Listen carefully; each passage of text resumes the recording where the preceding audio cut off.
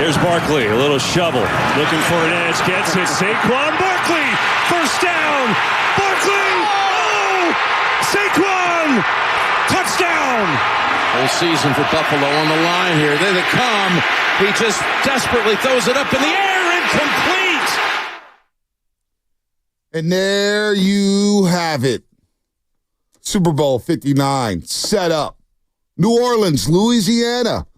Kansas City Chiefs going for a three-peat for the first time in NFL history, taking out the Philadelphia Eagles in a rematch of a previous Super Bowl a couple seasons ago. Mahomes and company outlasted Buffalo Bills 32-29. The Philadelphia Eagles run right through the Washington Commanders 55-23. Most points scored in the NFC Championship game in history. They ran for seven rushing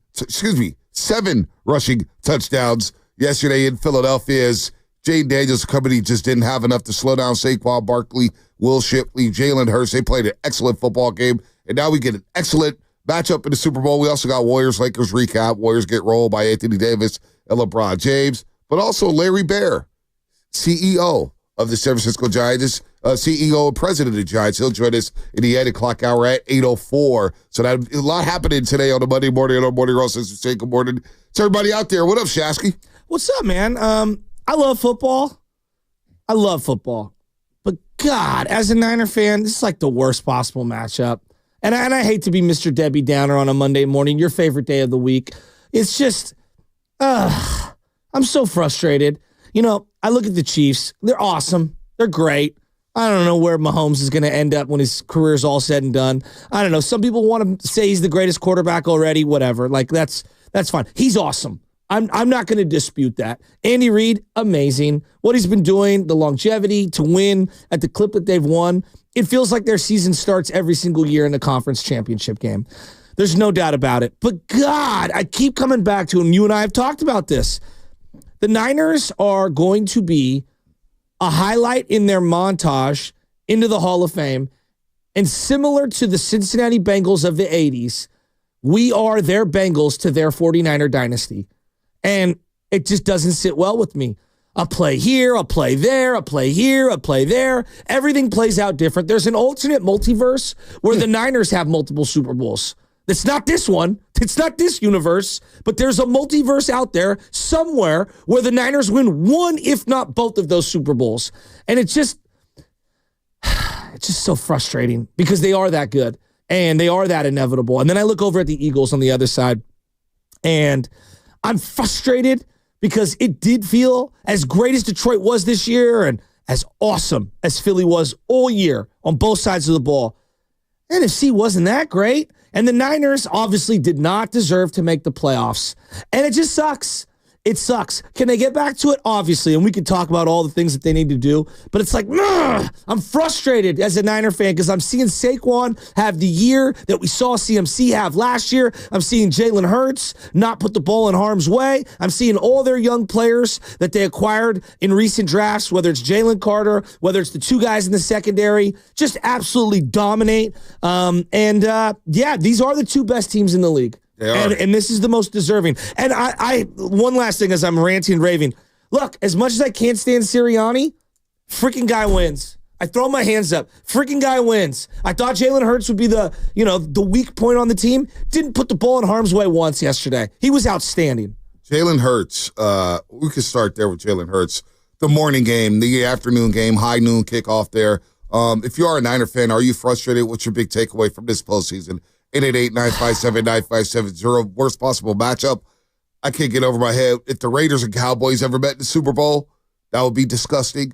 I could kind of live with Kansas City right now because I understand how good Mahomes and Andy Reid and Kelsey is. I understand how good Chris Jones is. I'm actually rooting for them to have a three-peat. I'd rather them win it than the Eagles fans celebrating down Broad Street. I want them to be miserable. So this is a game from hell for 49er fans. There's no doubt.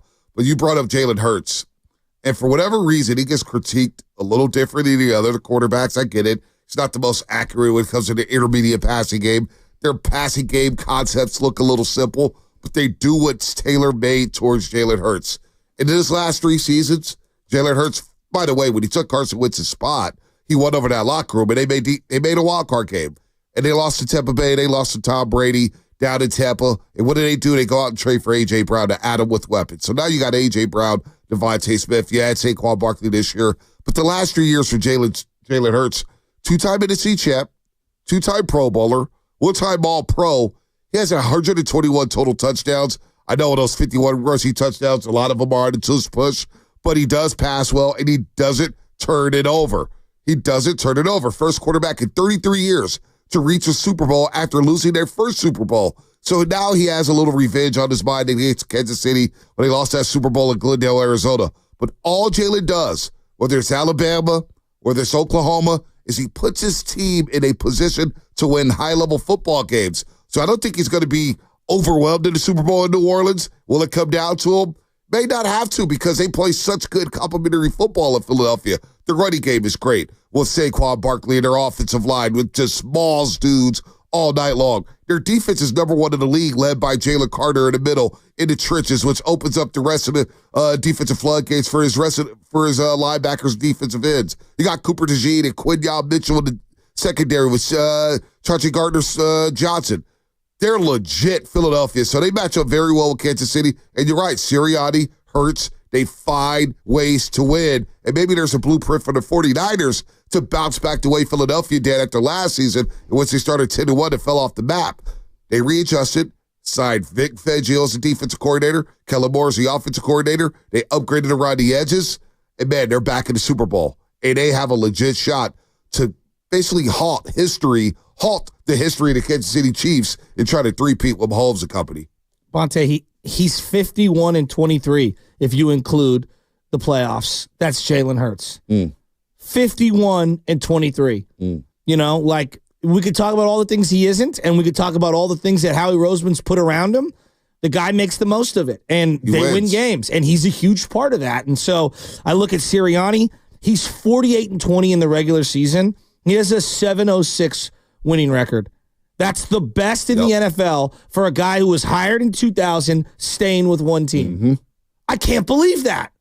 Yeah, I mean, I can't believe all that. the talk about him being on a hot seat when it's like, wait a minute, they're winning games. They're winning football games. And he's been able to keep that locker room in check despite some of the turbulence with Jalen Hurts and A.J. Brown. They bring in Saquon Barkley. Just thinking about the New York Giants, we were texting about it yesterday. Joe Shane, the GM, it looks worse and worse and worse. I mean, come on. And I call Uncle on this one where I'm like, wait a minute. They draft Malik Neighbors. So they had a chance, the New York Giants. They could have took Michael Penix Jr., and he could have been their quarterback in the future, which would have looked a lot better than the situation they're in now. Well, they had to have Daniel Jones. But they had to have Daniel Jones. I don't get it. Think about it. They could have had two different combinations, either Malik Neighbors and Saquon Barkley, or Michael Penix Jr. and Saquon Barkley. But either way, they ended up with just one of the players, just Malik Neighbors. So now you're starting, and he goes to Philadelphia, and he's having one of the greatest seasons a running back has ever had in NFL history. Remember we were talking last week about owners meddling? Yep. There's a scene in the offseason Hard Knocks where Joe Shane's sitting there, and Mara comes in. I don't know which Mara it is. John, I believe. John Mara. Yeah, he's the head Wellington honcho. is his dad. He comes in, and I know that he's cognizant of not being seen as a meddler. And he comes into the room and he goes, "Are you sure about this?" With the Saquon Barkley thing. He says it to the GM, and he goes, "Yes, we're sure." And he's like, "Boy, I'd hate to lose him. The fans love him. Yep. He's our number one selling jersey. He's a great player. I might not be able to sleep at night if he goes to the Philadelphia Eagles." That's what he says. So I ask people out there, and I'm not saying that the GM's not, a good football man. I think Joe Shane should have been fired right then and there, the next day. I mean, you and I talked. He signed for $26 million guaranteed. Yep. $26 million. You had him. You could have franchised him. You didn't. You didn't keep him. You let him walk for nothing. You lost him for nothing. It's straight up asset allocation. And I go back to, boy, I think that the owner should have put his thumb on the scale. He should have. Just thinking about it now when you got Malik Neighbors, and he's a fine young player. He's a stud. But the fact is, you could have had him and Saquon. Right? And I didn't even think about it till it just I remember the Joe Shane scene. I'm like, boy, this is a bad look. I went crazy the next day. I mean, this is a bad look. And you got Daniel Jones. When you gave him the $40 million, which nobody thinks Daniel Jones is a good quarterback. I'm very interested to see what his quarterback market is. Daniel Jones, who signs him. I think he's in Minnesota. He's in Minnesota right now, but I don't think, I don't know what the hell he's going to do. But here's the back and forth between Saquon Barkley and Joe Shane on the Hard Knocks offseason. This was horrible. Back in the summer. Hello? Saquon. Yeah, what's up? You doing all right? Yeah, I'm chilling. Just chilling with the fam. You in Jersey right now? Yeah, I'm doing right now. Yeah. How's the off season been? You doing anything? Yeah, I've been good. I traveled a little bit, but just starting to get back into the grind, off-season treatments. Yeah. All right, so I just talked to Ed Baer, and I think just mulling over this, the right thing to do is let you test the market and see what your value is. Oh, no. I don't want to do the franchise thing or all that stuff again. I don't want to go through that. We've both been through that. You know, if you really want to be a Giant for life and you're interested in staying here and coming back, just see what your market is and then have Ed come back to us and we'll see if we can come to an agreement. All right, I appreciate that. Does that sound good? Yeah. Can you give me your word on that, or you're not going to give us a chance? What do you mean? Like circling back? Yeah. I mean, I already told you where I want to be, so. Okay. All right. Well, let's do that. We'll go out and see what the market says. I think it's the right thing to do. I love you, man. I appreciate everything you did for the organization. You know, the 2 years I was here, and I'm not saying we're not going to get something done, but I think it's right if for some reason it doesn't work out that you know that the organization thinks the world of you and everything you've done. But hopefully, you go out there, you see the market, and you say, you know what, I want to be here, and you give us a shout back. All right, I appreciate you. All right, Saquon, I'll talk to you. That was, I mean, It sounds worse. It sounds worse when you hear it and you're getting ready for an NFL draft and you just say to yourself, I have Saquon already. He's a special talent. Let me just keep him here and build around him. And maybe I draft Michael Penix Jr. when I need a quarterback. Move off of Daniel, and then maybe you're getting a wide receiver later in the draft. There were so many wide receivers that went in the second round. You could Lat McConkey sitting there. Maybe you trade up for him. I have no idea. Worthy, who we saw yesterday with the Kansas City Chiefs. I mean, he looks like a stud. But the fact that you could have had a combination of either Saquon and Malik Neighbors or Michael Penix Jr. and Saquon, and you end up with just Malik Neighbors, and then Saquon moves to your division rival, your hater rival, the Philadelphia Eagles, and he's walking in his first season with the Eagles to the Super Bowl and making a huge difference. I mean, 60-yard runs, 50-yard runs. This is unreal. I think his season was better than CMC's last year. It feels like it was better than CMC's. I mean, it's just, his playoffs were. Definitely his playoffs were. Yeah, and I don't think that's a knock on CMC. I think it's more elevating how great Saquon's been. Pete, that one yesterday. Jaden Daniels, 17-play drive. They get all the way down. They get the field goal. One play, gone. What was it, 60, 65 yards? 60 yards. I mean, he's unreal. He is unreal. And you know what? Here's what I would say. As I zoom out, as frustrated as I am with the Giants and the fact that it's the Eagles that have him, as a fan of football, dude, I'm glad he's able to get to the big, his talent. Yeah, to the big. Yeah. Like, this is the same thing I said about CMC. Great players need to be on great teams so that we could see them in big games. Yep. Period. You know. Doubt. And one thing, as I'm listening to Joe Shane, I got frustrated. We all got frustrated. The Niners have had their own issues when it comes to negotiations and deals, and they've missed on picks. They've missed on signings. They've missed on a lot of things. I'll tell you this. I know John Lynch isn't that inept, because when I listen to that sound from Joe Shane, dog, if you didn't know the second you hung up that phone that guy was gone, then you're one of the dumbest people in the league. Well, you heard the words, we just appreciate everything you've done for this organization. And it's like, well, wait a minute. Why would you even say that? Why would you even say that? And then you're going to ask him, hey, do I have your word?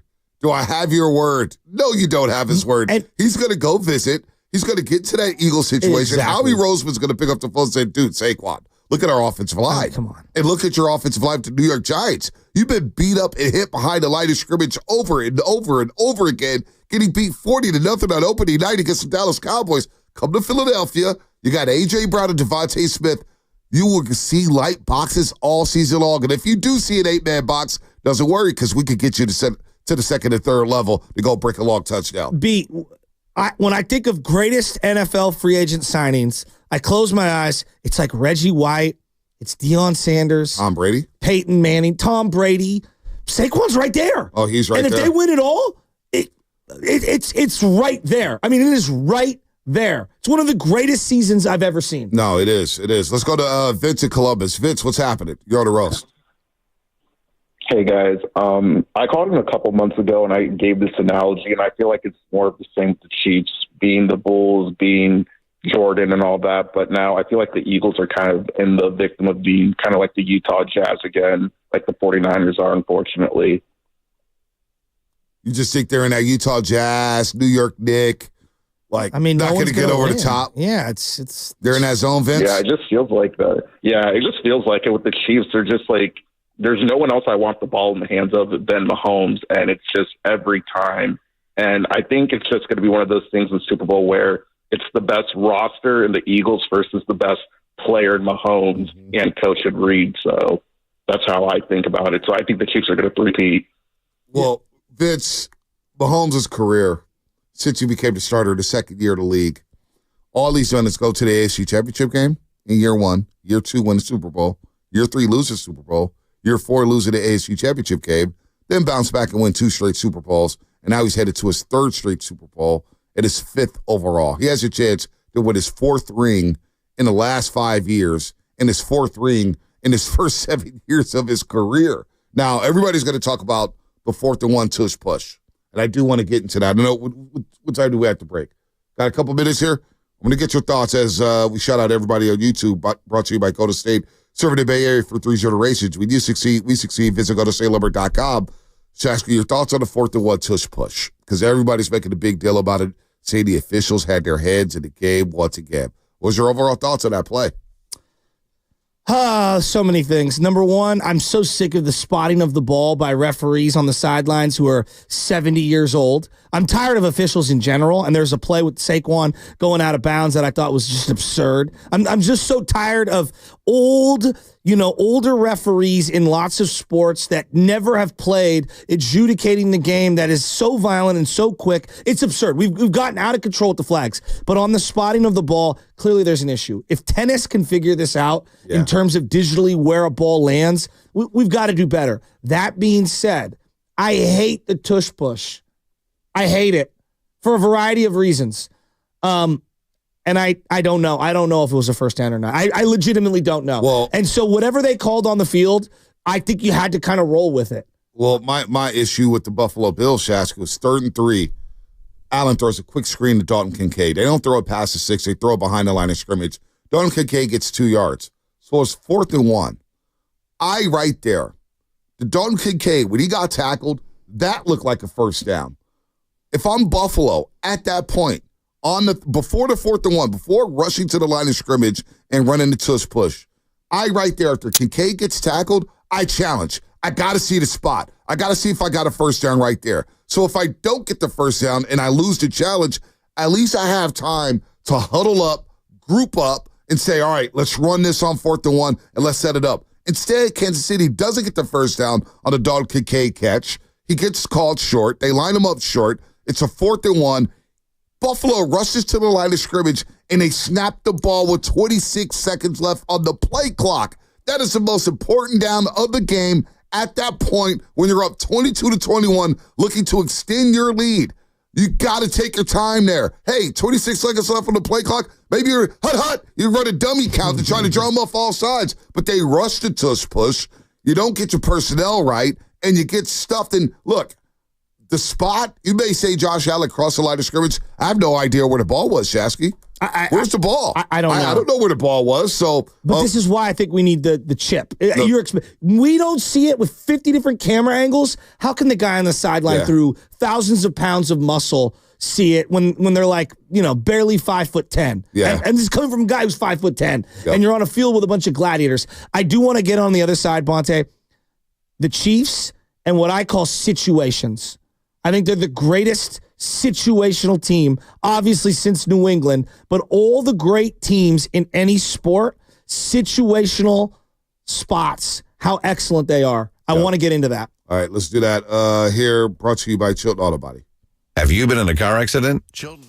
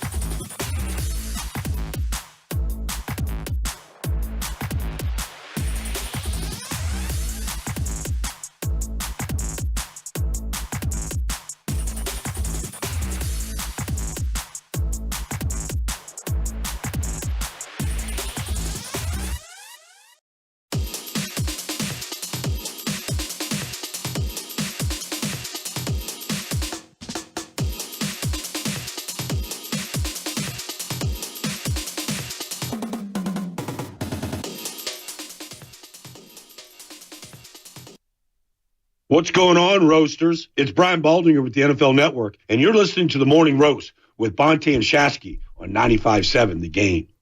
All right, Baldy will join us tomorrow at 7:30 to recap the NFC Championship and AFC Championship game, and plus preview the Super Bowl as well in New Orleans in a couple weeks. Eagles and Chiefs, a rematch of Super Bowl 57. They're back in the bed, but Philadelphia has a great shot to win. Obviously, Kansas City go to 3 straight Super Bowls. They're going for the first ever three-peat in NFL history. Don't forget, though, the knockout tournament is back, and the contest starts today in the 8 o'clock hour to qualify for the second annual 95.7 The Game knockout tournament. Win a chance to shoot hoops on the floor at Chase Center. That's right. We'll give out a keyword sometime between 8 and 8:30 during the Larry Baer interview, which we'll talk to the CEO and, of course, president of the Giants in the 8 o'clock hour. We'll give out a keyword between that point, 8 and 8:30. And when you hear the sounder,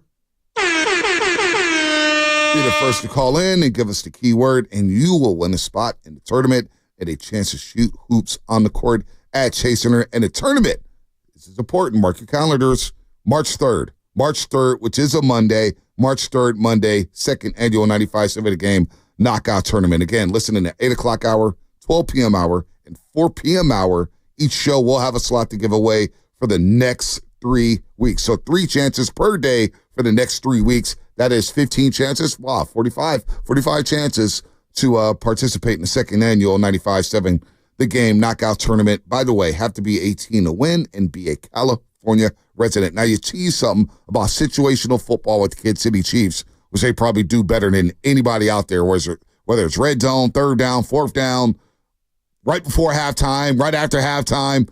They are one of the best situational football teams we've seen in the history of the game. And I thought we saw the best when it came to Bill Belichick and the Patriots. And Andy Reid and company were like, yo, wait a minute, hold my beer. It's incredible. When I think of Bill Walsh, the catch is the thing everyone brings up. But when you hear all the old interviews and you read all of the old, articles written about it, books and things like that, they practiced that play to end practice for years before, the 2 years prior before running that play. Now, when they did it in practice, they would always hit Freddie Solomon on the quick little sprint right option, okay? They would never get to Dwight Clark as like the third, fourth, fifth option, whatever it was on that play. I think about the Belichick, Malcolm Smith, Malcolm Butler. Malcolm Butler play. Where you see the footage of him knowing, hey, in this situation, they're going to throw right here. I'm watching the Chiefs, whether it's 3rd and 8, whether it's 4th and 3, 4th and 5.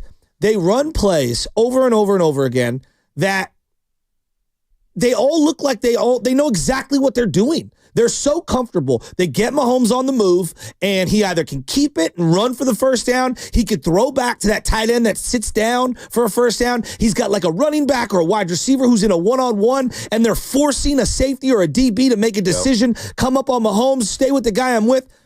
Time and time again, they're buttoned up for situational football. Now, this is the era in any sport of individual skill development. You have all these individual skill coaches, whether it's working on your overall speed. Think about basketball. How many people are working on handles and shots and things like that?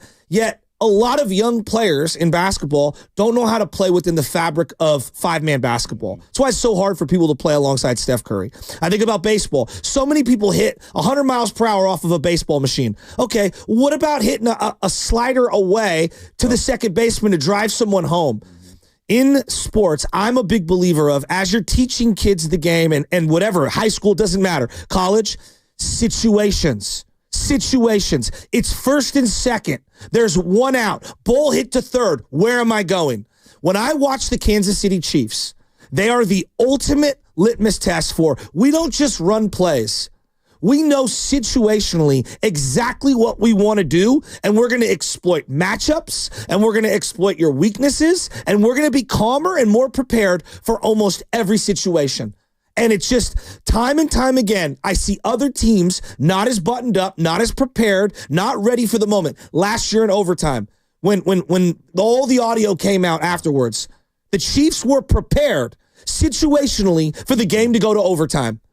And again, we're talking next level, right? And Bob Sargent and I have been working a lot with these boys at Reardon in baseball, and we spend time, I'm not kidding, an hour on just runner at 3rd, less than 2 outs. Yep. Where are you going to go? Ball hit here. Where you go? When I watch the Chiefs, I go, how many times do you think they've worked on 4th and 5? Yep. Always. And do they ever look like they're panicking? No, they don't panic. But here's the crazy part is, on the flip side, Buffalo had been a team that was buttoned up in those situations. Agreed. 4th and 1s, 4th and 2s, situational football. And yet, when they play the Kansas City Chiefs, it's almost as if they're pressing. They get the ball first yesterday in the AFC Championship game, and on the first drive, Allen almost throws 2 picks. And it's like, that's how you're setting the tone. Now, they ended up bouncing back and taking the lead. But again, I go back to the 3rd down on Dalton Kincaid. What would Andy Reid have done? What if Nick Sirianni had done? He would have told everybody to say, hey, chill out for a second. Dalton Kincaid gets tackled right at the first down marker on the 3rd and 3.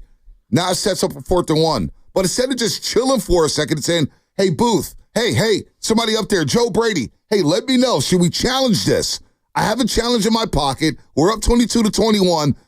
even if we don't get it, at least it's a timeout where we could set up our fourth down play.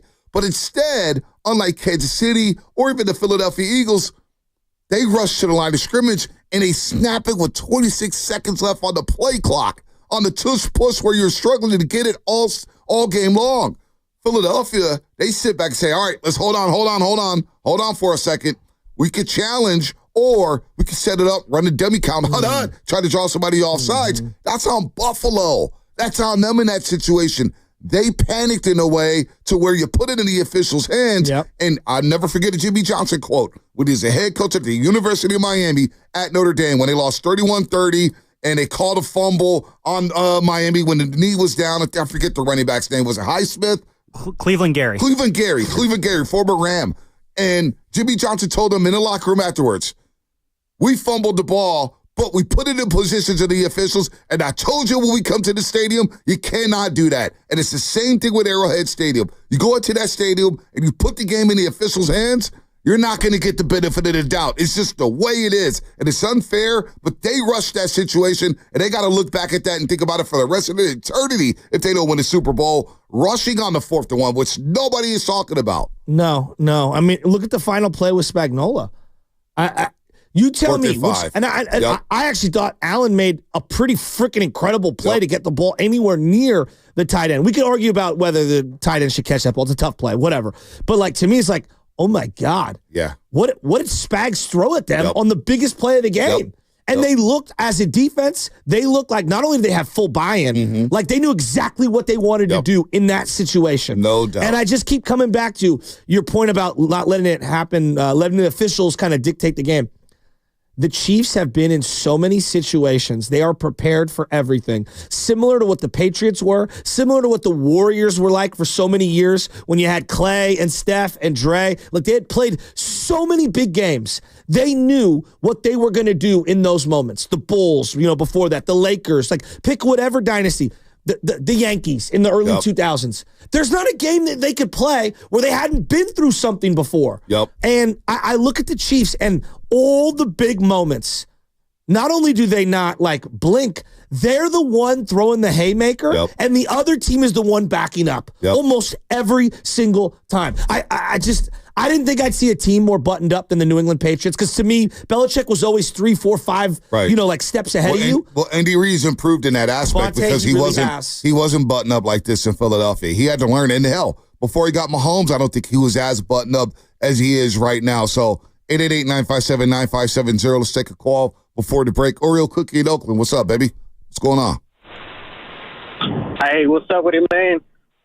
Buffalo, more or anything, they lost the game. Go back to the very first drive. They went for it on like a 4th and 5, which is cool. They got it. Then they got into the red zone, and then they don't go for it on a 4 and 3. Like, what kind of message are you sending there, man? You got to stay aggressive. If you start out aggressive, you got to stay aggressive. That made them go for it towards the end of the games where they had to be aggressive. So I think he lost some points there at the very beginning. Now, James Cook was flashing them up. Running game was working. I didn't see him towards the end of the game. I don't know what happened there.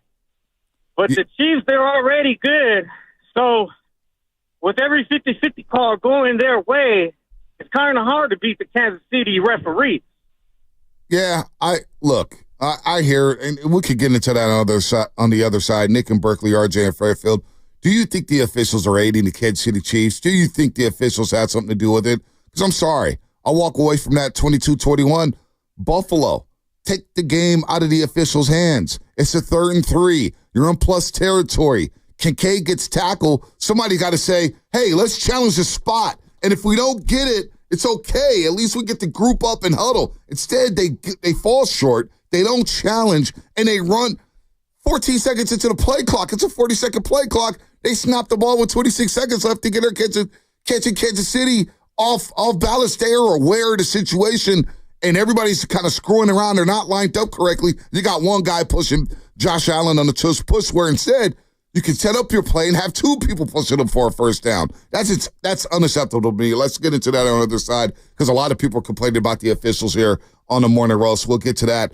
888-957-9570. That's brought to you by Fremont Bank. Here for you and here for good.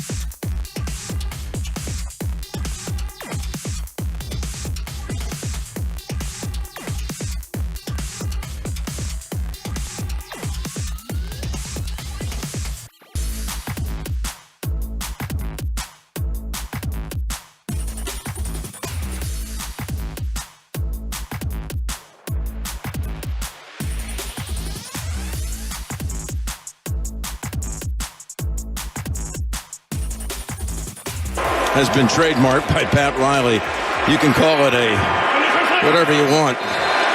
Three Chief, a Chief Pete, whatever it is. They're about to head to New Orleans to explore the opportunity to reach a level that's never been seen before, Tony, in the history of the NFL. A chance at 3 consecutive Super Bowl titles. Who could have thought? What up? This is Turtle Pie Turtle from Frisco. If you're anything like me, you're getting hella roasted every day on the Morning Roast with Bonta and Shasky on 95.7 The Game. Yay! All right, Turtle Pie. Good morning to everybody out there. As this segment is brought to you by Golden State, serving the Bay Area. For 3 generations, when you succeed, we succeed. Visit GoldenStateLumber.com. Larry Baer, the CEO and president of the San Francisco Giants, he'll join us in the 8 o'clock hour. We also got the keyword for the knockout tournament coming up in the 8 o'clock hour, the second annual 95.7 The Game knockout tournament, which will take place Monday, March 3rd at Chase Center. So mark that on your calendars. 45 chances to win. 45 chances to win a spot in the knockout tournament. All right, Larry Baer, 15 minutes. 8 o'clock hour for about 15, 20 minutes to talk some Giants baseball. We'll get back to the Lions in just a second as the Super Bowl set up in Kansas City. The first team, Shask. We had 3 teams that had gone back-to-back with an opportunity to go to the Super Bowl for a chance at a three-peat. Steelers in the 70s, the Niners and Cowboys, the Niners in 89, of course, 89, 90, and then the Dallas Cowboys. Each of those teams, those 3 teams, lost in the conference championship game. So Kansas City will actually play in the game to three-peat and try to make history. This is unreal. Unreal. I mean, he's just they're just unbelievable. There's no other way to describe them. I mean, look, we can talk about officials till we're blue in the face. The reality is you have to play a perfect game to beat them. Perfect. Yep. Not really good. You have to be perfect. That's how good they are. My bigger beef isn't necessarily with officials in a particular play. Like, great example. You and I were talking at the break. The throw that Xavier Worthy, I guess, apparently caught, the 2 guys looked like they were catching it simultaneously. I don't know. I don't know. Did the Chiefs come down with it? He had 1 hand on it. Yep. The Bills looked like they had 2 hands on it, but it wasn't on his chest. There was going to be a hold on that play anyway. Mm-hmm. And McDermott throws a challenge flag. I watched it over and over and over. I don't know. I literally do not know. Mm-hmm. Now, I understand if I was a Bills fan, I'd probably be like, that's an interception. Right. If I was a Chiefs fan, I'd probably say that's a reception. I know that there's things like tie goes to the offense. I don't even know. Here's my bigger overarching thing when it comes to officiating. It's impossible to play defense. It's impossible to play defense. Here's where I'm going with this. The tush push, okay? If I'm a defender and I stick up a running back or a wide receiver and he's held up and then another guy comes crashing in, the official is almost immediate in terms of blowing the whistle so that you can't come in what I call the Deshaun Goldson. Right. Oh, you want to get held up and keep fighting for yards? Here comes Deshaun Goldson, like a boomerang, a cannonball, bang, let me hit you. Who gets flagged? The defensive player. Yep. Why is it that the tush push will allow a head start run, whether it's a lineman, whether it's a tight end, a running back, a wide receiver, to come 3, 4, 5 steps in and come crashing in to a pile and allow the quarterback to get pushed forward? When if the defense did that, we would always throw the flag in the open field. It makes no sense to me. I want that adjudicated out of the game. The second one, the sidelines should not be a safe space. I'm sorry. If I'm a cornerback and I'm trying to tackle Mahomes, Josh Allen, Saquon Barkley, and these guys are coming at me and they are just muscle. Look at Jalen Hurts' legs. Look at Jalen Hurts' body. And I'm a 5'9" to 5'11", 195-pound DB. I'm going to try to keep my eyes on you, and I'm trying to hit you. Now I have to look down as to whether your foot or your toe was on the sidelines. I get trying to have player safety. But if that guy turns upfield, who's the first guy getting plowed? The DB. I just think this whole thing is out of control in terms of safety near the sideline. I understand. We don't want late hits. We don't want people to get hit. But you got to be kidding me. Let's hear the sound. Pressure again. Hurts floats away. Barkley, one-handed catch. Not going to be able to down, but then hit out of bounds. And there's a penalty. Oh, my goodness. Mikey Sainer still on the hit. A huge mistake. Yeah, right on the sideline. We're still saying he was in bounds. He's got his right foot. And just as the left foot hits, I think that's a good call. Mike, do you like that call there? I do, because it's just a matter of the left foot being down. The left foot's down out of bounds just prior to the contact. He could actually pick that up in replay if it wasn't, but they looked at it and said that they could not pick that up since the foot was down. We're watching in slow-mo as to whether the foot went down or not.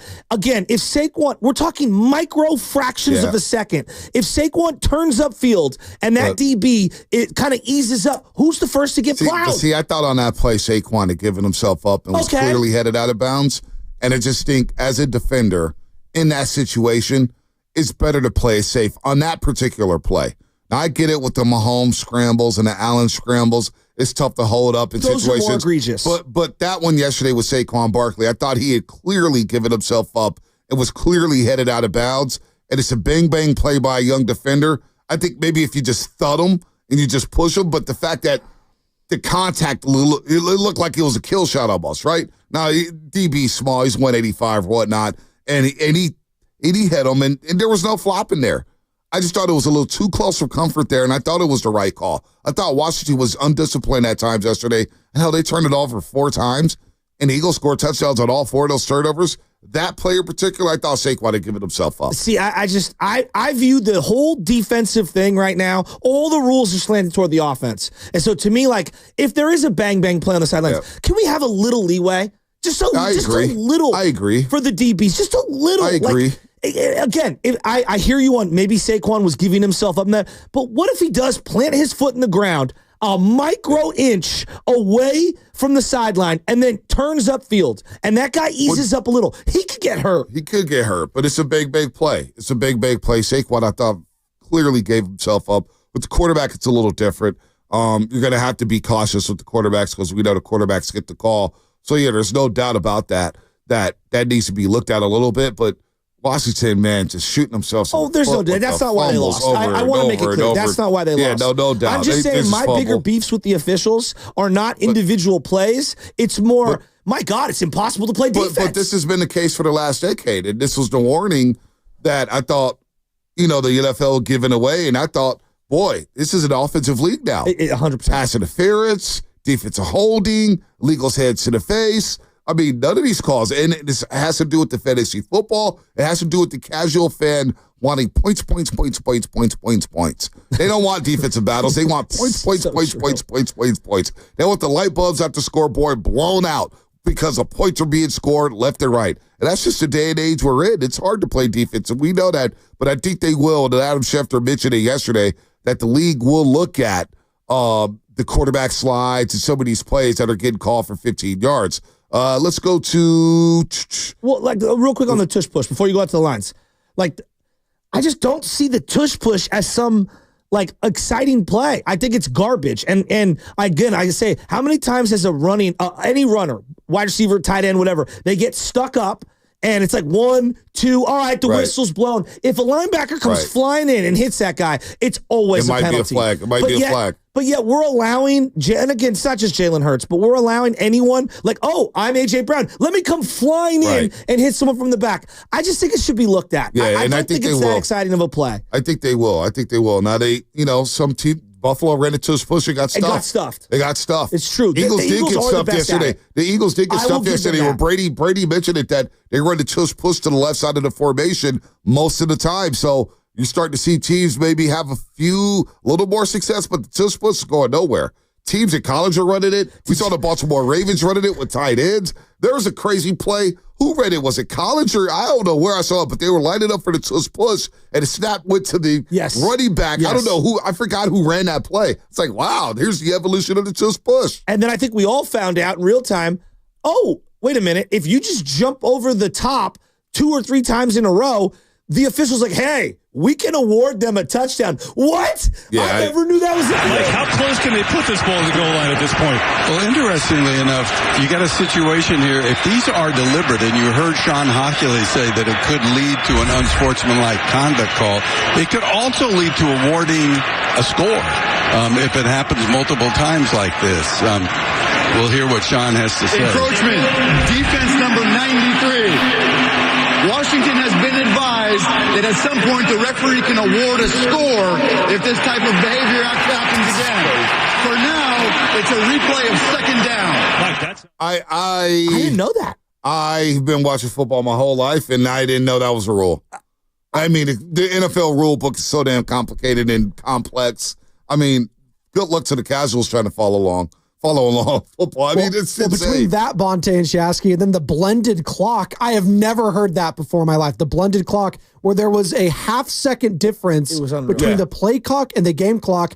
So Mahomes asked the ref, he's like, can I just bring this down to the 2-minute warning? They're like, oh, yeah, that's good. I was like, wait, what? There's a difference. If I'm Buffalo, I'm pissed at that. That's the one thing with the NBA. Zero means shot clock violation or a game clock violation. The NFL, it could be zero on the play clock, and they say, well, you got a little buffer with the zero. It's like, wait a minute, zero is zero. Zero means zero. But again, I don't pretend like I had my hand in the dirt and I know what it's like being a nose tackle. But if you watch it, Jalen Hurts' his head can just keep bobbing his head, and then the center can kind of play with the ball. Yep. He can keep spinning the ball. It's just the whole play is out of control. Yeah, it's out of control. I'm done with the tush push. We could award a play. I'm so done with it. You know what I was thinking? What would Lee Woodall do? Lee Woodall would have done exactly what that guy did yesterday, Luvu, whatever the guy's name, who was actually having a great game. He would have jumped over the top and tried to take out the quarterback. No doubt. Let's go to yes, 100%. Let's go to Nick in Berkeley. Nick, what's happening? Man, Ravens, come take a seat with us. Washington, you can't make that many turnovers and think you're going to win any games. You know what I'm saying? That was just sloppy out the gate. The Eagles were way more hungry. You know what I'm saying? They were more explosive. Their D was just taken away from Washington like candy from a baby. It was despicable. And then I was just like, dude, it wasn't Mahomes throwing the interception. It was the referee saying, oh well, it wasn't a catch and it wasn't incomplete. It wasn't an interception and it wasn't complete. It was a completion for the receiver who didn't even have his arm wrapped barely around another guy's arm and had half arm just resting on the ball. But the whole ball hit the dirt. You can clearly see half the ball hit the grass. I'm like, dude, we've seen balls. You guys have seen the same plays I've seen where the ball barely grazes a blade of grass, and they're like, oh no, one of our players didn't catch it or this or that. I'm just like, dude, come on, have some consistency, man. I'm not even tripping off the rest. What I'm tripping off is we cannot allow the Chiefs to three-peat because we will never be able to say anything. We will never have nothing to say, basically, and heckle the Chiefs because, dude, no one has done it before. So, Nick, let me ask you. Nick, let me ask you. Chiefs and this 888-957-9570. Who you rooting for? Chiefs or Eagles? I'm rooting for the Chiefs because I hate that Philadelphia Eagle fan base. I don't want them to be happy at all. I don't want Sirianni to have a Super Bowl. So you rooting for the Eagles, Nick? No, I can't. I can't do it. I can't root for the Eagles because they're NFC and they're. I think Fat Dom where they're trying to hide when what's his name got hurt his leg. Get out the way, Fat Dom. Go sit down somewhere. You're even fatter than you were before, bro. Do something, man. Something to block the camera. But I just want to say, man, the Eagles was hungry, but man, I could never root for them on any day, man. I need cry Eagles cry all the way. And if Mahomes got to get it, man, whatever, man, go ahead, get it. But I'm just like, man, the Niners, we got DJ Jones back. Why we let him go in the first place? I don't even know because both of the guys has the biggest sack total when we had DJ, and now he's back and said we got Salah back. We need to go get Tyreek Hill and bring Mostert back as well since we have 5 running backs. You're asking me who I'm rooting for? Yeah, who are you rooting for? This is such a hard one. I cannot let Sirianni win a Super Bowl before. That's what I'm saying. That's what I'm saying. I can't. Come on. You guys lost twice to this team in the Super Bowl, and you're going to be rooting for them? Well, this is the worst case of Stockholm syndrome I've ever seen in my life. I tell you what. Oh, my God. I tell you why, Spinoni. Because then the Eagles will be at the same table as us. They lost twice to the Kansas City Chiefs. Yeah. But they've already won a Super Bowl. They've already beaten the GOAT in our time. In the last decade, they've already beaten them. I don't care. So who cares? I don't want that city to be. The Chiefs, I waved the white flag. Here you go. I'm waving the white flag on the Chiefs. You're great. You're better than us. Actually, I know. You know what? I'm not ready to admit that. Taking out the biases, I want to see history. I want to see history made. I want to see a three-peat. And you were a footnote in that history. Yeah, I know. Yeah, that's fine. We're not a footnote. That's fine. We're a lot cooler footnote, I guess, if they win. Man, it is what it is. We're a huge part of that story. We can't rewrite that history. But I can't have the Philadelphia Eagles partying around thinking, because guess what? Philadelphia, they win this one, they're going to be set up to go back-to-back. They're going to be set up perfectly for the future. Perfectly. I don't want them winning anything. I want that city to be miserable. I can live with Kansas City and Mahomes winning another one, and hell, they'll be in a position to four-peat. So the devil you know versus the devil you don't? Yeah, I mean. I don't, honestly, we lose no matter what. Like, there's no other way around it. This sucks. Like, it does. Porter, JP Money, hit up the group thread last night. So, I guess we're all golfing during the Super Bowl, and I might legitimately go golfing. I'm not going to go crazy. I'm going to be sitting in front of the TV watching. The last time I had this big of a problem watching the Super Bowl. Rams Bengals?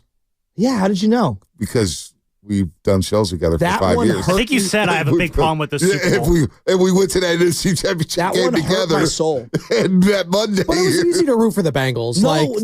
It was easy to root for Joe Burrow. I was so sad. I knew the Rams were going to win.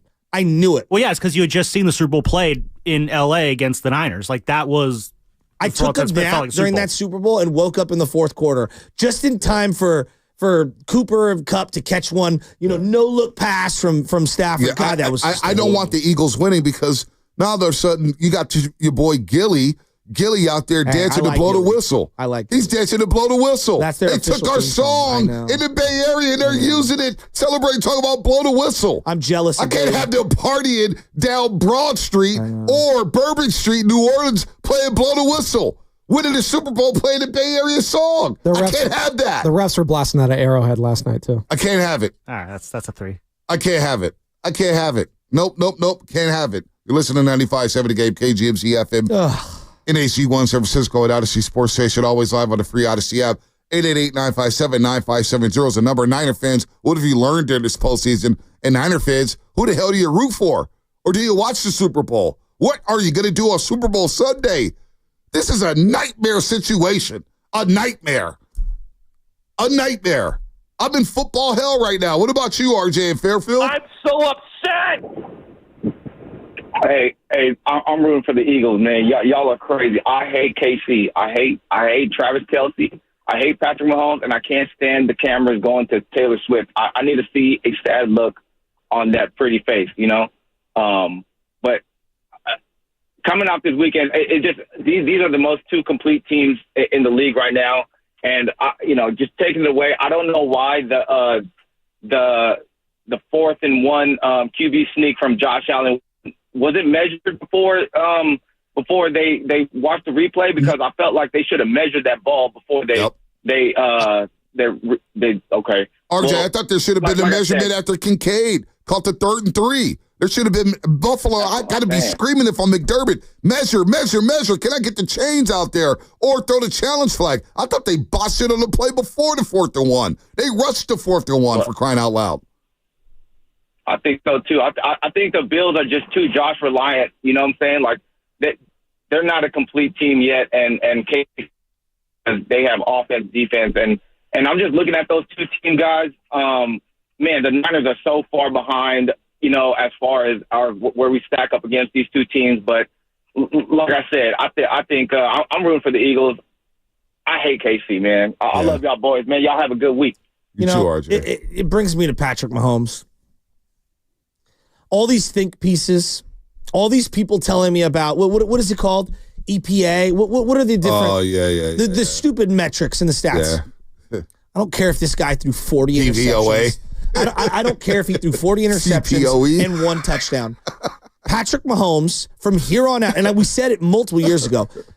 Stop telling me, well, he had the 17th best quarterback season this year. What did he throw for 25 touchdowns and 11 picks? Who cares? It doesn't matter. Because this is what I would say to you. On 4th and 1,000, we all know he's going to convert. How many times yesterday did he use his legs to make a play?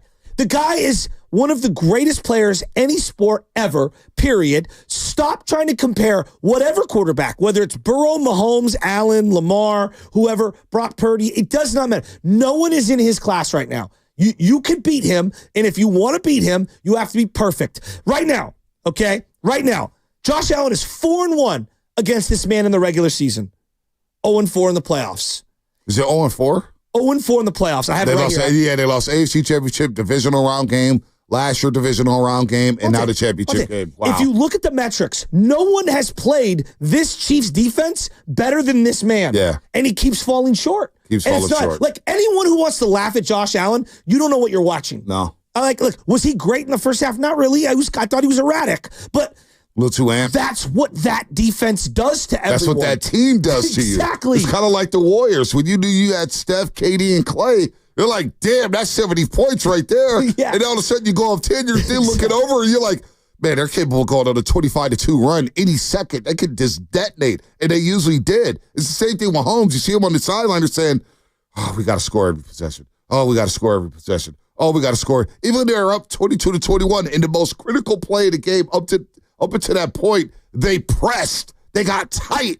And they ran the play with 26 seconds left on the play clock, and nobody's talking about it. No. But that's the Mahomes effect. I love that comp of the Warriors to the Chiefs, too, because the only two losses they had, right? You look, it was LeBron, Tom Brady, right, for the Chiefs. And then Kawhi, I know Joe Burrow hasn't won one, but Hall of Fame talent, right? It's only been those two guys. They haven't lost an Arrowhead since Christmas of 2023. Wait till I give you their playoff stats. And then, I know all the playoff stats. I got it written down here. But not only that, they blew the Bengals game. They were up 21-3 at the half, and they should have scored right before halftime. So they really blew that one. So real quick, let's get to Jimmy in Dublin. Do we have time for that?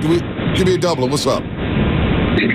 How you doing, man? What's up, Jimmy? Hey, I just wanted to say, man, it's almost like, I don't want to say set up, but I mean, the ratings are going to be as high as they can be if Mahomes is. I mean, it's almost like having the playoffs without LeBron and Curry.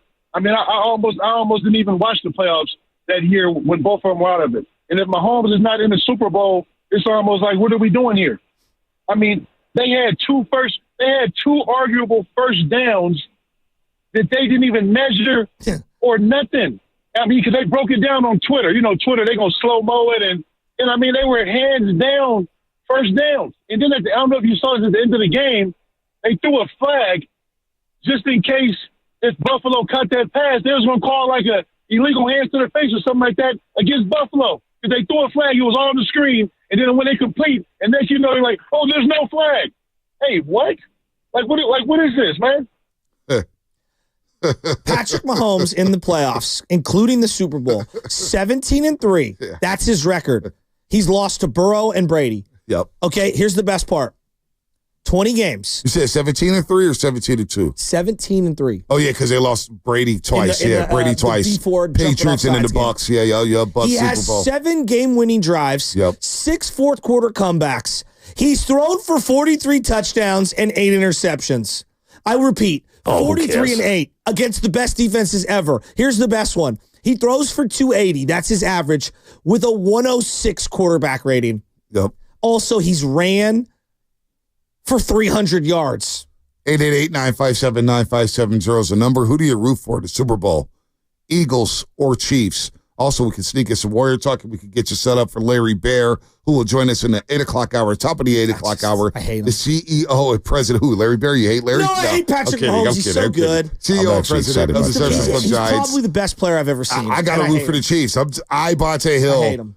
I'm not rooting for the Chiefs, but I'm rooting for the Eagles to lose. I want that city. I can't have John Marks out here tweeting at us, showboating left and right. Oh, my God. Anyway, that's coming up. Brought to you by Fremont Bank. Here for you, here for good, and LifeSource Water Systems. New year, fresh start. Why not with better water? LifeSource Water gives you clean, filtered water from every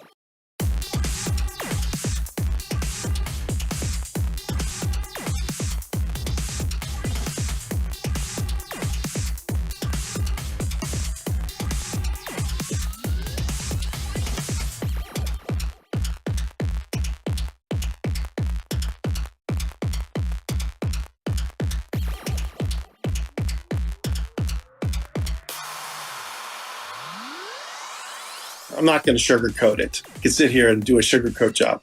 If you love Philadelphia, there's a high probability that you hate these two. It's the Morning Roast with Bonta Hill and Joe Shasky on 95.7 The Game. Love you guys. Most of the time.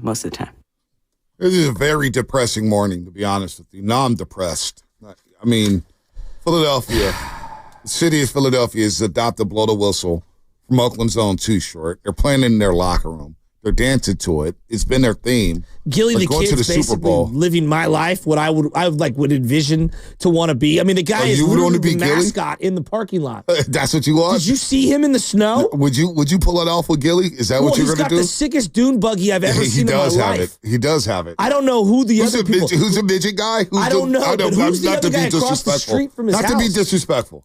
The little person. I don't know. I don't want him to be disrespectful. I'm just being real. Like, I'm jealous of his whole thing. You're jealous of Gilly in that bit? I just think the whole bit's Get the hell with Gilly. It's a great bit. I hate the bit. I hate it. I think it's so phony. No, I think it's so self-serving. He's an really attention quick, whore. Can you explain who this Gilly guy is? He's a rapper and a podcast host. Yeah, Wallow Gilly, they do this podcast out in Philadelphia. They get a lot of great guests on. The guy's got over like 3-4 million followers on Instagram. He's like become this hit thing. And I guess when did they start? He was a rapper, but I don't remember him being a rapper. The guy I believe that he did the podcast with. Wallow was in jail for a long time. Yeah. And so anyway, they do basically a similar. How do I put it? They interview other rappers. They interview other pop culture people. Boxers, everything. Athletes. They do a lot of different things. But Gilly has now become online like synonymous with pre- and post-game celebrations of all things Eagles, where he wears ridiculous outfits and then just does this dance. And this song, the Too Short Blow the Whistle, has become kind of their anthem. I hate it.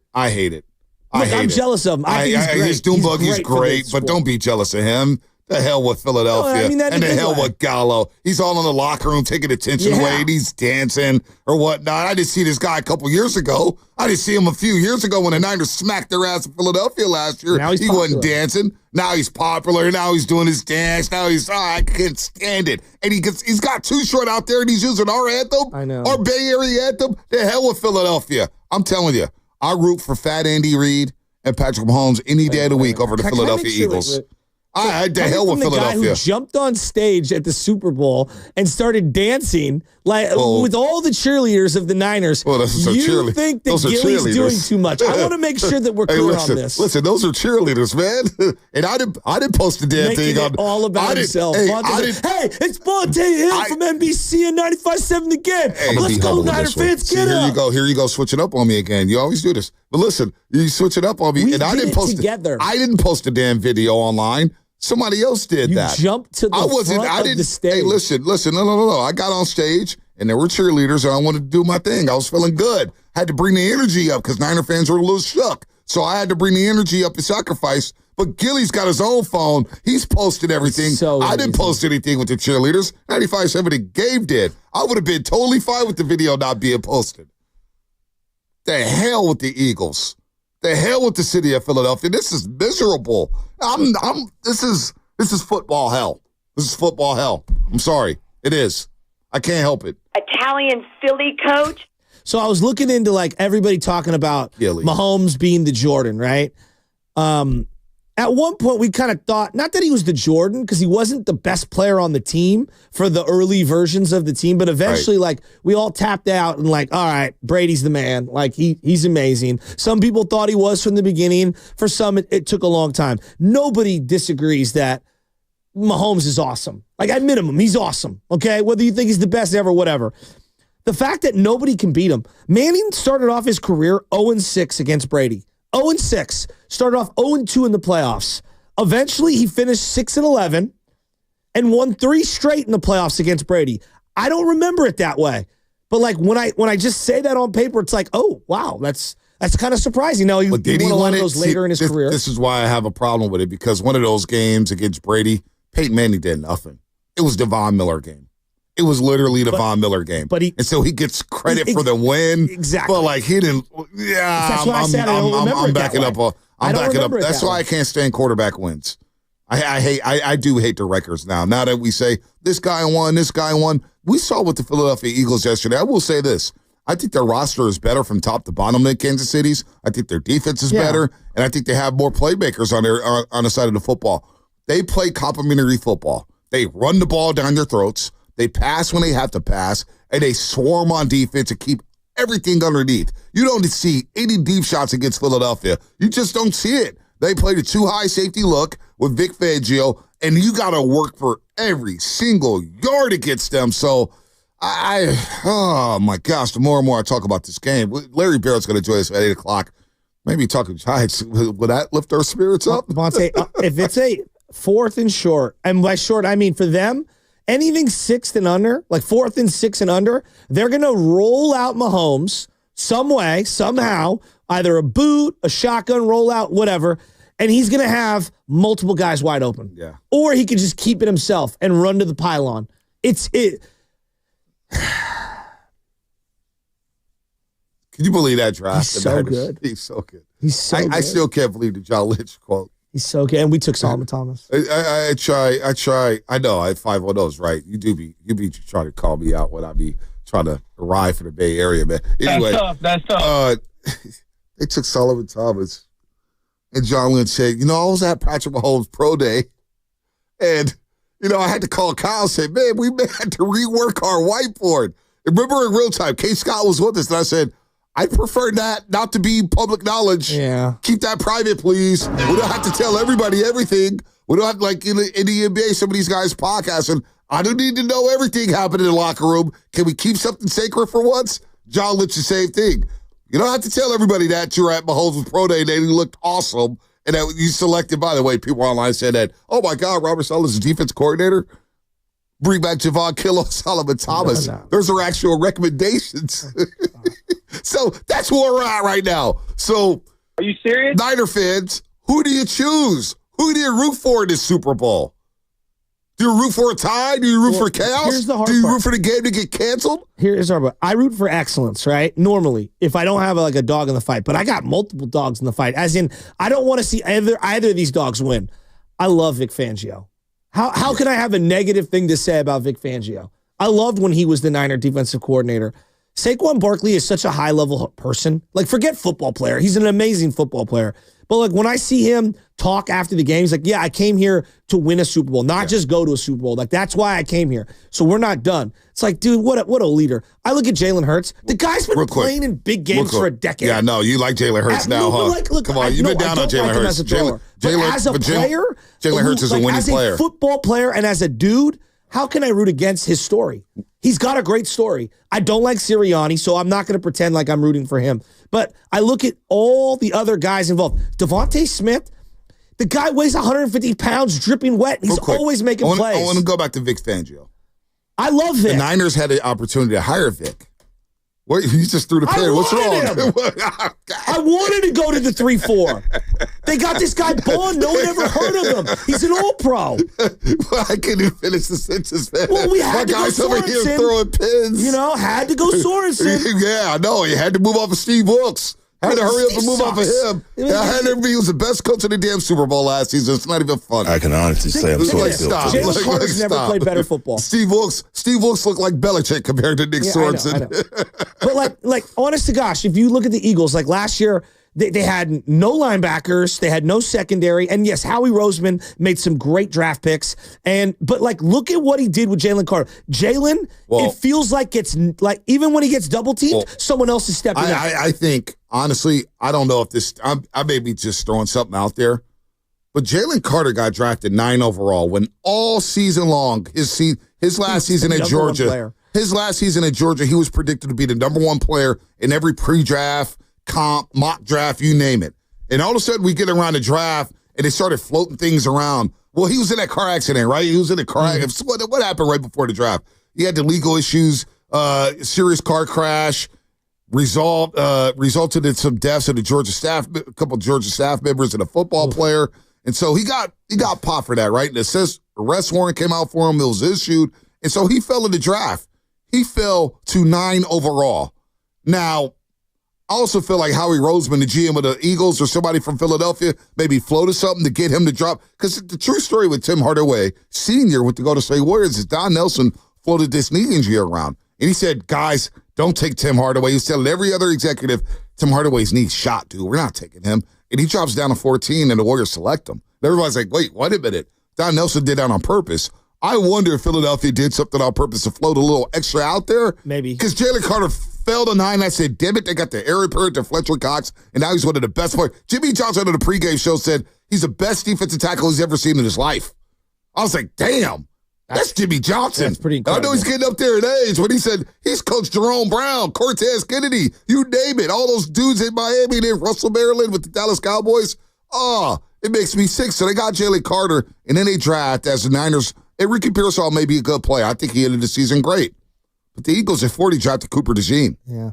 Then they drafted Quinyon Mitchell at the end of the first round. Now they have a corner and a nickelback for the next 10 years that they want. Well, their other pick last year, Nolan Smith, looked really great. Oh, he's awesome. I mean, he looked phenomenal in these games. So, no, Howie Roseman as the GM he's bold. He'll swing big deals. He'll sign his guys early. He has conviction with his moves. Look, they whiffed on Jalen Reagor. Since then, they've been pretty close to perfect early in the rounds. What they did. Jordan Davis, hasn't been what they expected, but he made big plays yesterday. He makes plays, and he's in shape. He's a good first and second round tackle, but also they made the shrewd move after Jalen Hurts took the job for Carson Wentz. They lose in a wild card game to Tampa Bay the same year the Niners lost to the LA Rams in the NFC Championship game. And that all season, right before the draft, during the draft, they trade for A.J. Brown. This is great. And so that's why having two stud wide receivers, even though they're a run-first team, the fact is, if you go one-on-one with A.J. Brown, you're going to get cooked. If you go 7 in the box, Saquon Barkley is going to get the ball and run behind that massive offensive line and get about 8 yards of carry. I mean, he averaged over 7 yards a pop yesterday. I know. He doesn't get touched until he's about 5-6 yards down the field. So they're loaded. I can't root for them. I can't do it. Javier Vacaville, who you rooting for in the Super Bowl? You rooting for the Chiefs or you rooting for the Eagles? For the lights to go out. How you doing, Mr. Hill and Mr. Shasky? I want to say, I'm rooting for the refs to finally have some big nuts and stop going against this trend of we are not watching the same game here, gentlemen. I don't see how this NFL, what we're watching, how is the 4th and 1 yesterday not a successful rush? How is the David Woodley reception not incomplete? We're not watching the same game. I'm as a Niner fan. You said everything about the Chiefs and the Eagles matchup, about what the Eagles. That's a rerun from what we were doing in the Super Bowl with the description of our team last season. The Chiefs, I heard you all season, Vontae, say they're not their year. Their offense is worse, putrid. But somehow they scored 32. Dog, this ain't even about the NFL no more. It's bigger than the game. There's a preconceived agenda going on here, dog. Yeah, I don't buy it though. Honestly, Javier, you really think that? I'm just curious. Dog, do you not watch the game? I did. I don't know who caught that ball. I literally don't know who caught that ball. But Javier, would you agree though? When Kincaid got tackled right before the 4th, it's 3rd and 3. Kincaid gets a quick pass from Josh Allen, which I don't know why they don't throw it past the line of scrimmage, but they're running a quick tight end screen. He gets tackled. Right then and there, Javier, I'm thinking to myself, challenge or ask for a measurement, but no way in hell am I rushing on 4th and 1 and running to his push. They ran that 4th and 1 play with 26 seconds left on the play clock. They didn't even try to run a dummy count to get Kansas City to jump off sides. To me, that's on the Buffalo Bills, Javier. And there's some credence to that, so there is. But what I'm telling you again is, when you look at the game, you said, Mr. Shasky, there wasn't a reception. I don't know. Well, I know who did get the reception? The Chiefs. And this is the first time, the second time. We're watching it a dozen times of indecisive calls going towards Kansas City. The NFL defenders are scared to hit Patrick Mahomes. Prime example, you said, Shasky, on 4th down, they're going to roll them out right. They'll have multiple players rolling. You know why? Because the defender wants to hit Patrick Mahomes because they know if he gets hit too hard, automatic first down, unnecessary rep his defense. And then they sink and they kind of hit him, you throw right over their head. But the Niners should be worried because they got Robert Saleh, and we're all like, yes, Henry Jordan's great hire. It's not going to matter, dog. They're going to win this year. They'll win every year until Patrick Mahomes retires. And you guys will say you're hella negative. But no one in their moment thought the Kansas City Chiefs were going to win the Super Bowl this year, except me, because we had the best coach in the Super Bowl last year, and we still lost. Wait, Javier, you said nobody expected Kansas City to the Super Bowl except yourself? Nobody thought the Niners or any Niner fan, any NFL fan, period, thought the Chiefs were going to win the Super Bowl this year because they were the number 1 seed. I picked Kansas City to go to the Super Bowl before the season, but I thought the luck would run out at some point. I think a lot of people weren't thinking against. Nobody bets against Kansas City. What is he talking going about? To 10 Super Bowls. Yeah, me too. I'm not even trying to be. I'm not even trying to be like an exaggeration. No. I am convinced they will go to 10 Super Bowls. Mahomes has extended Andy Reid's career as head coach. Andy Reid looked like maybe the game was starting to get past him. Maybe he's getting long in the tooth with Alex Smith. Who knows? He's extended Andy Reid's career. So is there anybody in the AFC? Like, I feel bad. Lamar Jackson's got to deal with that. Josh Allen has to deal with that. Justin Herbert has to deal with that. Joe Burrow has to deal with that. In order to beat the Kansas City Chiefs, you have to make every possession count. You have to convert every fourth down. You can't go 4 for 6. You got to go 6 for 6. You got to convert. I think your third down's at a 60% clip, for crying out loud, when it comes to the Kansas City Chiefs. You have to do what you got to do. They just stay in the, like, we need to sit New Orleans Saints to hire Spags. Somebody take that defensive coordinator away from Kansas City, please.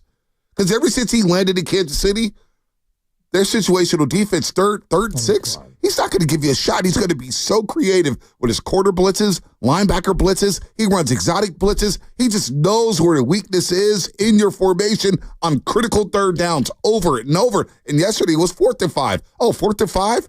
He has the gall to blitz a corner, for crying out loud. Spags may be the real MVP.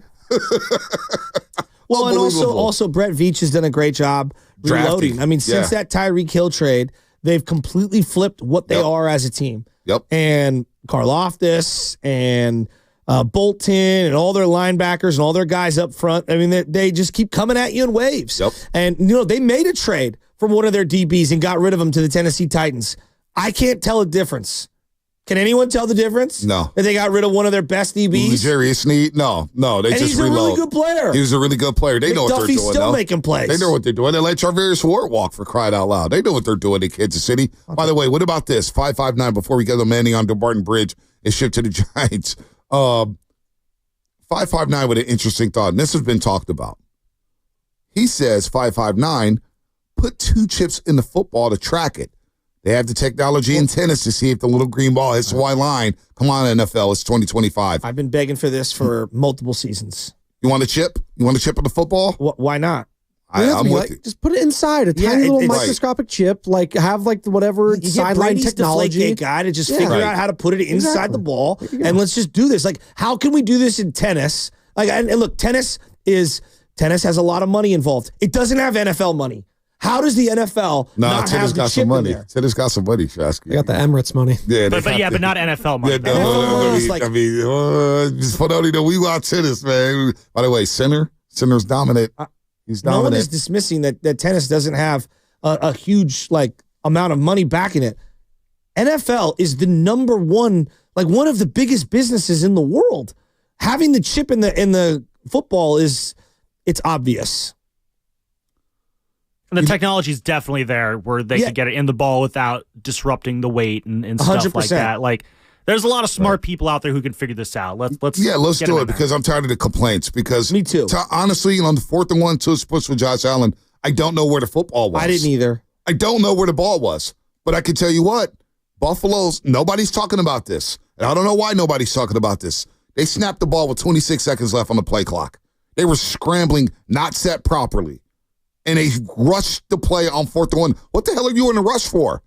You have a 22-21 lead. The clock is running. There's no need for you to rush. The game is in your hands. So after Dalton Kincaid gets tackled on the 3rd and 3, I almost said James Kincaid. He's been getting on my nerves lately. All his anti-Barry Bonds hate. Oh, this guy, James Kincaid, Jimbo. Okay, we iced him out anyway. Guy who's a diehard wrestling fan getting mad at Barry Bonds. I mean, yeah, I know. Jimbo. They're on the same stuff. It's not eugenics. Shout out his guy Frank Thomas. Oh man, Big Hurt Beer. But no, Dalton Kincaid gets tackled on the 3rd and 3, and I thought that was a first down.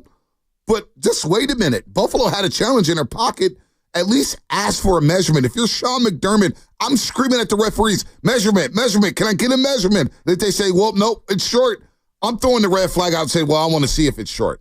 And even if I lose that challenge, I'm still up 22-21. I get a timeout to set up my 4th and 1 push play.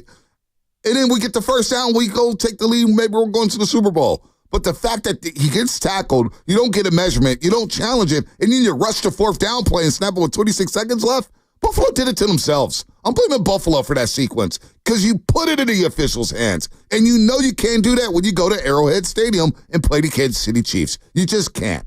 They rushed it. In the most pivotal point of that football game, they rushed it and they blew it. So take some responsibility. I'm tired of hearing the complaining about the officials this and the officials that. Teams get tight against Kansas City. It is what it is. We saw it from Shanahan multiple times, right? Yeah, but I would just say that when it comes to spotting of the ball, we do have the technology now to be able to take it out of the ref's hands. Like we do this in other sports. We have reviews and things like that. Like the rules have evolved. I would like to see them sync up the video to the chip and figure out how we can get as precise as possible with the spotting of the ball. Mm-hmm. Just to shut everybody up. Shut everybody up and sync the video to the chip and figure out how you can do this. I'm sure there are people much smarter than me that have already figured this out. Yep, I'm with you there. I'm with you. Let's go to Manny on the Dumbarton Bridge. What's up, Manny?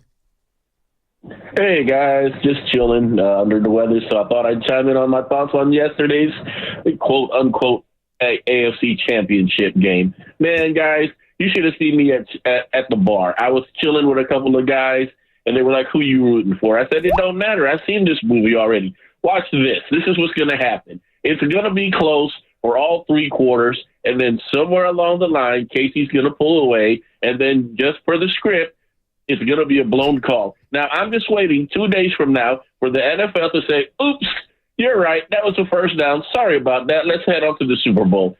Hurts and Mahomes is a lot more sexier than Goff and Allen or Hurts and Allen. Let's just face facts. Now, who am I rooting for, guys? I'll give you a hint.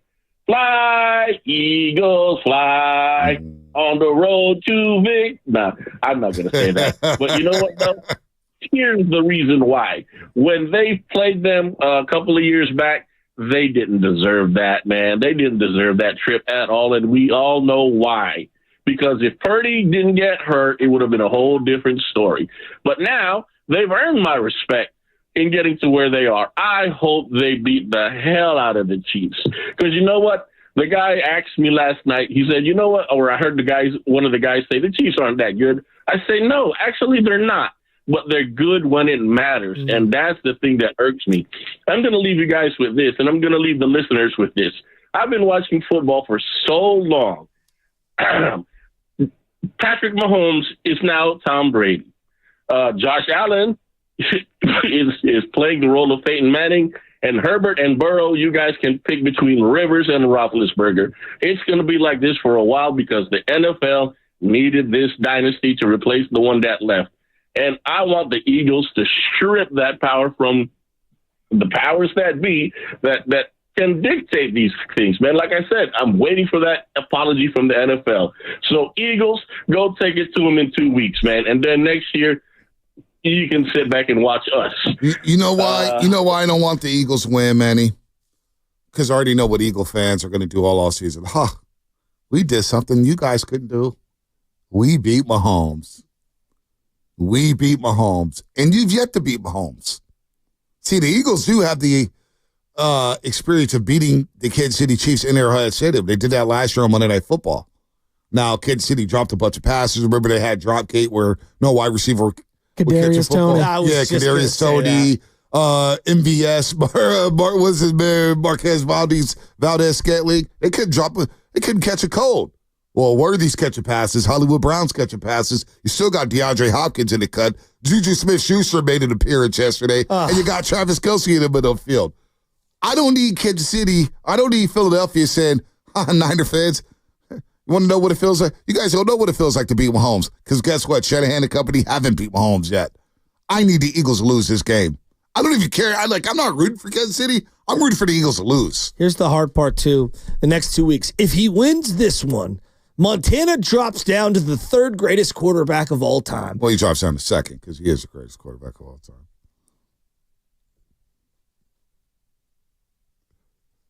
What? You don't even believe made it up. I do believe that. Yeah, you can't even say it without laughing. I'm taking Montana over Brady. Although Brady was good in the booth yesterday. Nobody is going to agree with it. Brady's resume is unbelievable. Yeah, the eras are different. We understand all that, but come on. Like, it just sucks. And then, like, Andy's got the 3 championships. He gets to 4. I mean, you're looking at unprecedented territory for both of these guys and that particular organization. You're now, the Bulls, the Warriors, the Yankees. You're on a very short list of dynastic teams in the last 50 years. Wow. This is going to be fat. Who are I don't even think they are a dynasty. You think most Niner fans are rooting for the Eagles? Monty, I have no idea. I got text messages yesterday in the fourth quarter from so many different people. Well, now who the hell do we root for? And I'm like, I don't know. Well, when Buffalo didn't get that 4th and 1, it was just like, we've seen this movie before. God, dude, you knew exactly how that game was ending. Was hitting the 4th when they scored, it went up 22-21 or whatever it was. Right. I was like, oh, here we go. Here we go. So would the Eagles potentially winning the Super Bowl hurt more than the Dodgers beating the Yankees? Yeah. Right now, yes. Yes. The Dodgers are the best team. They're the best team. And the Yankees are the Yankees. Yeah, this one hurts. And I do hate the Philadelphia Eagles. I hate their fan base. I hate everything about their fan base. I hate their colors now. I hate their stupid song. I hate their stadium. I hate their radio stations. I hate everything about Philadelphia except for the great Jason Dubas and a couple other people out there. Cheesesteaks are pretty cool too. Cheesesteaks are really good. And I do. As much as I hate them, I do like Ready Terminal as well. They've been to 3 Super Bowls now since 2017. Yeah, I know. I smoke with Mike though. I mean, but the rivalry with us didn't start until a couple seasons ago. But what I'm saying is Howie Roseman and what he's built, and to do it with multiple coaches and to kind of revamp the roster almost yearly. I'm impressed with them. I'm very impressed. They're a very well-run team. I'm impressed with their organization. I love some of their players on the team. I've always been a Saquon fan and an A.J. Brown fan and a Devontae Smith fan. Hell, I like Jalen Hurts. I love Jalen Hurts, actually. You've always liked Jalen. I like Jalen. But that experience in Philadelphia has scarred me for life. And the way they talked and the way they talk down to people, I'm sick of them. I can't. Gosh, this is the worst of the worst. The worst of the worst. Unbelievable. All right, Larry Baer is going to join us in 15 minutes, about 20 minutes. Larry Baer will join us, the CEO and president of the San Francisco Giants. So I ask you, Shasky, as we get ready for baseball, because with the way the Warriors are playing, it could be baseball season right here. The Warriors right now in the 11th place and get smacked by the Lakers. What a show AD and LeBron put on Saturday night at Chase Center. The Warriors are back on the floor tomorrow against the Utah Jazz. So pitchers and catchers will be reporting next month. How would you sell the fans, Shasky, on the 2025 San Francisco Giants? As Lubman changes the YouTube colors to orange, of course. It's an interesting question. I don't know what the sell is. I mean, I almost want to ask Larry that exact same question. I think they're a better everyday team today than they were a year ago, right? You got a shortstop.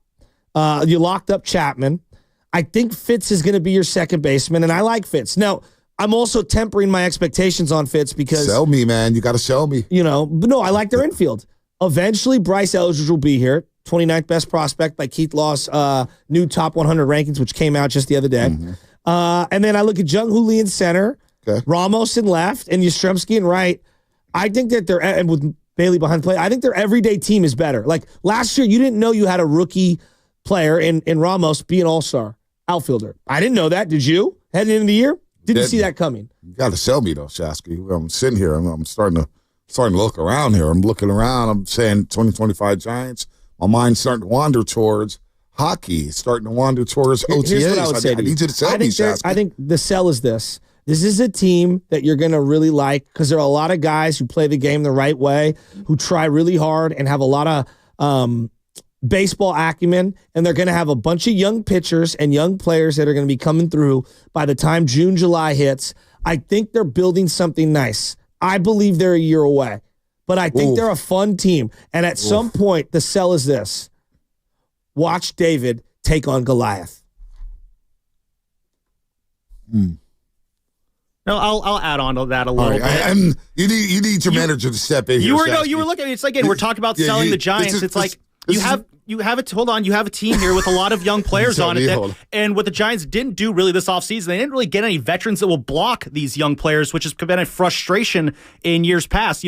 Why are we seeing Conforto when we really want to see Luis Matos? You don't have those blocks as much anymore. So you want to sell this team? There are young guys that, we can lean in on these young guys. We've wanted to see this for a few years. Let's lean in, see what they have, because if they take off, this season goes from, I don't know, to, whoa, we got something brewing here, and that sets you up to keep going forward. And a year away, it's a tough division right now, but there's no reason to think the Giants can't figure out a way to take steps forward this season. All the pieces are there for them to make that happen. Sam, I'm going to make the credo at some point this year. You're not allowed to come back around on this Giants team when we're good and we do knock off the Dodgers if you ain't in for it right now. You better be in the mud with me. Well, see, that's not directed at me, or is that general? See, if I'm at a car dealership, right, and I'm at Ceremony Ford, and Matt Schoen and Shasky and Lubman are in the room, Shasky's looking at Matt Schoen and say, hey, I think I got him, but I need you to kind of come over the top here. And then Matt Schoen, being Sam Lubman, comes in the room and he makes it worse. Now I'm walking around on the showroom floor saying, you know what? Maybe I'll walk over to the Tesla dealership. Maybe I'll walk over to the Chevrolet dealership. I thought we did these guys at Ford are selling me on anything. You're not selling me on the Maverick. You're not selling me on the Explorer. I could be in the mud and go up the hill. I don't know about that job. I'm getting a taste for what they tried to sell Aaron Judge on right now. But also, look, let's call it what it is. Maybe Larry Baer could do a better job than that. You're not going to sit here and say that you're a World Series contender. You're not, right? And don't give me this. Well, in 2010, you didn't think that. All right, yeah, okay. You struck lightning in a bottle. Okay, I got it. No, but realistically, can you compete for the wild card and not be mathematically eliminated September 1 like you were this last year? Like, that's how low the bar is right now. Why are you laughing? That's how low the bar is. So, wait till September 5th? Man. They lost me, man. I'm back there. Maybe I won't spend a dime this season. Well, okay, salesman Bonte. Let's see what you got. Salesman. No. We're flipping. We're switching sides here. Now you need to sell Shat. Let's see your sell job. You say you sold Chauncey. Win one for Chauncey. Yeah, I did. Let's play. Sell me win one for Larry. All right, here we go. You ready to be sold on the 2025 San Francisco Giants? I am super sold. Shasky Lubman, I need you to sit right here. Sit right here. Spinoni, you got to put the projector on. Dim the lights. Put the projector on. Wait a minute. Here we go. Here we go. Here's our projector right here. This hypothetical projector. You're going PowerPoint far We're going PowerPoint right here. Listen, we know the Dodgers are spending a lot of money. We know what they're doing down in LA. They're trying to go back to back. All the pressure is on them. They've got 5 top 100 prospects.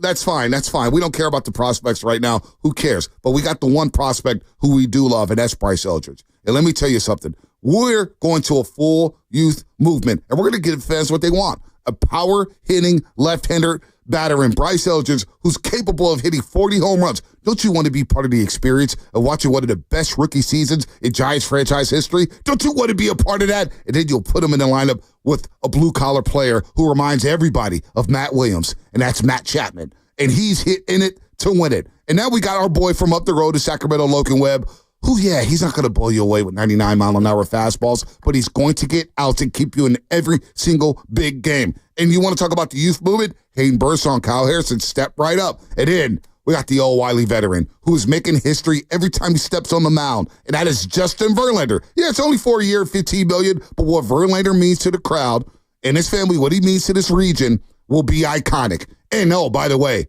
don't you believe in Buster Posey? Come on, Buster Posey?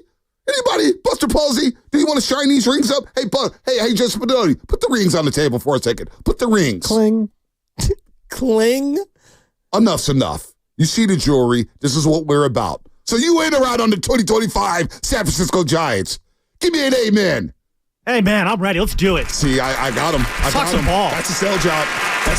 Spinelli, you sold? You sold? I was a part of the presentation. There you go. Before I sat in the room, I was sold. Look, most people, when you bring up one of the great rookies of all time, most people are going to go straight to Posey because they won it all that year. Just go back and look. Orlando Cepeda. I know I'm going 1958 on you. The guy batted over 300, knocked in almost 100 RBIs and 25 home runs. Just incredible. If you told me Bryce Eldridge knocked in 60 RBIs, I would be doing cartwheels. Tim, the bar is low. But see, this is why. Lamont But Wade here, Jr. hit let me like tell you 3 home something. runs last Let me year tell you first. something, Shasta. You're in my room right now, and I'm selling you on the 2025 Giants. Don't sell them so short. 60 RBIs from Bryce Eldridge. We're thinking Triple Crown Rookie Year. We're thinking 100 RBIs. We're thinking leading all rookies in home runs. We're thinking a 260 average. 60 RBIs. Please. Michael Conforto's gone. Lamont Wade Jr. is a part-time player. I've got Bryce Eldridge, and he's going to knock it out the park. He will get 100 RBIs his rookie year, and he will remind everybody of Mark McGuire's rookie year at first base. 60 RBIs. Come on. You're sowing the seeds for the Giants' future this year. You think of so many of these great young players they have. When you see these guys like Birdsong, Harrison, Matos, Ramos, Fitzgerald, Bailey, all these guys take steps forward. It's just, I think that's your excitement. You're seeing the next generation of Giants players. Are you selling us or are you just talking? A little bit of both. I know we'll love it. Hey, man, we're ABS, man. Always be selling. I guess ABC, always be closing. Earlier, you came over the top. I walked out the room. Here, I got you guys. I got Shasky the Explorer. I got Sam Lubman and the Bronco. Hey, Spadoni, hell of a job. The clean. It was perfect. The rings. Shine up the rings. I don't even know if I can name the last guy to hit 100 RBIs in for the Giants. Who, it might be Bonds. God, it might have been Posey, actually. No. Maybe Hunter Pence. Who was the last guy? God, it might have been Posey in 2012, but I don't know. God. I don't It's think been he that got long. a hundo, though. I know Pablo had 92 the year of like 2009, and I believe it should be even more impressive when Pence Bryce had Eldridge 90 does a it. couple times.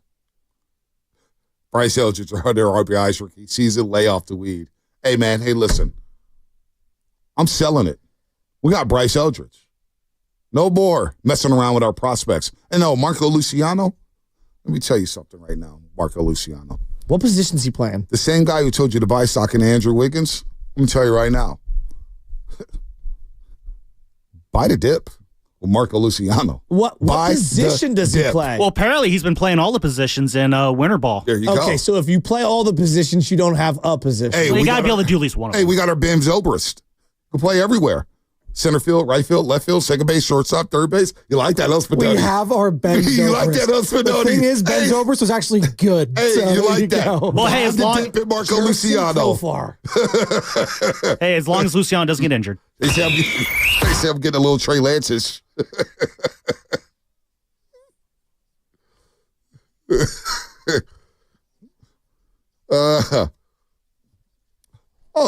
Market Berkeley had a question for Larry. Maybe we'll get that right before we get Larry on. The knockout tournament, don't forget about that. More details on the other side. But the Sharks host the Pittsburgh Penguins tonight.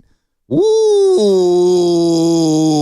Jan Ruda, but he's hurt. He's not going to play against Sidney Crosby and the Penguins. He was placed on injury reserve yesterday due to a lower body injury. He already missed Saturday's 7-2 loss to the Panthers. Sharks were up 2-1, and the Panthers just rolled them. 6 straight goals there, and we'll miss at least 2 more games this week. First time this season, the Sharks. That Ruda will be absent for the Sharks lineup, though he's been playing through his lower body injury for the last few games. That is the injury report brought to you by Boxer & Gerson, Northern California's premier workers' compensation law firm, helping injured workers get their lives back for over 40 years. What is coming up in the game brought to you by Fremont Bank. Here for you, here for good. Larry Baer, the president and CEO of the San Francisco Giants. He'll get you fired up for baseball, right? He'll sell us on the 2025 San Francisco Giants. Plus, we'll get into a lot more here on the Morning Roast. I'm actually excited about the Giants.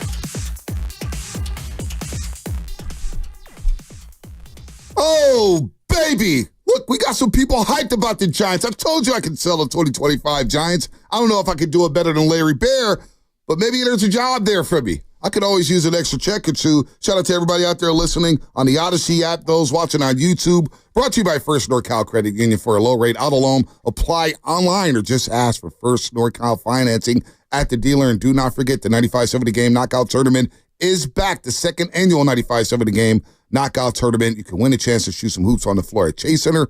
The throne reigning champion, Mark Grandy, of course, and the contest starts today. Today, we're going to give out the keyword during this interview.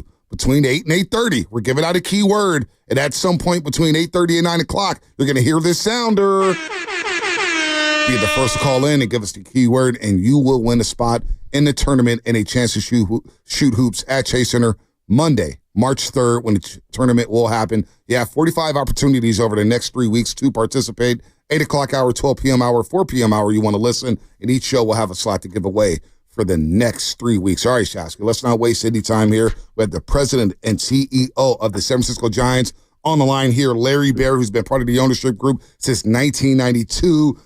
Of course, 3 World Series championships in 2010, 2012, 2014. A hell of a run from 97 to 03. Now the Giants are trying to get back on track. Larry joins us courtesy of the River Islands Guest Line, as all guests on 95-70 Game appear on the River Islands Guest Line. Isn't it time for you to discover the islands, River Islands, and Lathrop? Larry, good morning. What the heck made you want to call this show today? How are you doing? Well, we're one step closer to baseball season, right? We all love football and basketball, and basketball's going strong. But after yesterday, we're one step closer. Can you feel spring training? Can you smell it a little bit? I can. I was trying to sell people now. I asked Shasky and love me to sell me on the 2025 Giants. They did a terrible job at doing that. I think I sold the audience on the 2025 Giants. How would you sell the 2025 Giants to the fan base here, Larry, in the Bay Area? Well, I have to say, number one, kind of working alongside Buster Posey and seeing Buster at work, it's been a real joy. He, I think, is bringing a tremendous mindset to the job. So that's the first thing, because that's brand new in the roster construction in 2025 is with Buster at the helm. And, I think as you've watched, we've made 2 big moves, you might say, well, how come you haven't made 22 moves? But the reality is Buster's learning the personnel. He was Zach Manazian, who has been with the Giants the last many years and is a very strong baseball person. And they're really looking for folks that can make a difference and carry culture into the clubhouse as well as big performance on the field. And I think with Willie Adames and Justin Verlander, those are 2 huge additions for us, and really no subtractions per se. So we're feeling good, and there could be more moves going into spring training. Not going to promise that, and off we go. So we feel like the young pitchers are going to develop. Some of the young players we saw just flashes of last year, their potential, like Ramos and Fitzgerald. And then you have Jung-Hoo Lee returning, which in a way is an addition, right? Because it was just a crusher when Jung-Hoo went down very early in the season last year. So that's a little bit of a summary of where we are. Yeah. Larry, you referenced kind of your love of the other sports. We've seen you at other games, right? Bonte's seen you out at Chase Center. You're a local guy. You're like me and B. You want to see all the teams do well. There's no doubt about it. But obviously, I love baseball, and I know you love baseball. You love these Giants. Right now, it feels like, the ball's up in the air. The Warriors are kind of in a little dry spell. The Niners obviously are reloading right now. And the Giants have been, let's call it what it is, they've been down the last few years. How important is it for you, because of how invested you are with the San Francisco Giants, to get the Giants back on top and to be in the pole position here in terms of the forefront of the focus of the Bay Area fan? How important is that for you? I think it's very important for me personally, but it's also very important for the fans. I mean, I think it all starts and stops with 2 things, and Buster and I have talked about this a lot. It's the fans and the players, and it's super important. All of the rest of us are just doing what we can to bake the cake the right way. But for the fans, it's super important. And I go back. You mentioned, I guess Bonte mentioned, going back to '92, our group. We've been in the hunt pretty much every year. A couple of years have been tough. Yeah, that's 32 years, right, with this ownership group. But the whole thing is we expect to be in the playoffs. We expect to win the division. We shoot to win the division, but certainly to compete for a championship in October. So the last 21, we won 107 games, but the last 3 years have not been where we wanted them to be, and we're gonna go hard to get right back there. And there are a lot of things that are interesting as we've learned, and it's changed some. The team you start the season with in April is not necessarily the team you end the season with in September. That happened in some ways, maybe a decade ago when we won the championships, but not so much today's world. I remember back in 2012. 162 game season, right? Guess how many starts the 5-man rotation took of the 162? That was the year Lincecum kind of got pulled out of the rotation by the end. Yep. Zito came back. Kane had hurt his arm later on in the year. Man, I don't even. You tell me. I would love to know. No, it's the other way from what you're theorizing. Actually, 159 of 162. Wow. Meaning that. Yeah, so it was so you got to have some things go the right way in that respect as well, and we did. So we're hoping with our young arms this year going to be really important.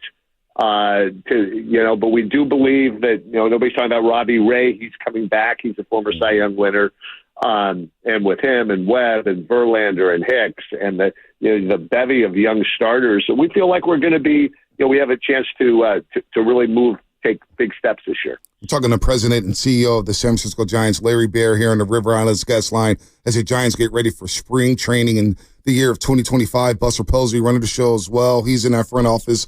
But Larry, you mentioned the 2021 season, 107 wins. It was a dream season. You played the Dodgers in the first round, losing a dramatic Game 5. But since that point, the Giants were 240 and 246, 6 games under 500, and obviously not making the playoffs. And the Q rating may be at an all-time low with the fan base right now. What are some of the things you've learned over the last 3 years that you could take away to maybe not make the same mistake? Is it being too analytically driven? Is it too many lineup changes here? What is the biggest thing you learned over the last 3 years, Larry? Yeah, so it's a good question. I think, because being 500 team is not where we want to be at all. I'll just say that. Analytics, it's kind of a broad brush. Everybody says, well, analytics, are you in or out or middle or whatever? It's never going anywhere. It's always been a part of the game, right? Yeah, and there are 30 teams in Major League Baseball, and there are 30 teams involved in analytics, okay? And if we're not involved in analytics, we're missing information. So you're going to be involved in analytics. I do think that going forward and talking to Buster and the team, and this is really, the baseball operations, the way they're putting it together, I do believe that and you've seen it now in just some recent moves in both in the offseason and as we got toward the end of last season, do believe that the value of having players out there every day, you mentioned about platoons, et cetera, the value of having players out there every day. I mean, Matt Chapman, you got to get a hook, a crane to pull him off the field. Yeah, he's going to play 162 games if he possibly can. Willie Adames played 161 games last year with the Brewers in a playoff team. Jung-Hoo Lee is an everyday player. So we're going to see a lot more of that, I think, as we move forward. We think it's a good recipe, a better recipe. And maybe a little bit, Bomel is not a big fan of openers. Sometimes circumstances dictate that you have to do that. So I think some of those things that you could argue are driven by analytics. There's also just the human element that we'll probably see more of this year. And I think that also, we talked about earlier, the fans and, 500 team is not what the fans want. I think that the fans want to fall in love with their players, and to fall in love with your players, you're playing every day, or you're Logan Webb, and you want a complete game.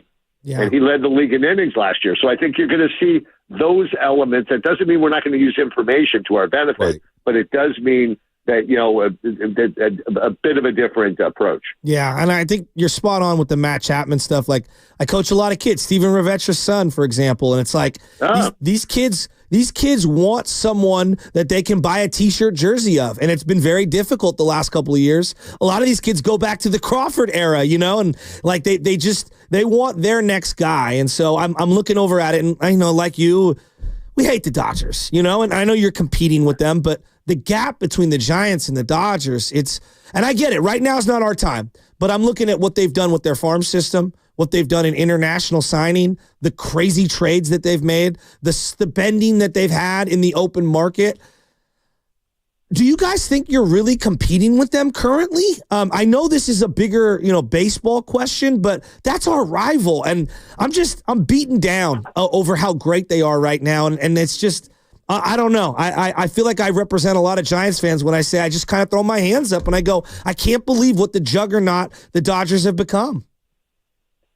Look, they've made a lot of good bets. No pun intended. And with Mookie, and they've done good work. We can't focus on them. And I know it sounds like a pretty trite thing to say, but we got to focus on ourselves. We have, there are 30 clubs. The years that we did win championships, nobody thought we'd be there at 12 and 14. Years that we made the playoffs, nobody thought. I think that you've got to look at this in a measured way. And we ended up being a 500 team last year. Our focus this year is progressing, dramatically. Can we turn 80 wins into 90 wins? We think we can. 92 wins, 95, whatever. And see where the chips fall where they may. We don't play the Dodgers 162 times. We play them now, whatever it is, 12 times. So, of other teams as well. And I just think that we see if our progression goes the way we're pushing it to go, then we're fine with competing with the Dodgers, and we should be okay. It's time right now to give out the keywords you need to know to win a spot in the knockout tournament. The keyword is knockout. Again, the keyword is knockout. Listen between 8:30 and 9 o'clock, and when you hear the sounder, be the first to call in to give the keyword, and you will be on your way to Chase Center to playing the 95-7 The Game knockout tournament. Again, the keyword is knockout. As we're talking to Larry Baer, the CEO and president of the San Francisco Giants, here on the River Islands guest line. So, Larry, I know a lot of fans, we love the Willie Adames move, the richest contract you guys have ever given out to a free agent. 7 years, a lot of money, no full no trade clause. Corbin Burns, I know you guys missed out on. Is there, with that money maybe, that you didn't give Corbin Burns? Giants fans are asking about a guy like Pete Alonso. Now, I don't know the tampering rules in baseball, but would you guys be hesitant to make another big money move like that before spring training? Yeah, we can't talk about players, players in free agents or under contract elsewhere. I would say this. I would say that one of the things we've done through the years that has served us well, and it kind of goes back to the point of, the team in April is not the same team in September, is we will be looking to improve the team, not just before the bell rings for, the first pitch in Cincinnati March 27th, I think it is. But before that, we will be, we'll be looking at things before that to tweak the team. But during the season, more and more, you're finding moves get made. Obviously, people focus on the trade deadline. I'm not saying that we're going to, saving a bunch of cash for the trade deadline, but there's ways you can improve the team as you go through the season. It's possible as we get into spring training, depending on who's signed and who isn't signed, we can make moves before spring training. But I do think that, we want to let some of the players that began to emerge last year, some of the young players who the fans like, and you talk about buying jerseys, some of these players like the Ramoses and like the Fitzgeralds and potentially like the Birdsongs and others, could be those players. So we don't want to stop their development as well. We believe we have some players coming, Bryce at first base. I mean, there's some others. So we want to do that blend, and we don't want to put somebody on the team that's going to push back somebody who may develop. Matos in right field. I mean, there's folks that Buster and the team are excited about. Yeah, and you brought up Bryce, and I think we just, got to ask about him. Like, I'm watching in the division. I remember when Fernando Tatis was 20 years old playing shortstop opening day. You guys were down in San Diego, and it was like, wow, this guy is unbelievable. Last year, Jackson Merrill, spent the whole year with them at 20 years old playing center field. What's the plan for Bryce? I know one guy can't save a franchise, all right? It wasn't just Buster. It was Timmy and Kane and all the different guys and a lot of veterans. But this guy, there is a lot on this kid's plate, fair or not. And it feels like the weight of the development of the farm over the next 5 to 10 years is going to be predicated on whether he hits or not. I feel like there's a lot going on. What is your guys' plan for 2025 for this young man? Yeah, Shasky, look, we won't put too much on him. That's not fair. But I will hearken back to a young man that came up first in 2009 named Buster Posey, right? And everybody, and he was on everybody's radar, right? He was the 5th overall pick. Everybody was talking about him, Buster Posey, Buster Posey. Well, there's some old farm system out there, but, Buster had a big impact. The thing that I think we did well, this is Brian Sabian, and Bobby Evans, I think that there was, and Ned Coletti at the beginning of it, was we brought him along, kind of at the right pace, right? So he touched every level of the farm system, and then Buster, when he came in briefly in 2009, and then in 2010 on the team, and we traded Benji Molina, and off we went. I think, ideally that's just looking back, that might be a kind of a textbook way to do it. So I don't want to make any predictions, and obviously there's health and there's lots of things factor in, but the reality is now Bryce is going to be in AAA this year. And, so as you look at the development, could it be this year? Could it be next year?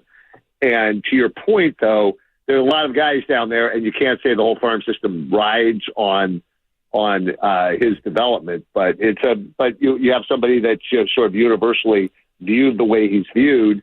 It's exciting for the fans, and that again, going back to one of your earlier comments, which I obviously double click into, is you want fans to fall in love with the players and want to buy jerseys, etc. And the easiest way to do that is to have a young player that will be with you for 6 years.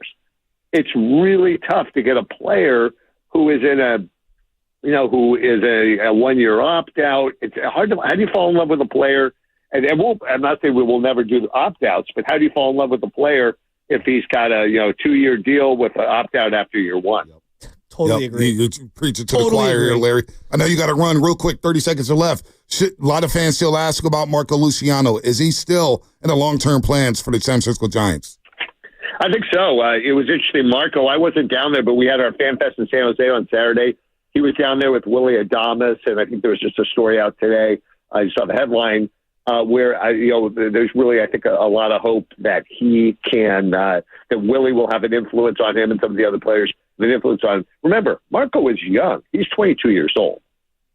Feels like he's been around for a while. That's because he was signed as an international player when he was 16. So, some of the tough early bumps and bruises you're going to get playing the game, psychological bumps and bruises you're going to get playing the game that everybody gets. He got at the major league level last year, and it was tough.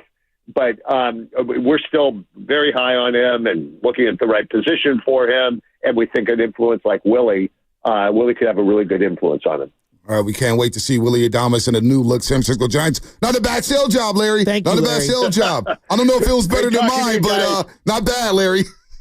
Hey, don't be strangers. We'll talk soon. We'll talk soon, Larry. We'll talk soon. Appreciate the time today, brother. I'm so ready for baseball. CEO and president of the San Francisco Giants here on the Morning Roast. 888-957-9570. Mark and Berkeley will let you reply to that. Don't forget the keyword is knockout. You know what? Let Mark and Berkeley on the air. What do you think, Mark and Berkeley? Did Larry sell you? Did he get you ready for baseball? I think I like the way he sounds. He sounds honest. But my first game was Willie McCovey in 1972, and that was the best team I ever saw. I just want to know what you guys are going to do, man. I want to see. I don't care if they win or lose. I love baseball, but I want to see the Giants again like they used to be. Look, baseball for me, like, and I'm gonna miss my dad because this is like another season without him. If they win or lose. Like, we all care if they win or lose. Did you just hear Larry Baer? He cares if they win or lose. But Bonte, there is something about the journey of a baseball season. Not to go all Marty Lurie on you, but go Marty there Lurie. is something for me, like sitting up on the couch and driving around or, hanging out at the house or whatever it is, doing dishes, having the game on every single day. It's a companion. And like texting with my dad and my brother and my cousins and my friends. And there's just something about the misery and the joy of a regular season, whether your team's good, bad, whatever, like game 74, a play at second base, and you just lose your mind. I miss baseball in the worst way. I miss it. It's coming back soon. I know you do too. Soon. It's coming back soon. I could wait on it. With the way the Dodgers are making moves. So Saturday, I was out at West Sunset in the morning. I brought the little guy out there. We had a 10U practice, and the grass was cut, and it was just nice and wet, just right, and the dirt was perfect, and West Sunset Diamond number 3 looked great, and the gloves were popping. I sniffed the glove with the dirt and the grass and everything. There's just something about baseball in the spring, man. Listen, I know the boss man doesn't want us to go into it, but I had to look at the YouTube chat during the interview. 510 Steve. That's the slogan for the Giants 2025. Don't be a stranger. Come visit us. I like that. I actually like that. That's a slogan. Don't be a stranger. Come visit. I kind of like that. You know what? Hey, Larry, that's 510 Steve. You need your royalties. By the way, apparently Yogi's brother is in the chat. His brother, same one that owes me a jersey. Yogi's brother's name is Raider in the Trenches. Can I get my damn jersey, Raider in the Trenches? Yogi in the Bay, Raider in the Trenches? Yeah, they're brothers apparently. Can I get my damn jersey, please? You gonna get a Mike Yastrzemski jersey or? No, I want me I don't want a baseball jersey. I got enough baseball jerseys. I got the Willie Mays. I got the White Sox jerseys. White Sox. White Sox jersey. No, I'd rather be the White Sox. No, give me the other orange and black. I want a Audi Rutschman jersey. Adam Jones, now a special assistant to the GM there for Baltimore. Yeah. Smart. He was one of the greatest Orioles in the last 20 years. Who is going to pay for Gunnar Henderson on the open market? Hypotheticals. The Orioles. They got a new owner. He said he's going to spend money. We'll see. They did it on Burns. Oh, yeah. We got a break. Santander. Santander. All right, stop. Love it. Relax. I love you.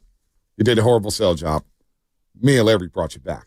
We brought you back. I learned the 2025 slogan. I do like this. Don't be a stranger. Come visit us. That's a hell of a slogan. All right, more coming up, brought to you by MB Jesse Painting. Hi, this is Matt Jesse with MB Jesse.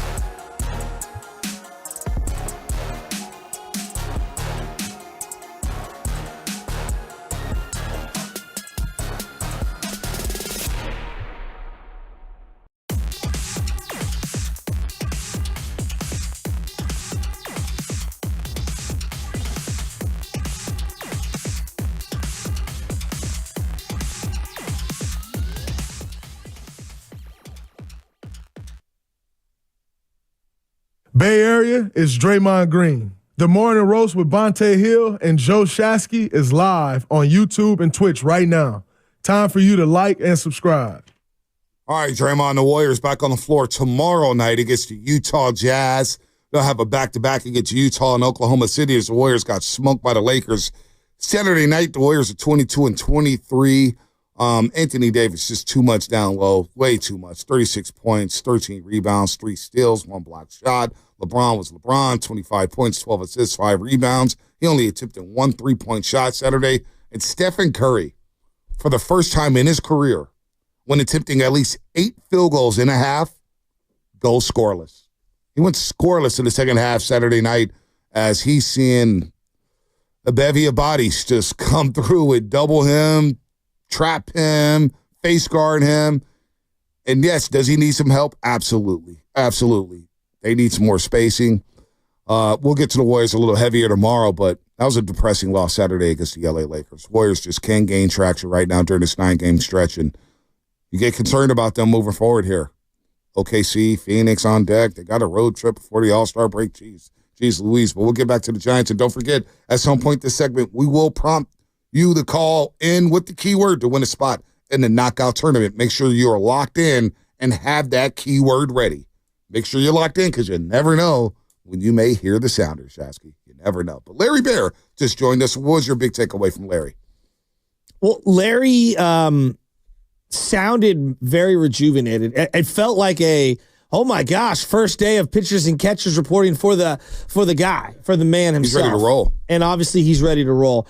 You asked him to sell the Giants, and the first thing that he did was talk about Buster Posey. Mm-hmm. And look, there's been a lot of people saying the Buster Posey move was one to put a shiny little object out there for Giants fans to distract them from where they're at. And while there might be some levels of truth to that, I don't think Buster Posey is wasting his time if he's not involved.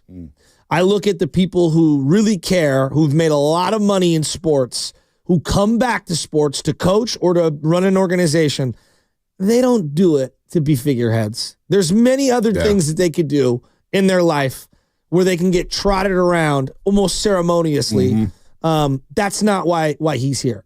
Now, does it help that he's a former player who everyone loves? Of course it does. And it's great PR. But I think that he's definitely involved in a lot of things. Yeah, he seems rejuvenated. Right?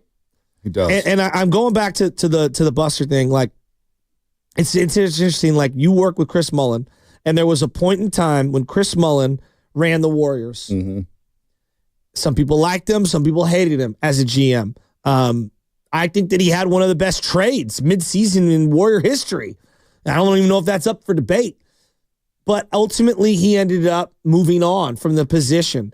When you're an all-time legend and you take on the task of running the team you played for, the only thing you can do is kind of ruin your own legacy. Well, you can, but, and I hear you. You make a great point because I just think it's a lot of risk. It is a lot of risk. It's he's all in. Is right, he's all in. I'm going with this. Yeah, no doubt. But the thing with Buster Posey that he has working for him is that the ownership group is all in. Yes. You can't say the same about the Warriors before Joe Lacob. Chris Cohen was not all in. And that's what ultimately drove him and Pete D'Alessandro away, was that Robbie Ryle and Chris Cohen want to do things their way. And they ruined this team, and they ruined the franchise, which Joe Lacob had to step in and buy, and the rest is history. But Larry Baer, there's no question that Giants ownership for the now, especially now, because you could question Greg Johnson the last few years, were they all in? Well, they were all in on the Farhan plan. And the Farhan plan didn't seem like they're all in. And Larry just touched on that. Signing guys to 2-year deals with the opt-out, 1-year deals with the opt-out. That's not good business. You can't fall in love with a player like that. And you talk about baseball being 162. Out of all the major sports, baseball is that one sport where you do need a player to love and go on a journey with. You do need to feel emotionally connected to a team to watch a game day in and day out, day in and day out. You want to have your jersey. You want to have your panda hat or whatever it is, or your giraffe hat. You want to love baseball. You want to love it hard. And how do you do that? Is by having players that you know are going to be in uniform for the next 3 to 4 years. Like Oriole fans know, they've got Gunnar and Atley for a couple years. They got Jackson Holiday, right? The Brewers, they know that Jackson Chirino is in that lineup. Braves fans, they know that Albies and Ronald Acuna Jr., Matt Olson, they're going to be in that lineup every day, and they know they're going to be Braves for a long time. Same thing with the Dodger fans. For the Giants the last 2 years, we don't know what's what. We don't know if this guy's going to be here or not. We don't know if he's going to play every single day. So getting guys who could play every single day, like right now the Warriors are having that issue, right? 26 different starting lineups. Guys are driving to Chase Center. They don't know if they're going to get 10 minutes, 15 minutes, or 30 minutes, or whether or not starting or not. Yeah. Or getting the DMP. And that's been the case with the Giants the last 3 years where guys are driving to the yard saying, am I going to get pinch hit for in the second inning? Or am I going to play getting 4 at-bats or 5 at-bats? You get what I'm saying? Yeah, no doubt. So that's what Larry's kind of saying. It's like, look, we're going to move off that model. We're trying to get guys who are going to be here every single day. And so far, you get Willie Adames. You get Matt Chapman. They're hoping Jung-Hoo Lee is healthy. But that's 3 everyday players right there. And I'm still waiting on Jung-Hoo Lee. I want to see if he's a major leaguer or not. But knowing that, hey, he's going to be in the lineup every day, okay, cool. At least I get to see what he's like for at least a 3-month sample size. I think there's a trade in the works. He referenced Marco Luciano. Yep. And we're really excited about him. They don't even know what position he is. And that's not his fault. That's the organization who does development at the farm level. That's their fault. And I think the insistence on playing him at shortstop, has really set him back in terms of his, knowing where he's going to play. I think he's the odd man out. I don't know what they're going to do with Doval. Maybe they bring him back again this year and just kind of like see where it goes. But I think they have ammunition to make a move. Yeah. I really do. And I want them to be bold in the month of February and make a big deal and get in on somebody. Do you want Pete Alonso? So here, the Pete Alonso thing's interesting. I don't I know Bryce is playing first base at some point, right? And he's probably going to play some DH.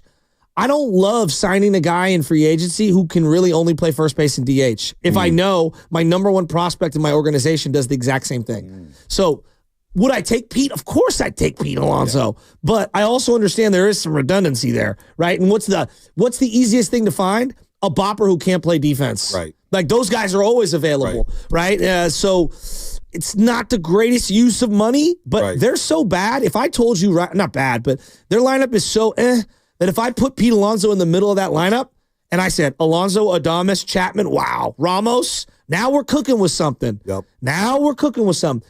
Nothing's going to flip, though, big picture, until all the young guys that we've been hearing about actually ball out. Yep. That's when teams turn this thing around. We could talk about free agency and trades, and those things are great. But this 16-year-old that they signed, who's supposed to be the best international free agent, all right, well, what are we, 3-4 years away from him? Right. He better be the real deal. Yeah, right? It's a lot of pressure on him. I hate to say this. It's a lot on this kid's plate. Yep. This is why I said to him, you better be the real deal. And he was like, look, you can't put the whole farm on him. Well, no, what I'm saying is he's a microcosm for us giving you the benefit of the doubt. I do believe that Bryce Eldridge has the most pressure on him, and he hasn't taken one major league at-bat yet. And the reason why I say he has the most pressure, and by the way, 415 saying that listening to Larry has made him consider buying season tickets again, which is phenomenal. That's crazy. That is crazy. All it took was one Larry Baer interview on the Morning Roast. Wow.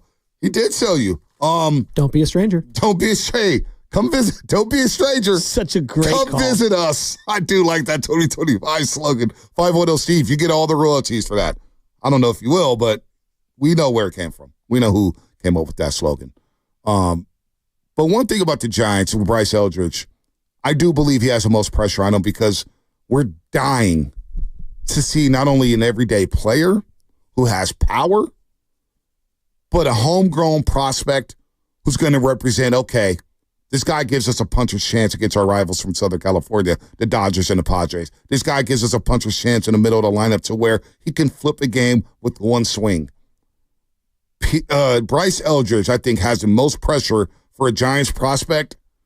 Did Lincecum have this much pressure? He was called the franchise. He was called the franchise. By Barry Bonds. So he Posey had a lot of pressure, too. Posey had a lot of pressure.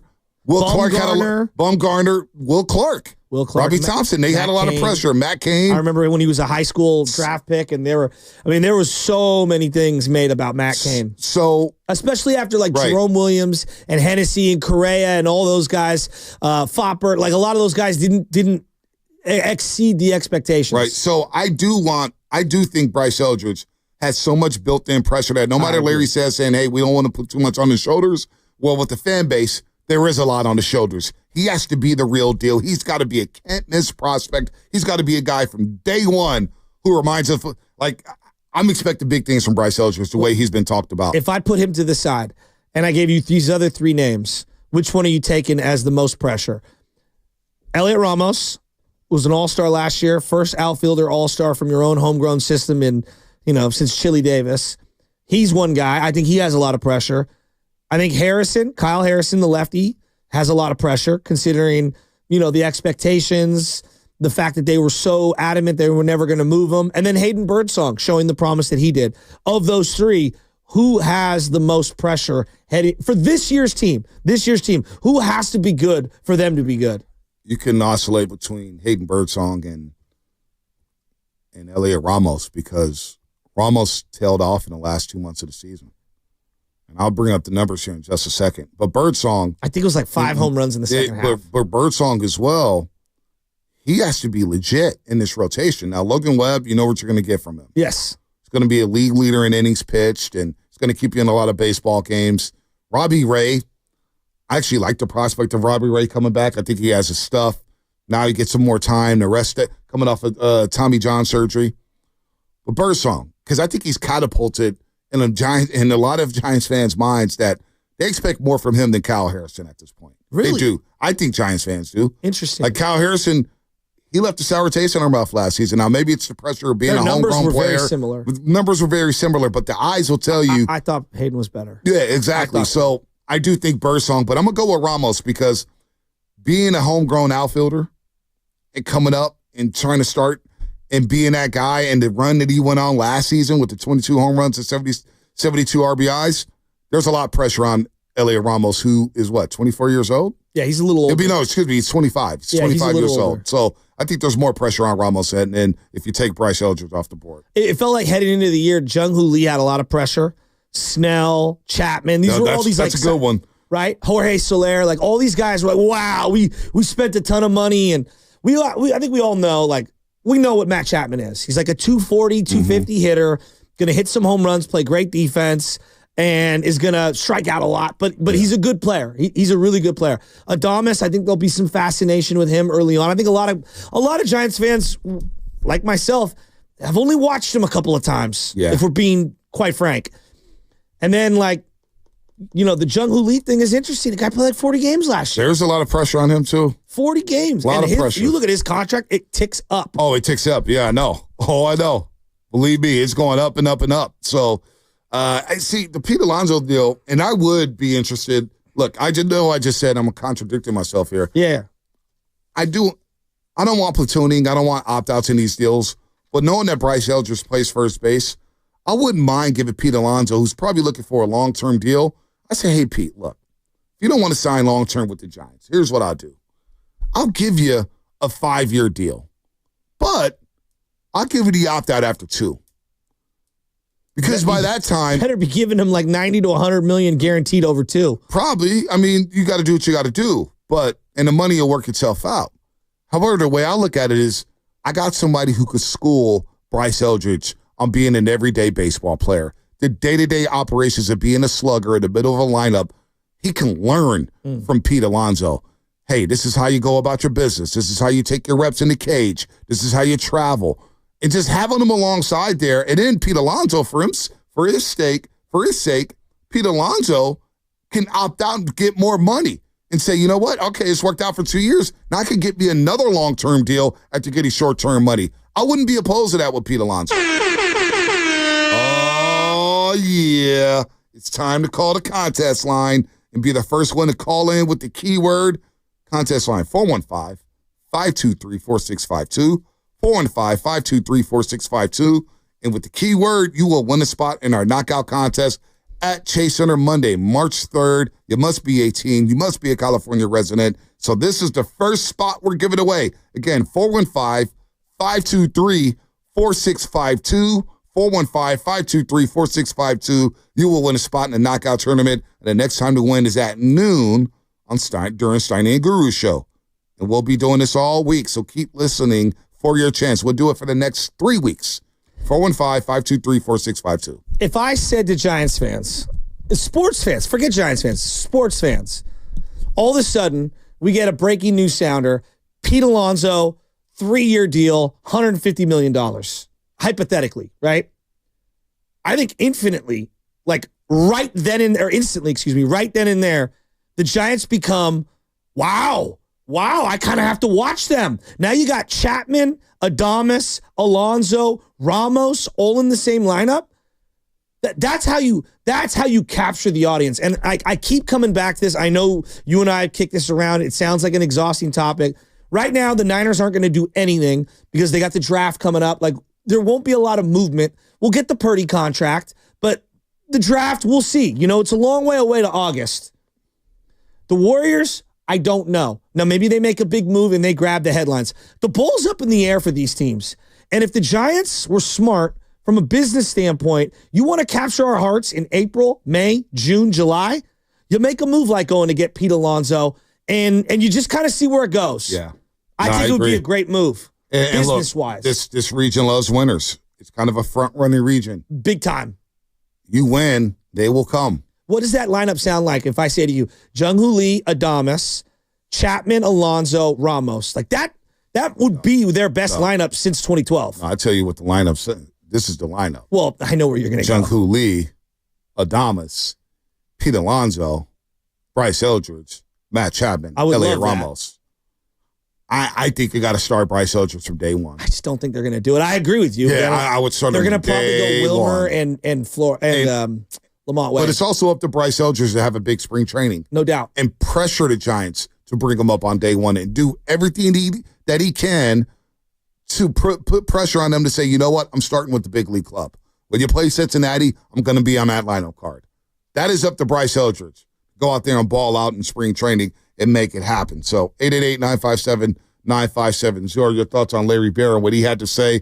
No more platooning. They want to move away from that model. They believe in their pitching staff. They believe in Buster Posey. And they're not worried about the Dodgers. And I think that's a good approach to have. I'm not just kissing ass here with the Giants or whatnot just because we had Larry Baer on. I do think you're in a position to where the Dodgers are making all these moves and they're solidifying their lineup and their bullpen and their pitching staff. They're light years ahead of you, better than you right now. There's no doubt. I believe the Padres are light years better than the Giants right now, even though they just lost Jurickson Profar and even though they lost Tanner Scott and Yates. The Diamondbacks right now, I believe, are better than the Giants. So what can you do? Control what you control. Control how you play every single day. And when you look up at the standings, maybe you're in it in July. Maybe you're in it in August. Heck, the Diamondbacks and Padres were in it in September against the Dodgers. They had to hang on for dear life to win that division. So control what you control. You can't worry about the Dodgers. You can't lose sleep over them. And when you play them, you put your best foot forward to try to kick their ass.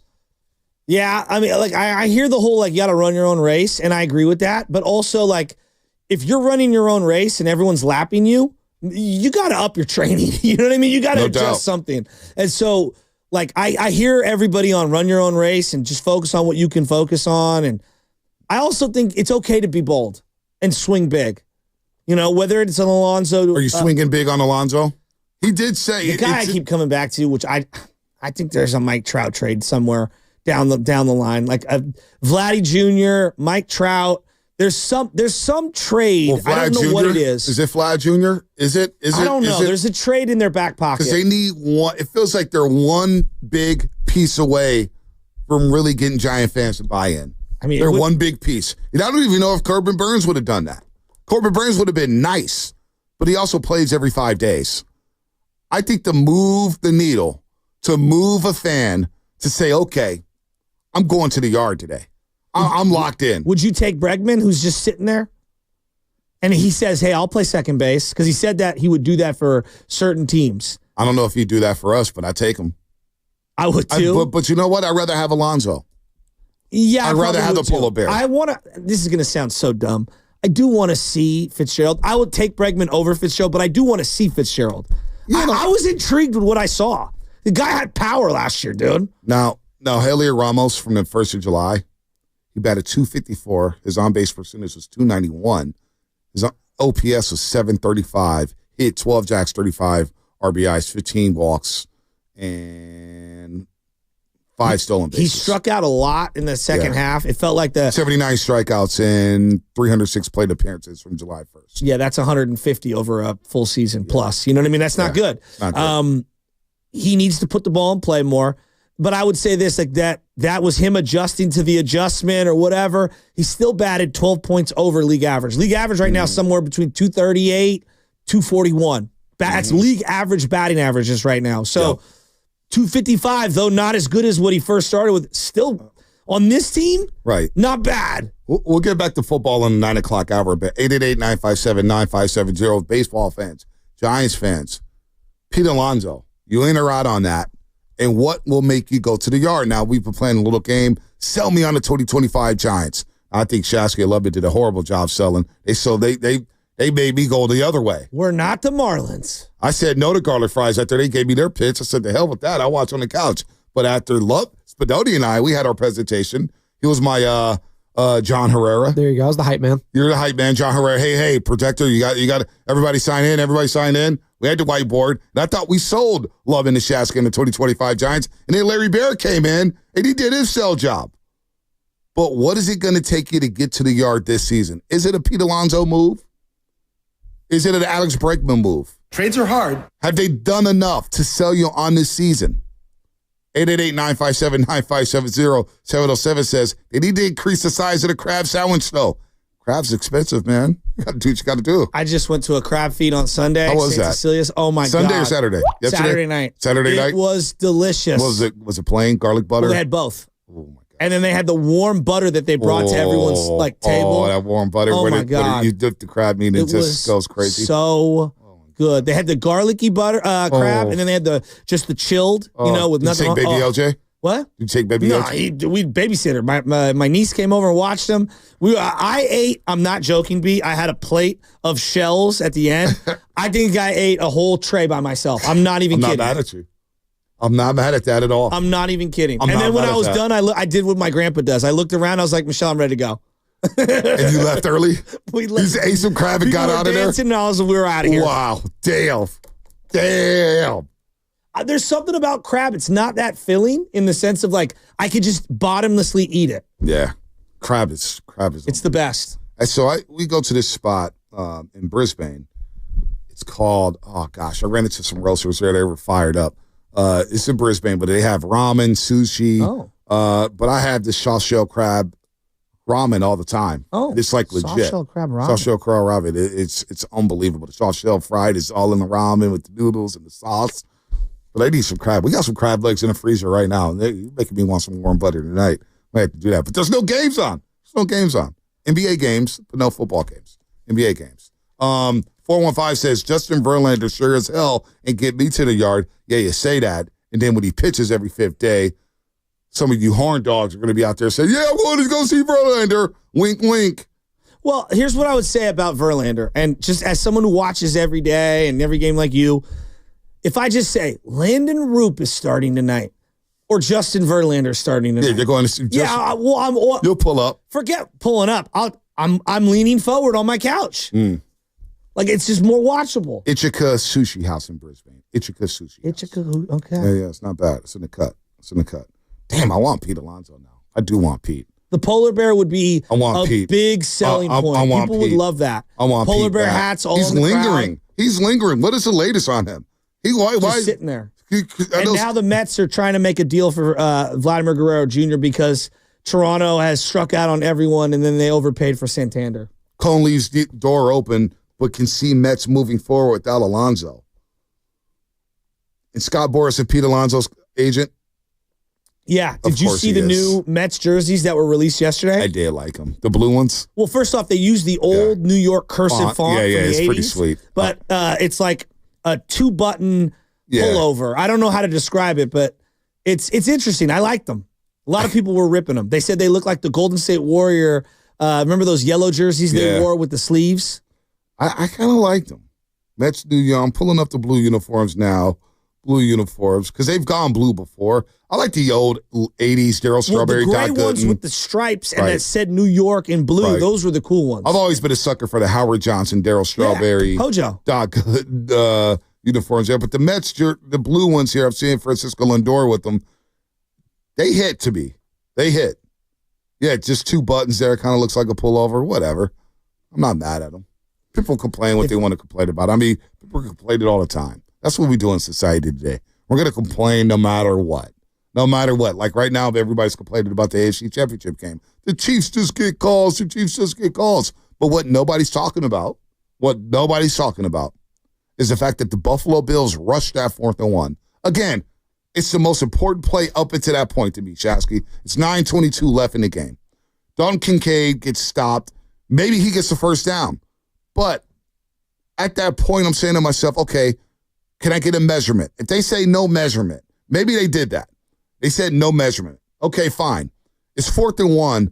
I'm not snapping the ball with 26 seconds left on the play clock. I'm going to run a dummy count. I'm going to call a timeout or something to set up their proper formation to get the tush push in. That is on Buffalo to me. That is on Buffalo. But everybody's complaining about the officials. No. Players got to execute. And they didn't execute on that play.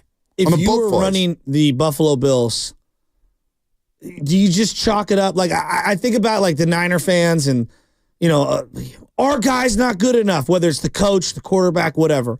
If you're running the Bills, do you think your opinion of McDermott or the GM or the quarterback, does anything change this morning? Or is it, man, we're just running into a buzzsaw? Well, I think we're just running into a buzzsaw. One thing we haven't discussed either is Andy Reid and his greatness. But like Nick Saban at Alabama, remember Nick Saban, he beats all of his assistants. I think he lost to Kirby Smart twice and Jimbo Fisher once at Texas A&M. But he was dominant over his assistants. Lane Kiffin, whoever did. It was like Sarkisian, you name it. He did lose to Sarkisian last year, so maybe 4 losses. But for the longest time, he was undefeated against his assistants. Nobody talks about Andy Reid's dominance over John Harbaugh and Sean McDermott, especially in the playoffs. Yeah. Those are his former assistants. Andy Reid, Doug Peterson, Jacksonville. They beat Jacksonville in the playoff game. Andy Reid has done a good job against his assistants, and I would love to know what his record is against his assistants, especially in the playoffs. But he's had dominance over his assistants. So McDermott, to your point, there's nothing I can do. McDermott's the right coach for that team. He's got Joe Brady as the offense coordinator. He's got the franchise quarterback, the defense. Now, the defense is disappointing in the fact they have less than 20 sacks or something like that, which is crazy. I got to keep McDermott. What else are you going to do up there, right? I mean, I think this is just one of those rare circumstances where, like, I know everyone wants someone's head on a platter. The Chiefs are awesome. Yeah. You got to be perfect against them. So I don't know what else to say. Now, I would say Joe Brady, the offense coordinator, how does James Cook not touch it more? I felt like I walked out of that game feeling like he wasn't on the field enough for me. Yeah. Those short yardage situations, they're going to be kicking themselves for so long. Right? Like, come on, man. Like, you can't be more creative than, like, it's one thing for the Eagles who have, like, monopoly the tush push. Like, they're actually good at it. Like, sooner or later, you got to realize, okay, this isn't working. Let's do something else, right? After the first failed attempt, I would have just gone away from it. I agree. Something. That's a good point. Something. James Cook, 3 catches, 49 yards, 13 carries, 85. So he got 15 touches, basically. 16 touches there, and he's a guy who's felt like he needed 20 years. Yeah, exactly. 20 to 25. So Ty Johnson, 6 carries, 19 yards, not enough. The other thing, my overarching, like, as I think about the Niners and as I think about where the league's going, the 4th down aggressiveness at all over the field by all these teams were a little too conservative. If I was just going big picture, I don't have the data in front of me. I don't know how many times the Niners have gone for it versus other teams or whatever. I just feel like if you're not all in on your offense, converting a 4th and 5 from the 45, dude, you're never going to win. You're just not. You have to put the ball in, especially now that you're going to pay Brock Purdy. Like, if you think he's a $50 million quarterback and you pay him as such, 4th and 5 from the 45, if you don't trust the kicker or whatever, it's not. You got to put it in Brock Purdy's hands. Put it in Brock Purdy's hands. Yeah, exactly. Put it in his hands. Now, I'm looking again. I can't get over the 4th and 1, Shasky, but I'm with you with Brock Purdy. Put it in his hands. Put the proper playmakers around him and let them win a game for you. Now, they did that in the Super Bowl, to give them credit. Niners did go for it, but I just feel like more times than not, we're settling for they feel conservative. Ridiculous field goals. They do. Shanahan, by nature, is a little more conservative. No, whatnot, but also I'm just looking back at the formation of the fourth because I can't get the play out of my head and how Buffalo botched this. What was the formation of the fourth down play? The tush push usually they have double tight ends, got the running backs in the backfield, and they push Jalen Hurts. Everybody's bunched in tight. Yeah. Looks like the old wing T, single wing, whatever it is. Buffalo, on their tush push, had 3 wide receivers out there. 3 wide receivers, the lone back being Ty Johnson in the backfield, and 1 offset tight end. Meanwhile, Kansas City has 3 dudes bunched up over the center, basically. Chris Jones and the other guy. It's just terrible formation. This is terrible. Like, you got to call the timeout, either challenge the Dalton Kincaid play on 3rd and 3, challenge that and say, hey, he got the first down. At least it gives you time in case they don't give you the first down on the challenge to say, you know what, 4th and 1, we're going to go tush push, but let's line it up. This was botched. This is unbelievable. And then you snap the ball with 26 seconds left. So why are you in a rush? Run a dummy count. Try to draw them off sides for having a quarterback like Josh Allen, who's a veteran, who's been in a lot of moments like this, to be that unprepared in that moment and look so undisciplined in that moment or sloppy, whatever words you want to use. That's your game. Blame Buffalo for that. That's on them, not the officials.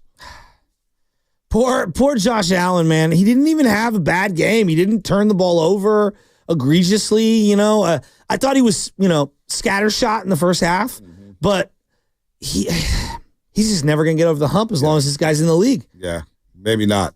And then, so we asked the question, 888-957-9570.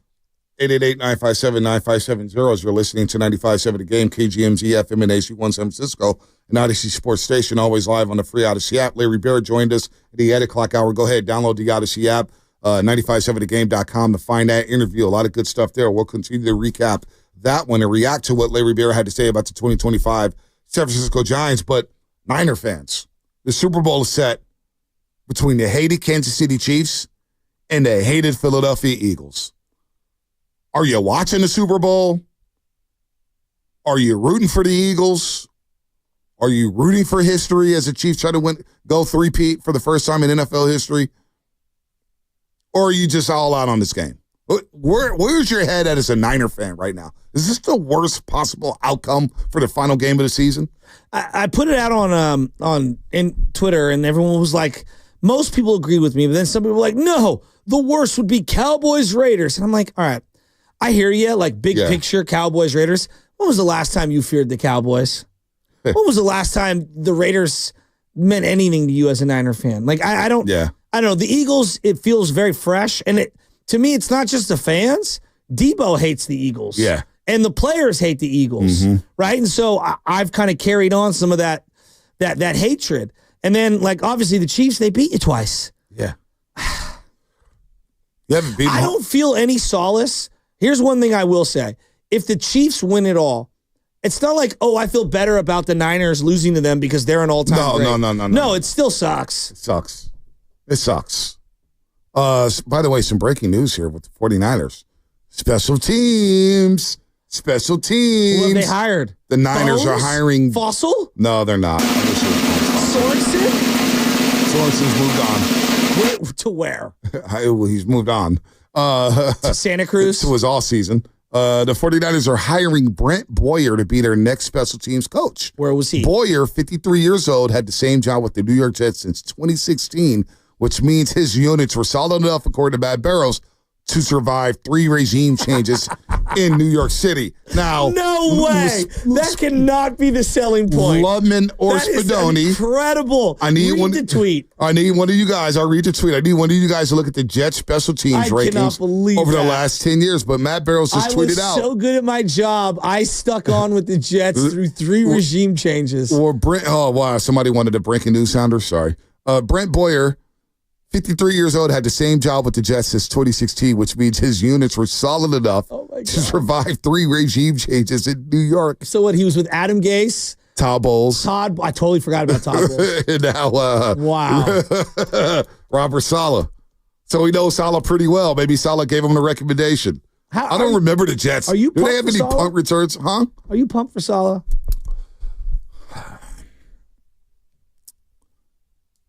If they're going to try different things, I'm not mad at Salah. I'm not mad at it, but there's a couple things. One, he could be one and done. If he's good, he's going to move on, and some Niner fans will say, well, if he's good, that means we're good. That means we're playing deep into February or January. That's fine, but then you have to hire another defense coordinator, which can I just stop you right which there? affects the stability of the defense. It's a valid point. I mean, we saw Robert Saleh with the Jets. I mean, really, he's going to get another opportunity somewhere? Jets defense was solid. Jets defense was good. good. The main dude running an organization. Oh yeah, I mean, he might get another shot. Some team may say, you know what? He was with the New York Jets. Okay. The New York Jets stink. New York Jets stink. I mean, he did it with Zach Wilson, and it looked awful. Then he did it with Aaron Rodgers, and it looked awful. Does he just get a pass? Is that all on him, or is that on Rodgers? Is that on Nathaniel Hackett? Is that on Rodgers wanting to cater their offense to himself? I don't know. Look, I guess if Raheem Morris can get multiple opportunities, why can't Robert Saleh? I always question, like, I don't think he knows anything about offense. But no, just think about the offense. Just think about that organization. Think about the organization. The owner's a clown. Yes. Did you ever read the story about the owner's sons? Yeah. Like making decisions based off of Madden? Yeah. I kind of respect it, but keep going. Oh, I don't. I respect how dumb. Yeah, I know. No, you kind of respect it. I know you. Well, like, his Madden rating isn't where I want. Madden rating's not there yet. So that's that. So you got that going on. I can't put that on Saleh. You lose your quarterback 4 snaps into the new season, the guy you wanted to replace Zach Wilson with. So you lose your quarterback, so that's a lost season. Then you get your quarterback back. He's acting a fool like he always does. And then what happens? Nathaniel Hackett gets him. I mean, it was a terror. I can't look at the Jets. I think Saleh deserves one more chance. One more chance. Okay. One more chance. Well, I would just say to you that I'm not worried about the job he may get down the line. Well, we'll cross that bridge when we need to. Let's just see if he can fix this defense, because I'm looking at it. I got Bosa. I got Warner. I have no idea what they're going to do with Dre Greenlaw. You can make the argument they need 5 new players in that front seven. They probably do. Because you got Lenore, Ronaldo Green, probably need another corner, need another safety, need some D linemen, need all that. So they are ranked as like the second to last. I'm looking at most places, second to last this year. They had a lot of injuries, I guess. This is the Jets special teams second where they to ranked. last. But last season they were number 2 overall. So, and I'm looking at like year by year, they've been in like the top 10, top 5-ish most years. So there's something. Brett Boyer, baby. Well, Brett Boyer. How about yesterday watching the Commanders throw a fake That was pretty sick. pass? That was sick. All I kept thinking was somewhere Shanahan's like, I would never do that. Yeah, no, well, you know what he needs to do? He needs to do the fake punt from UNLV. Remember that UNLV fake punt against Cal? I'll tell you. That was so sick. Has he ever done a fake kick or fake punt? No, I want a fake punt. Hey, Deli Boy, hang tight, Deli Boy. Get to you on the other side. We got a lot of stuff. A buffet cart. Giants. React from Larry Baer. I could go for the buffet. Niner fans. You rooting for the Chiefs or the Eagles in the Super Bowl? They didn't want to make it the Warriors. We'll spend a little time on them as well. That's all going to be brought to you by, it's 60 seconds of Celebrini on the other side as well, as they got roasted by the Florida Panthers. That's all coming up. Brought to you by Crystal Geyser Alpine Spring Water. I'm just going to do what Steph wants me to do now.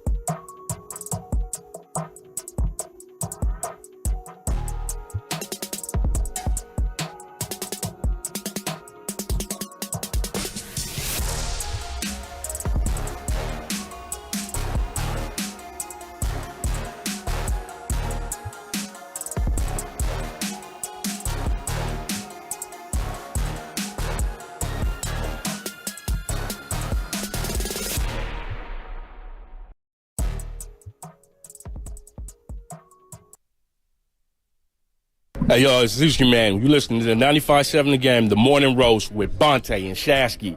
Oh, baby. Congrats to Zuchi, man. He wins the first spot of the second annual 95.7 The Game knockout tournament. Let's go. Now, if this was a weightlifting competition, I'd fear Zuchi, man. Probably lifting on the bench. He's probably on the bench with 3 plates on each side. Oof. But when it comes to basketball, I think Zuchi's going to shatter some backboards. I'm not worried about Zuchi Mane in the knockout tournament. Hey, when you think about the Final Four, he's going to be looking at everybody saying, I'm not going to be there. Come on, Can you Zuchi. turn this Leangelo song up? What's his rapper name? Whoa. Is he just go by Leangelo? I think it's just Leangelo. Okay. Let's see. So Cameron and Leangelo were having a beef, right? I don't know if you know this.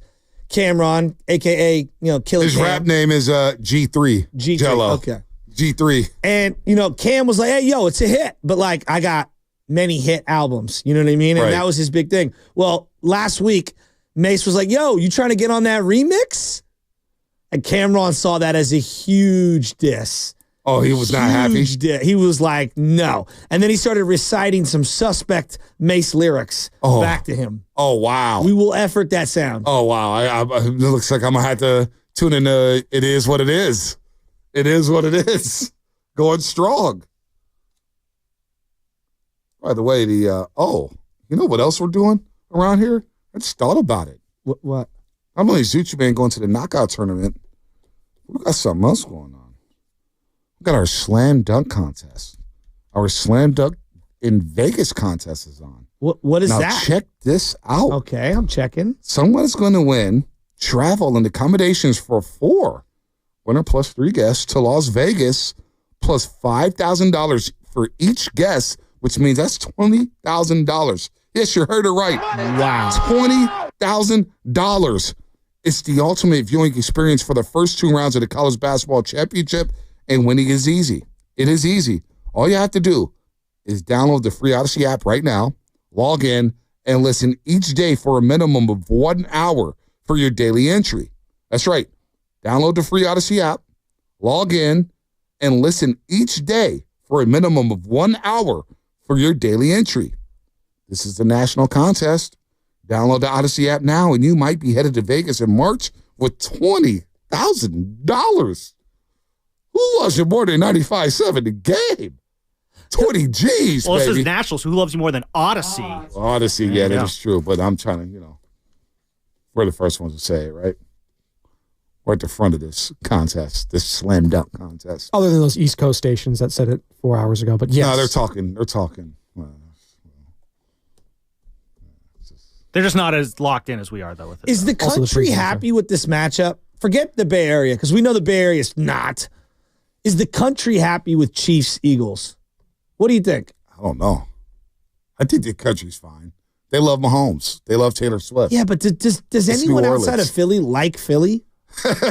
No, I'm asking sincerely. No, I feel like this Super Bowl matchup is a lot like how people felt about last year's Super Bowl matchup. If you weren't a fan of those teams, it was just a lot of like, oh God, really this again? Like, I feel like it's going to be a lot of this. Just like, oh God, these 2 teams again. People wanted to see Buffalo get another crack and try to win their first Super Bowl. We like to see something different. People wanted to see Jaden Daniels and the Commanders, and they weren't ready for the moment. They fumbled the ball 3 times, for crying out loud. Just unbelievable. Just putrid play by the Commanders, and they're a year. They were a year away. I know Dan Quinn tried to say, "Hey, we're not playing with house money." Blah blah blah. You were. I mean, look at Dan Campbell said it great last year when they lost the NFC Championship game. There's no guarantee year to year. You have no idea what you're going to be next year, and Washington may get back to where they're at. Like they've got as bright of a future as anyone I could think of in the league. Mm-hmm.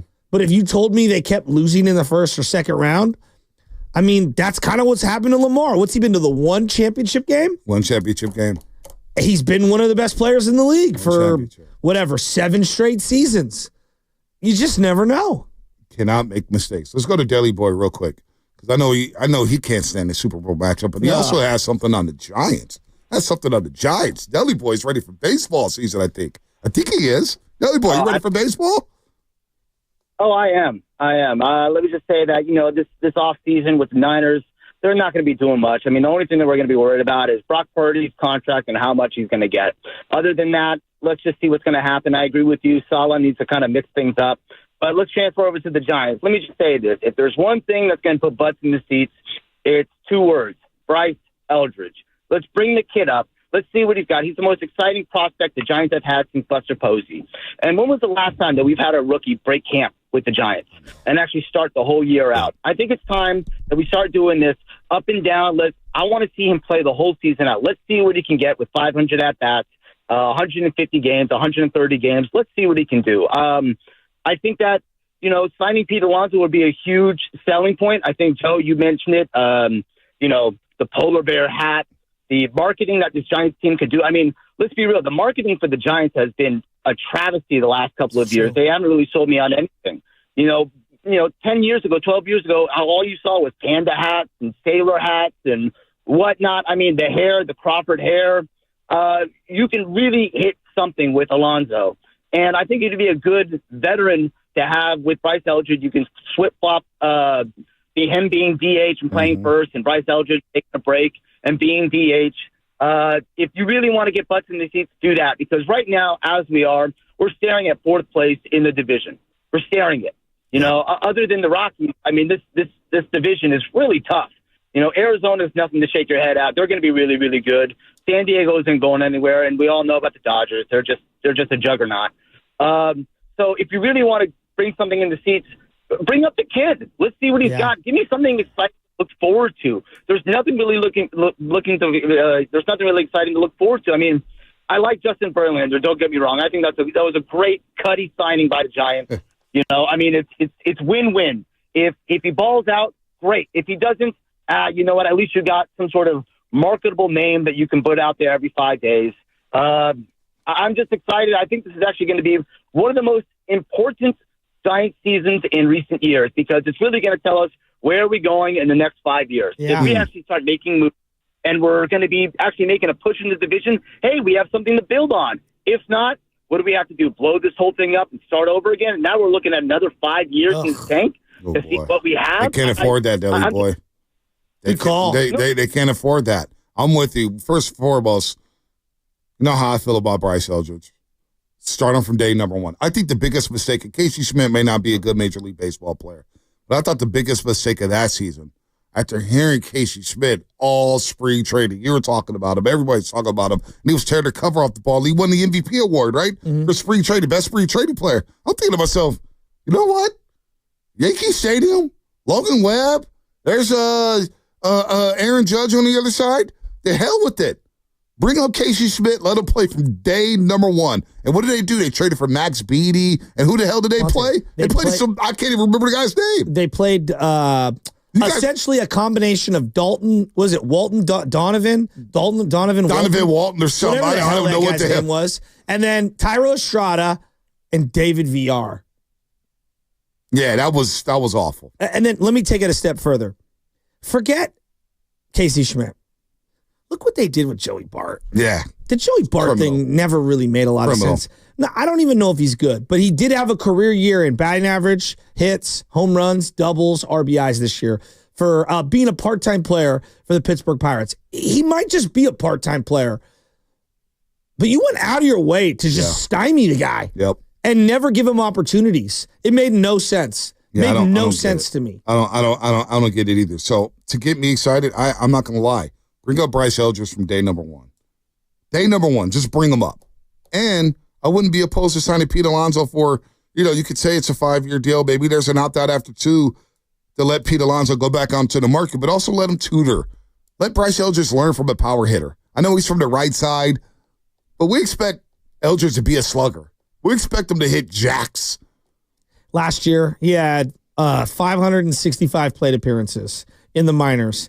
He basically hit 29 home runs and 110 RBIs. Now, that was 3 levels. Right. He batted .292.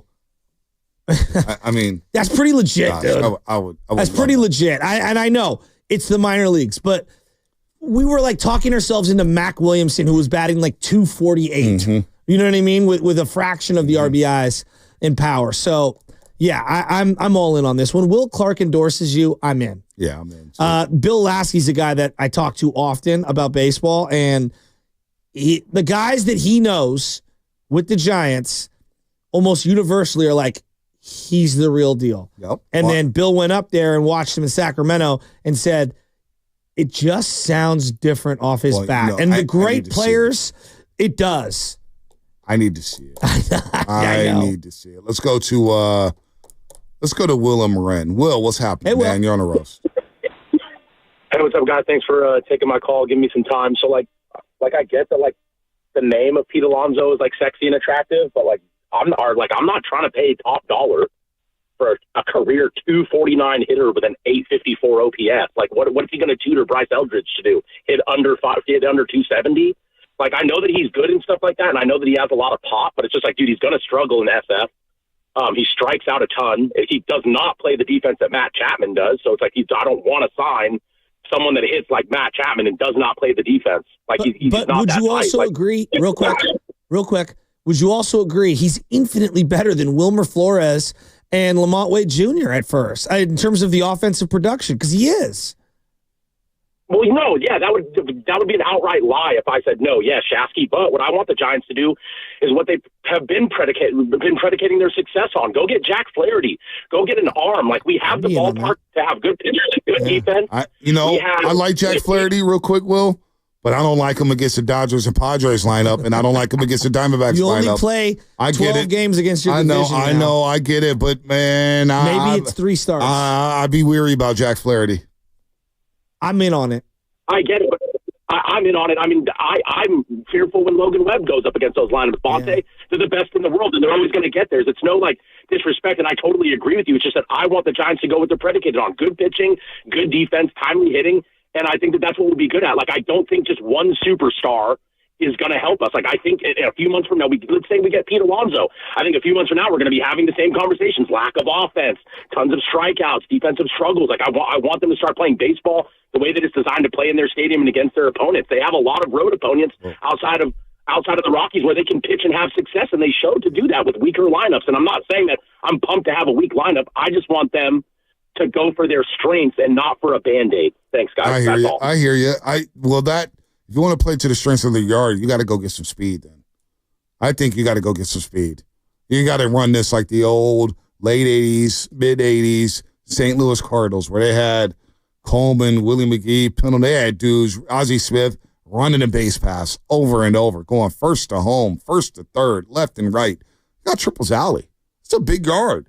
Give me some speed on the base pass. Make some action happen. So that's what, if we're going to go that route, they need to upgrade their speed and athleticism, Shasky.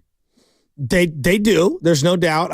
I wanted them to get Corbin Burns because I thought that, that pitching and having a guy at the top of the rotation like him, that is how you win. I mean, there's no doubt about it. They have upgraded their defense though. Willie Adames is a legitimate shortstop. I mean, he's a high-end shortstop. He maybe doesn't have the name appeal that some of these other guys have, but he's legit. So I like where they're at. And look, I see a lot of people saying regarding Bryce Eldridge, he's only had so many at-bats over single A. Literally, I can make the exact same argument about Jackson Merrill. Jackson Merrill had basically in full ball and in the minors had 800 at-bats. Mm-hmm. You're looking at about 600 at-bats right now from Bryce Eldridge. Mm-hmm. So, why are we in a rush? Because that's what everyone in baseball is doing. Yeah. Jackson Chourio. Obviously, we brought up Gunnar Henderson earlier. Yep. Holiday. There are a zillion opportunities. Paul Skeens. Does Paul Skeens need to be in the minor leagues for some crazy number? No. Well, you're a boy from the Reds, De La Cruz. Yeah. Both hell, the other one in Pittsburgh. For crying out loud. This is what you do. You bring them up. This is what modern baseball is. This is what the modern baseball is all about. I mean, this thing about these archaic amount of innings. Well, Paul Skeens is different because he pitched at LSU, and you never know when those arms are going to blow. But the days of you need 3 years in the minors and 700 at-bats every year. No, you don't. Bring them up. You want to strike while that person is hot. Right now, the prime of most baseball players is between about 24 and 29. It used to be 28 to 32. That is no longer the case. By the way, Jerry Jones is talking at the side of his neck right now. We're going to effort some of that sound as they make the careers hire of Brian Schottenheimer. Brian Schottenheimer is your new head coach of the Dallas Cowboys. It was so bad. I've never seen this before. But Baldy tweeted at the Dallas Cowboys, Are you sure about this? It's incredible. Brian Baldinger. A Friday news dump for the Dallas Cowboys? When's the last time that happened? They tried it. Oh, they tried it. By the way, knowing that the Super Bowl opponents are set up, how far are the Niners from the Eagles and the Chiefs? Do you feel like there's a Grand Canyon-sized gap between those organizations? Or do you feel like after watching these playoffs... Organizations or rosters? Rosters, organizations, all of it. Well, I like our organization. Everything about it. I like our organization. The roster needs a little, Well, how far are you away? How far are you away from the Eagles? You're one good offseason from being right back in the mix. But here's the question that I have. Is CMC going to replicate what he's like? Is he going to be back to the guy he was? Because if you Can he just be healthy? If you told me he'd be back to the guy that he was, it's like, we're right back where we need to be. I think that's a huge start. If you tell me CMC is like 80% the player that he was from a couple years ago, that's where I pause. The number one difference between the Niners and the Eagles is the trenches. The number two difference is a healthy Saquon versus a non-existent in 2024 CMC. Mm-hmm. Right? The trenches, I cannot... The trenches are light years better right now. 100%. 100%. And there's a lot of other areas we match up. To me, it's the trenches, and then I go back to Saquon being fully healthy. Mm-hmm. When I saw him on the sideline with the gun, the massage gun on the calf, I was like, oh boy. He's been nicked up all season, but I mean, he still plays through it. Right now, we look up to them. Would you agree with me? To the Eagles? Yeah, as of today. Well, they're going to the Super Bowl, and the Niners didn't make the playoffs. But I mean, it was a really bad year for the Niners. But they're not as bad as what we all agree. They're not as bad as what they were this year. No, and they're not as bad. But we also all agree they need to upgrade a lot of different positions. Even the Eagles last year, everybody said, "Boy, it came crashing down." They did start the season 10-1. I mean, they did actually make the playoffs as well. They were really good, but their coordinators were lacking, and they got rid of the coordinators. And now you get Vic Fangio and Kellen Moore, and Kellen Moore has embraced the run game. And that's the one thing that I learned or relearn every single postseason. And you know it, but we don't talk about it. We wait until the playoffs to start talking about the trenches nationally. We always talk about quarterbacks and whether or not a quarterback can get it done, and whether or not this quarterback is this, when it always comes down to who's better in the trenches. These games come down to who's better in the trenches and who's not making a mistake. And the Chiefs, they made the one mistake yesterday with the Mahomes fumble, and that was about it. The Commanders, they made the mistake, right? The Rams against the Eagles, they made the mistakes. The Packers, opening kickoff of the wild card game against the Philadelphia Eagles, they fumble. And whether you think it was a fumble or not, they fumbled. Detroit, why did they lose against the Commanders? Yeah. They turned it over. Why is Lamar sitting at home watching championship weekend? Turnovers. Trenches. You have to take advantage of the red zone opportunities, and you got to score 6 instead of 3. If I said to you, we don't know who they're going to pick, what they're going to do. CMC is back to being 100%. Doesn't that solve? I know they've got to do. It solves a lot of problems. That's all I'm saying. And then don't forget about Brandon Ayuk. I think we've forgotten because we're about a year and a half removed. He's the best player in football. Well, and not only that, you got to figure out what's going on with Brandon Ayuk. Yeah, that's a good point. That's a good point. But I guess Ayuk's important. I'm not diminishing him. But this is a run-first team. This is. And CMC makes everything different. You know, the Eagles' run game just looks more powerful than the Niners' run game. Well, it is. Even when they run it, like they're getting downhill. Also, Jalen's a power runner, too. So, and then you got to account for the quarterback. Yes. Because he'll pull it and run it, or he'll pull it and find a tight end in the flat like Dallas Goedert. What a monster game. Goddard's the forgotten playmaker. You bring him up all the time. He's always making plays. 650. Did I miss it, or were you guys a little scared to talk about the Warriors today? What do you want to hear about the Warriors? They can't shoot right now. Buddy Hield's shooting 31% from the three-point line since the beginning of December. Dennis Schroeder scored 10 first-half points, didn't score in the second half. Stephen Curry made history where he attempted at least 8 field goals in a half and didn't score. He didn't score the second half Saturday night. Bonte, Lakers. This is going to sound like a hot take. This is how I feel today. The Lakers team that I saw on Saturday night, now I know the Warriors aren't very good. I'm talking about what they've got on their team, okay? What they've got. I think that they're going to be in the Western Conference Finals. They might make a move. Vanderbilt being back and good. I know he can only play short stretches because of the double foot surgery or whatever. If Anthony Davis is going to play like that, watch out. Oklahoma City, I think, is the best team in the conference. Obviously, I have respect for Denver, and I'm not. You know what? Denver's coming along. I'm not counting them out. No, I'm not counting them out. I'm just saying, like, LeBron and AD and Dalton Connect and Austin Reeves playing well, like and Vanderbilt playing well. They've got a big, physical, rugged team that can ISO you to death and pick on the matchups. I think they're a better playoff team than they'll be a regular season team. Yeah, no, I think I'm really worried about the Lakers. No, I look at the Lakers and watching a closer personal after listening to Anthony Davis tell Shams Charania of ESPN that he feels like they're 1 or 2 pieces away. Yeah, I think they are 1 or 2 pieces away. They're good. I do think that. I think they are good. And gosh, LeBron, this freaking guy is, look, whether you love him, hate him, whatever, you have to acknowledge he is one of the greatest athletes ever. And I looked at his game logs, just his game logs. There was a strike shortened season or a lockout season or whatever, so they lowered the amount of games. He has not played less than 70 games since 2011. Yeah, that's insane. He's 40. Well, it's 2025. I know he's 40. How is that even possible? I don't know. And by the way, Anthony Davis has only missed 3 games this season, so maybe he's on that LeBron treatment as well. But LeBron invests in his body. But he puts some money in his body. He's clearly invests. He's also had the fortune of not getting hurt, but he suits up. No, a lot of guys don't want to suit up in their health. No, he suits up. He suits up. Now, he may take possessions off, but he's still – he's got – what is he averaging? 23, 8, and 7? He's amazing. He's 40 years old, averaging 23, 8, and 7. It's kind of wild. And you know what? I'll give him credit. Last year he shot 40% from 3. This year he's shooting 39.5% from 3. This is his move, so it's the little step back. Yeah, it's the old man game. It's the old man game. And he just started playing bully ball.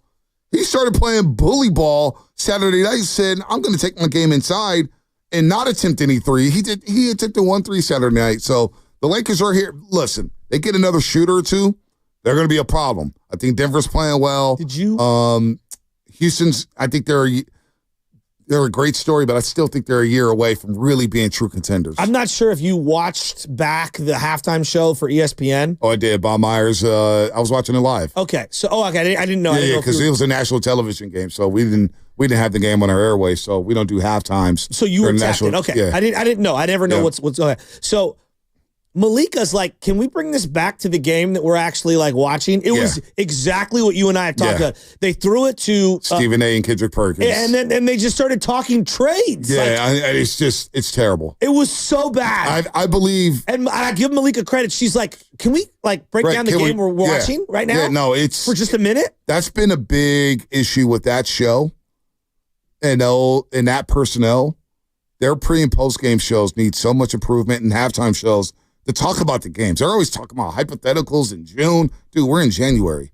We're about June to June. We're in January. LeBron. We only get, look, whether they both are playing in a couple, we're only probably going to get a dozen more of these, maybe. No doubt. Well, and maybe they're lucking into inside the NBA looking like the whole crew's going over there to ESPN. So they're kind of lucking themselves into like kind of how the Lakers got lucked into LeBron James. ESPN's lucking into inside the NBA next year. And I think NBC's package is going to be Mike Tirico company. Jamal Crawford. Who is like, you know what? I don't get enough Stephen A in my life. I need him on all my NBA coverage. Yeah, it's especially when he doesn't. He's diluting his own worth, in my opinion. Listen, I saw Stephen A one year. I don't know if it was the finals or the conference finals, but at Oracle Arena, where the media center used to be, next to the BMW Club. And finals game's going on. I don't know why I was in there. I think I was getting some water or something. Okay. Something's happening. Stephen A's watching Billions, the Showtime show. No, he Billions. was not. Game's going on. I actually asked him a question, so I was like, hey, man. Man, Bobby Axelrod is ruthless, man. Blah, blah, blah. Said something. I'm thinking to myself, he's watching Billions during the NBA Finals. Billions.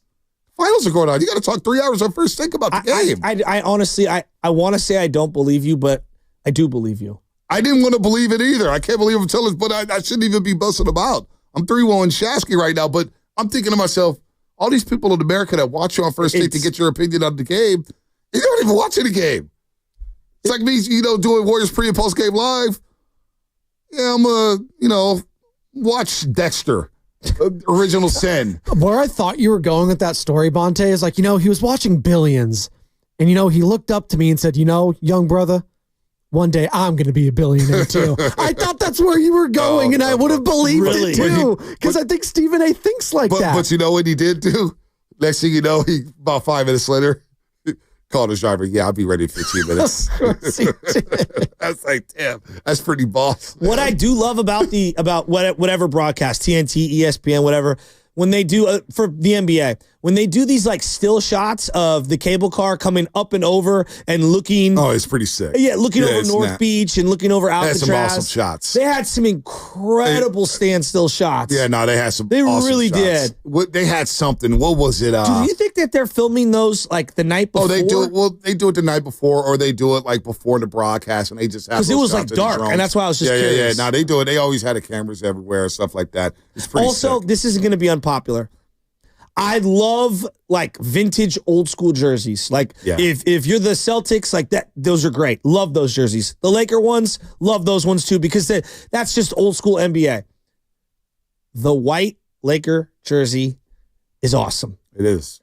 It just is. It's an awesome look. The purple stripe on the pant, great look. Yeah. It pops. It does. It pops. But I go back to, I grew up the NBA. You wore white at home. I don't understand why it's switched. And I don't care, but like come up with some rules, NBA, and like let us know. Now, I know the Miami Dolphins, for example, wear white at home at times, and the Niners have done the all whites, whatever you're doing here. But for the league, I have no idea who's home, who's not. Like if you weren't a Warrior fan. Yeah, but you know what, though? Flipped on the game. But let me ask you this. There's like 700 jerseys. Let me ask you this. When you played your buddies in 2K, didn't you guys do this on 2K? Yeah, we would switch it up every now and then. But what I'm saying to you is the problem with the NBA, would you agree with me? We do have certain branding issues. We do. There's a lot of jerseys, but we started doing this on 2K. Thought it was cool. Monte. The Warriors have worn an alternate jersey more this year than their standardized jersey. No doubt. No doubt they have. And I get why. How many, like, honest to God. But this is the 2K effect. This is what the NBA fan has wanted for so long. And this started happening on video games when I play with the Sixers, right? And Allen Iverson, I'm like, you know what? I'm going to wear my blue Sixer jerseys at home. How cool would this look? And then the other guys are, you know what? I'm wearing my white kits at home. I'm on the road, or I should say. Okay. And so this has been going on with the 2K generation and the video game generation, and now it's bled over to the NBA. Now, do I think sometimes it's overkill? Yeah, a little bit. I think it's overkill. I think it's a lot of overkill. But the Celtics should not be wearing green at home. No, I agree. I agree. Like, it's just, what are we doing? I agree, but on certain days, St. Patty's Day, you want to do that, fine. Finally, though, we saw the Lakers yellow and the Celtics green. They've been wearing black uniforms at Staples Center. That's not what we want. We want the uniforms. It's terrible. Like right now, if I asked a bunch of 12-year-olds that I coach, so I think they're 13 or 14, like, what are the Warrior colors? And they're like, everything. Literally like dark blue, red, yellow, black. They also wear blue. Like, what? It's fine. I don't go crazy over it. It's a sign of the times, man. It's a sign of the times. Real quick, let's play some Jerry Jonestown. Warriors, they'll be back on the floor tomorrow. We'll get into the Warriors heavily tomorrow. It bugs me, the jersey thing, and maybe I'm alone. I'm just the old guy yelling at everybody. I'm all for an alternate jersey here and there. You're the old guy. It just feels like the Warriors have not worn the actual standard normal jersey. You don't like their normal jersey, though. I don't even like it. Yeah, I know. So what you complaining about? There's too many alternates. It bothers me. You don't even like their original uniform. I think that they should go to the retros. I'm a Warriors fan all the way. Here we go. The Warriors do lose. They're 21-22. Excuse me, 22-23. They have Utah, and then the back end of the back-to-back is Oklahoma City. Then they finish this homestand with Phoenix and Orlando. And here's the facts, man. They're not a good shooting team right now. They don't get to the free throw line enough. They're a little small. And Steph Curry feels like he has the weight of the world on his shoulders. It is a problem. Boy, and Jonathan Kuminga, this ankle injury, came at the wrong time. It's a struggle right now with the Golden State Warriors. Yet, they're still in the mix. There's still a game out of the box. And they can it's not too late to make a move or make some things happen. But we'll visit that tomorrow. Jerry Jones, let's laugh a little bit.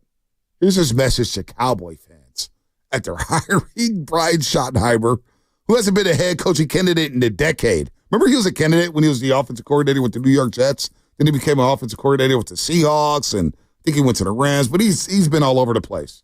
Here's Jerry Jones's message to Cowboy fans. And what I would say for the fans is that, yes, to some, and it might be couched as a less than glamorous hire. What I would say to you is I got here taking shots and not shoddy shots. I got here taking shots. Good things have happened. Let me tell you something. There's some stuff to be had over there where not many people go. There is. Don't think for 1 minute I won't take a shot. This was risky. This is risky. But by the same token, how often can you take a risk when someone has had over 30 years, almost 30 years, getting my numbers mixed up, but almost 30 years of being around coaches, of being around players. That's 2/3 of his life. And then the rest of it growing up in a football-oriented, NFL-oriented family, if you will. Jerry Jones trying to sell the hype. Oh, look, Larry Baer did a hell of a better job selling the 2025 Giants than Jerry Jones is selling this hire. Again, as long as Jerry, and I've said this for years, as long as he's running the team, the Cowboys win nothing ever again, and it warms my heart that that's the case. Bonte, before we go to Fast Five, I sent this to Guru over the weekend. You know Star Wars, just a little. You know who Yoda is. Yeah. Well, they made Yoda white, and now he looks like Jerry Jones. Oh, no. Tell me that doesn't look like Jerry Jones. It looks identical to Jerry Jones. Does it not? I can't unsee it. You feel sorry for Jerry? Nah, Jerry's making so much money. He's in his Al Davis era. Because I remember they had the Hard Knocks. And remember he looked out on the practice field and you were like, Bonte, I kind of feel bad for him. Maybe they should win one more. They should win one more. The hell with that. Let me go to Fast Five because I'm going to defend Jerry Jones. The hell. Oh, are you?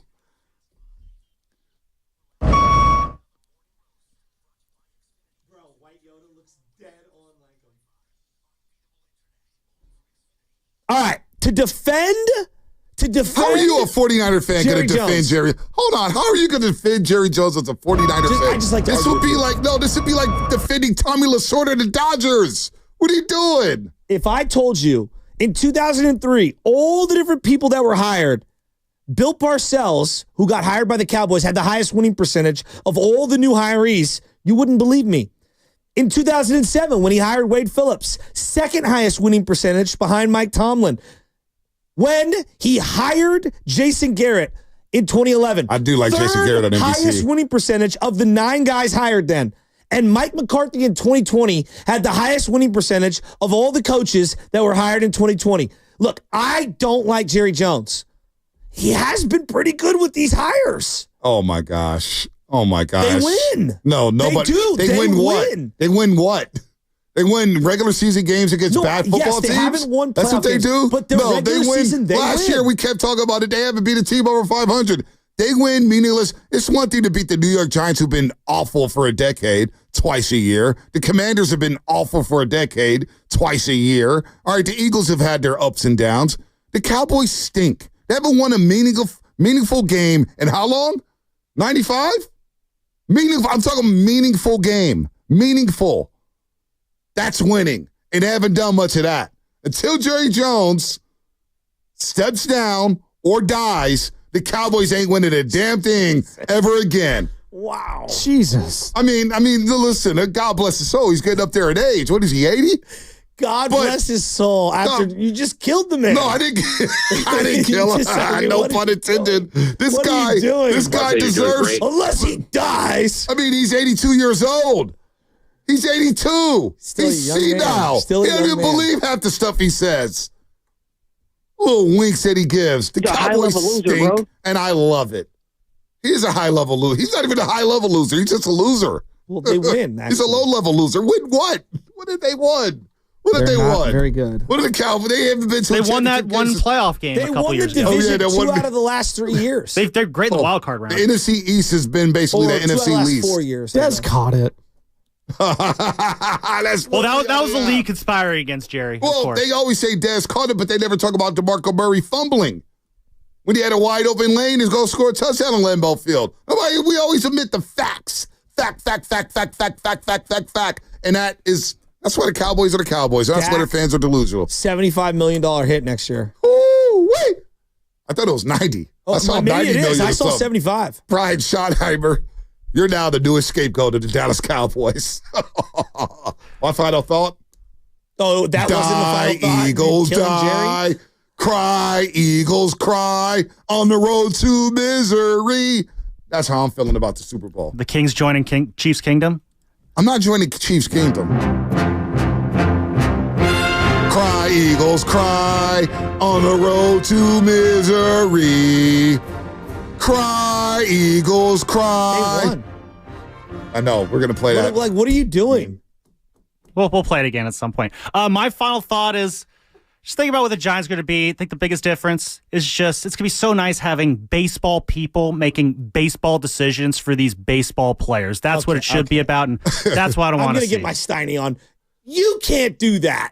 After all the defending of Farhan that you did. Well, I'm going to do what Shasky did. I'm going to pivot instead of panic. I react to new information. Am I wrong? That's an Uno reverse card right there, buddy. And I'm not going to do what Steiny did on Friday, which was mail it in on Friday. Why? You want to talk about a Friday mail-in? Is he the new postman? Oh, my gosh. He mailed it in hard on Friday. I mean, the Warriors going to win. This guy acted like, jeez Louise, be better today, Steiny, please. I don't want to hear any more about Nick Sirianni or Jalen Hurts being a bad head coach or a bad quarterback. You don't reach 2 Super Bowls being a bad head coach or a bad quarterback. In the history of ever, there has never been a head coach to reach the Super Bowl twice. And I'm looking at Kyle Shanahan too because he lost. He's a very good head coach. Jalen Hurts is a very good quarterback.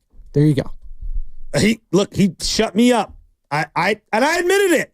He played way better. I thought he was the weak link. He was awesome yesterday. That wasn't directed at you. That's just the narrative of Nick Sirianni. Well, no, I think, look, when you watch Jalen Hurts, it's hit and miss. I got to stick up for my Paisans. Stick it up. Italian Philly coach. Oh, man. He's an Italian. Big Dom. He's back. You don't have to root for the Chiefs. All you got to do is root for the Eagles to lose. God. Oh, that was Fast Five. The Bay Area has lost Brought the Super to Bowl. you by Xfinity. We need the Warriors to step up or somebody, man. This is depressing times. At Home Run and Go, you get the fastest internet to all of your devices. Guru's in the building. We know he's going to bring it. Will his partner today? Better be better than he was on Friday. Where can you kick off the new year with big savings on gig speed? Only with Xfinity.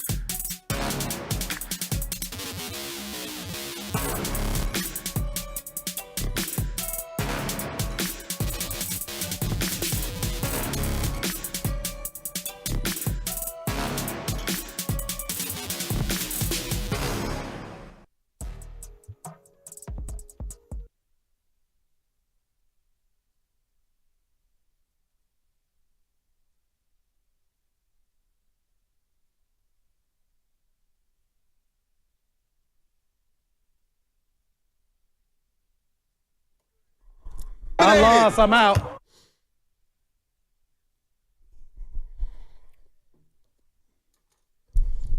The line judge on the far side, initially his spot was coming in about a foot inside the 40. Then the near side linesman came in and said he was short of it.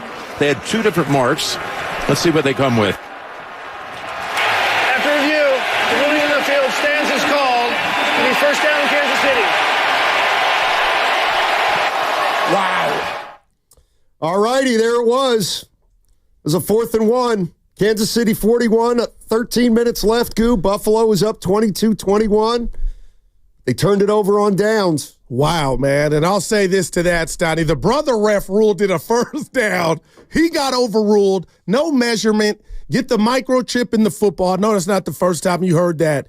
But, Stoney, I was really lightweight offended. Like, I thought he extended and got the first, but the ball really, truly never got across the line. Bottom line, Chiefs win 32-29. And they're going for the first ever three-peat since the merger. Chiefs 32, Bills 29. The Eagles beat the Washington Commanders 55-23, and it's Eagles against the Chiefs again. And I don't know. That's not a real favorable matchup out here in the Bay, I wouldn't think. Two teams that aren't number one on the 49er fans list. Yeah. But, I look at that game yesterday, Goo, and Chiefs Bills. Yeah, and it was inconclusive. It felt like the call. It looked like he got it, but you never really saw where the ball was. And when I look at a play like that, it happens. But to me, the play that happened on the field that really got lost was Dalton Kincaid dropping that 4th down pass that was right in his hands. And I guess when it happened live, it looked like there was no chance for him to catch it. That's what I thought. It was like all kind of red around him. It looked like just kind of a desperation heave, but it was right in his hands. He's got to make that catch. If he makes that catch, they may go on and win that game, Goo. All right, what do you got for me? Because I'm about to bring your pops, rest in peace, into this, because he has a saying, son, if you can steal the ball, you don't steal it right away. You kind of save it. And I thought of him and that quote yesterday when Spags, Stoney, did the Brock Purdy blitz on 4th and 5, and I hadn't seen that blitz all day, but Josh Allen, who looks like Hercules, and Stoney, when you look at that play more and more, he's probably the only quarterback that could have got the ball to Kincaid to possibly catch it. But you're right. When they showed that replay, Kincaid, Stoney, the ball hit him in the hands.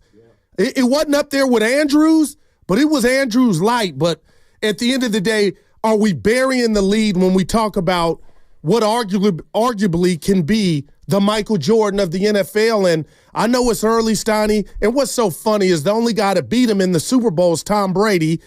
But we got Josh Allen, we got Lamar Jackson, and we got Joe Burrow, who also beat him in the AFC Championship game. That is Mahomes. But, Stoney, if somehow the Chiefs win again in the Super Bowl over Jalen Hurts, we can add Hurts to that list, and he would be Drexler. And then we would have Barkley and Hakeem and all the greats, Karl Malone, that Mahomes has gone through to do this first ever three-peat. Yeah, 888-957-9570 is the number. We had the 2 conference championship games yesterday. What'd you think of them? We had a barn burner, obviously, in Kansas City. Chiefs win 32-29, and the Philadelphia Eagles take care of the Commanders 55-23. I was wrong. And Saquon Barkley, another absolutely, positively incredible game. And now it's an Eagles versus Kansas City Chiefs. And I guess the question I have for Niner fans is, which team do you dislike more out of these two? How would you answer if you were a Niner fan? Both of us, because I got mine. I think if I were a Niner fan, I would dislike the Eagles more because they're in the NFC. All right. Not that the Chiefs haven't gotten us twice, but I feel like the NFC teams are your biggest rivals because they're in your conference. That's just me. If I were a Niner fan, I probably wouldn't want to see the Eagles win it as opposed to the Chiefs win there, whatever it is, 3rd in a row, 4th overall. It's incredible, Stoney, and I'll say this to that. You've had some success against Philly. last season's regular season game up in Philly where you kind of started their slide, but yet that wasn't the postseason. So you know what it's like to taste victory over the Eagles, not on the big stage, but I guess the 2 Super Bowls, and I know we'll have Eric Armstead joining us tomorrow, Steiny, former Niner. He experienced a loss to the Chiefs in the Super Bowl. But to me, I guess if you look back and say we lost to Michael Jordan or a guy that pulled off the first ever three-peat, wouldn't it sit better? I don't know. I think it's all a matter of your preference. Yeah. I know the 49er fans got beat by Mahomes twice in the Super Bowl. They get beat in the NFC Championship by the Eagles. I don't know. There's just something about a team in your conference. If I'm a 49er fan, I'd probably want the Chiefs just because the Chiefs then would have 4. And there's only 4, man. There's only one other team. Like, if you don't get one and the Chiefs have 4 in the last 5 years, I don't know. Maybe it makes it sit better than if the Eagles get their second one in the last, 4 or 5 years? Yeah. I don't even know what it was. But 888-957-9570 is the number. It's the Chiefs-Eagles in the Super Bowl. 49er fans, what do you think about it? You also officially hired Robert Saleh as defensive coordinator over the weekend. And did the 49ers enter your mind at all this weekend when you're looking at those 4 teams? Do you think the Niners can play with them? And let's just get into that day of football yesterday. A lot of fun. And it's incredible. Is the spot the biggest play of the game, or is a spot the biggest play of the game because it involved the Kansas City Chiefs? I believe it's the biggest play of the game because we're talking about $1 billion business, Donnie. There is no way in hell it should have popped off like that. And we see it week in, week out, and we kind of just move past it. But I'm just thinking, and you kind of know this, what if they would have got that first down? And Shasky left out of here before we got on the mics, down. He was talking about tennis and the microchip. Like, let's do that. Because, again, Stoney, to my naked eye, it looked like it was a first down, and now history's about to be made. But we should never, ever walk away from a match like that kind of knowing or feeling like everybody didn't do their due diligence. And, Stoney, did this ever cross your mind? I didn't ask you where you watched the game yet. I will. Where was the measurement? There wasn't even a measurement. No. Can we go to again, can you believe there was no measurement? Review, Chiefs ball, okay. But I'm not going to hate on Andy and Patrick Mahomes, and I don't know if you know this nugget, Steiny, because a lot's been made of the Chiefs' offense and Steve Young saying if you didn't get the Chiefs that version of their offense last year, when are you going to ever get them? What if I told you yesterday was the first game, including postseason, in 28 games that the Chiefs scored 32 points? It was the first time in 28 games, including the postseason, that Kansas City scored 32. But it's like they just do it when they have to. And Patrick Mahomes was 5 of 9 on third down. But the first time they scored 32 in 28 games, you got to tip your cap, man. Yeah, 888-957-9570 is the number. What'd you think of those 2 championship games yesterday? Man. And, of course, we got to talk about the spot with 13 minutes left in the fourth quarter. I mean, the way I was Give it to me. Looking at it, it was close. They made the call. There were still 13 minutes left in that game. Okay. The Bills were still ahead at that point. And they haven't, that's the way they've been spotting balls all year long. Right. So I got you. Because Buffalo had a chance too, right? Absolutely, they had a chance. They absolutely had a chance. So Mahomes with his legs too, Stoney. I don't know if he gets enough credit for his leg game. All right, 888-957-9570 is the number. What'd you think of the conference championship games? If you're a 49er fan, do you think you can beat those teams with a year of regrouping? 888-957-9570. Also want to get in on the other side to a couple things we're doing this week. Our knockout tournament is back. And also, you're going to have a chance for an unbelievable trip to Vegas for March Madness. I'll tell you about that on the other side. What's coming up on the game is brought to you by Fremont Bank. Here for you, here for good. That segment also brought to you by Chilton Auto Body. Then Chilton Auto Body is 15.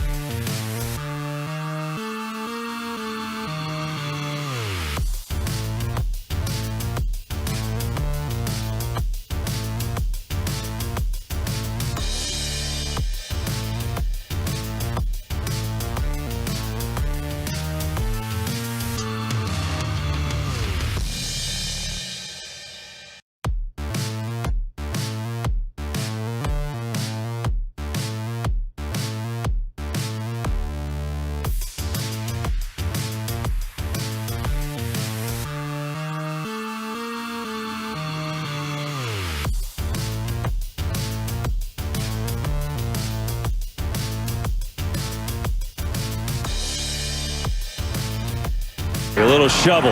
Looking for an edge. Gets it. Saquon Barkley. First down. Barkley. Oh! Saquon. Touchdown. Now, back to Steiny and Guru on 95.7 The Game. All right, Eagles-Chiefs Super Bowl coming up in 2 weeks from New Orleans. Yeah. Wish we were going. Why? Be a part of the action like last year. We were there, baby. Not at the game, but we were Radio Row. Yeah. Holla. This is an interesting one from the 510. Couldn't disagree with you more, Steiny. If the Chiefs win, they surpass the Niners as a franchise with their 5th ring because they'll have a three-peat and 2 head-to-head wins against us, and Mahomes then will surpass Montana on the all-time list. The Eagles are just kind of annoying with their fan base. I guess that's true. I didn't think about it like that. I guess this will be the Chiefs' 5th if they win it. No, I get that. And go ahead. And they will have won 3 in a row, so they'll be the franchise of the moment for sure. And I guess in terms of legacy, some people may think they leapfrog the Niners. I didn't think about that one, but okay. I always think your biggest rivalries are in your conference. And I always feel like the Niners' big rivalries are the Rams, the Seahawks, the Eagles, maybe Dallas when they're good, Packers. But, the Chiefs have gotten them twice in a Super Bowl. So if that's the way you feel, that's the way you feel. Yeah, Steiny, and I'm telling you this, I'm being real, but I get the sum total. I do get that, the numbers. But the bottom line is we see it in the NBA. We've seen it. This would be the first time ever since the merger, an NFL team pulled off 3. Think about the dynasties that we've had. Nobody's been able to do that. The Niners, the Cowboys, the Steelers, the Patriots. No team has ever gone to 2 back-to-back and then got back to the Super Bowl. So they've already surpassed that. But I'll say this, and I put it on the Vine yesterday. Our guy, Patrick Mahomes, Steiny, is 29 years old. If he were to get number 4, Brady has 7. I know it's 3 more, but damn, who wouldn't be feeling good about that? They just know how to win. Absolutely. This from the 925. Maybe this will answer your question on the measurement. Okay. Goo, they didn't measure because they had to reach the yard line, the white yard line, and he was half a yard short. That's why they didn't even need to measure, because they put the ball a half yard short of the white yard line. No need to measure. And this is why I'm saying they did, because, and I don't want to get racist here. It ain't racist. That's my brother. I don't know his name. The black ref had the ball first down, and he got overruled. I didn't understand. Steiny, he was past the marker. I said first down, and then my guy comes, I'll take over. He's short, and then no measurement. Like, that's what I can't shake. But you are right, Steiny. There was a lot of game left. But the Chiefs, this is who they are. They're like a vampire. You can't kill them. And Patrick Mahomes, Steiny, every time they need something, they get it. They got it yesterday. And I need to apologize to one, Jalen Hurts, Steiny. I thought he, 1, was hurt. 2, I thought he had some Dak in him. And I don't know why that is, because he's already been in the Super Bowl. But the bottom line is he's rolling right now. They're rolling. And I won't make this an NBA conversation, but I'll just try to borrow a parallel from it. We talk about, hey, Zach LaVine is no good where he's at. His team's losing. And sometimes I tried to take the fight last week that, you know what? What if you got him around winners or a different situation? Saquon Barkley is the epitome of that, Steiny. This dude's living out his dream. I mean, call him the new doctor because he's making house calls. But where was that in New York? We saw some of it. But he was a product of his environment. Now he's 1 game away from being a Super Bowl champ. Yeah, the one thing about, coming into that game, the Chiefs game yesterday, there was so much about how the officials and the Chiefs and the Chiefs get every break in the book. As far as yesterday's game goes, I didn't really feel like the refs gave them that one. I'm with you. I don't feel like, there were a couple calls. One went the Chiefs' way, but again, there was still 13 minutes left in the fourth quarter. I thought the Chiefs just did what they always do, and that's win when the game's on the line. And you got to give them credit. You got to give them credit. Did you have a problem with my analogy or trying to compare your dad saying about the blitz by Spags, Steiny? They were getting gashed, and he all-out blitz, and it worked. Well, I guess let me ask you, which drop was worse? I don't even think they're different circumstances and a lot further down the field. I think Andrews was way worse than Kincaid's drop. That it was cold conditions. I sound like I'm making excuses, but I mean, do you have those the same? Like you got to catch that? One was fourth down. I mean, Kincaid catches that. Oh my God. They're in business. Yeah, no doubt. More than that. No, I mean, to me, they're both big drops.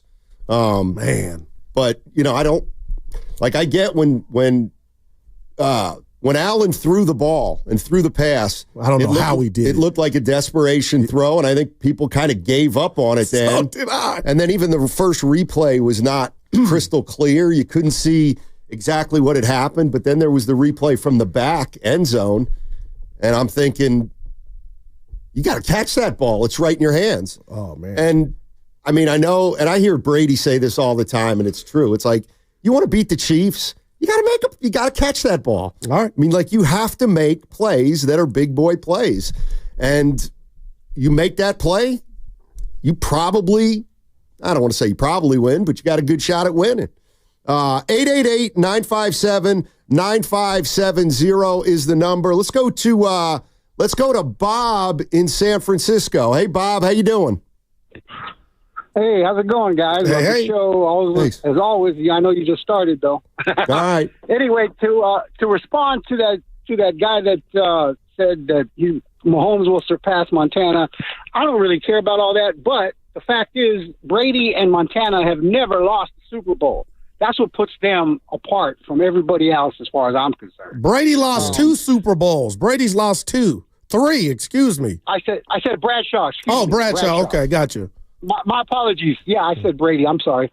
All good. Anyway, I mean, people don't look at Bradshaw as a great quarterback, but come on, you got 4-0 in a Super Bowl. That puts you right at the top.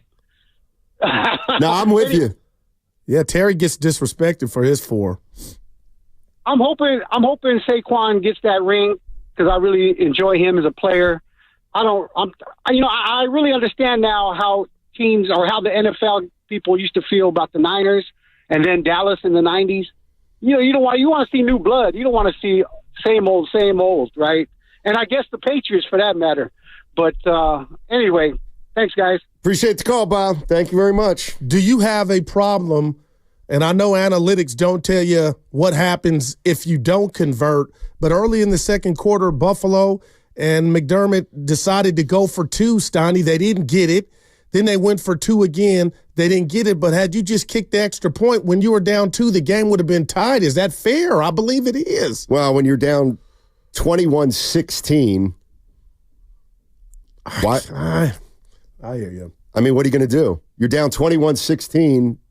Well, if you did, let's just say you did, quote unquote, shout out Spike Lee, the right thing and went conservative and took the 1 when it was all said and done.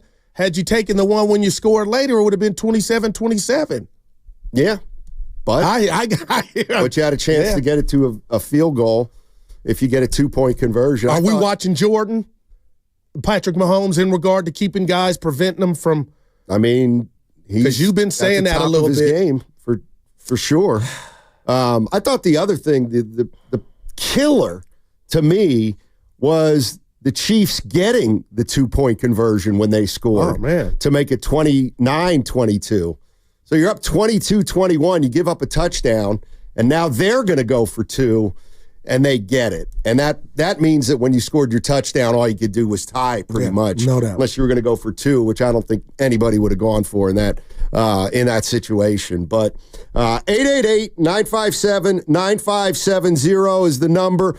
What were your takeaways from that either of those games yesterday, the NFC Championship game or the AFC Championship game? And I guess if you're a San Francisco 49er fan, is this one painful, this Super Bowl, because it's the Eagles and the Chiefs, or the fact that the Niners aren't in it, it doesn't matter who's in it as far as you're concerned anyway, as long as we aren't in it doesn't really matter. I'm trying to get a gauge on what 49er fans are thinking after this one. You get the last 2 teams, one beat you in the Super Bowl last year and one beat you in the NFC Championship the year before. So neither of these teams very well liked by Niner fans. Hey, I'm curious to see your thoughts on something I wrote down here, and I kind of lightweight. My money was on the Chiefs, Stoney, but my heart was kind of with Buffalo. But the bottom line is Josh Allen and that offense, and I'm singling him out because, I thought that was his drive, 3 minutes and 33 seconds. If somehow you go down there and you get the lead and you win the game, that's a drive we'll talk about forever. But Josh Allen was great, Stoney. He wasn't perfect, but how do you process that? You know what? You had the ball. You guys didn't get it done. Kincaid dropped it. Nothing to do with Allen. Narratives. I guess that's the word I'm looking for. Because, man, Stoney, if they would have got that ball, in the end zone, Allen's a hero. Yeah. He's just – a lot of guys have fallen short of Mahomes over the last 5 years, and, it happened again yesterday. Now we see if it'll happen again in the Super Bowl. Man. Let's go to Joe in Burbank. Hey, Joe, how you doing, man? What's going on? I'm doing great, guys. Another great show. Thank you for taking my call. Sure. Yeah, as a 49er fan, very disappointed looking at everything. And, when I say very disappointed, it's kind of tied, if you don't mind me saying, to Shanahan and how he controls Purdy. I noticed, did you guys notice that Jalen Hurts made a comment, and he said that basically that he kind of laughed and he said that the coach took off his straitjacket. Did you guys pick that up? Mm-hmm. He said the coach took off my straitjacket, which means that the coach gave him a little bit more freedom. And I think that's really important for quarterbacks to have. I think even Purdy made the comment a month ago. He said that he can't call his audibles at the line of scrimmage, if you remember that. Yeah. It was publicized. So, I think what frustrates me, sure, 49ers aren't in the playoffs, but I think for Purdy to have success, he has to have a better offensive line, and he needs more freedom. It's funny when you look at the 49ers, Jimmy Garoppolo, I hate to hear negative comments about the guy. He was a class act. And also, if you remember, when he came to the Niners, he won 5 straight games. They weren't expecting that. But they told him, don't worry about the playbook, learning the playbook at this time. They gave him the freedom, and he just called his own plays. He did a lot better.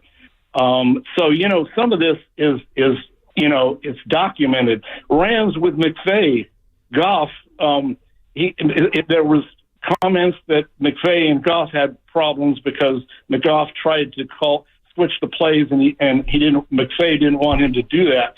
Then Stafford comes in, and he's got all the freedom because he has the pedigree and he has the reputation. So McVay gives him more freedom, and of course he does better. I'm not saying that Stafford is a better quarterback, but he got the freedom. One thing I would say to that is maybe it's based on time, and that's something that Shanahan kind of unleashes over time, if you will. And maybe this upcoming year, Purdy's now been in the system, 2 or 3 years. If he masters that playbook, maybe Kyle Shanahan gives him more responsibility. I'm more looking at the 4 quarterbacks that we saw yesterday, whether it was Hurts, Allen, Mahomes, and Daniels. Where does Purdy fit in that group?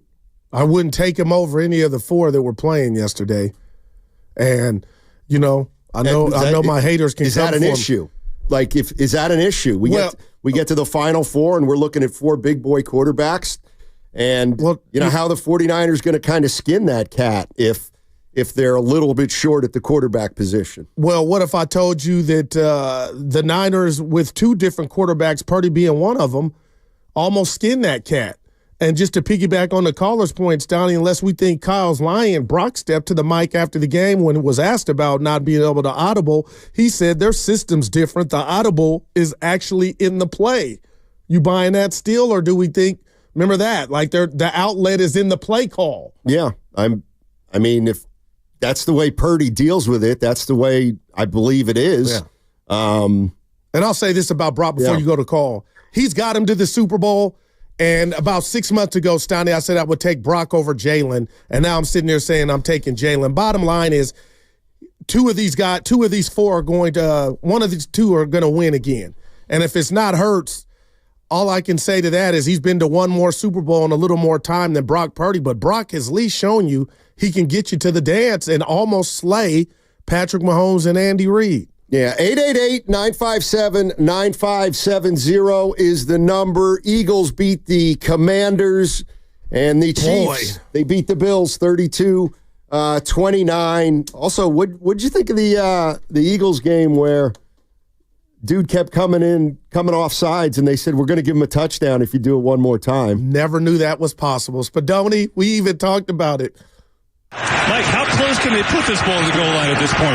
Well, interestingly enough, you got a situation here. If these are deliberate, and you heard Sean Hockley say that it could lead to an unsportsmanlike conduct call, it could also lead to awarding a score if it happens multiple times like this. We'll hear what Sean has to say. Encroachment, defense number 93. Washington has been advised that at some point the referee can award a score if this type of behavior happens again.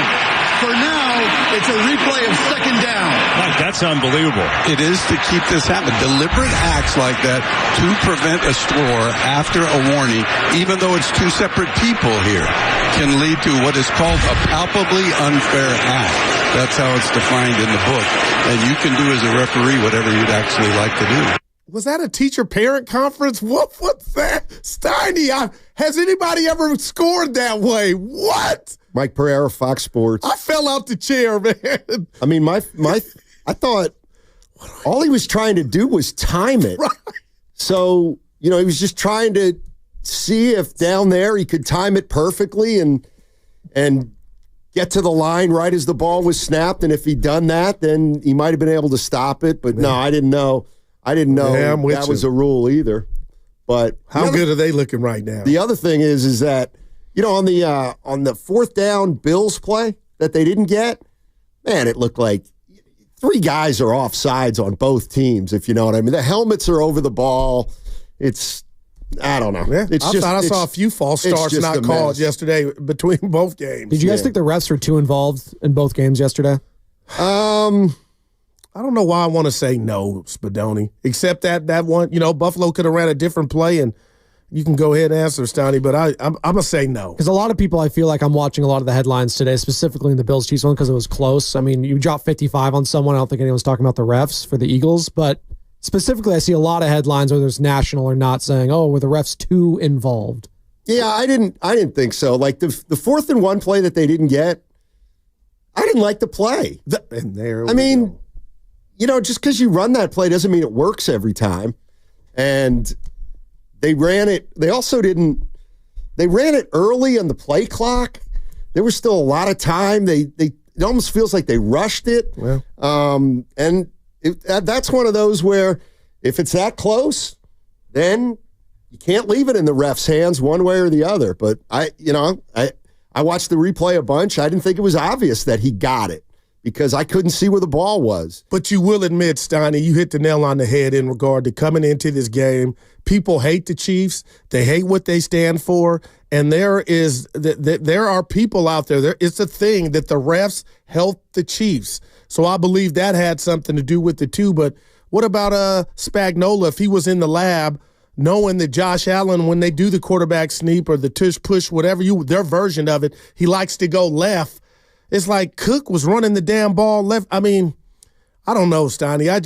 Questionable when you don't get it, and when you get it, it's all good. But, man, I really thought Kansas City was in trouble, and somehow they prevailed. Yep. Sam in Oakland wants to talk about yesterday's game. Hey, Sam, how you doing, man? Oh, I'm doing great. I was going to talk about basically how it hurts that the Niners aren't in the game, aren't in the playoffs, because think about it. The Niners took Solomon Thomas over Patrick Mahomes. It doesn't even seem possible when I do the research. Sometimes I'm like, did that really happen? And the Chiefs traded up to get Mahomes, and the Niners had the number 3 pick, and the Mahomes didn't go till 10.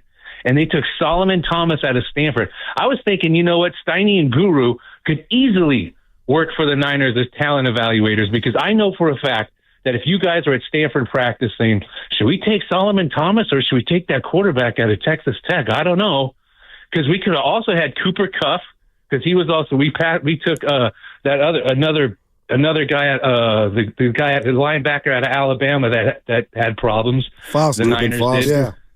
Yeah, Reuben Foster. So I was thinking, wow, think of all the players. I know all three of us would have been styling. We would have said, we're taking that wide receiver, we're taking that quarterback, and we're going to score a bunch of points. And instead, we took probably a dude who had no athleticism, very stiff, and no lateral movement as an offensive lineman, no speed, no strength. How long do you think you're going to think about that, Sam? How long are you going to think about that till Mahomes retires? Do you think? No. Only because like last year I was watching the Super Bowl and we had all these. There were so many people watching, the 49er fans, and they were just rooting, and I'm thinking to myself, you know, I'm over it because we got so our great coach. So do you want Kansas City to lose? Definitely. All right. Definitely. Wow. But you know, he's cool. He's cool because he's a baseball player. You know, he reminds me of Ozzie Smith from the Cardinals. Who's and that's that? why it's so hard to Patrick Mahomes, because the Wizard. Patrick Mahomes played shortstop. Yeah. Patrick Mahomes' dad pitched for the Twins. I'm a pull one of your moves, Donnie. There were 6 other teams in that draft that could have drafted Mahomes, but the greatest quarterback in the world, Donnie, ever to do it is Tom Brady. He was the 6th round pick. It happens. This guy's climbing the ladder. I know that. Patrick Mahomes? Yeah. Oh my gosh. Hey, today is your first day to qualify to play in our knockout tournament at Chase Center. All right, it runs for 3 weeks, our contest, and it starts today. And here's what happens. You got to listen during the noon hour, and I'm going to give you a keyword. When I give you that keyword, then I'm going to give you a number to call in on the contest line, and you say that keyword on the contest line, and you are in the knockout tournament. And it starts today. It's going to run for 3 weeks. So each show is going to do it 1 time per day. And the time we're going to do it on all our shows is between 12 and 1 o'clock. So listen between 12 and 1 o'clock. I will give you the keyword. Then you run with that keyword to the contest line, and you have a chance to play knockout on the Chase Center court where Steph Curry plays, where we had the contest last year. It was a lot of fun, and we're doing it again this year. Once again, you want to listen during the 12 o'clock hour. The 12 o'clock hour every day this week, and you can also do it at 8 a.m. during the morning roast and at 4 p.m. during Willard and Dibs. All right, 888-957-9570 is the number I see calls. We're talking about yesterday's AFC and NFC Championship game. It's Chiefs versus Eagles. Eagles looked terrific in their win, 55-23. And the Chiefs, they pull out another 1-score game. They win them all. They have a NFL record now, consecutive wins in 1-score games. I think it's 16 or 17, something like that. Boy, 888-957-9570 is the number. Download the free Odyssey app and check us out on YouTube and Twitch. It's all powered by First NorCal Credit Union. Also, that segment was brought to you by Safeway. Head to Safeway this week for this amazing deal and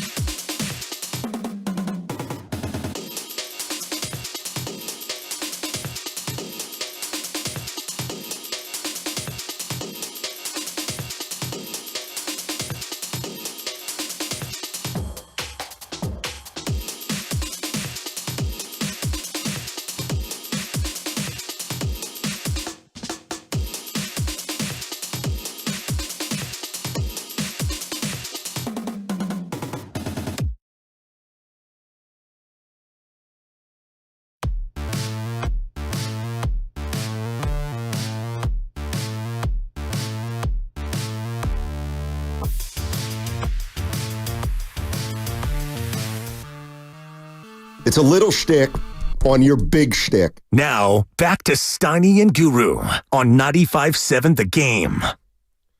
All right, once again, coming up in the 12 o'clock hour, your chance to play knockout on the Chase Center floor. I'm going to give you a keyword at about 12:15 or so, and then I'll tell you what to do to become a contestant. And then, I don't know, I mean, I know our listeners are smart, but I'm going to need you to keep two contests straight. So there's the knockout contest, and then we're giving away a slam dunk in Vegas contest where you and three of your buddies can go to Vegas for March Madness and take along with you $20,000 in spending money. I'll tell you more about that in the 1 o'clock hour. So you guys got action today if you want it. And you had action yesterday, Steiny. What? Our bet about Chiefs of the Field now is just a real bet. You know, mano a mano is just one-on-one. Yeah. Yeah. It's a big one. It's a big bet. We make about 7 a week. So this one may turn the tides of our whole contest. I'm on fire in 25, though. Yeah. Let's go to Steve in the Tenderloin. What's up, Steve? How you doing, man? Hey, what's going on, guys? I just want to give you a big shout out to the best sports talk in Bay Area or west of the Mississippi, if I may be so bold. Thank you. This is my guy, our guy. Yeah, for sure, man. So real quick, man, you guys say don't leave it in the hands of the ref, and then in the same breath you say that the refs weren't involved. That in and of itself is saying, you know, if you're saying don't leave it in the hands of the refs, they're involved. It's just like the NBA, you know. And to kind of touch on that, hey, you guys, have you guys seen that new show about the chick, the young lady who's got a Tourette syndrome?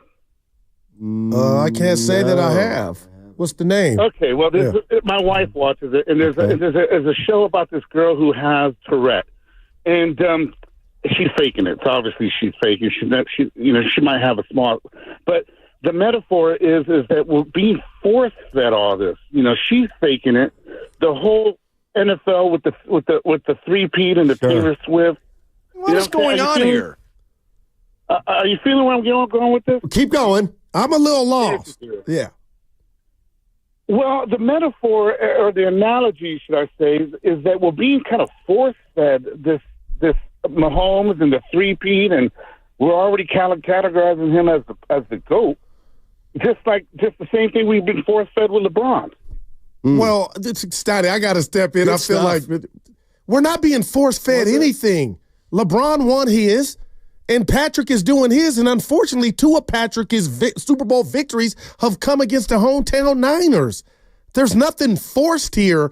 I mean, Steiny, this dude has 3 Super Bowls already. On the cusp of getting number 4, the first ever three-peat. I would just tell guys like that, as jealous as I am, wake up. There's nothing fake about what we're watching. I mean, this dude is, again, Steiny, I go to Drexler, Barkley, Malone, Magic, Michael prevented all kind, Patrick Ewing. Are we watching that? And the one thing that makes me want to just say no is the Steve Young sound in the offseason about the Niners beating that version of the Chiefs. Like, the Bulls never win 7 games, but these Chiefs games are coming down to the wire, Steiny. And I thought yesterday they were going to get caught. I thought it was about, you know what? Finally. And they pull it out, man. Yep. 888-957-9570 is the number. That was a strange call. The thing he was talking about is, I guess the show is called Balin Out Loud, following the journey of Balin Dupree, a young woman living with an extreme case of Tourette syndrome. I do not think she is faking it, Steve, wherever you're calling from. And I would, Spadoni and Steiny, what are the Chiefs faking? They're winning the games. So this is not a mirage. They've won 3 already. Been to 4. Yeah, and the thing I was talking about with not letting I'm not saying the refs decided the game at all. What I'm saying is, if you go for it on 4th and inches and it's close, that means it can go, and they gotta make it. They gotta make the call. That means you're putting it in the hands of the refs. It's going to be a 50-50 job. And, I'm just saying, you run off tackle there and get 3 yards, and there's nothing to measure. Nothing. And they get it, and the Bills get a first down. But that's kind of what I meant about. I'm not saying that given a chance the refs will hand the game to the Chiefs. I don't believe that. Yeah. That's out there though, and I know you don't believe it. But given a chance to get an inch on a fourth down, you might want to make it so that it's not as close as it appeared on television. That's it. What'd you think of the Eagles game, Gil? Nothing but apology city. They are clicking. I owe Sirianni an apology. I owe Jalen Hurts an apology. I thought those two were at odds, Steiny, and they fell off last year with whatever was going on in the locker room, I believe. But the bottom line, you just asked me, I mean, if they look like one of the best, if not the best team in the Super Bowl. And boy, I'm just sitting back like Kansas City's got their hands full. But do you think the last Super Bowl victory or game between these two helps at all? Or no, because there was no Saquon Barkley. Like Steiny, he is a weapon, man. And he's, good God, obviously changed their, changed them in a big way. Let's go to 42.99 in Berkeley. What's up, Berkeley? How you doing? How you doing? It's 32.99. You go 32, then 99. But anyway, sure, I got you.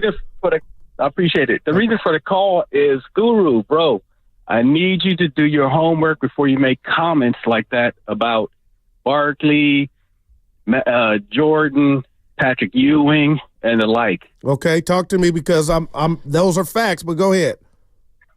Facts is, if you research Jordan, you'll find out why he left the NBA and when he did baseball stint. Research his dad. If you do a little research on... I know all about his dad. What does that got to do with him preventing all greats from winning a chip? What are you talking about? Absolute normal reaction. Do your research, bro. Point shaving. I'm lost. It was funny. I know what he was trying to... Yeah, but what does that got to do with the facts, Steiny? Point shaving. And I went down that rabbit hole of Jordan's dad, rest in peace, and the stuff, whatever. But the bottom line to that Jordan analogy, guys, help me out, partner. I can't. Is he prevented, a lot of guys from winning? That's all. He mentioned Ewing. Ewing wasn't involved in point shaving. He wanted you to do your research, but I don't know what. Too many people doing their own research these days.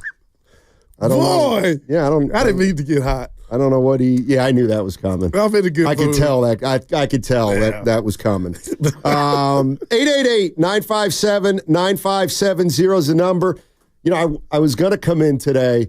I was talking to a couple buddies yesterday, and they're like, "Are you looking forward to the show tomorrow?" I said, "Yeah, I'm looking forward to the show." And they said, "What do you think Guru's going to be talking about?" And I'm like, "I don't know." And then I was like, "You know what? Talk to me. I'll try to beat Guru to the punch today." Which is? Jalen Daniels can't win the big one.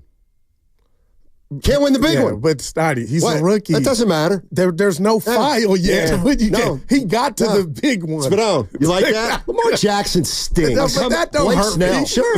I'm coming. No, it's Steiny, he won already before the ball was kicked off. Nah. And Dibs wouldn't do that Typical house money guy. When you play house money. That's what he had. Come on. Jaden Daniels on the clock, ladies and gentlemen. Stop it, man. Can't win the big one. Turns it over when the chips are down. Yeah, they got boat race. You know what we are? We're 2 months away from that talk. The starting in the way we talk about in the NFL. No, it's fine. It's fine. Boy, he only put up 23 points against that Eagles defense? Yeah. Man. Come on, Jaden. You better get your act together. I mean, that was your 20th game of the year. You know it's coming sooner rather than later. Bobby in Los stinking from the head up. Bobby in Los Altos. Bobby. Hey, Bobby, how you doing? Hey, hello, fellas. Thanks for taking the call. Look, I'm not saying this because the Eagles are in the NFC, but I'm going to root for the Chiefs because I'd rather have the Chiefs three-peat than have the Eagles win a Super Bowl. Look, I grew up in the DMV in Steiny. I know you grew up somewhere in Pennsylvania, I think middle Pennsylvania. But you got to explain to me, because I think Philadelphia is the most putrid city in the country. I don't understand the fan base. What is there to be proud about in Philadelphia? I feel like they're obnoxious, but their city's trash. Can you just help me out here? I feel like you're taking a shot at you, Stoney. What are you doing?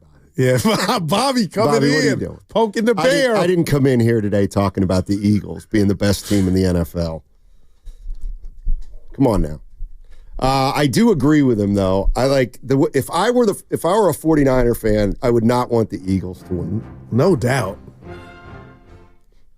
Don't. I'm not here to rub anything in anybody's. Well, they didn't beat the Niners, so you wouldn't be. This is the time you can do it. And time I can do what? Like you can do it and not alienate anybody. The Eagles are.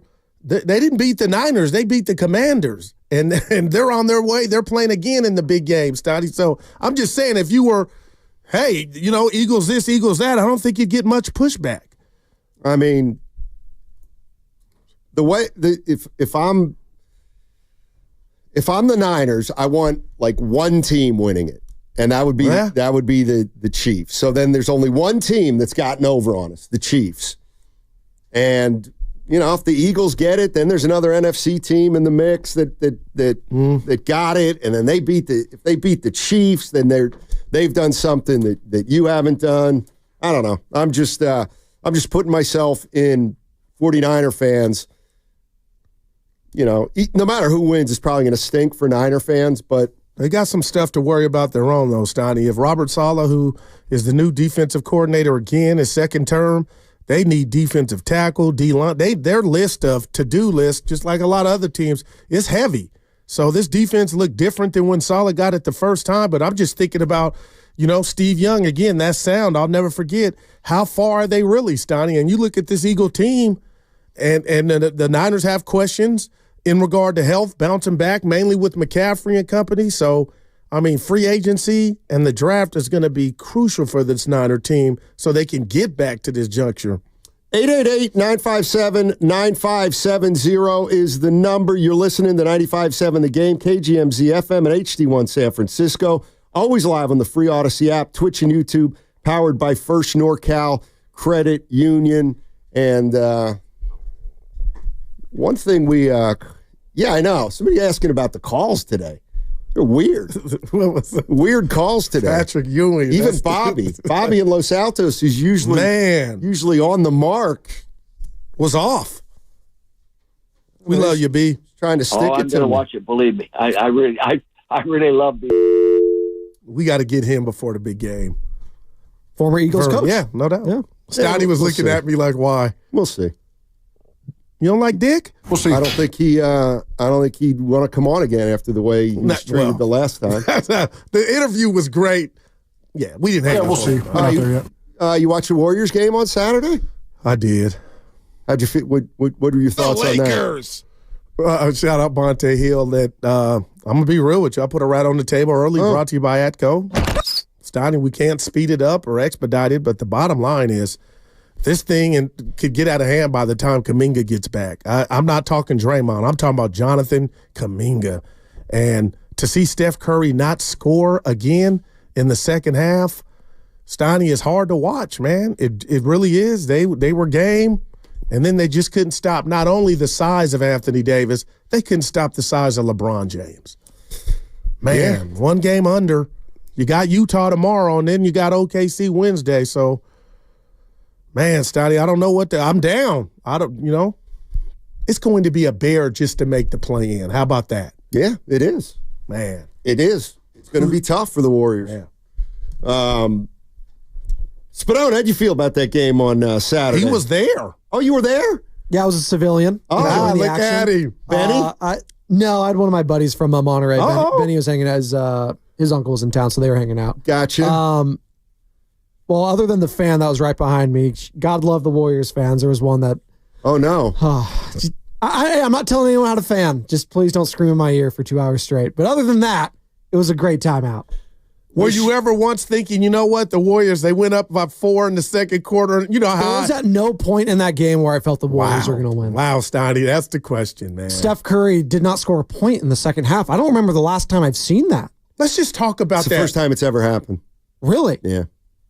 What are your thoughts on that? Like, Talk to me, Stoney. When you see that, is that just par for the course of player A getting older? What are your thoughts on that? Because he was frisky in the first half, but to go without a bucket, just not used to it. How about that, partner? Yeah, he needs help. It's not his fault. And let me tell you who owns the Warriors. Your boy from Tennessee, Konechny. Every time he shoots a three against the Warriors, Spadoni, am I lying? It's bottoms. Yeah, I need a Kuminga report fast and in a hurry, partner. I don't think he's coming back till the the All-Star break. Yeah, that's what Anthony Slater speculated. If he had to guess, it'd be like after the All-Star break, so mid-February. All right. Yeah, I'm not. Stay afloat, Dubs. But the difference in youth between the two teams was also noticeable. The way the Lakers lean in on Austin Reeves, who's had an incredible year, Max Christie, another young guy, Dalton Connect, like they really lean on there, and it could outweigh or it could balance, the age of a LeBron James and the age of an Anthony Davis, where they could sparse those guys' minutes out to where LeBron at 40, he still can play only, whatever it was, 20, 25 minutes on certain nights if they're handling their business. But it's incredible, man. Like, you go in person watching LeBron at 40. That's why I wanted to go, because it's Steph and LeBron. You don't know how many more times. He looks 40 still certain times, but I got to tell you. Other times it's 28. Half the game, he looks like he's 25. Like, he had an alley-oop pass where he still soared over everyone. Quentin Post, God love the guy. He's what? 23? Yeah. He looked old in comparison to LeBron in some plays because it's like the intelligence, you just can't put a number on it. And Stoney, that's why you come down I don't want to say come down my road, but why are you high on the Lakers, or why are you taking a flyer? Even a year ago when I had fun with Willard and Tim, when you got size of that magnitude just with two of the players in Anthony Davis and LeBron, those are two glaring things the Warriors don't have. And I'm going to throw this guy up and you tell me, do you want to throw something at me? If I asked you, would you take Reeves over Kuminga in his future, would you spit out your water as you sip right now like goo? Are you tripping, or is that a valid question? I'm looking at Reeves like he's just a perfect complement to what they're trying to do. Can create his own shots, Donnie. Play make.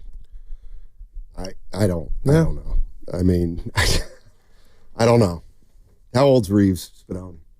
26. Kuminga's 22. Team-friendly deal for Austin Reeves. How much is Reeves making? He's probably making like 15-ish. He signed a 4-year, $53 million contract. So, yeah, $12 million he's making this year. It's a bargain. That is a pretty good deal.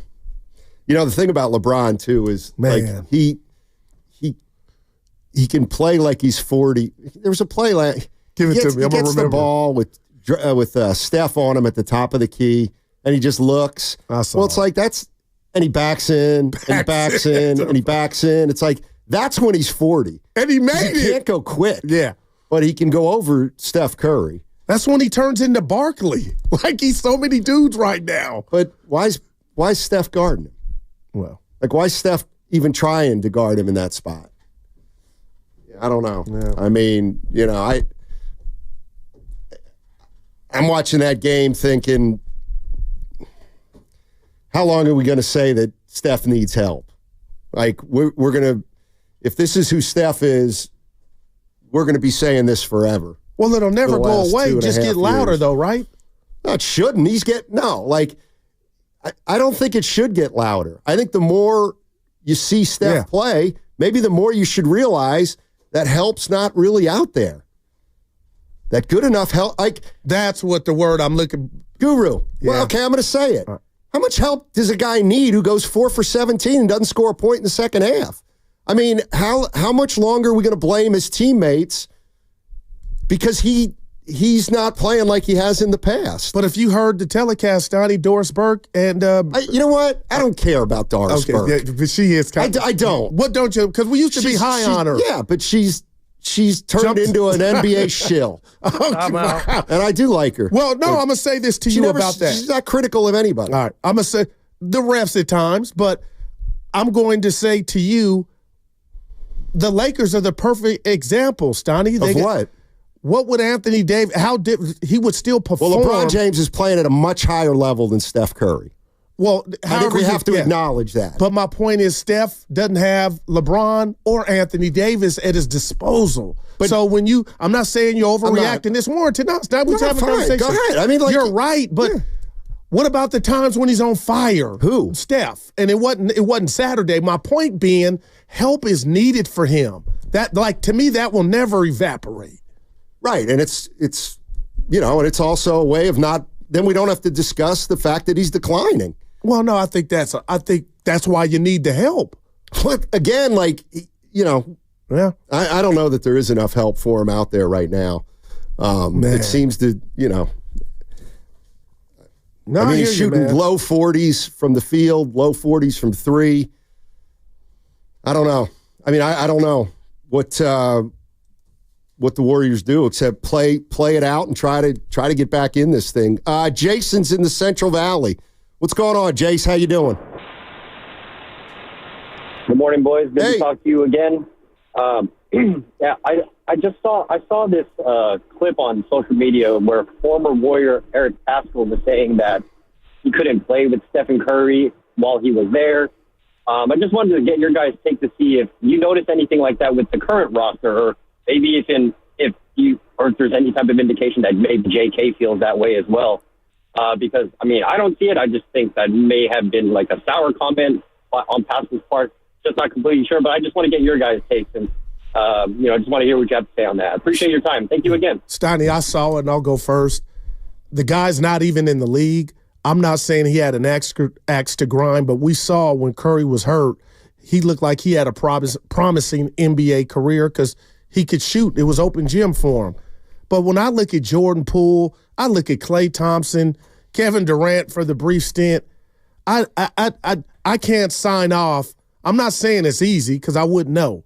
But I got to believe playing with Steph is not the death blow that Paschal made it to be. And all he was saying, Stoney, is he didn't have the green light. And when he had the green light, Draymond would pull him to the side like, hey, I saw you shoot it, but 30 was open. And he just talked about how that led to pretty much, him not being able to gel with Steph. But he's out the league, so it was bigger than just Curry to me. I mean, I think there's probably challenges for young players playing with Steph Curry. I mean, he's the greatest shooter that's ever played the game. So how do you play with Steph Curry and not have in the back of your mind every possession, let's think about getting him the ball because he's the greatest shooter of all time? It works both ways. His gravity can help a teammate, but maybe the burden of having a teammate as great as Steph makes guys a little bit, tentative, or they maybe defer more than they normally would. But I'm just looking at another Warrior game, and Steph's 4 for 17, But what about the team as a whole shooting 27 threes in a half, the first half, and they make they're not a good three-point shooting team, but they have no other option in regard to throwing the ball down low to try to get a bucket any other way. But Stoney, they have, to me, offensively become a one-trick pony, and they're letting it fly. But they went 16 to 46 on the night from deep, and is this who they are? That's a make-or-miss league. Shout out Raymond Ritter. But the bottom line, they're not making a lot. And when Steph's not making contributions, it can get ugly fast. 888-957-9570 is the number. We got the AFC and NFC Championship games yesterday. We can get into some Warrior talk on the other side. They get beat by the Lakers 118-108. They're a game under 500. They're sitting at 11 now? 11 in the Western Conference. Trading deadline 10 days away. It's a wrap. And the Golden State Warriors trying to generate some momentum. 888-957-9570 is the number. Download the free Odyssey app and check us out on YouTube and Twitch. Powered by First NorCal Credit Union. That segment also sponsored by MB Jesse Painting. And I'll tell you all about how to play knockout on the Chase Center floor on the other side. We don't care who plays. We.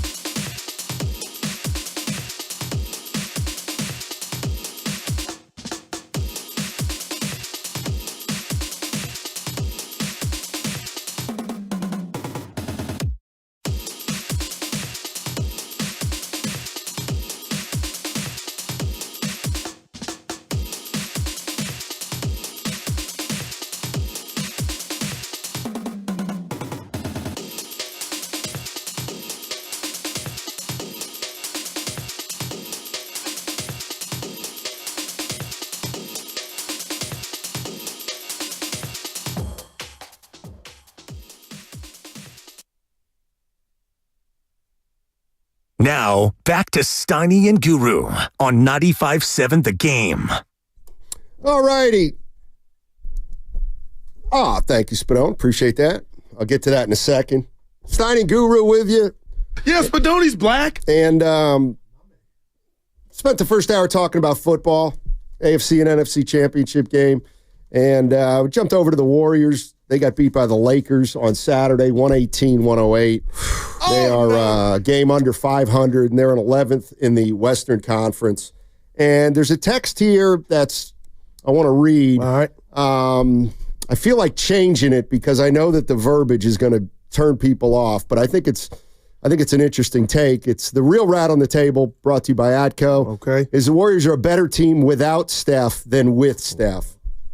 All right, so that's obviously very strong. Yeah, I don't subscribe. But I do believe there's something to. So the Warriors have Steph Curry, who's been a great player, but he's on the decline, and I think that some of his teammates and the staff is still asking him to do things that he's always done, and he's not quite capable of it anymore. And I think that there are a lot of his teammates who are trying to figure out the best way to play with Steph right now.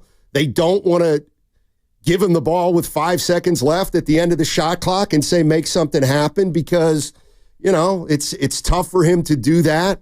They also have to worry about trying to do too much on their own because Steph Curry's still a great player and should get the ball when he's open. I think there is something to that when Steph's not on the floor. It might be it's different for his teammates than when he's on the floor. And I think when you talk about how young this team is, whether it's Pods, Kuminga, Moody, Waters, Santos, when those guys are on the floor with Steph, I do think maybe they play a little bit differently than when he's not on the floor. Maybe they can play a little bit freer when he's not on the floor. And maybe that's one of the things that's going on with the Warriors. I wouldn't say they're better without Steph. Oh, that's where I was going. But I would say that maybe they're more sure of how they need to play when they don't have Steph. Yeah, well, I'll say this to that, Stoney. The bottom line is he's a Warrior, and it looks like he's going to be a Warrior to the end of time here. So they got to find a way. If that is the problem, I'm looking at Schroeder, who, again, wasn't playing meaningful basketball, but it was damn sure prideful basketball in Brooklyn. He came in here and beat this same Golden State Warrior team and was averaging damn near 20 a game. And then you see him here. I'm not just saying that's a byproduct of playing with Steph, but there is a pecking order, and he probably can't shoot or go do whatever. You're getting his groove like he would want just because of Steph. Yeah, and Austin on the YouTube chat, I said, what are the Warriors left to do? There's 10 days until the deadline. And, I said, they got to try to win games and be good in the second half and see if they can make the playoffs. And my main man is saying, that's a weak take. But I think we're realizing that there may not be a move out there for the Golden State Warriors. And if there's, you know what my recommendation would be for the Warriors right now? Don't make a mistake. Don't make a big mistake right now thinking that you're a move or two away, because I don't think you are. I think this is the time when, if nothing presents itself, you gotta suck it up and you gotta keep the team you have, and you gotta try to get better the second half of the season, and you have to try to see how good, if at all, your young players are, and which ones are the ones worth keeping and which ones maybe are the ones not worth keeping. But you're nothing about doing anything extra for Steph. It sounds like to just what? Tell me what that is. Tell me what that is. Getting them some help, or trying to get them some help, and even failing at that. Well, I'm sure they're trying. All right, I'm sure they're trying right now to get him some help.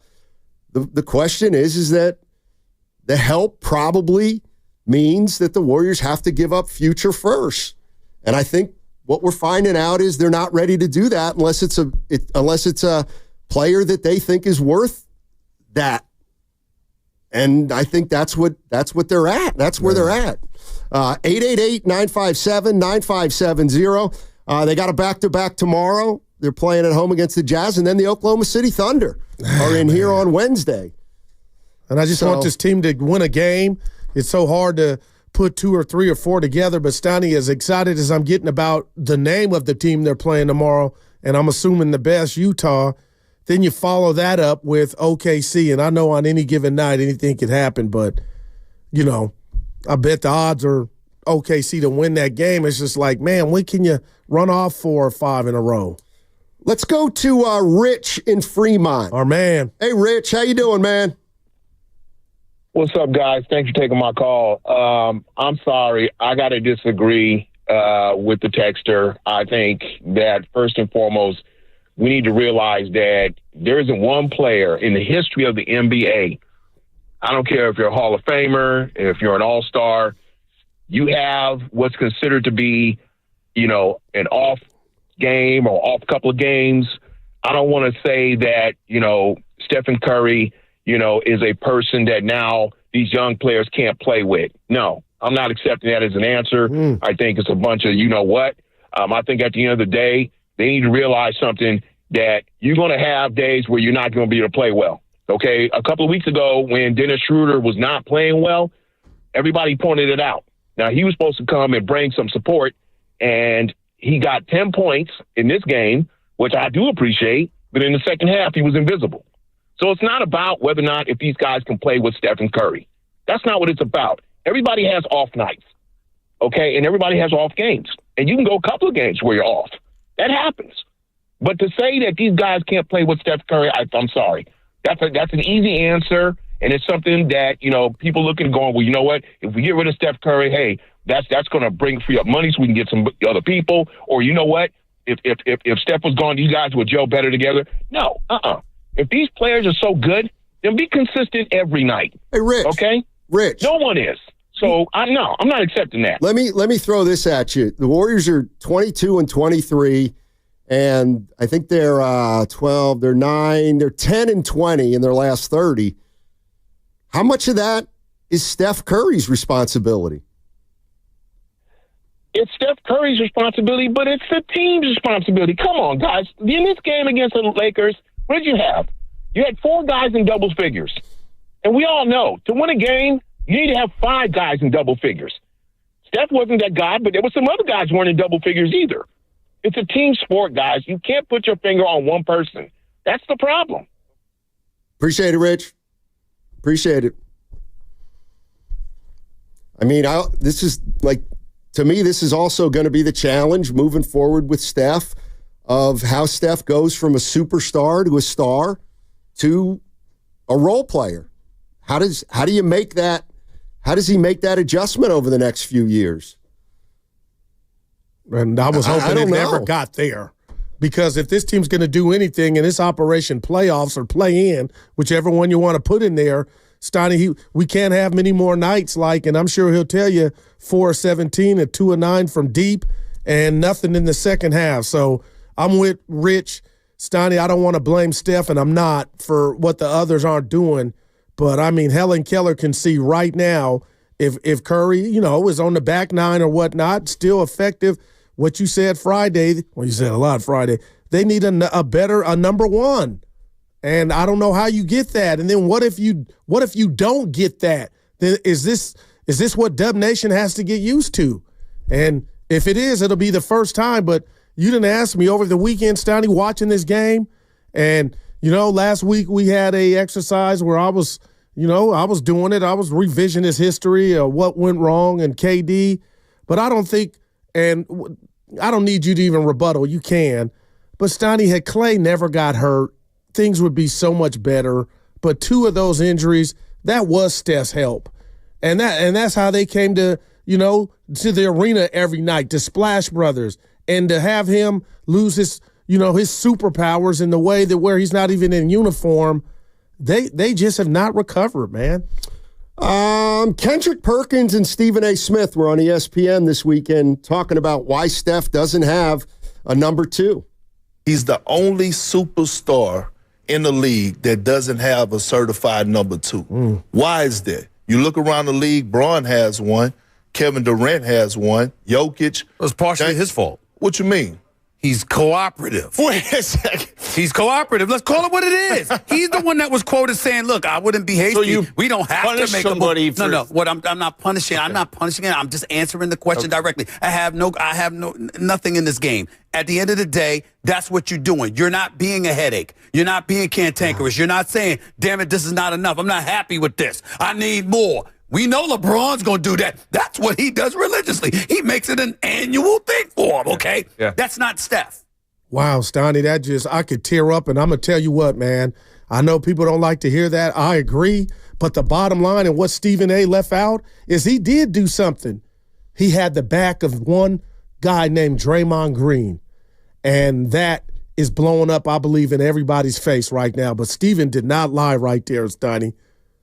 Well, who are the two best players on the Rockets? I would say Jalen Green and Şengün. Okay. Who are the two? Who's Memphis's number two? Ja and Jackson Jr. Okay. And that can fluctuate. Right. I hear it. Right. Yeah, I don't think those guys are unbelievable.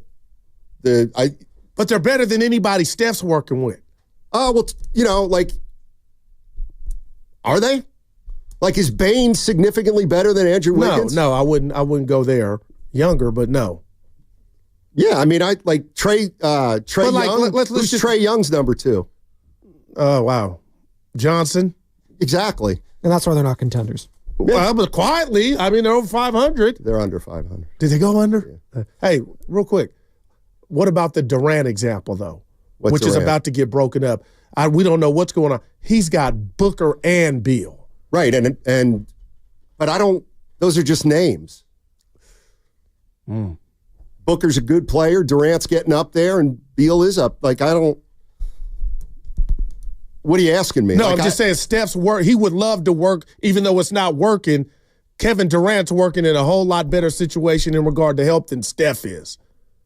I mean, regardless of what you think. I mean, you just said it's not Booker and Beal. Oh my God, Steph would probably go to bed smiling if he had two guys in his, I mean, that team's 2 over. They're only 2 games over 500, the Suns. Like, they're not killing it either. So I don't. But the questions, I guess, Stoney, not the record, how easier the game would be for Steph at this age. Well, and if you gave it's never going to be easy anymore for Steph at 37 as a guard. Like, it's just not going to be easy. What did you make of Stephen A. sound? I'm not talking. You didn't give you a chance to respond. He says it's on him. It's on this. I mean, look, this is what they did. They paid Wiggins, they paid Poole, they paid Draymond. Oh, man. And now they don't have money. And they paid Steph, too. They paid Steph. Well, that one I understand. Well, I don't, come to think of it. Well, why would Steph ride for Draymond Green, though? Well, that's what Stephen A. left out. That's the point. That's where he did, I believe, flex his muscle. But we can't praise Curry for being this guy for 15 years and then, like, well, he never needed not to be this. It was always good in the hood. This is bleak, Stoney. There's nothing in the cabinets. Right, and he's part of the reason it's bleak. That's all I have to. That's all. And I'm not saying it's all him. But where would they be just from an eye perspective watching this team without him, Stoney, on a good day? Without who? Steph. There would be the Warriors would be a lottery team. They are now. They're a lottery team right now with him. Do you guys think he gets a pass, like the way that we crushed Kobe for getting all that money at the end of his career at the Lakers and not allowing them to be flexible financially? Do you think Curry's getting a pass right now? I'm going to say no because I feel like he's from the media. Wow. I'll let you go, Stoney. I don't know if he's getting a pass or not, but it feels like there's nobody that wants to acknowledge the reality that Steph's making 54, 58, and 62, and he's declining. So and it's a question I throw out once in a while, and I don't want to do it every day. But can somebody tell me how the Warriors can get better with Steph Curry continuing to make as much money as he is, and this is what's around him. But he's got to have a key role in the team. The only thing you can do is get something better around him. Well, he's making $62 million, so it's going to be hard to get a real quality player. I'll say this, and before I throw it back to you and the callers here, Stoney. Again, I'm gonna sound like a broken record, but it's obvious.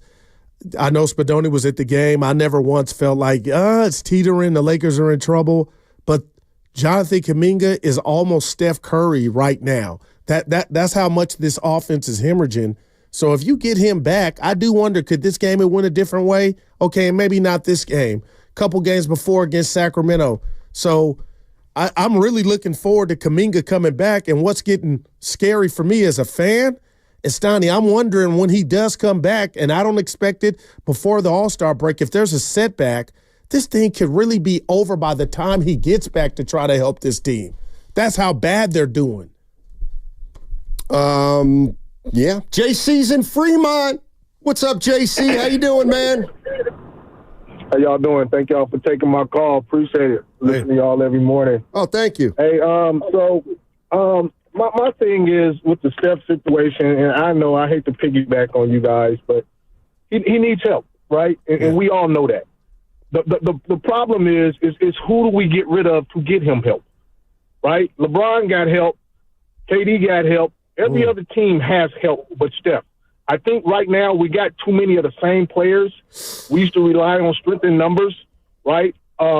It's time to get rid of some of those guys and maybe get one good guy to help Steph, to help Draymond, right? I mean, that's where we're looking right now, because at the end of the day, if we stay like we are, Kuminga comes back, we stay like we are, we're going to be like this next year. We're going to be talking about the same thing next year, right? So in my opinion, just my opinion, I think we should get rid of some of our young talent, not all of it, and kind of find a way to get Steph another body. Like you said, I piggyback off this. If Clay would have never got hurt, we would never be talking about none of this. No, I believe that. Thank you guys for listening. I really appreciate you guys. You guys are the best, man. Appreciate it. Thank you. Yeah, Stoney, and I hate that I'm getting melancholy, man. I'm really thinking about that injury that took his partner away from him in the way that he did from a talent perspective. But the bottom line is, I got to be a man, right? I don't know, Stoney. It's not fun to watch either. Can I say that? It's not. And I got my fix of Santos, our guy that joined the show Friday, Quentin Post, played. But it's not fair to ask them, and I'm not. I want to see more of them and continue to do that. But, Stoney, I just want to tell you, man, I love you to death. I really believe you're being a little too hard on Steph. He's 37 I got you. And LeBron's 40. Right, but he's a much different player. He's 6'9". Yeah, I hear you. But you don't, because LeBron physically is in a much better spot than Steph right now. But stylistically, LeBron's not asked to. His game is not predicated on others. That's right, because he's 6'9" and Steph's 6'3". And look, you still think he's good enough. That's fine. I don't. I think it's becoming obvious that this team's not good enough, and that it's not good. It's not just the guys around Steph. It's the fact that Steph is losing, some of his skills too. What are you willing not to do to get another body? Because that's what it's about. Draft picks. Oh, what about Kuminga? At this probably point, no. I'm probably not going to do it. If Joe Lacob can afford, or if he would even want Steph to have more nights like Saturday moving forward. I mean, you can't have to get something. You got to give up something. Like, this is where I'm frustrated. I'm a dick. I'll admit it. I mean, I said it. Like, they're out of a dynasty. I look at a game like Saturday. They get beat by 10. Steph can't do what he used to be able to do. They don't have a lot of great players around him. They're in salary cap hell. It's like, it's not anything to my way of thinking that a rotation tweak is going to change. It's not anything to my way of thinking that getting one guy in here is necessarily going to change. It's your best player is going to be 37. And and you're still trying to build around it. Right, well. I just don't get it. I don't get it. But give me this. Give us all this, man. It's more than one guy, though, Stoney. The Lakers got complimentary. Dude. They weren't in a dynasty, Goo. They didn't do everything the Warriors did. They didn't keep an old aging group together because they won 4 titles. The Warriors did. So your message to everybody is just, you didn't see this coming? Who did? Yes, that's my message to everybody. But that's not how they're operating over there, man. I don't think they can afford to. Because they disagree with me. They think it's still going. Or they still think that something can be done, and I don't. Yeah, Brown Bomber, I'll read this, Donnie, because he ain't the only one saying it in the chat. Quit crying. He's talking to me. Enjoy what they did, but this is what bothers me. The rebuild is so far away. You might not need a whole rebuild if Kuminga were healthy and Dre were in the lineup. Like, I'm grasping at straws, Donnie. Like, what if they're thinking that too, and they'd be right to do it? Like Warrior fans, slow down. We're not whole. And when the margins of error are this thin, like Kiper's hair, Mel Kiper, that means more than what it would naturally mean. Kuminga becomes Dr. J in a sense of the margin of error is so thin, Stoney, that they need them back. They're an 11th seed. And maybe they would be, to even get to 9th, 8th, or 7th, they need to be whole. Well, no NBA team's whole the whole year. And you certainly can't expect an older team to be whole. And that's why Draymond Green is now up to about 10 or 12 games missed. I'm not going to criticize the Warriors for getting Schroeder. That was a gamble, and I loved them for taking it. But if there's something to playing with Curry, the Pascal sound, Stoney, maybe this is a prime example of it. But I just feel like that's a cop-out. And Schroeder can't come out and say it, but we know he's not out there. He was Steph in Brooklyn if he wanted to be on any given night. I can hoist up 20 to 24 shots a night, and it's all good. Were they telling Schroeder he needs better teammates in Brooklyn? Probably not. Trades are hard. Probably not. That one, man. All right. Let's throw Guy Sanchez in there.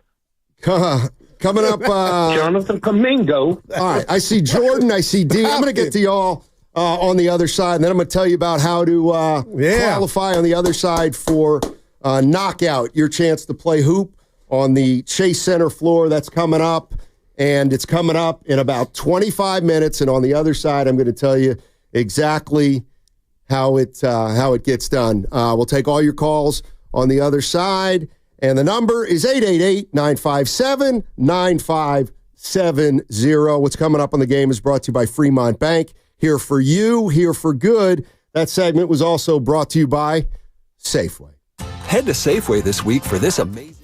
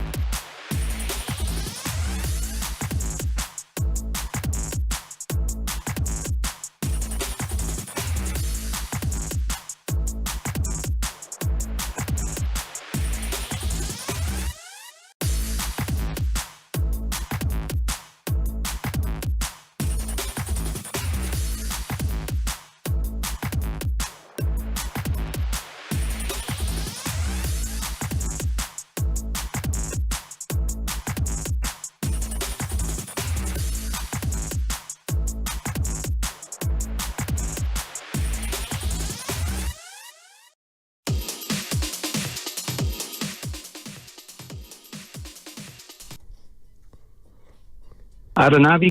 Now, back to Steiny and Guru on 95.7 The Game. All righty. This segment, you get your chance to qualify to play knockout on the Chase Center floor.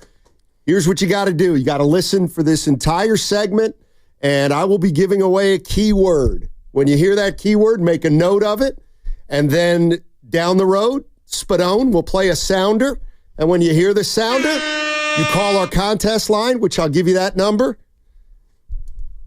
and then you got a shot to play knockout on the Chase Center floor. Let's go! So I will be giving you the keyword at some point in this segment. Yeah. Some point in this segment. Let's go to D in Washington, D.C. Get us started, D. What's going on, Matt Steinmetz? How's it going on, Guru? What's up, baby? Man, I figured I'd call because I see Guru spewing nothing but blasphemy on the microphone all day. Comparing J.K. to Steph Curry, comparing J.K. to, what's his name? The high flyer that used to be in Philadelphia. My goodness. Come on, Guru. What's wrong with you today, man? Did you have your coffee or your Wheaties or something, man? It's called going past school after the 9th grade. It's nuance. Of course, nobody's comparing Steph and Kuminga. I'm talking about the impact on this team that is hemorrhaging for help. And my name is Guru. You ain't my guy, man. I had to call and check you on that one. But come on, you got to be smart enough to know I'm not saying Kuminga Steph. Come on, man, wake up before you pick up the phone. I'm saying they need him, young and athletic. Quit taking everything to heart. What ass would say Steph and Kuminga are similar? Come on, man. The team needs athleticism and youth, and Kuminga's got that. Quit overthinking it. I'm shocked Matt Steinmetz didn't check you out on it. Thanks, D, I guess. I'm good. God, they need Kuminga. I'm comparing them. They're the same, Steiny. I mean, they need Dre. It's one thing I haven't thought. But I feel you on that, but you have to at least, Steiny, it's whatever. We're running out. No, this is a whatever. No, we're running out, Steiny. Look, my coffee cup's I'm empty. out. Okay, I'm French out. vanilla's gone. I'm out. They need Draymond. Yeah. And they need and what Jesus. And who do they have the best record with? With which guys? I'm just asking. What's their record with Steph, without Steph, with Dre? They're over 500 without Curry. Was it 5-2, 5-3? Come on, man. Yeah, they're 5-3 without Curry. Yeah, thank you, Spadone. Let's go to Tom in Sonoma. Wants to talk about that Lakers loss the other night. Tommy. Hey, Steiny. Hey, Guru. Hey, Guru, man. Tell all these listeners to quit picking on you today, man. They've been out for you today. I don't know why. Yeah. Man. Thanks, hey, man. This is what I had to do, guys. 10 days ago, I had to lower my expectations, man. I feel this team is only going to, if they're lucky, make it to the playoff or not at all. You know, I called you last week, and I told you this team has a problem playing for 48 minutes. You know, they played that game for 24. The second half, they did not show up at all. You guys have a research department, and I'm going to give you some questions, and I hope you can answer them for me. All right. And this might answer your question, man. The first one is, what's the average player on this team? Okay. How many players are over 30? How do we compare to other teams to their average age? The other question I got for you guys is, how many draft choices do we have this year? Because I feel that's real important at this point in time. And there's one other thing I got a question for you. I mean, not a question, but it's kind of a question. The new CBA contract, man, is in place. And it seems to me, years past, we have a lot more draft choices, more draft picks before the deadline. This year, it seems like there's only been 2. Is that because of the CBA contract? They want to stay under that umbrella? Because there's not a lot of movement right now, which is really surprising to me. Those are my questions, guys. You guys have a great day. Yeah, I think my man said he lowered his expectations. I think that we'll probably see something happen in the next week or so before the deadline. It usually, ramps up and then moves get made closer to next Thursday, which would be, I think it's February 6th is the date. But, I'm not giving up on this season if I'm a Warrior fan, but I think the last couple of weeks have made me more realistic, and I have to listen to what the team's telling me, and what the team's telling me is they don't, at least as of now, they don't really see a move out there that's going to impact things quickly, and they're very reluctant to give up first-round picks in the future, which I understand, and maybe we have to come to terms with that the move they made is the move they made, and it was to get Dennis Schroeder in here. And, I actually do think, Schroeder can be traded on Thursday, the 6th, but I actually think that he's a guy that if you keep him here past the deadline, he'll be better than he was the first month of the season. I think just because I do think this has been a tough adjustment for him. I don't get the sense he really wanted to leave the East Coast. They're taking him out to start in the lineup too, Stoney. And then he's, playing with Steph Curry, which is a little bit different, playing with a guy, whose team it is, essentially. And I'll say this, and you could categorize it however you want, but the bottom line is it's a bear. It is a bear for this Warrior team coming off a year that didn't qualify for the playoffs, losing a sack in the play-in. But the bottom line is I'm not making excuses, Donnie, but I have told myself they are not healthy. And you could say 20 other NBA teams could say that too, but I don't care about those teams.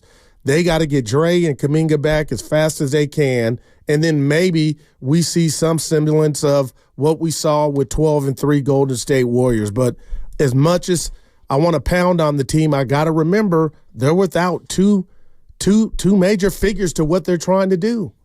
888-957-9570 is the number. Warriors got beat by the Lakers on Saturday, 118-108. Anthony Davis, a handful to say the least. And LeBron James, obviously very good. And Steph Curry suffered through a 4-for-17 shooting night, did not score in the second half. And how can the Warriors win a game when Steph Curry doesn't score in the second half? I'm not sure. I'm just not sure. Let's go to Martine. Yeah. Martine's in the Bay Area. Hey, Martine, how you doing? I'm doing good, Steiny. How you guys doing? Hey. Yeah. So I want to start off with I'm tired of Buddy Hield even being in the starting lineup or as a substitute. He has nothing else besides a three. He starts missing and he's done. But the thing is that's kind of the story with the Warriors this year. Is once they start missing, they all just kind of go down, and it doesn't help that they're not even they don't knock it down, and they kind of give up. The other thing that I wanted to say is Post. Even though he's a rookie, he did look the best. It was 2 games ago, but he looked the best when he was playing with Stephen Curry. I think he needs to get some more run time, even though his defense did look kind of lackluster with Anthony Davis the other day. The other thing about Buddy Hield is that I find myself just calling him trash throughout the games. The Warriors kind of look like trash sometimes, but Buddy Hield's just I'm done with him. All right. Yeah, and I'll tell you what, Stoney, you didn't ask. I didn't like the starting 5, but what can you do when you're down a couple players? But Peyton, TJD, and Buddy Hield, I would have found a way, and I hope moving forward, starting tomorrow, we see Pods, who's playing great basketball. I know he's just back, good basketball. But, Stoney, I'd love to see him get to start at the point. Not Gary Payton II, and I love GP2, but I just don't know. And I know he's 5 or 6 from the field. But, man, Pods is rolling. I'd like to parlay that into getting the team off or helping the team get off to a good start. You know who Buddy Hield is? Right now? Give it to Klay Thompson. Yeah, he's Klay Thompson. Last year. No, this year. Klay's averaging 13. Yeah. Buddy's averaging 12. Buddy's shooting better than Klay Thompson, though. What is it? No, actually, they're both shooting 37, 38 from 3. They're both shooting low 40s. They're both averaging about 12 or 13. And, I also think, one's going to be in the offs. The other, we don't know. Dallas better be careful. Yeah, I'd rather have that. You better be careful because Luke is coming back, but you better be careful. Yeah, we got Kuminga coming back along with Dre. Don't be disrespectful. See, I think Warrior fans right now are probably looking forward to Kuminga coming back. Stoney, like it's Steph Curry. That's what I meant. Seriously.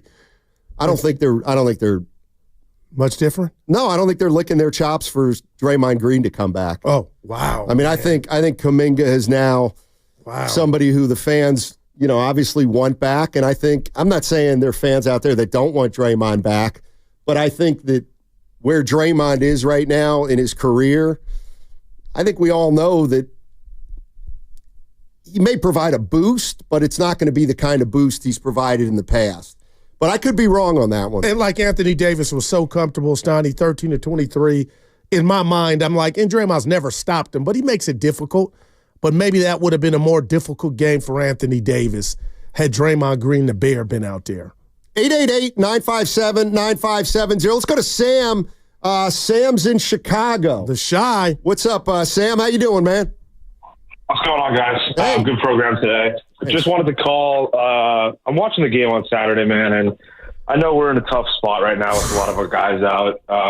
But I keep going back to these Steve Kerr rotations, and in my head, I don't understand it. I think you're taking Steph out in the gap of quarters, and in the fourth quarter, I mean, you take Steph out with the hope of bringing him in for the last couple minutes to help a rally, but you bring him back in, and the game's over at that point.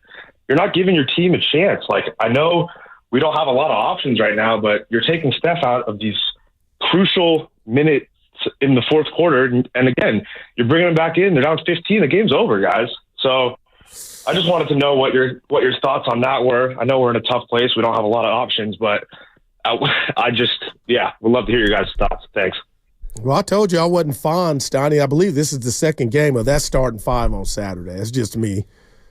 Yeah, I'm not a big fan of Curry sitting twice in a period. Man. And is all that for him? Like, is it extra rest? Well, I don't like it. I'm with you. Well, they got to. They're not good enough to be able to do that. Well, he's not young enough to be able to play 36 minutes a night. I don't, man. I don't get the sense. The one thing I don't even know if I would try it, and I don't even know how you do it. But if you gotta play Steph 32 minutes, let's say you got to keep his minutes down to 32. All right. I mean, could you do something like play him 14 minutes in the first half and 18 in the second, so he plays more in the second half? I don't know. I'm not sure exactly how you do it, but it's obvious that he's not going to be able to carry you start to finish anymore. And so you got to kind of pick your spots where you get him the help he needs. All right, coming up in 10 minutes, I'm going to give you the key word for knockout. Coming up in 10 minutes, I'm going to give you the key word for knockout. It's your first chance to win. This contest runs for 3 weeks, and it's your opportunity to play knockout on the Chase Center floor. You're listening to 95.7 The Game, KGMZ FM, and HD1 San Francisco. Always live on the free Odyssey app, Twitch, and YouTube, powered by First NorCal Credit Union. Let's go to Antonio in Oakland. What's up, Antonio? How you doing? He'll be positive, Stoney. Hey, Antonio. Pretty good, man. When we get Kuminga back, I think we're gonna get ready to roll. I think we should probably flip Dennis Schrader. Brandon Pozinski's looking comfortable out there. And at the end of the day, man, Vucevic, Zach LaVine, they're so efficient, man. I'll be seeing some crazy numbers they got. But at the end of the day, I don't want to trade them future first-round picks, man. That's Victor Wembanyama's brother and Larry Bird's grandson. We got to hold that for our future. I see what you're saying. I see what you're saying. I missed that. Help me. They got to keep their picks to get a transformational player at some point down the line. Sure. Phil's in San Francisco. Hey, Phil, how you doing? Hey, guys. Hey. I'm just, I've been mulling over different possible trades that the Warriors could make. I mean, this is just sort of in my my own imagination. I know I don't know what's possible, out there, in terms of money and availability. But, there's a lot of like really good players on Memphis, like Marcus Smart, for instance. I don't know if he's been injured lately, but he's a great defensive-minded player. He's a veteran. Would it be possible to make a trade for someone like him? I feel like he's been hurt like all year. Let me take a look. I'm just picturing him in uniform, in his sweats on the bench. Like they ain't been using him. Yeah, he's hurt. Got no timetable for his return. It's a finger. How many games has he played this year? 18. Yeah. So he hasn't even played half the Grizzlies games. So I don't know. I mean, I think they need more of a front court player than a back court player. A bucket getter too. I mean, he can hit occasional threes, but we need some offense. Yeah. 888-957-9570 is the number. Warriors got beat on Saturday, 118-108. And now they have a back-to-back starting tomorrow against the Jazz and then the Oklahoma City Thunder. And now we got to wait and see how many games Steph will be playing of the next two. Does he play both games of the back-to-back? He did last week when they played who they play? Chicago. Somebody in the Bulls. Chicago. Somebody who they lost. Oh, the Kings. Yeah. It was the Kings. Well, I'm looking at the Kings next and the five, Bulls. Steiny. You tell me what you think. We got the back-to-back starting tomorrow, Utah at home, Oklahoma City, then Phoenix Friday, Spadoni, then Orlando Monday, and then at Utah. I'm so hurt and down in Warriorland, Steiny, that I only see 2 wins out of that 5, and that's coming from both Utah games. So if you were going to sit Steph, sit him tomorrow against Utah, who you think you should need at home. Yeah, I don't know how you do that if you're the Warriors. Because it's not like playing Steph ensures you a victory anymore. Well, it's Utah. Yeah, and that's why maybe, I mean, you think the Warriors could just beat Utah without Steph Curry? They almost lost to the Raptors, or they lost to the Raptors, almost lost to the Wizards with Steph. Hey, I'm trying to be positive, guys. I'm just saying. But that's where we're at. And you think, where's my guy coaching Vallejo? I love him, Steiny, because he hadn't even been able to call to get off his Kuminga takes. But well, that's because Kuminga hasn't played. No, but the victory lap, if you know ball, for Kuminga is all take it. Because this team, it's nowhere without him. That's why I was saying the importance. Jonathan Kuminga. Yeah, but the bottom line is, Steiny, I want to see Pod starting tomorrow, man. I mean, that's where we're at. And before he got back, I'm kind of like, oh, everybody was trying to blame him. Dude, I appreciate what he does. They don't have what he does. And what does he do? Play with energy. When he's hitting his shot, he's not scared to try to create or get others involved. And he'll take a charge. I'm serious, man. I know. I like to. I know you are. And that's why. I'm down, man. Why? I didn't see this coming. And I'm going to be honest, since I'm getting it out, Steiny, I'm uncomfortable with what's going on in the future, everything. The picks, who's making the picks? If this is year 2 of back-to-back not making the playoffs with Steph? And no scoring from him in the second half? You know what? I'm not buying this anymore. No, I'm telling you. I'm not buying it. You see, I came in like, let's talk football. I'm not buying that you're this is a nightmare. I'm not buying that you're this shocked anymore. You can't be this shocked. Then I would be acting. I think that's what you're doing now. Steiny, stop. I ain't never acted. I mean, you can't know this little about sports that you're shocked that the Warriors are struggling after a dynasty. I mean, come on, Goo. What part don't you get, sir? I thought after the dynasty was after Steph. Like we would still get to the playoffs in a series and done. Trades are hard. You followed the league. Did Michael Jordan win in his last couple years in Washington? Did Bird win his last couple years in Boston? The Wizard Jordan, I don't even count. Oh, my gosh. Come on, Steiny, you know what I mean. I actually still has some meat on the bone. You can number me to death, but if we're really going to just get in a room and turn our back on this guy and say, oh, he got old in 1 minute, we're wrong. Everything has gotten rotten around him, and that's no shade at any one player. It's a shade at the front office. It's a shade that you let Jordan Poole go, who was averaging 20 points, that's really 30 points. I keep using the word hemorrhaging, but that's what it is. And I'm watching Dalton Connect and Reeves, and guys get buckets. I'm like, oh, that was nice. He created, it went in. That's nice. We don't have that. So you'd rather have, again, I'll do it. You'd rather have Connect than Kuminga. No. Okay. Well, No. I'm just saying. Kuminga's younger than Connect. But I'm just saying it must be nice to not be in the struggle line when it comes to offense. I still haven't shaken off the 85 points the other day that they put up as a whole. We missed, and the smart ass from wherever he called, Steiny, talking about me trying to compare Steph. No, it's this team needs Kuminga now more than ever in his career. And this is what I'm saying. That's real, and it can change and go a long way. Well, I'm hoping for. This team has not been dramatically different when they've had Kuminga, when they haven't had Kuminga. This team has basically been like, oh, man. I mean, Kuminga doesn't make him a title contender, I don't think. I'm not going that far, but he does give you the body punches in a game where you got a lead that can get you to the free throw line. And I know you got to make them, but what I've noticed, Steiny, and it's glaring, without him, I'm watching the games when they do have leads, like, okay, when are they going to blow it? Basically, what they did against the Lakers Saturday night. It was my old Cadillac days. They ran out of gas. And it's okay. They are just who they are, Steiny, but you can't run out Buddy Hield and Gary Payton II in the starting lineup against LeBron and Anthony Davis and expect to win. And I know Kerr's probably like, Goo, what else can I do? Pods, put him back in there. All right. 888-957-9570.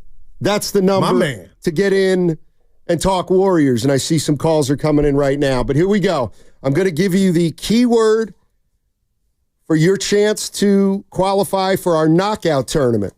All right? This is day one of qualifying for the knockout tournament. And it is the second spot we're going to give away. And we're going to be doing it in the 12 o'clock hour. I'm going to give you the keyword. And then on the other side, I'm going to tell you the number to call in. All right. So now here's the word. There's going to be a sounder. Yeah. So, yes. So you'll give out the word. There'll be a sounder next segment. When we play that sounder, Steiner will give out the phone number to call, and you're going to have to give out this word that Steiner's about to say. And the word is basketball. The word is basketball. That is the keyword. On the other side, we'll tell you the number to call in when you hear the sounder. The sounder. 818, would love to see Steph, Wiggs, JK, Dre, and Post as the starting five for a good stretch. That's Joe in the 818. I ain't mad at you. Yeah. But you got to get healthy. Yeah, I guess. I don't know. Guru, you ready to move Steph for number one picks while he's still worth something? Oh, this can't be the Antonio in Oakland. No, it can't be. He says trade him now, Antonio in Oakland. That can't be our Antonio in Oakland. I'd be surprised if he's saying that. All right, 888-957-9570 is the number. And on the other side, I'm going to give you a chance to play knockout on the same floor that Steph Curry plays on. And is it true that our first contestant is Zucci? Zucci man? Zucci man. Zucci? Zucci. Oh, man. That's our guy. Some people are going to think the fix is in. If Zucci's the first guy. Only you think like that. Well. He's a P1. I know. I'm not going to sugarcoat it. You can sit here and do a sugarcoat job. Well, what are you doing then, Joe? What are you doing? What's coming up on the game is brought to you by Fremont Bank. Here for you, here for good. I have a six-pack. It's just under the dad bod. If you suffer with neuropathy pain, numbness, or tingling in your hands or feet, you can't enjoy life to the fullest. If you're resolving to take better care of your health,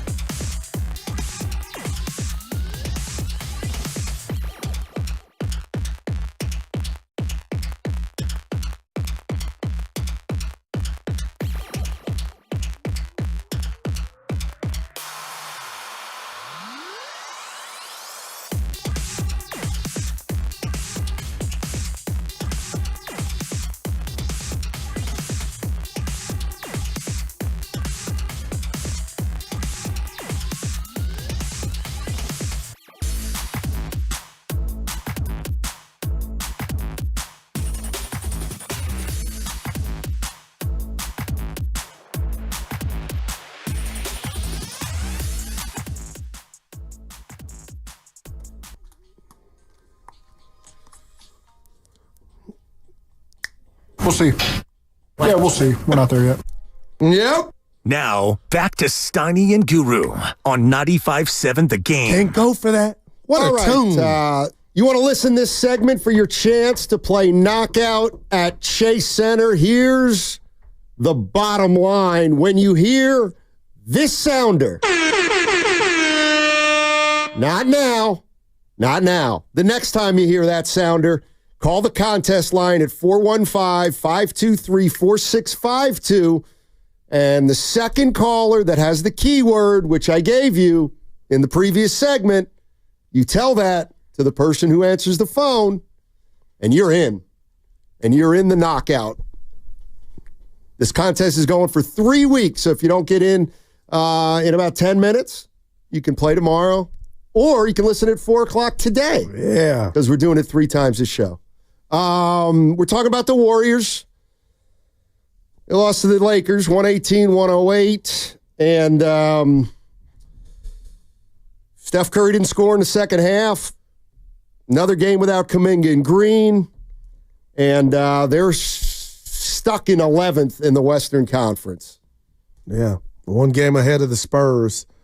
So, obviously, it's about wins and losses. But my biggest takeaway turning the game off Saturday night, Stoney, was – yeah, the loss that's number one. But how can my man Steph go a half going up against his rival, LeBron James? How can that happen? And obviously he's got to make a shot. How can that happen? My man doesn't get a bucket or scratch. Let's go to Priest. Priest is in Palo Alto. Man. Hey, Priest, how you doing? All right, how you doing, man? How's it going, Guru? I'm not well. I'm not well. Go ahead, baby. Well, brother, you know, if you want to keep punishing yourself like this, go ahead. I mean, be my guest. But how is it that you can't see that this was going to happen?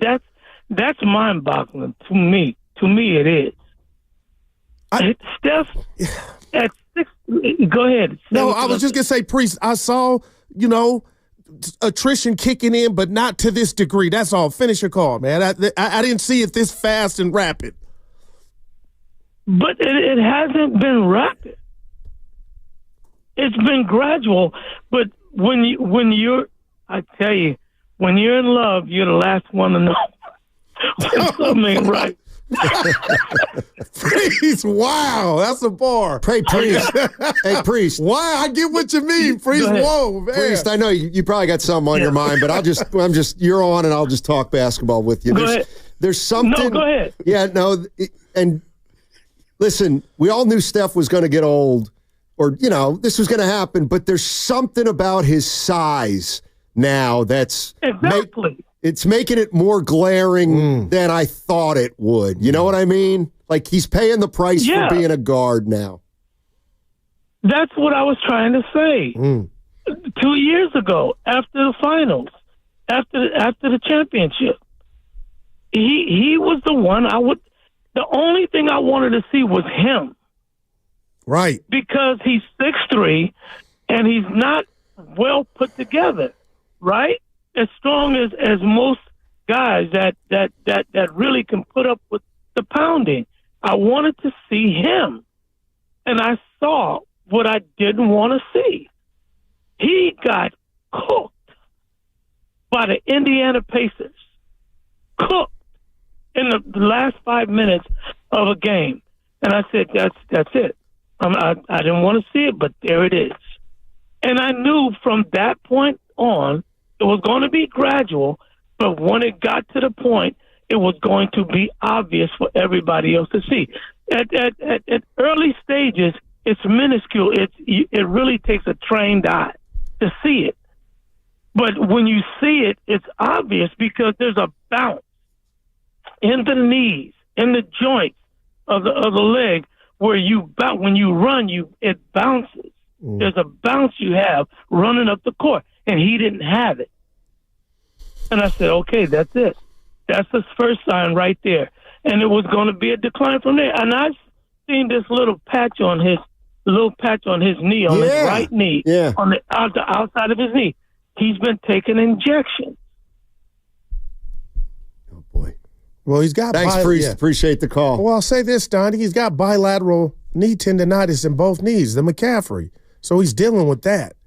I'm not up here like I got to plug my ears. I know what time it is. I'm just telling you, I know the man can still ball, and as you get older, you need more help. And we're asking this man to do what the 30-year-old Steph Curry could do.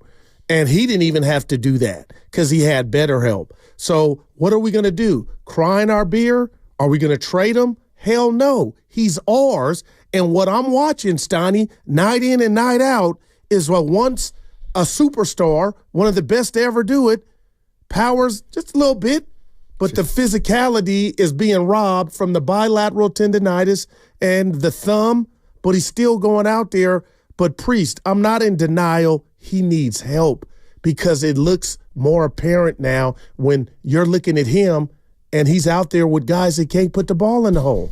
The one thing that I do want to make clear about Curry is he's 36. He's almost going to be 37, and it's like, yes, it's now becoming obvious to everybody that he's losing a step or he's declining, whatever you want to say. But you still have to acknowledge, and this is part of the problem, this is also part of the innate problem the Warriors have. There's never been a player this small who's played this well at 36, who's put up these kind of numbers at 36. You look in the history of basketball. Doing well for that on that front. And you find guys that are 6'3" or smaller, and you look at them at age 36, and there aren't very many of them averaging 22 and a half a game. So he's still playing at among the highest levels of any guard to ever play this game at his age. And that's why, it's tough, because he's also playing the toughest position, which is a guard for an NBA player. So 888-957-9570 is the number. Chris in San Jose. Hey, Chris, how you doing? Hey, I'm doing all right. Good afternoon, gentlemen. Hey. Happy Monday. Yeah. Yeah, you've been hitting on it for a while, Steiny. I've called in a few times. I got my opinions on Dre. I got my opinions on the bench depth, whatever. So, two things can be true. Guru, you can be accurate in your assessment and say, hey, Curry needs some help.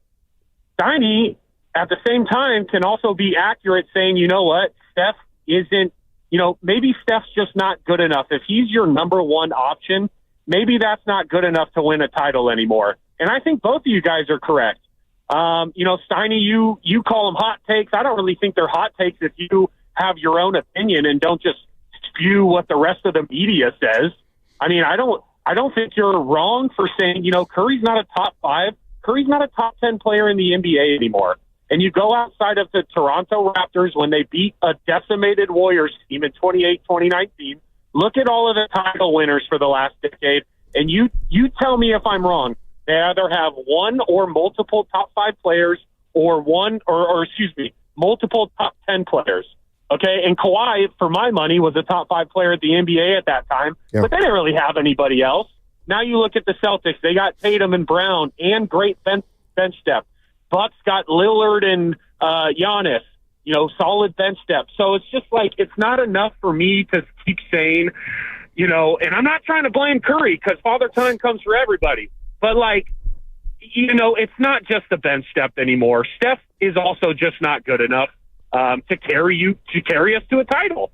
And Sonny, you said it, and I'm aware. I think most people, if they're knowledgeable about the game, are aware that certain people, when they lose a step, it's all going to kind of come crashing down rather quickly.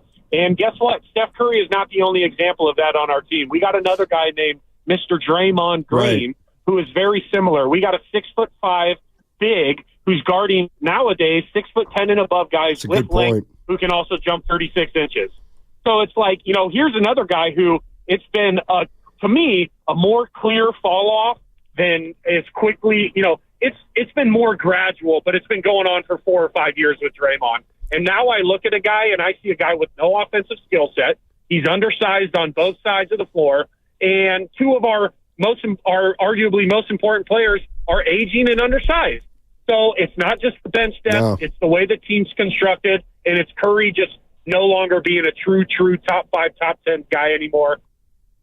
All right, good stuff, Chris. Well, passionate. Yeah, we all got where he's at, top 5, top 10. Steiny, I told you this, and I told you all this, and I'm going to put some mustard on it. I'm not in denial. Age is 37 is 37. I don't know if I'm, over here thinking that I'm telling you or trying to instill into you that Curry's 27. I'm not. I understand what I'm watching and what's going on, but you cannot please two masters. And I'm upset if what Steph Curry and Draymond Green said a couple weeks ago about this being okay and you don't want to do this to the future, you can cue up that Stephen A sound. Because this is not how, this me personally, Daryl Johnson, how I envision, the end years for Dre and Steph. I want them to be throwing coffee cups to get some help. And I'm up here fighting a good fight about do this, do that, sacrifice him for the greater good of now. And then one guy, not even in uniform, and he's making rounds by doing podcasts. And it's just funny that the team is playing his worst basketball and he's nowhere to be found, but he's hurt. Andrew Wiggins, he's giving you 17 points a night. I love Andrew Wiggins, but I'm done. Let's call out everybody. It's not just Steph Curry. That's what I want to say, Steiny. And the thing about pleasing two masters, you're going to go young, but you can't go young and still have Steph and Dre on the team. So what are we going to do? And right now. All right, there it is. There's the sounder. Your chance to call the contest line, which is 415-523-4652. Call the contest line, caller number 2 with the keyword 415-523-4652. Yeah, I don't think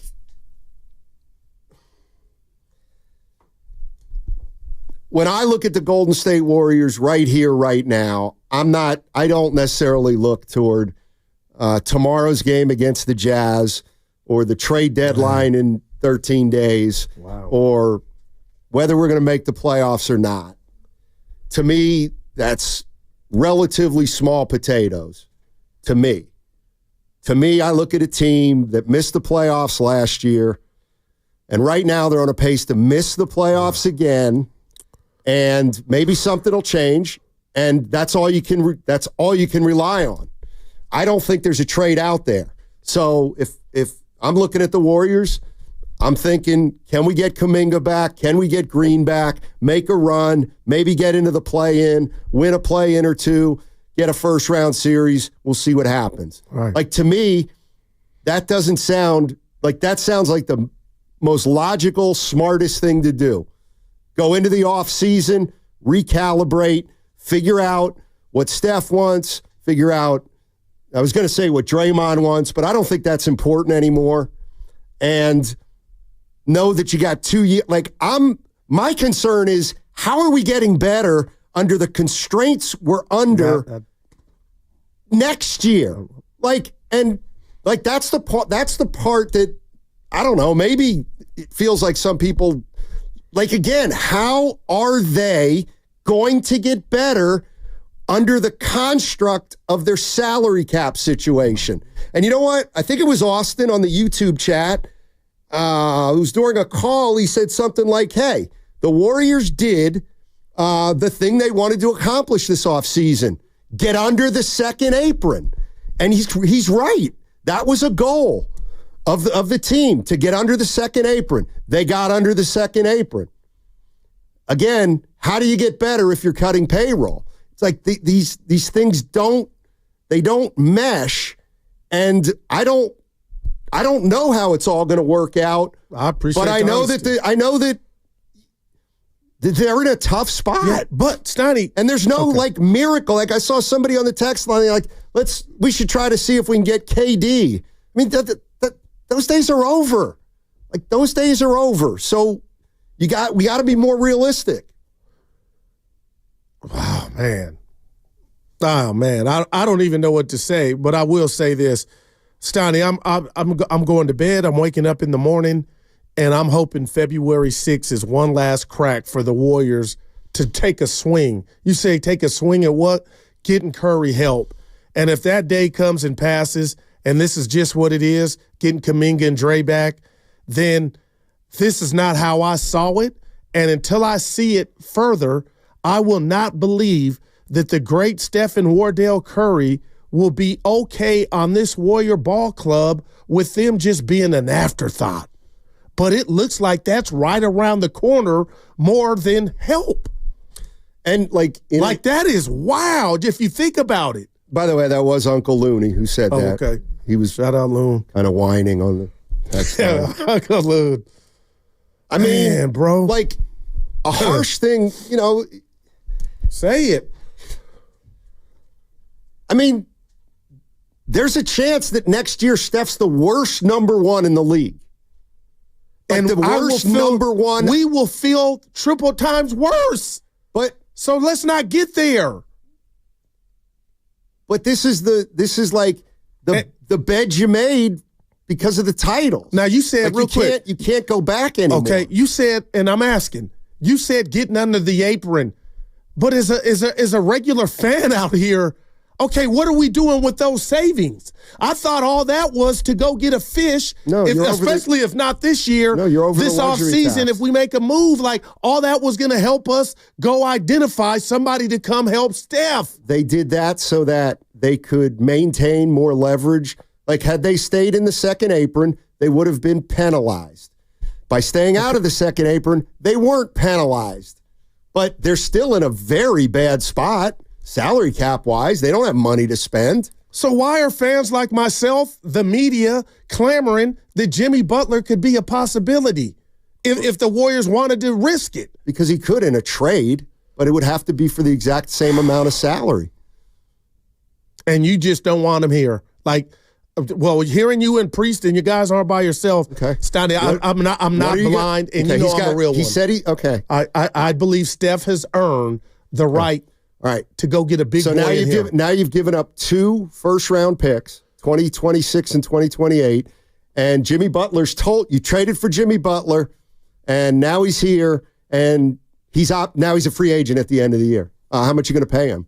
Whatever it takes. Because he's on record as saying, and he knows it, wherever he goes, he wants to end his career there because he knows the gig is up. So you would pay Jimmy Butler, let's say, $180 million over 4 years.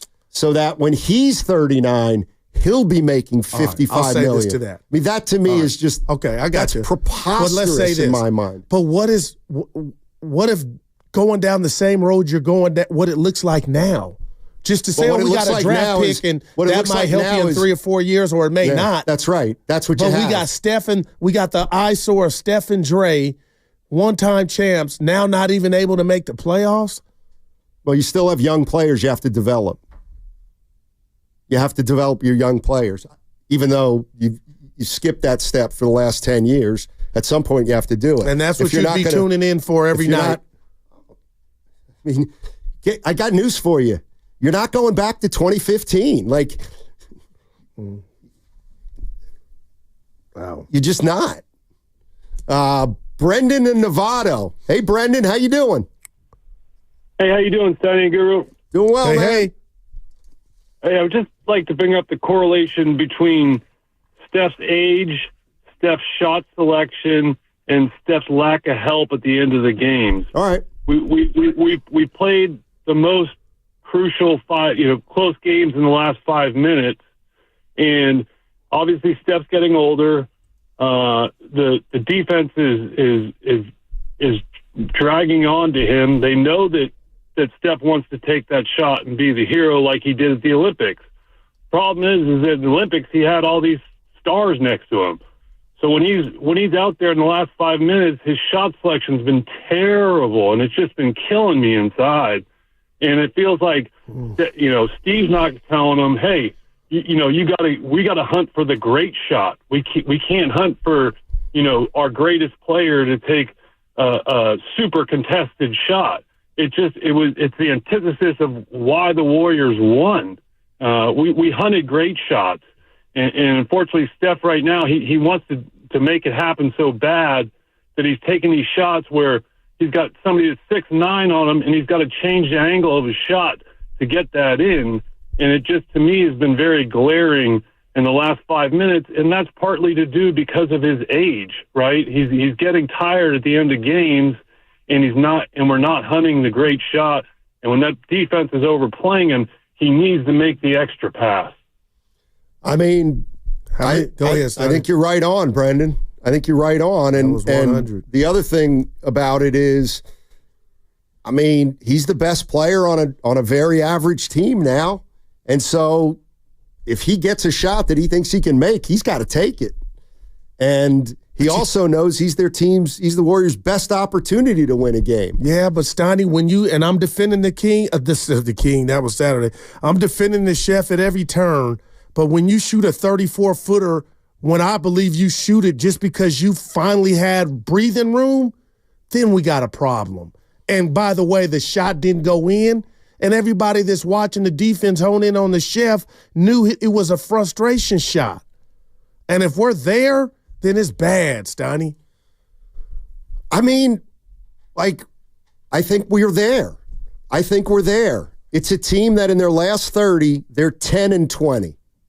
Man, oh, man. It's a team that's been in a fair amount of close games, and it's a team that's got a great player in Steph Curry and not much around him. And there's nothing worse than being a hell of a player on a team that's not good, because every game you got to go out and you got to try to get everybody else involved, and then you got to try to do too much when you get down, and It's not your right. Well, there's no way around it. There's no way around it. There's no way around that. You're going to lose a lot of games this year. I haven't shared this with you, but I'm letting it all out. Therapy. Was Dennis Schroeder what I really thought Jimmy Butler was going to be? Was that the move that the team made, Stoney? And right now we could all say it's not working out. I'm not mad at Dennis, but that's as much as they're going to do, right? Schroeder was the one thing to where, you know what, we'll take a flyer, see if he can give us an infusion of this and that, and right now it looks like it's not.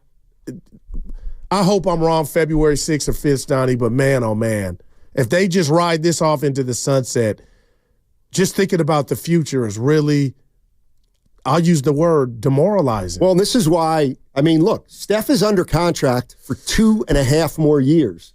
That's why I think the Warriors are also putting out the message, like, don't put all your eggs in the February 6th basket, because Steph's still going to be here after that. Those eggs are going to be expensive, too. And you know what?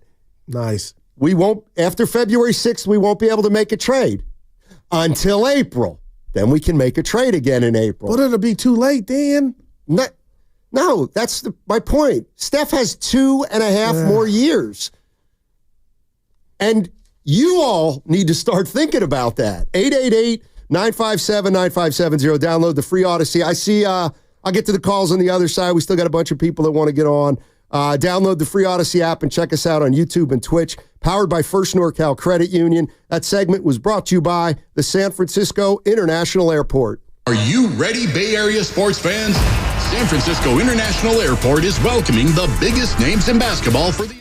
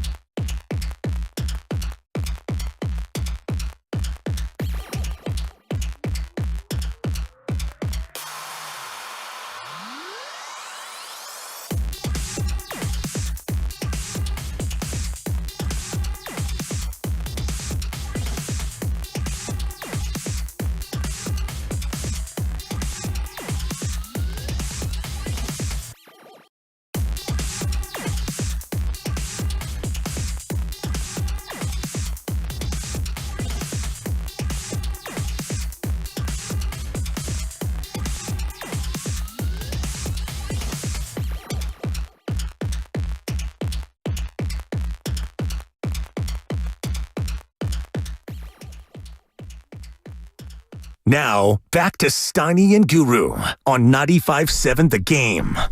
Oh, I got some Warrior news for you, Goo. Let's make it good, man.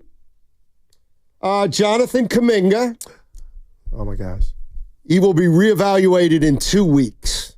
So he will not be back by the trade deadline, which is February 6th. He will be reevaluated on February 10th. February 10th. So Kuminga's going to miss another 2 weeks, then get reevaluated. And Draymond Green apparently is now day-to-day. Wow. Draymond Green day-to-day. Meaning he could play tomorrow, huh? Yeah. Oh, you bring it back against Utah. That would be the one they shouldn't need him. I better be careful. You're still under the impression that this is a championship team. I go They're all 10 the way, and 20 man. over their last 30. That is amazing to me, man. After a 10-2 and 12-3 start.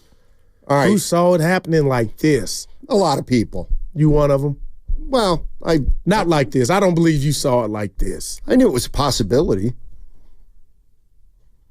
Because that's starting 5 Saturday. And I know Kerr's trying to do what he can, Stouty, but come on, man. See, here's what I guess.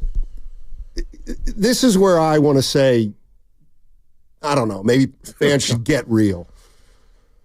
So, you said to me, after February 6th, it might be too late. See, and that's where I'm like, so hold on a sec. So, Steph Curry has a year and a half left on his deal coming into the year, and the Warriors give him that last year. They extend him. So now he's sitting with 2.5 more years. 62-5 the last. Steph Curry has 2.5 more years left on his contract. The team is telling you trades are hard, and that what teams want, they want to decimate our future first-round picks. And like the one thing you said was, well, I said, the only thing they do is if a trade comes, the trade comes. You try to win as many games as possible. You try to get into the play-in. You try to win a play-in. You try to get into the playoffs, and then you recalibrate at the end of the year, and you're like, it's too late. But it's not too late. They got Steph for 2.5 more years. Like, that's what I'm saying. I mean, like, you've made a point of saying everything's for Steph, and even if you're straying from that or not, kind of is irrelevant, but he's got 2.5 more years. So the organization's saying, don't hold us to we have to make a deal on the 6th. The deal might not be there on the 6th. Okay. Now I hear, this just me, Stoney. I hear the wordplay, and you are correct. But the bottom line to me is, if this thing continues down this road, what I don't want to have to mention, and I'm going to, I don't want it to happen. And if it's all about the future and rebuild, I believe right now, today, this year, this summer, this spring, the best thing that you have of substance on your basketball team right now is Steph Curry. And if it's all about rebooting and resetting, how many first rounds would he net you? I think multiple. And I think that's where this thing is going, without people having to put it on the wall in spray paint and say, this is where it's going, because Steiny I hear what you're saying. He's under contract. If this is all they can put out next to him, I do not think him, Dre, and the Warriors can coexist being bottom feeders with them still on the team. So I feel like something is going to pop off. And that something is Steph Curry, who loves to golf, who's a competitor, a killer, Steiny. Yeah, we're okay. Everything's cool right now. You don't have to do this. But he told us this offseason in Vegas, things change quickly in the NBA. And I'm not trying to start nothing, and I don't have the power to. But I just will not believe this is the standard moving forward until that contract is up. A Warrior team basically being an afterthought with Steph and Dre in uniform. What would it take, just hypothetically, for you to acknowledge that part of the Warriors' problems may be that Steph and Dre may not be good enough to be the cornerstones anymore? What would it – I'll tell you what, I'm on first base with a lead on that. But I got to get all the way home. but I feel like this is a front office failure because we were told connectivity. We were told all in for Steph. I didn't say that. We had to duck because that phrase was flying around here in the Bay Area, and I married it. I put a ring on it.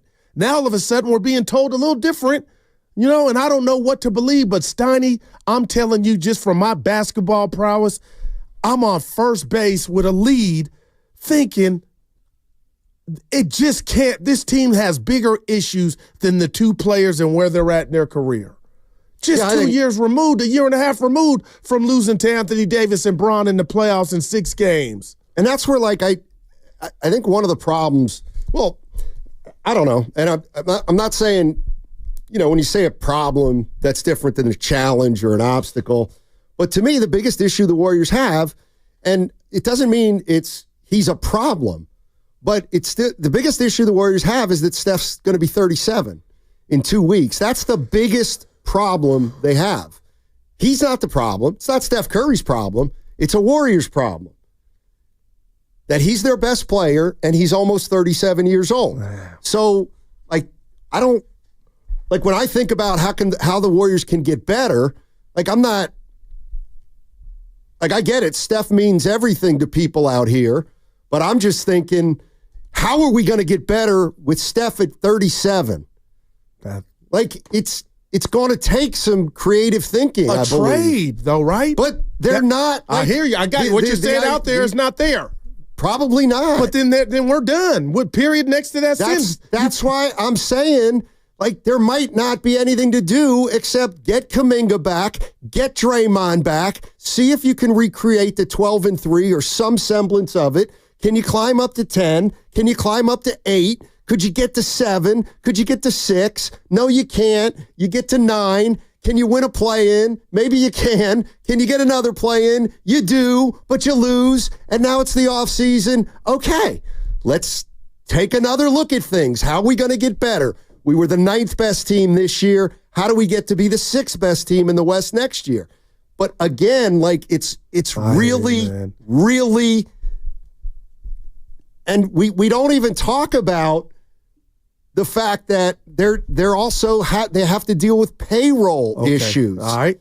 I know it's complicated, but they also have to do this and be super duper mindful of money. I'm going to ask you to play that Stephen A. and Perkins sound, Steiny, because at the end of the day, we've met with Steph, and come on, man, he's one of a kind. Cool cat. But Steiny, I guess I'm basketball mad if we find out that he truly, really is okay with what the Warriors are not doing and worried about the future and having his brand tarnished to where Priest of the world, and Priest ain't by himself, to where you guys feel like he's further along being a superstar than I do. My point is, I want him to be mad, and I want him to play the card that we see guys of his caliber, superstars, regardless of their age, that have been committed to getting that money for 2.5 more years. I want him to play a card of, you do this or I'm out. Okay. And that still can be played, but it ain't sounding like it. And that's what you're under the impression that there's a move to be made. And there may not be a move to be made. He can say, let's bring Zach LaVine in here. Oh, the move I'm talking about, Steiny, is him being moved somewhere else where he could really say, and they have a real conversation and say, it's not going to happen here. You've done all you can for me. I still want to win. And you know what? If you fetch me out there, I can get you a surplus of what you need and covet. Okay. But you can't do both. I don't want Curry and Dre in here and the Warriors not making the playoffs. I know you're gonna laugh, Steiny. I didn't have us being here this fast, and this season's not over. But 2 more weeks for Kuminga to get reevaluated. But I'm wondering, man, can the wheels really fall off? And forget and you can say I don't even want to just put him on Steph. It's just and then what are we gonna say? What are we gonna say if the Warriors don't make the playoffs this year? What are we gonna say? Well, Steph didn't have enough help. And yet, it's not just Steph. It's Steph and Draymond and Wiggins. They didn't make the playoffs 2 straight years. Oh, man. Steph, Draymond, and Steve Kerr. Kuminga, Wiggins. They didn't make that foursome didn't make the playoffs for 2 straight years. Steph and Draymond are getting older. How's that foursome going to get better? Let's go to Christian in Fairfield. Hey, Christian, how you doing, man? What's up, fellas? Happy Monday. Yeah. Well, I called in the beginning to talk about the Steph slander, but you guys went a different thing, so I'm going to ask Guru and Steiny a question. What's the biggest difference, Steiny? You like Garland and the Cavaliers. What was their big offseason move? And Guru, you were talking about the Lakers and how good they look. What did they do? Well, the Cavs re-signed Donovan Mitchell. What? Just tell me. The coach. They changed coaches. Oh, okay. I got you. Just like the Lakers, changed coach. Oh, so you're ready to? Okay. The biggest. All right. So Kerr got this. It's Kerr. Okay. I mean, I call all the time and say it's Kerr. From a basketball standpoint, it's Kerr. It's not Steph. It's not Steph until he can't beat someone one-on-one. This is a double team. Now, he can't go crazy like Toronto Steph versus a boxing one. Yeah. We can't expect that from a 36-year-old. But he can get 30 a night if he plays 35 minutes. Easy if it's someone guarding him one-on-one, even a double team. And Eric Pascal ate his way out of the league. Are we going to listen to this guy? No, we said Ask Andrew Wiggins what it's like playing with Steph. He's an all-star first time ever with Steph. Kevin Durant, 2 chips with Steph. Jordan Poole, who we keep talking about, best years with Steph, got a big contract with Steph. So let's not do this to Steph. Let's get on Kerr. I think we need to focus on Kerr right now and him not putting these guys in position to succeed. Kuminga, why aren't you running screens? Let Kuminga be the screener. Why are you putting 2 guys who can't shoot on the court at the same time with Trace Jackson Davis and GP2 when you have Post, the stretch 5? He can be baby Porzingis. You have Santos. I'll call out a play, right? He made not the Laker game, the game before. He got an offensive possession, kicked it to Schroeder, came out, Schroeder kicked it to him, 3 bucket. We're missing that. Steph was smiling. Where is this at? You start burying these guys on the bench talking about, I don't know what I'm going to do with the minutes. Play them. Yeah. Play Thanks, Christian. Start Podzinski. All right. Thanks, Christian. And I thought he said something that got me a little happy, and I'll be in the caddy like, hey, preach that. Here, come on, let's be honest now, because we've talked about it, and there's videos floating and circulating. It's not like one guy is the Curry stopper. Steiny, they're doubling, blitzing, triple teaming them, so that's all the they've always doubled him. I got you. He's always been double teamed. In context, if you have more so weapons, he's not handling or threats, the double team as well as he did 5 or years if you have more ago. threats, they can't do that all game. Just saying. And Austin tried to kill me from San Jose about my move, Curry. Lake Up and his billionaire friends, Guru, are not gonna. They're gonna milk Steph until it goes dry. You're listening to 95.7 The Game, KGMZ FM and HD1 San Francisco. Always live on the free Odyssey app, Twitch and YouTube, powered by First NorCal Credit Union. From the 510, there's nothing the Dubs can do to make this situation better. This is the same situation the Lakers faced with Kobe. That injury made him call it quits. I mean, Steph don't look like he's quitting anytime soon. But Kobe didn't make the playoffs his last couple of years. And they owed him everything. They were paying him everything. So do you like the way the Lakers handled it with Kobe? Big Kobe? They let him score 70 a game while they won 15 games. But Steiny, I hated it for both parties. Okay. But he was not Kobe anymore. I'm not there with Steph. He's 37-year-old Steph, 36, Steiny.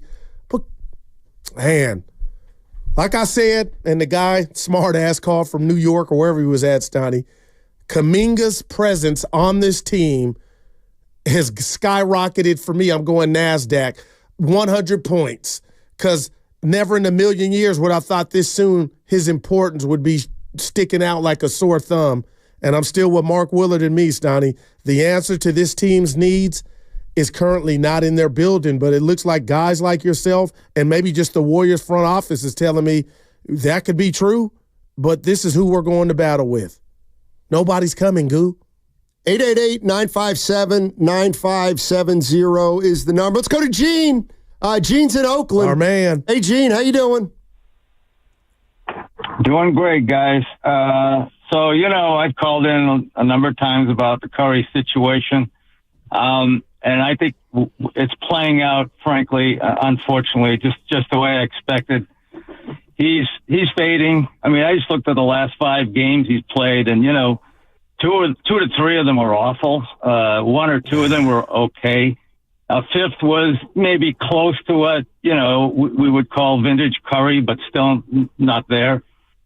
Look, I mean, I looked at this man's body language and his expression after the Lakers game, and what I saw was resignation. He looked to me like a guy that was really beginning to seriously, face facts. He just can't keep doing this too much longer. So, I mean, I'm seeing 3 options for Curry right now. One would be what you're talking about. Maybe trade to another team. I don't know how you make the money work out. Maybe you got a bunch of expiring contracts, whatever. Yeah. Did we lose Gene? I'm with you, Gene. You got 2 more. Oh, we lost him, and it would be good for us. It would free up all that money. And Gene, we're losing. Something's funky. By the way, I got to pass along some NBA news. According to Shams Charania of ESPN, Jimmy Butler's been suspended now indefinitely. So he's probably not going to play before the trade deadline, I wouldn't think. Miami's Jimmy Butler. I feel like I'm watching an episode of a high school show. Good God, man. Somebody do something. How many times has he been suspended? 3 times the last week? I think that was a good word by Uncle Gene about Curry. Resignation. He does seem to be figuring stuff out. Well, what about the verbal resignation as I took it when he said, you don't want to jack up the future? But he followed that up with, you must be insane. That was his verbiage if you think I don't want to win. But, Stoney, I guess I'm going with Stephen A. Curry, I don't know exactly what you meant, but I know how it resonated with me. And you got all the cards in your hand, honestly. And I didn't want to hear that. I wanted to hear something more stern. Well, and here's where I think, like, you better get me help or else. And here's the reality: is if Steph Curry's saying, "Get me Jimmy Butler," and the Warriors are saying, "Steph, it's going to cost 3 future firsts," and he goes, "Get me Jimmy Butler," you can say no. Yeah. No, we're not getting Jimmy Butler for that ransom. So, I don't, again, they got the Warriors, have some issues from a lot. What's that? They're in a spot. Yeah. And they're really not, they're just getting into it. Like, I don't think they're on the verge of coming out of where they're at right And now. regardless of what, this is out of left field, but we were talking about Kuminga.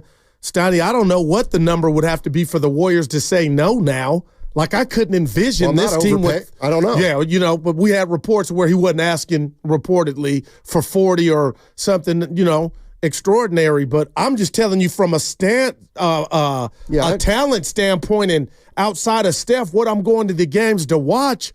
My God, I'm shriveled up. I miss watching Jonathan Kuminga on this team. Well, all I know is if they have a number in mind for him, and they believe in that number, whatever it is, then I'm not letting the season dictate, we went 38-44. Now we better overpay Kuminga. Like, I'm not doing that either. Then I would just follow up and ask you, Stoney, what young asset do you have? Well, I just need to know the number. It's that we can pull this off. Yeah.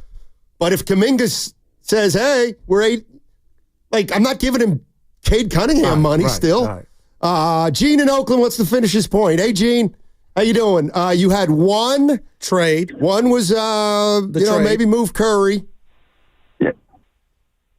Yeah, I mean, if you can actually get assets, I don't know what you can get for a guy that's going to be making $60 million and is really towards the end of his career. But, hey, if he's the last piece a team that's getting close to a championship needs and they know that he's going to play better if he's got stars around him, fine, let's do it. Get whatever draft picks we can get out of it. I mean, the second would be for him to actually decide to retire. And that I've got a question even for him maybe by the end of the season. Gene. Yeah, we get the gist. Gene. Yeah, we tried. We were no order. But we get the gist of it. You know, that, like, interesting point. Just because Spadone brought up Austin Reeves. You know, you want to pay Kuminga? Guys like Austin Reeves are making $13 million. Wow. And I get it. Different strokes for different folks. But, yeah, anyway, Jonathan Kuminga won't be, he'll be reevaluated in 2 weeks, which is on February 10th, Monday, February 10th. So he will not play before the trade deadline. Wow. That's quite a few games, right? 888-957-9570. By the way, as it relates to Dennis Schroeder, I know he's been disappointing, but they've been disappointed. I'm not really down on him. Yeah, me neither. I told you I like how he plays. I'm just, you would hope, it's like when the Kings fire a coach, you get that win streak, however many games that, you play better, then it kind of fades. I was hoping they got Schroeder, Steiny, and somehow the team could get jump-started. So when I talk about that trade not working, it's more of a team dynamic than how he's playing, but his stylistically, it's not a match made in heaven. He dribble. And that was supposed to be a facet of the game that he brought. But Schroeder's not been great, but I actually don't think he's been terrible. I know he's not making a lot of shots. Now he's not even starting. But I think, if you move him, you can only move him at the deadline. Oh, yeah. If not, he's going to be on the team the rest of the year. But, the other reason they got Dennis Schroeder was because it didn't cost them anything. Right. It cost them just a couple second rounders. So, well, I guess we got good news from your report, right? Kuminga, that's 2 weeks. Yeah. That ain't good news. Dre, day to day. Like, I'm going in, but we need Dre on the court. I know what you're doing. What's that? You're going to try to get me to say, well, that's great news. Draymond's coming back. And to me, it's just news. It's not I don't know if you know news. this. We've been together 7 years. I talk to you because you're my partner, but sometimes I'm talking to myself. It's therapy. I'm saying, no, that is good news. That'll come back. They need him. Okay, great. I hear you, but they need him. I'm not like waiting with bated breath for Draymond Green to come back. I've watched Draymond Green play for 14 years. Was a great player, but I'm not fooling myself into thinking that they're a Draymond Green away from going on a 8 of 10 run. But I'm just not, hope. And I don't like where he fits on this team right now. Even right now, though. I'm not he would have bothered Anthony Davis Saturday. Okay, he still may have lost, but let's put some respect on his defense, Donnie. He probably. You asked me if I was excited. Yeah. And you asked me if it was good news that Draymond's coming back. No, and I took it my smart-ass way. I'm saying it's news. I don't know if it's good news. Kuminga's missed 11 games already, Steiny. That number probably going to be 20. 888-957-9570 is the number. What's coming up on the game is brought to you by Fremont Bank. Here for you, here for good. Where can you kick off the new year with big savings on gig speed? Only with Xfinity, now through January 30th. Get gig.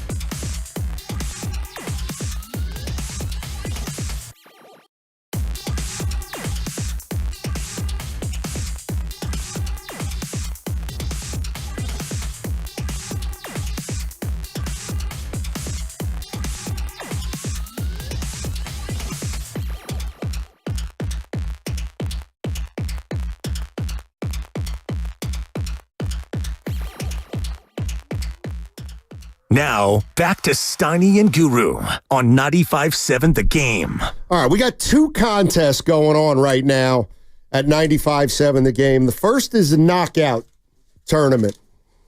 That's for you to get a shot to play on the Chase Center floor. But we are also doing our Slam Dunk in Vegas contest. Check this out. Someone is going to win travel and accommodations for 4. That's winner plus 3 guests to Las Vegas, plus $5,000 for each guest, $20,000 total. Yeah, you heard that right, $20,000. It's the ultimate viewing experience for the first 2 rounds of the College Basketball Championship. Winning is easy. Here's what you do. Just download the free Odyssey app right now, log in, and then listen each day for a minimum of 1 hour, and that gets you entry into the contest. It's a national contest. Download the Odyssey app, and you might be headed to Vegas in March with $20,000. Oh, my gosh. Yay! So that's our Slam Dunk in Vegas. Can we win? Can I enter? Family and probably not. Boy, Probably that's not. a lot of money, Steiny. A couple pieces of news. Jonathan Kuminga, he will be reevaluated in 2 weeks, so nothing will be happening with him for the next 14 days, which means he will miss all the Warrior games through the trade deadline and then a little beyond. And Draymond Green is considered day-to-day right now. He's had a little bit of a calf and back issue, but he is now day-to-day. All right. And that's a positive for me. That's fine. And thank you. And, I'm glad he's healthy, but I'll see how he fits in. I'll see what the team does around him. Can the Warriors string some wins together? We'll see. By the way, the last caller was talking about Steve Kerr, and we got a lot of people here that aren't. You should see huge Twitter fans. after the game, Steiny. You know what? How about this? Warriors finish. How about this? You know what? He's got 1 more year left in his deal. It's clear this team's in transition. You know what? If you finish 11th this year, fire him. Go ahead. Get a new coach. I don't have a problem with that. Well, he's meant too much. He won't go out. Okay, I'm just saying, like, if I think naturally you're headed 11th, to that, Steiny. Huh? If this team is really bottomed out, then naturally you're headed to a rebuild and probably a new coach. Right. What I'm saying, though, is if you're surprised that things have gotten to this point so quickly, I am. Then maybe the Warriors are too. And they thought Steve Kerr would be the coach through the end of next season, but maybe things have gotten to this point too fast, and make the move now. Make the move at the end of the season. I don't have a problem with that. Oh man! I mean, that would be one way to at least signal to some people that we're changing something. Trevor's in Rohnert Park. Hey, Trevor, how you doing? Hey, what's up, guys? Hey. So I have a few. How's it going today? I've heard a lot about what you guys are talking about, and I think there's a lot of that is true. So I have a few points I just want to make. So first off, we don't know what Curry is saying behind closed doors. So I've heard you talk a little bit about, he's not getting angry enough, he's not demanding. So my point to that is, and I heard Steiny say this, is that what if he's demanding go get Butler no matter what, and I don't care what it takes, just go get him, and the Warriors say no? Well, the reason why I kind of don't think that's happening is because if they said no to him, then that would mean they would be moving off him anyway, and they wouldn't want to build around anything that he would want with a team. I don't know. I don't think that that's what he's saying, and I don't think that they're saying no. And so I don't know that that's the cause, but what I will say is that I do believe that the coach, I think, needs to get a little bit more aggressive. You just talked about, hey, maybe the coach needs to go.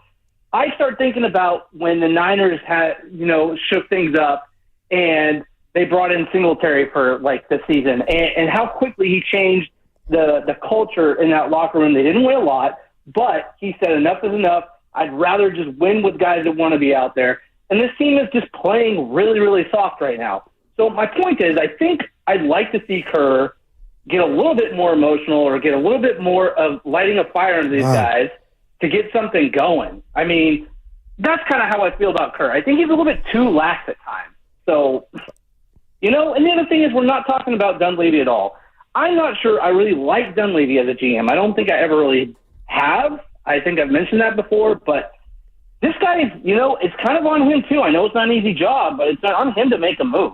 And there are players out there. There are moves to be made. There's no doubt that there are players out there and there's moves to be made. It's whether or not you got the guts to pull the trigger, make it happen, and see where the chips fall. Appreciate it, Trevor. And he was speaking to my soul. Steiny, you didn't ask, but I'll share with you real quick about you. That's just how I'm programmed. Sometimes I do want to see a spread flipped over, even if you're faking it. Just like we see coaches get thrown out. When you get blown out by 40, I don't like Kerr saying, "Oh, this happens. We're in the 3-ball era." Things like that. Sometimes I just like it raw and uncut, and even fake like you're mad. Well, then get a coach who hasn't been in the league 40 years, who isn't the kind of guy who doesn't flip spreads. And can we put another rat on the table brought to you by Atco? The real Mike Dunleavy is Joe Lakeup. Mike took over the Titanic now. I look at it. Steiny, who was going to succeed? Bob Myers. These problems are, they're like a gorilla. They're gorilla problems in regard to how you fix this. And all Mike can say is, hey, boss, I think we got a trade here, and he's going to sign off on it. This is bigger than any GM that they would have put in this spot after Bob, I believe. After Joe, after Bob Myers. Did you just come to this conclusion? Those are my secrets. No, I'm starting to smell the roses. You know what I'm saying, Steiny? Yeah, I mean, but I'm breathing a little bit. But nothing's really changed. And yes, it's bleaker than I thought. Right, but I'm talking about Curry possibly somewhere else. No, that hurts. What I'm saying is 2 years ago, everything's okay, and last year everything's okay. My man was averaging 29 2 years ago, and 26. Now everything's a nightmare, but the reality is nothing's really changed. Yes, it is. No. Yeah. The growth has been stunted by a few players, one not even on the team. That was nobody told Dre to punch him. But Steiny, they didn't have their guys ready to take their game to the necessary level to help Steph Curry and to Priest, I love you, brother, or even hide that maybe he's declining. And the fact that I bring that up, I go to Andrew Wiggins. If that were my son, I'd love him to death. He's gifted. But this zone of 17 to 20 and Fitz saying he's having a good season in Kalina, I agree with all that. But the bottom line is where we're at. We needed Andrew Wiggins to take it up 24 to 25 points, and I know that's unrealistic. Those are the things that had to happen to make Curry not get all the brunt of what's wrong in Warrior Land. He has no help. Okay. And I'm not ignoring what you're saying. The separation may be alone. I get it. Like, come on, it's not real. You said it. You said he has no help. He has no help, but boy, Kuminga, when he comes back, will take off. It'll be help. So he has help with Kuminga. He's missed games, Donnie. Kuminga, it's been a fall off since he's gone, man. Not that much. I mean, he's missed more than 30 games, right? And they're 10 and 20. It's not like they were winning before he left. But nobody in a Warrior uniform outside of Wiggins is going to the rack consistently with reckless abandon, getting to the free throw line, Steiny. And that helps Steph and anybody in a Warrior uniform. I wanted to read something to you, but go ahead. No, go ahead. I couldn't find it, but now I got it. Steiny, making fun of me. I'll find it. I can't find it. Oh, here we go from the 925, Steiny. If Guru got dumped by a hot woman, he'd be in denial for 2 years. It's happened a few times in my life, but why would I be in denial? I'm not in denial about this Warrior team. I've come full circle now. I'm talking about Steph possibly in another locale. That's as real as you can get. Yeah. No, it's not. Now, why not. would you snicker? It's not as real as you could get. Being real would say, Steiny, I've noticed him declining. What? But even though you still, the points per game. Possibly, maybe, and no, seriously, this is a good bit, man. No, it's not a bit. I told you, he's 37. You don't need me. My point is you still think that he's got to get help. He's still a one. We can put, and I don't I disagree with you, and I'm like sick of going back and forth on it. Your point is every bit as valid as mine. Could I say this to you? I'm being so I can't real. believe it. Like he's 3 weeks shy of his 37th birthday, and we're actually talking about giving up future first-round picks for somebody who's apparently going to come in here and make the Warriors go from 11 to 5 or 6. But it's just take some attention off the chef. I'm not saying what you and Priest are saying is not have any merit, but it's the obvious. No, nobody's going to beat Father Time. So, right. So why do you want to keep because going what's in that left direction? of Steph, Steiny, is a lot to where if you had him in the right roster or had a 1 or a 1A next to him, it doesn't just have to be one somebody. It wouldn't be as glaring as it is. You know what's more sure than that is building through the draft. And you know what's that could be 10 more years, Steiny, or another decade. There's no sure shot That's way. right. That's right. Because it takes time. Yeah. And you did it with Jordan Poole, and how'd that end up? You had to do something with him because he got sucker punched. My point is why is everybody afraid of going and trying to build through the draft? Ooh. Like, why? Is that how I'm coming off? Yes. Well, I'm saying that because that means Dre. it won't be good under Dre and Steph and Looney. Well, I can't throw Looney in there. Dre and Steph, Steiny. I mean, that's what that signals to me. That's all. All I'm saying is, I don't think you're in a terrible spot right now. You should have seen it coming. The dynasty's over. You have Steph and Draymond on long contracts. They're making too much money. It is what it is. But let me tell you something. Go get Jimmy Butler and trade some firsts, and this will go on for 6 more years. Like, that's the way I look at it. And it's so easy to sit here right now and say, well, there's no guarantee if you have draft picks. You're right. But let me tell you, one way to ensure that you're going to be lousy is to definitely not have draft picks in 4 years when you don't have Butler, Steph, Draymond, or any of the champions. We got a gripe. Guru. I got one, Stein. It's time for Guru's grapes. Fire away, Guru. I will, Steph. Because I want to know what you really think of this. I'm not going to take this anymore. You're starting to piss me off. It makes me so mad. Oh, please don't make me angry, pal. You wouldn't like me when I'm angry. King Kong ain't got on me. It's time for Guru's Crops. Mother sucker. Steiny, you're rubbing off on me. I really mean it, man, because I am getting so sick and tired of the internet. And the reason I'm getting tired of the internet is people are living their lives and they're slaves to the net and the reactions of jackals. The Dallas Cowboys hired Brian Schottenheimer, been a lifelong offensive coordinator, a nobody, been in the business, been in the building for some years, and people wanted Dion. And I think I let the internet make me want Dion. I know Dion has more personality than 1,000 people in a room, but at the end of the day, he hasn't coached one down in the NFL. But I wanted Dion for the wrong reasons, okay? So they hired Schottenheimer, and then I think of, why is everybody just throwing rocks at this hire when you don't know what this man is going to do? And I think of Sirianni. I think of Kyle. I think of Dan Campbell, who I thought was a buffoon in that presser when he was introduced as the Detroit Lion coach. And look now. Look at Dan Quinn, who was on the Cowboys staff last year. But my point is, let's quit interneting these reactions and robbing the guys and gals that are doing the job before we react. Everything has become a popularity contest, and I'm sick of it. Let's watch it play out and then react. But all we care about is name recognition.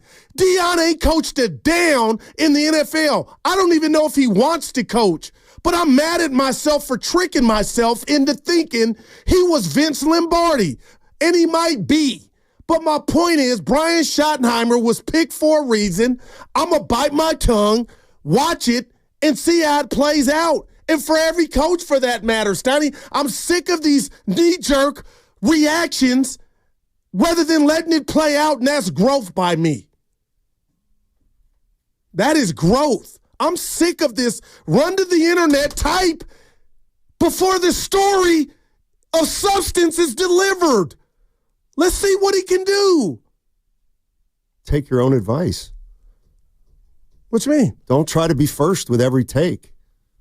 No, I've never done that. That's what you do. What you mean first? How can I be first with he ain't coached the game? We got to see. So you're going to let it play out with Lamar Jackson? I think I've done that. Or after a couple years, then you pull the rug out. 7 or 8 stuff. Okay. Those are long, man. But I'm just, hey, Sirianni, I thought he was a bum, right? Man, look. Dan Campbell. Let's not run down the list of guys you've been wrong about. Italian Philly coach. Thank you, my man. Hey, I had to get that. I feel better, man. You don't know. Well done. Well done. My man. Let's go to Steve in Pleasanton. Hey, Steve, how you doing? Hi. Hey, you guys I love listening to the two of you together. You guys are great, man. Oh, thank you.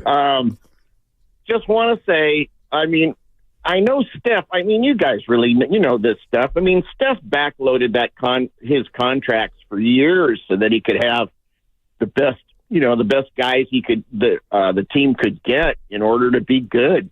And now that he's, making the big bucks, real big bucks, I got nothing on that, except I agree with you. If I don't know who's going to pay $60 million to have a guy who's going to be 37 years old. Hey, I just sound like Steiny right there.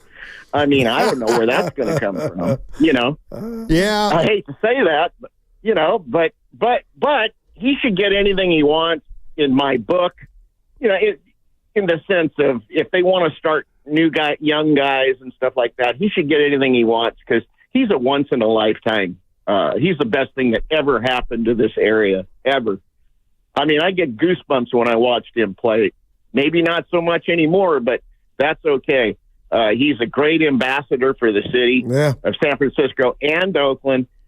It's really tough to get on Steph about anything. Good stuff. Anyway. Good stuff, Steve. Appreciate the call. Hey, Steiny, can you press play, if you don't mind, on the Stephen A. Smith sound again? He's the only superstar in the league that doesn't have a certified number 2. Why is that? You look around the league, Braun has one. Yes. Kevin Durant has one. Jokic. It was partially his fault. What you mean? He's cooperative. Wait a second. He's cooperative. Let's call it what it is. He's the one that was quoted saying, look, I wouldn't be hasty. So we don't have to make a move. No. What I'm not punishing. I'm not punishing it. I'm just answering the question directly. I have nothing in this game. At the end of the day, that's what you're doing. You're not being a headache. You're not being cantankerous. You're not saying, damn it, this is not enough. I'm not happy with this. I need more. We know LeBron's going to do that. That's what he does religiously. He makes it an annual thing for him, okay? Yeah. That's not Steph. Does it need to be, maybe? And to that caller's point in Pleasanton, maybe that's going on behind closed doors. But if I'm Steph, Steiny, that's the card I'm playing. And that's the card I earned. I know I'm getting older, and that's the more reason to get me help. You got Steinies and Priest telling me I'm done? Well, that's a byproduct of what I'm around. Sure. Okay, now how are they going to do that when they're trying to cut salary? See, we don't necessarily – Joe Lacob wouldn't extended Steph like that and put him in a position to where we're not going to try. He tried with marketing and Paul George, and I know I'm in the line of – I believe that, though. Steiny, he would have blew past the tax again. He would have paid it if he thought it was worth it, and he couldn't – He doesn't think it's worth it now. Well, we haven't identified what's out there. When he trades Kevon Looney for nothing, then we love you, Loon. But the bottom line is you can't pay everybody. Like, they can't go get a free agent. Man. Hey, Muhammad with the line of the day, Snotty. Let's see if you agree. Ant-Man doesn't have a number 2. Go Baer. Yeah, he averages 9 a game. Okay. That is look. You don't have a number 2. I'm not interested in doing that because everybody's going to say Steph's got the worst number 2 of all time, and I'll just let y'all win that argument right now. You know what I mean? Well, it's not about winning the argument. You would understand right now he needs his number 2 more now than ever. Look, the bottom line is, that's where it's like open community. Listen, they had Steph Curry, Klay Thompson, and Draymond Green. Draymond Green and Klay Thompson have gotten old. And Steph Curry's gotten old, but not to the degree they have. And that's why he doesn't have a number 2. the other thing that happened with the Warriors, and it doesn't happen much, and I never hear anybody talking about it, but they actually had 3 stars that were all drafted close, like when they but when a team has a championship core, usually, or a lot of times, it has a player or 2 in their prime, a veteran, like an older guy or 2, and then a couple younger guys. When the Warriors were doing it, they had 3 players who were all like 27 years old. Like, that doesn't happen a lot either, that you draft 3 guys in consecutive years who all are going to go on to Hall of Fame careers. So that's kind of another thing. That's another aspect of this that hurts them, is that Steph, Clay, and Draymond are all about the same year. And so they all, they took care of them all. Let's go to Nate in San Francisco, up until the point that they didn't with Clay. Hey, boys. Hey. Steiny, you're on it today. I'm not trying to put any more dirt on old man Steph's grave, but he's not the number 1 anymore. I don't personally think he was ever a number 1 on this team.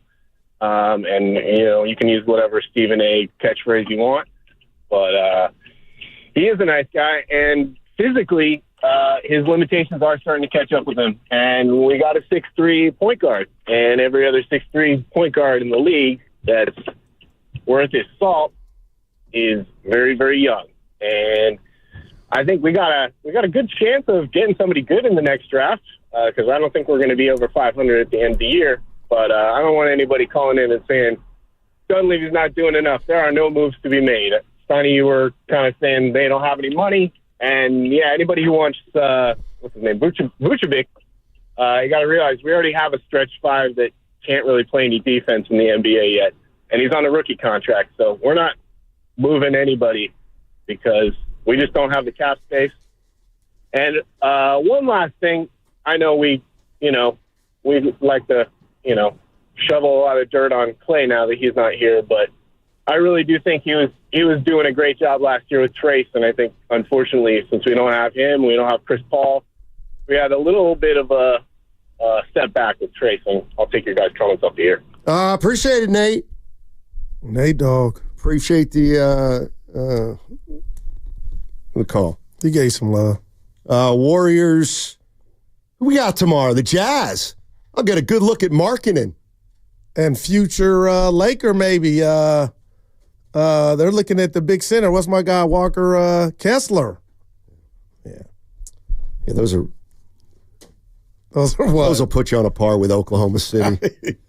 That was a cheap shot. Yeah, that's what you do. Yeah. Hey, you went to a comedy Friday. How was it? We got to go. It's 42. Damn, bad timing. Yeah. That segment is brought to you by Honda Vallejo. Mm-hmm. What's going on, everyone? It's Willard for Underdog Fantasy. Over 5 million happy players.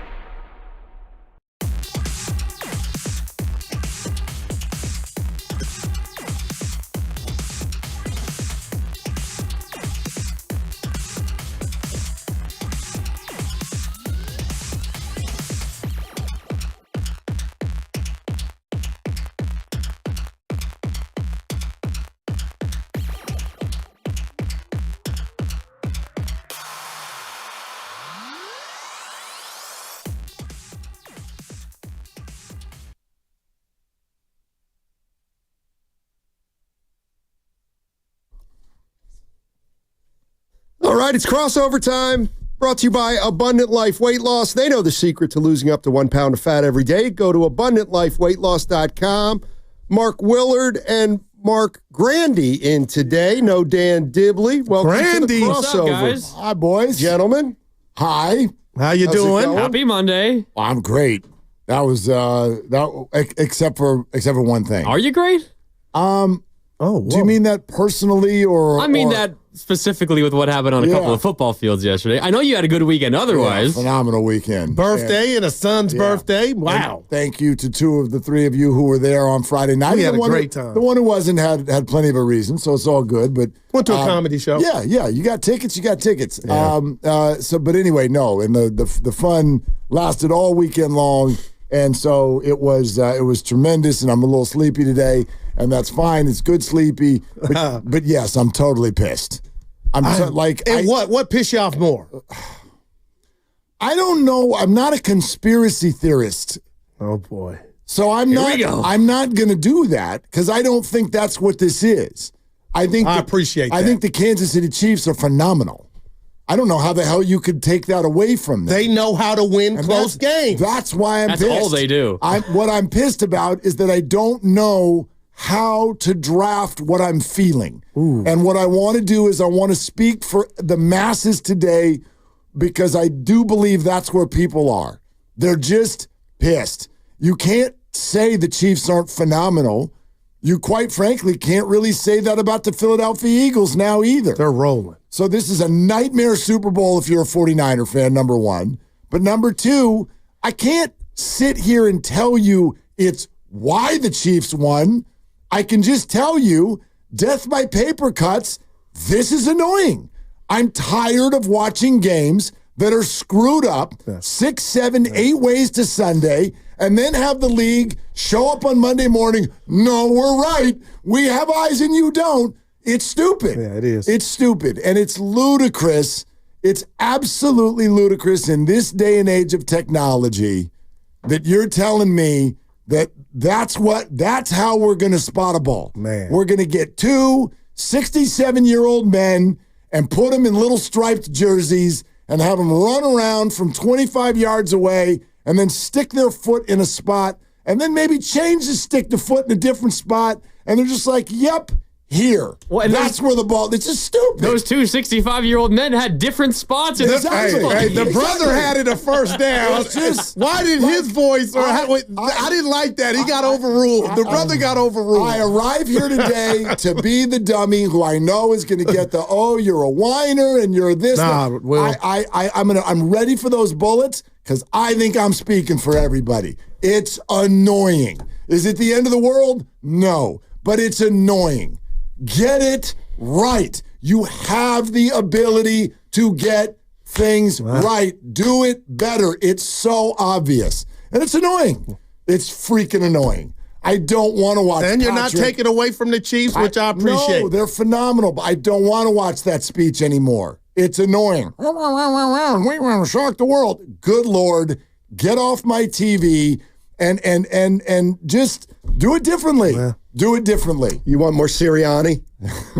He was great yesterday. I like him more now because I liked him at the podium. He annoys me less than Mahomes does. So sure, give me some Sirianni. Current to fraud. I think there's 2 things going on. One was coming into the game, there was a narrative that the Chiefs get every call in the book. Right. And that grew. But when I look at that specific first down that they didn't get twice, that to me isn't the Chiefs get every call in the book. That's a call the Chiefs happen to get that we've seen a lot. 100%. That's a fundamental error. That's one of our main frustrations watching football. Totally. And we watched it again in the AFC Championship game, and the Chiefs benefited. And it was reviewed. Dude, when the Bills were up 22-21, I want to give my brother-in-law some credit. He's down in Orange County, so she's probably not listening today. But I want to give him some credit because they were up visiting for all the birthdays, and they had to leave for the airport in like the end of the third quarter. Oh, that is rough. Yeah, but I mean, they knew that. I'd have had it on they the phone. Knew that when they I'm sure they did. They probably caught the end at the airport. They're fine. Point is, the Bills are up 22-21. They got the ball, and they're moving into Chiefs territory. And he just looks at me, and he goes, they're just teasing us. You realize that. They're just teasing us. They're not winning this game. Got up, packed his bag, left. And he was right.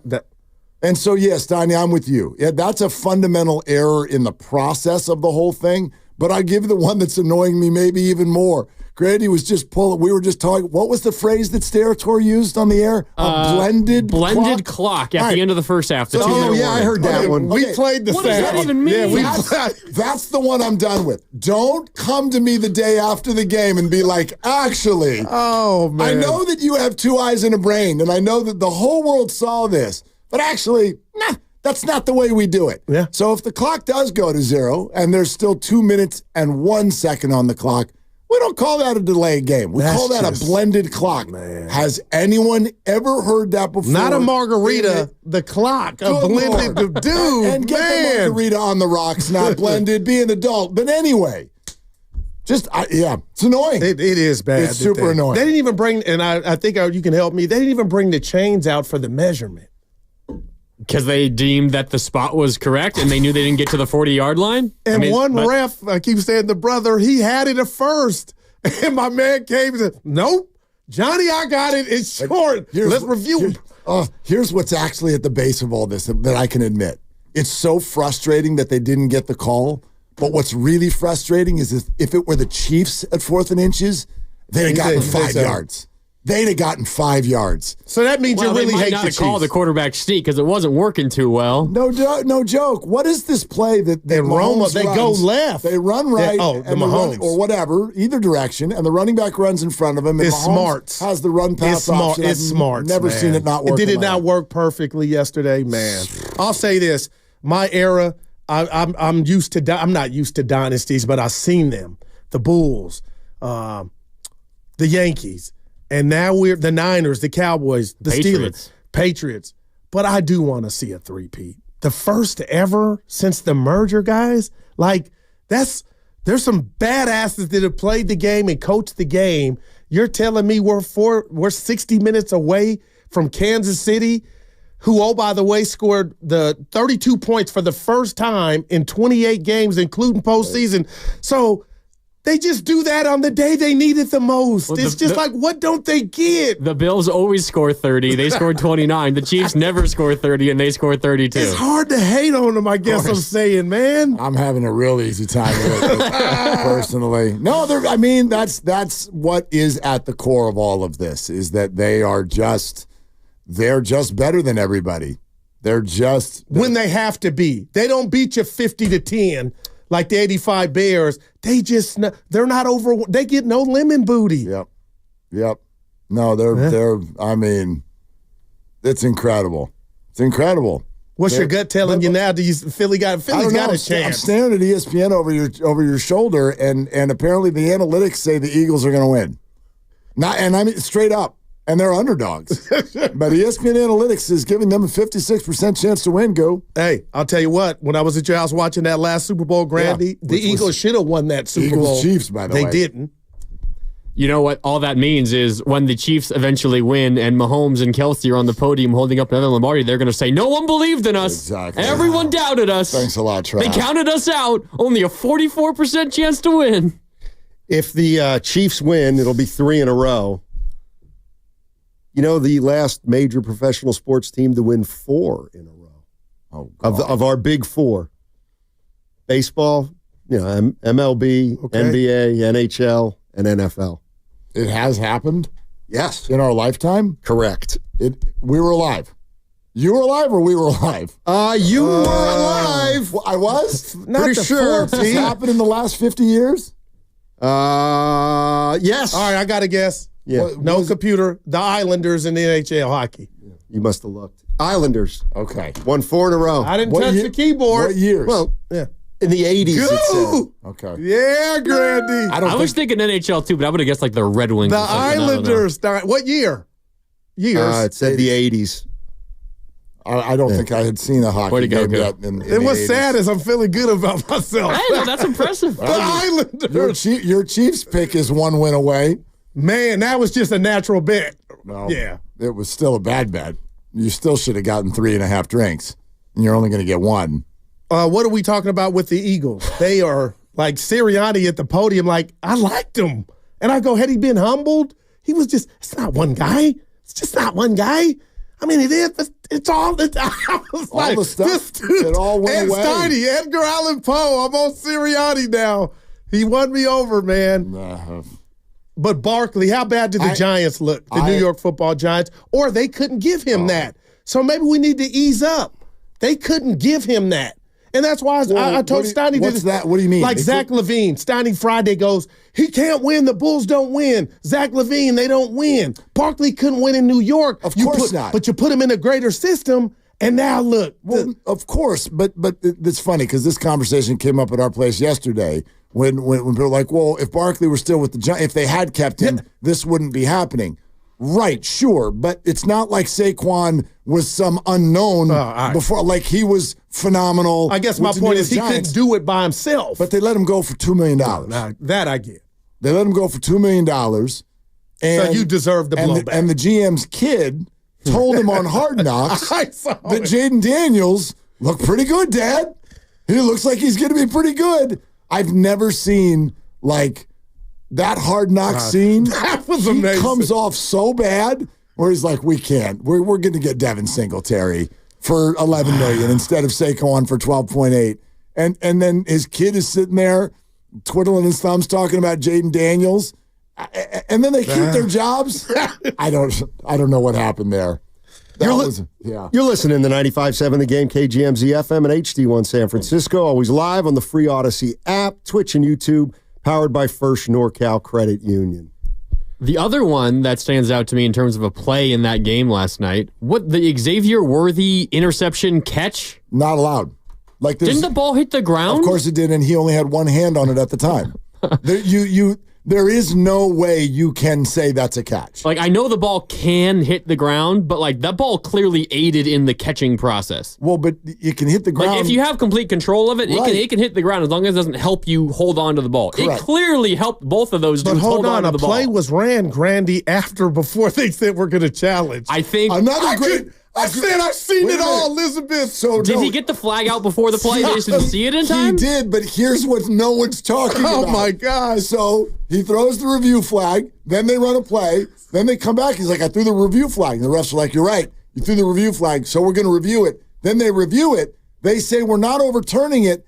And then the play that they ran in the interim. Don't tell me. Which was a tackle for loss. It stuck. They went ahead and kept it. Which is like, you're not allowed to do that. They kept that play? They kept the play. Are you sure? I said, what play did I miss? They came back and they kept that play. They kept the play. It's like, this is against the rules. I'm laughing, but I'm really crying, man. I don't understand. It really, honestly, this is what I mean about a blended clock. You all sound like you're just making crap up as you go. Well, Gene's territory might have been because I Google searched a blended clock and there's no mention of it anywhere in any NFL rulebook everywhere. So I got no clue what the hell they're talking about. I'm man. gonna speak for y'all today. I don't care what name you call me. I am annoyed, and I think everybody is. That's what my phone is. This said. good for? I'm doing what Steiny does to me. Is this good for the Shield? That they're talking about your entity, regardless if it's good or is why I'm just throwing it out there. I don't think the fact they're still talking about it, Grandy. I don't think it matters. I think they're fix it then. But how many times they're above anything? They ran a play, and I go, "What's going?" I'm going to get the play-by-play to make sure I'm right. I'm going to get the play-by-play because I swear to you, they run a play, and then they review, and they come back, and it's second down. Man, like they kept first down. I thought it was like a tackle for loss, and then the play ended up standing. They took the tackle for loss off the board, and then they ran another first down play, which was incomplete. What quarter was this? End of the second quarter. And it was the end of the second quarter? 2-minute warning of the second quarter, basically. A little before that. Oh, man. The throw to Worthy, which gets challenged, it stands. There was defensive holding on that play, which was declined because the catch stood. Right. And then the next play on record was a Mahomes incomplete pass. I could have sworn after the original catch by Worthy, they ran a run play. But this says it was an incomplete pass. So I don't think that play stood after the fact, but I might be misremembering it. The play that I come to, because it involved a player, is Kincaid not catching that ball on fourth down. And if you saw it in real time, it kind of looked like a desperation pass, and it looked like he threw it into a crowd, which he kind of did. But, man, it's right there. If he catches that, it's going to go down as one of the greatest throws in the history of the Exactly. No other quarterback gets that because he's hurt. Because he's Josh Allen. No doubt. Every other quarterback gets sacked, first of all. Most other quarterbacks get sacked. And like Snotty said, watching real time, I'm like, that had no chance. But that wasn't as bad as Andrews, right? No. But they're cousins. Bad week to be a tight end and play the Chiefs. Man. Yeah, you're both going to go down with a memorable drop. And the season started with the Ravens tight end. Toe out of the back of the end zone. Boy, you're living well, man. Just the story of the Chiefs season. You are living well. Yeah, Lion eyelash here and there. Right, but so, like, isn't that dead now? Do you know what I mean? Is what dead now? The idea that one of these weeks it's going to catch up. It never did. It never did. Throughout the entire season. To the stupid party again.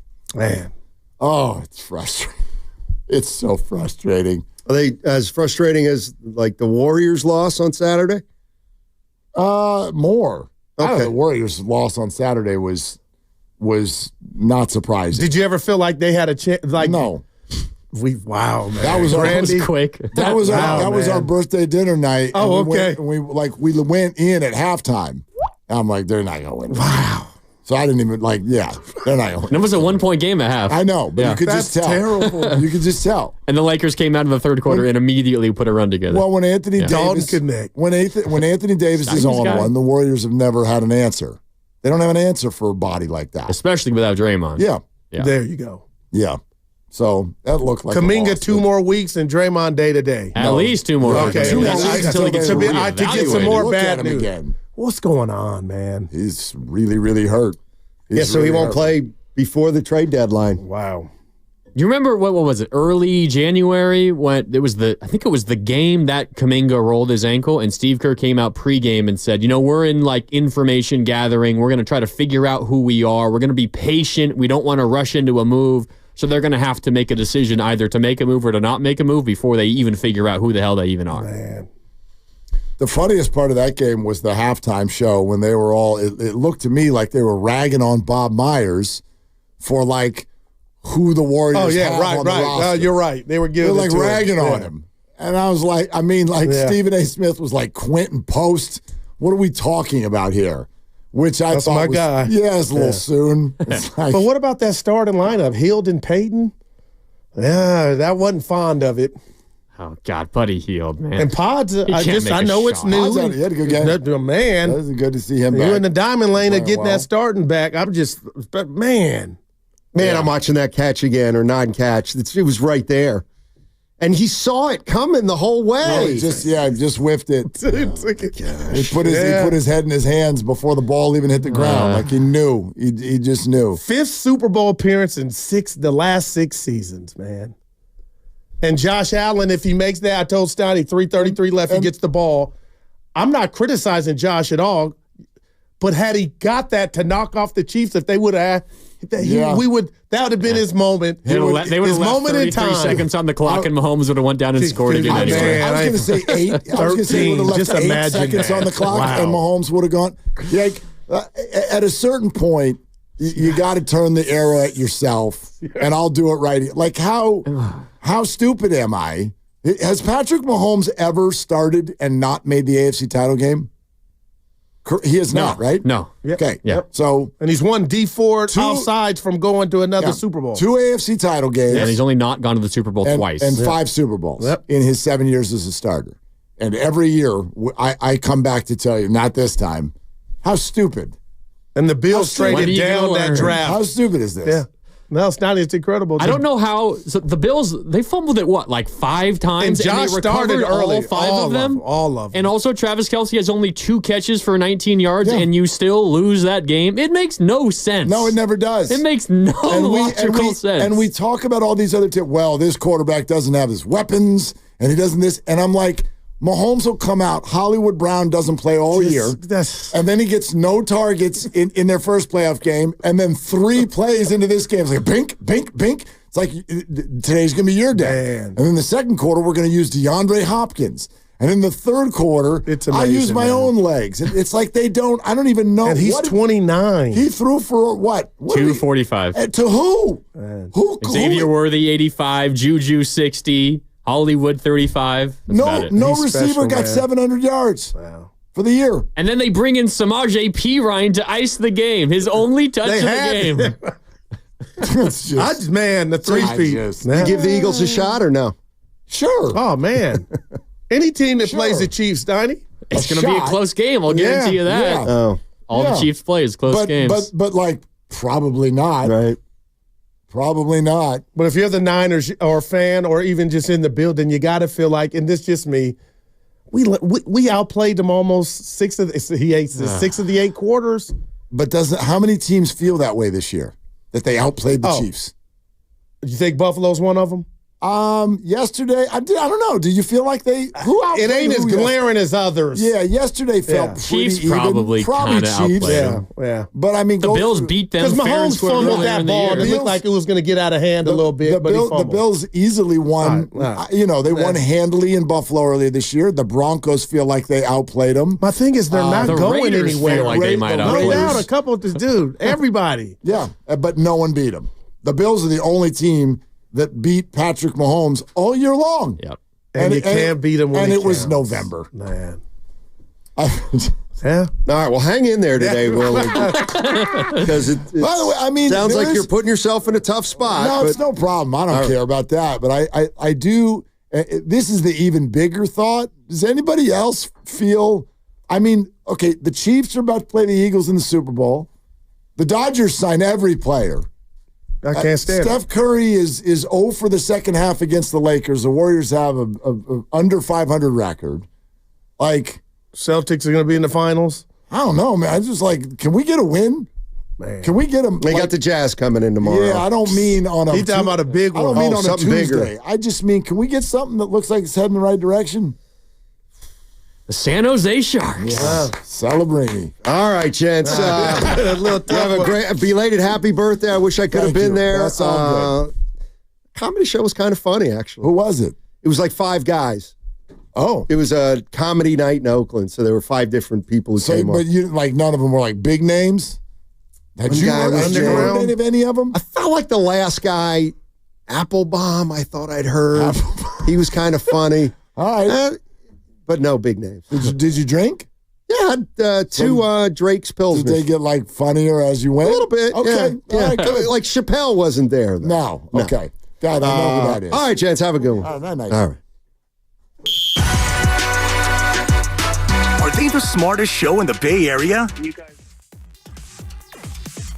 fan in the Bay Area. Wow. You're pretty much the smartest guys on the radio. I agree. Good Lord, how big is your ego? Are they the funniest show in the Bay Area? Give it a laugh. Come on. You're a funny guy. Come on. Give me a laugh. You are funny, dude. Hit that S again. Are they the coolest show in the Bay Area? And no white boys. They're cool. That's what people are saying. You guys are phenomenal. This is one of the most perfect ways that I could end my day, getting the chance to talk to Mr. Mark and Dan, you know? We'll let you be the judge. Oh. All I know is it's a couple of Bay Area boys talking sports. I know nothing. Thanks. It's Willard and Dibs on 95.7 The Game. Hey, let's do this. All right. I just going to throw this out right away. 888-957-9570. What do you think is actually going on? What, like, can we do this? Yeah. What do you think, is actually going on with the Chiefs and the refs? What do you, for real, not tongue in cheek, what do you actually think is going on? An unfortunate coincidence over and over and over and over every again. weekend. Kind of feels like. I mean, there is no doubt that a dynasty and a team like the Chiefs, who is almost universally hated outside of a couple of states in the Midwest, is generally good for ratings. People tune in to hate watch and to try to hope that this is the time that they lose. So there's probably some motivation for the NFL to try to see this team get as far along as possible. But I don't think there's match fixing going on at this stage. It just feels like, unfortunate coincidence that seems like some of the big plays tend to favor the Kansas City Chiefs. I mean, I look at it through the lens of any referee or umpire or whatever. I do think that, and this isn't about the Chiefs, this is any team. I do think that human beings get caught up in their environment. I mean, hell, that's not even just refs. That's any of us. You get caught up in your environment.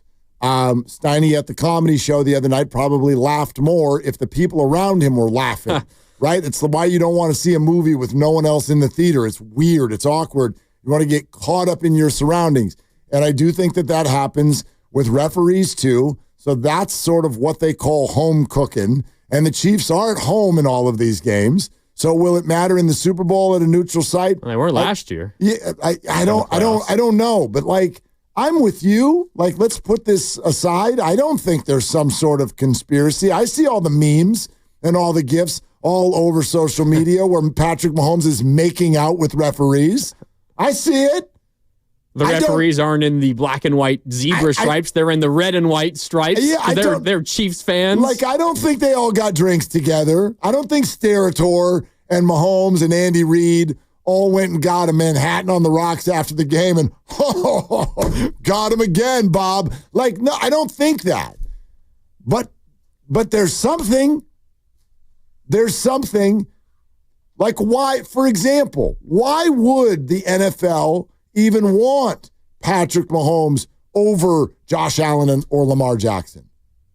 I don't find Patrick to be more watchable than those guys. Yeah, but you're watching regardless. Right. You specifically. I think most people are. Yeah. Is anyone tuning in because it's the Chiefs? I think more people are going to be watching the Super Bowl because the Chiefs are in it versus if it was the Baltimore Ravens. You do? Yeah.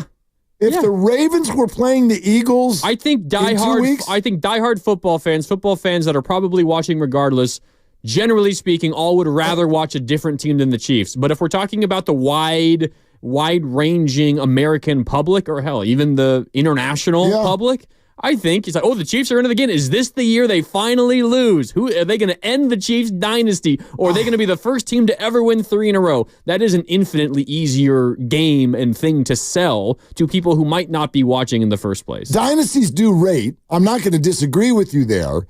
At the same token, like, does it even matter? I would love to know this from the NFL. The Super Bowl in 13 days. Are you telling me that if 44 million people watch versus 42.5 million, is there some sort? How does that affect anyone? Yeah, I don't know. NFL's pretty greedy. We know that. But like the following year, they're like, we can charge an extra. Rates are going up now because instead of 43 million, 44 million watch. Makes the difference. Does it?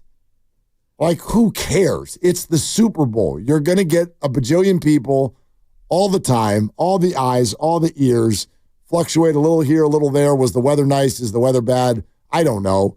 But, like, I don't think anybody is like, oh, Patrick didn't make it. I'm not watching Josh Allen play the Eagles. Who would, like, that sounds odd to me. I'll tell you one group of people who's going to be watching the Super Bowl because the Chiefs are in it that wouldn't have otherwise. Taylor Swift fans. Maybe. I don't even hear much about that anymore. And I have a 15-year-old daughter. And she's a huge Taylor Swift fan. And last year, thank you, it was a big deal. That's the funniest drip of the history of this show, by the way. The fact that I have a daughter. Anyway, like that was a big deal last year. What's Taylor wearing and all that? Yeah, hasn't been as big of a deal. There's a little bit of that still, but I don't. Kelsey also hasn't had a good year. That's probably part of it. Like, whatever. Not as good of a year, I should say. I don't know, man. Like I'm searching for answers from you, from our listeners today. What is actually going on? Because I'm not a conspiracy theorist. I don't think that they're trying purposefully to get Mahomes into the Super Bowl. If they were doing that, they're being too subtle.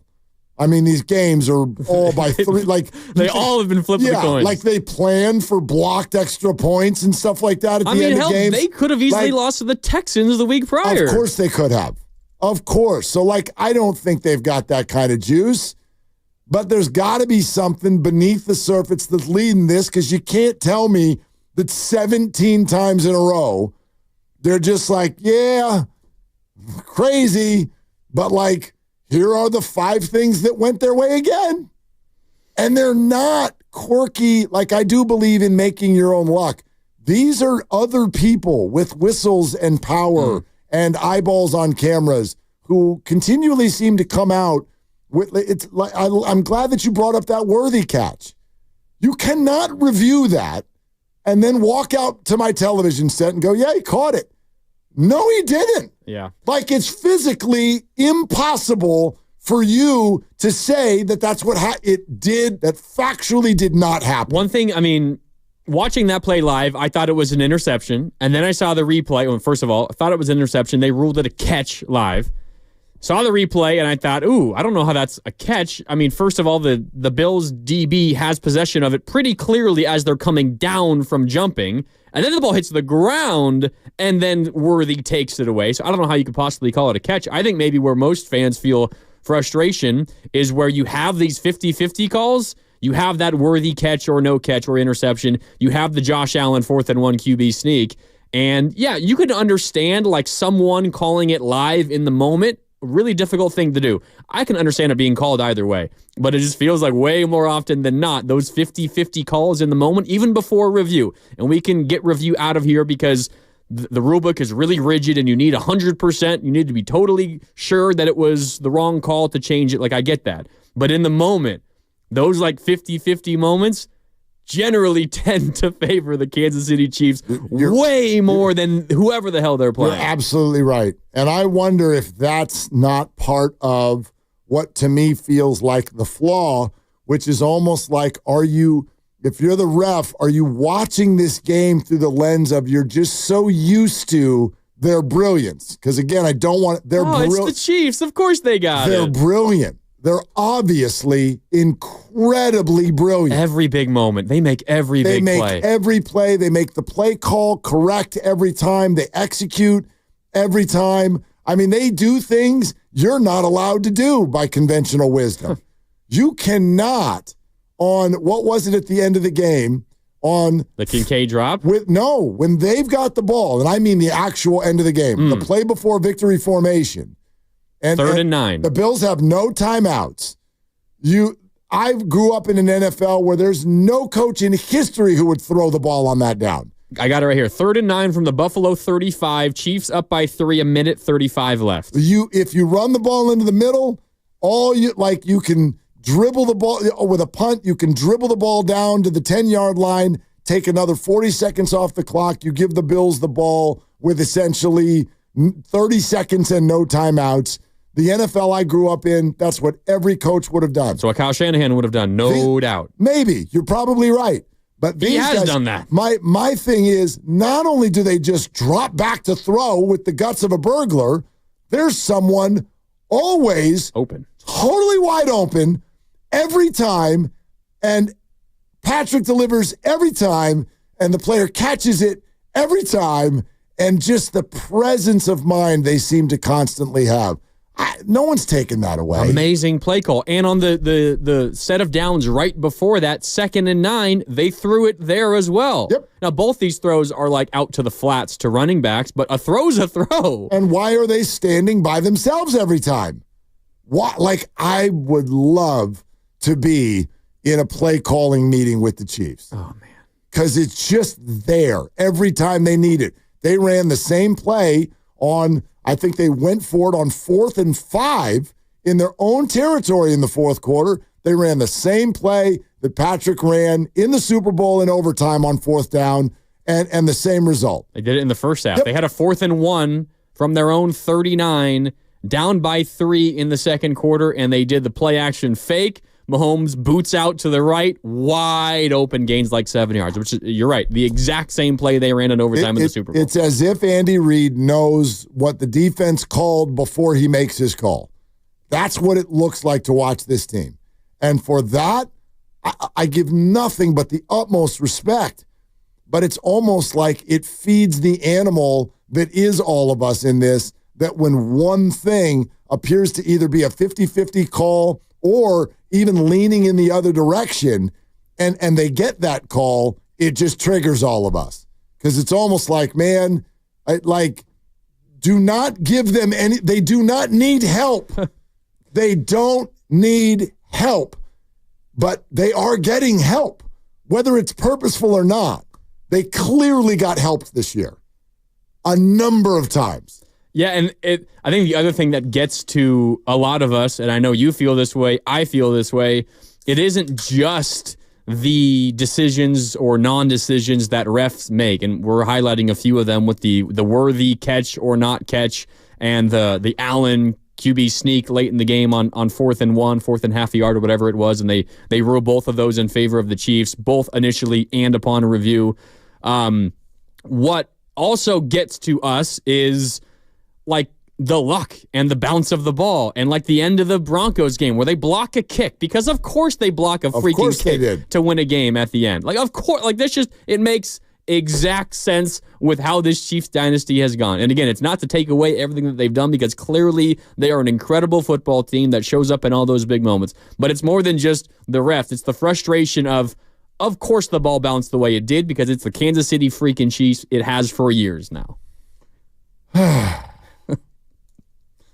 Yeah. 888-957-9570. I'm on a search for some answers here. Like, what do you actually think is going on? There's another list. It's another game and another list that you can find anywhere on any of your favorite platforms of all the calls that went their way, and then the ensuing debate over whether that was either the wrong call or the league just decided to make up a new rule for you today and that they've never told you about. A blended clock. Thanks, Gene. What the hell on God's green earth are you talking about? We saw the game clock hit 2 minutes. That is a delay of game. Yeah, with the game or the play clock at 0, and the game clock's at 2:01. Right. 2-minute warning. Nothing to see here. Yeah, that's always a delayed game. Oh, sorry, except for now. Not now. Not this time. And all of us sit there and we go, okay. Like, I don't know. I don't know. What I do know is this. We're going to take your calls on this. What do you actually think is going on between the Chiefs and the refs? Like, all answers are welcome. 888-957-9570. Grandy's here. We're taking your calls, okay? Plus, as you know, if you're a faithful listener to 95.7 The Game, the knockout tournament at Chase Center, qualifications have already started. 2 listeners are already in from this morning, and then early this afternoon with Steiny and Goo. Another chance today. All you got to do is make sure you're listening in the 4 o'clock hour. We give you a keyword, and then we will tell you what to do with the keyword. So for right now, all you need to know, you better be here at 4 o'clock and be ready to listen for the 4 o'clock hour. Your chance to play knockout with us at Chase Center. Play hoops on the Chase Center court. And oh, by the way, the man sitting directly across this table from me is the knockout champ. Bring it on. Is he the Chiefs? Is he just going to come out and win again? Oh, yeah, I'm going back-to-back here. Or are y'all coming for him? Okay? We're also sponsored by Ceremony Ford. Your call's next. Grandy in for Dibs on Willard and Dibs. Here, happy to talk about Fremont Bank. It's a great bank.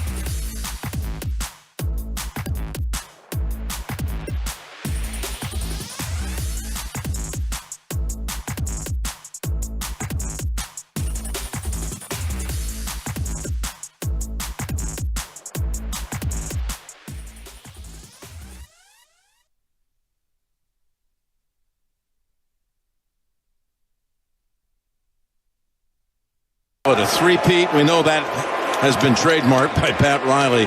You can call it a whatever you want. Three-chief, a chief-peat, whatever it is. They're about to head to New Orleans to explore the opportunity to reach a level that's never been seen before, Tony, in the history of the NFL. A chance at 3 consecutive Super Bowl titles. Who could have thought? Now, back to Willard and Dibs on 95.7 The Game. Tony Romo, Jim Nance, CBS. We're not going to do 3 chief. I'm out on 3 chief. You tried a little too hard there, Jim. Yeah. If you're not allowed to say 3 Pete, then just call it a 3 Pat. That's what they should do. Yeah, that's better. That's better than 3 chief. And I just thought of that now. I'm not even saying it's that good, but it's better than what. Anyway. 3 chief. Chief Pete, whatever. I don't know. Pete? No, I don't want a Chief Pete. We do want to talk to you though. Like I'm, and again, I hope you sort of gather the wry grin that I've got behind this take. I didn't lose sleep. I'm still eating. I'm not that mad, but it's annoying, and I say that with full like. I lay down my arms. The Chiefs are amazing. They deserve so much respect. Yeah, this is kind of sour grapes, but not really. Yeah, a little. I hope there. I do want a little dash of sour grapes in there, but it's annoying. Just win the game without having 5 things where we come in the next day and go, what the hell was that? What the hell was that? Yeah. I mean, Sterator right there on the broadcast is like, yeah, that was first down. The Bills had the lead and the ball in Chiefs territory. Yeah, he said what? I think that was a first down by about a third of the length of the football. There you go. The line judge on the far side, initially his spot was coming in about a foot inside the 40. Then the near side linesman came in and said he was short of it. They had 2 different marks. Let's see what they come with. After review, the ruling in the field stands as called. It'll be first down in Kansas City. Wow. I mean, you got to give. I mean, that's so close. It's whatever the call was. I don't think you can overturn it. Wow. How did you see it, Gene? I felt like he gained it by about a third of the football, Jim. That was just my take on the play. Tough play. I agree. Yeah, well, okay. So here's the big flaw with all replay. And that's, again, from CBS. That's Nance and Romo and Gene Steratore runs in there. The big flaw in all of replay is that the people who made the calls are then reviewing the play. It needs to be someone completely different who is not emotionally attached or friends with Bob the line judge who just made the call. It needs to be someone completely different. They need to almost make this like someone landed from outer space and this is the first play they ever saw. No context. I don't want you to even know who the teams are. It needs to be like Family Feud when they go to the final round. Whoever that family member that is that has to go second, they leave and go to a soundproof booth and watch nothing and then come out like you were just born and tell me what you see. Got to be sequestered. And there's no way that anyone would not, if you saw that for the first time, no context, there's not a set of eyeballs in America that didn't think first down. It crossed the line. Part of the issue is how rigid the NFL rulebook is. Like, I think most of us watching this game, and I think Chiefs fans would probably even admit to this as well. I mean, what the hell are they holding on to? They've already won 3 Super Bowls. They're about to win their 4th, maybe, and 3rd in a row. The rigidity of the rulebook is such that you can make an understandable mistake on the original call, right? Like, you could say Josh Allen was short. Okay. Like, it's really close. Like, sure. I don't blame anyone for making the mistake live. But because you made a mistake live and there's not 100% certainty that you were wrong, you have to uphold the call, even though you're like, maybe 90% chance I'm wrong. Right. Like, but because the rigidity of the rule is it has to be entirely inconclusive that you were wrong to change it, makes no sense. Just go with what you think is probably right in those 50-50 situations. I could not agree more. And the reason that it was set that way originally is because there was trepidation about the idea of taking the human element out of the game. So they're like, okay, only if it's like absolutely 1,000% clear. We don't even go to court that way. All you have to have in court is beyond a reasonable doubt. Well, I'm beyond a reasonable doubt that Josh Allen crossed that line. Yeah, so hit the ball, Josh Allen. Is there unequivocally no doubt? Well, no. But it's beyond a reasonable one. Yeah, on that replay, Josh Allen heads for the 40-yard line, which was the line to gain. And as the view from the sideline right down the 40-yard line, which again is the line to gain, he gets pushed behind Chris Jones's helmet. And the ball is behind Chris Jones's helmet. And you can't see where the ball is. But guess where Chris Jones's helmet is? On the 40-yard line. Well, and guess where Josh Allen is? On the 40-yard line. Josh, unless he transferred the ball down between his legs, I'm pretty sure he crossed the 40-yard line. Yeah, I'm pretty sure there was no magic trick going on here. The ball was just right behind Chris Jones's helmet, which is above the 40-yard line. All you had to do was get the nose of the football to the 40, and it's a first down. And we're going to go to the calls right now. But here's the one thing that I'd love to take away. And by the way, and if they're in the car, I say this lovingly, but it's the most Steiny thing ever. Here's the take I hate whenever stuff like this happens. Well, the Bills had plenty of chances to overcome that unfortunate situation. They still had a whole quarter to play. They did. I don't care. That's not my point. You're not wrong. That's true. The Bills could have gone out and won by 10, and then it wouldn't have mattered. I hate that stuff. This happened. It's wrong, period.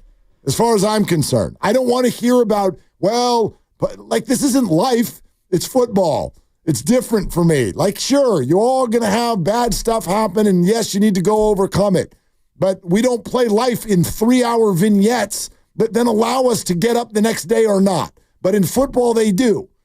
And the Bills are now metaphorically dead because they got hosed. They may have lost anyway. Why can't I say that about the Chiefs? Give Josh Allen the first down. Hey, Chiefs, you still got plenty of time. You got plenty of time to overcome. I know. I hate that take. I hate that take. I know you were saying during the crossover, your brother-in-law left at the end of the third quarter and was like, doesn't matter. Chiefs are still winning this game. We're just teasing us. When the Bills took the 1-point lead, and then they forced a 3-and-out, and they got the ball right back. And that drive where they got the ball back was what happened. That was the beginning of the Josh Allen quarterback sneak, review, turnover on downs drive. The beginning of that drive was the first moment I allowed myself to think, oh, my God, it might actually happen.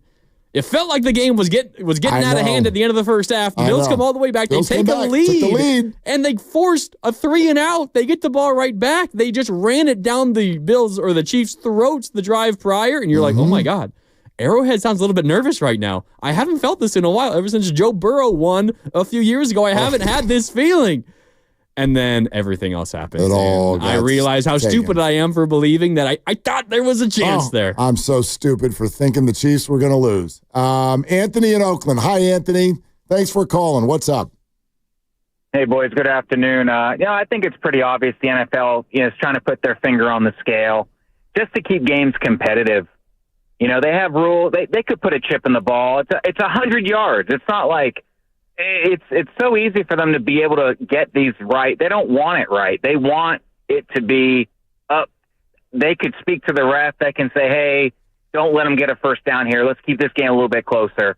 And the NFL messed up when the Niners and the Seahawks were playing, and they said, on live TV on Amazon, there's not a view that shows the ball hit this player in the hand, and then they messed up. They accidentally showed the view that did show that in fact it did do it. Like you guys, I cannot be convinced otherwise that the NFL has their finger on the scale and they're trying to get competitive games.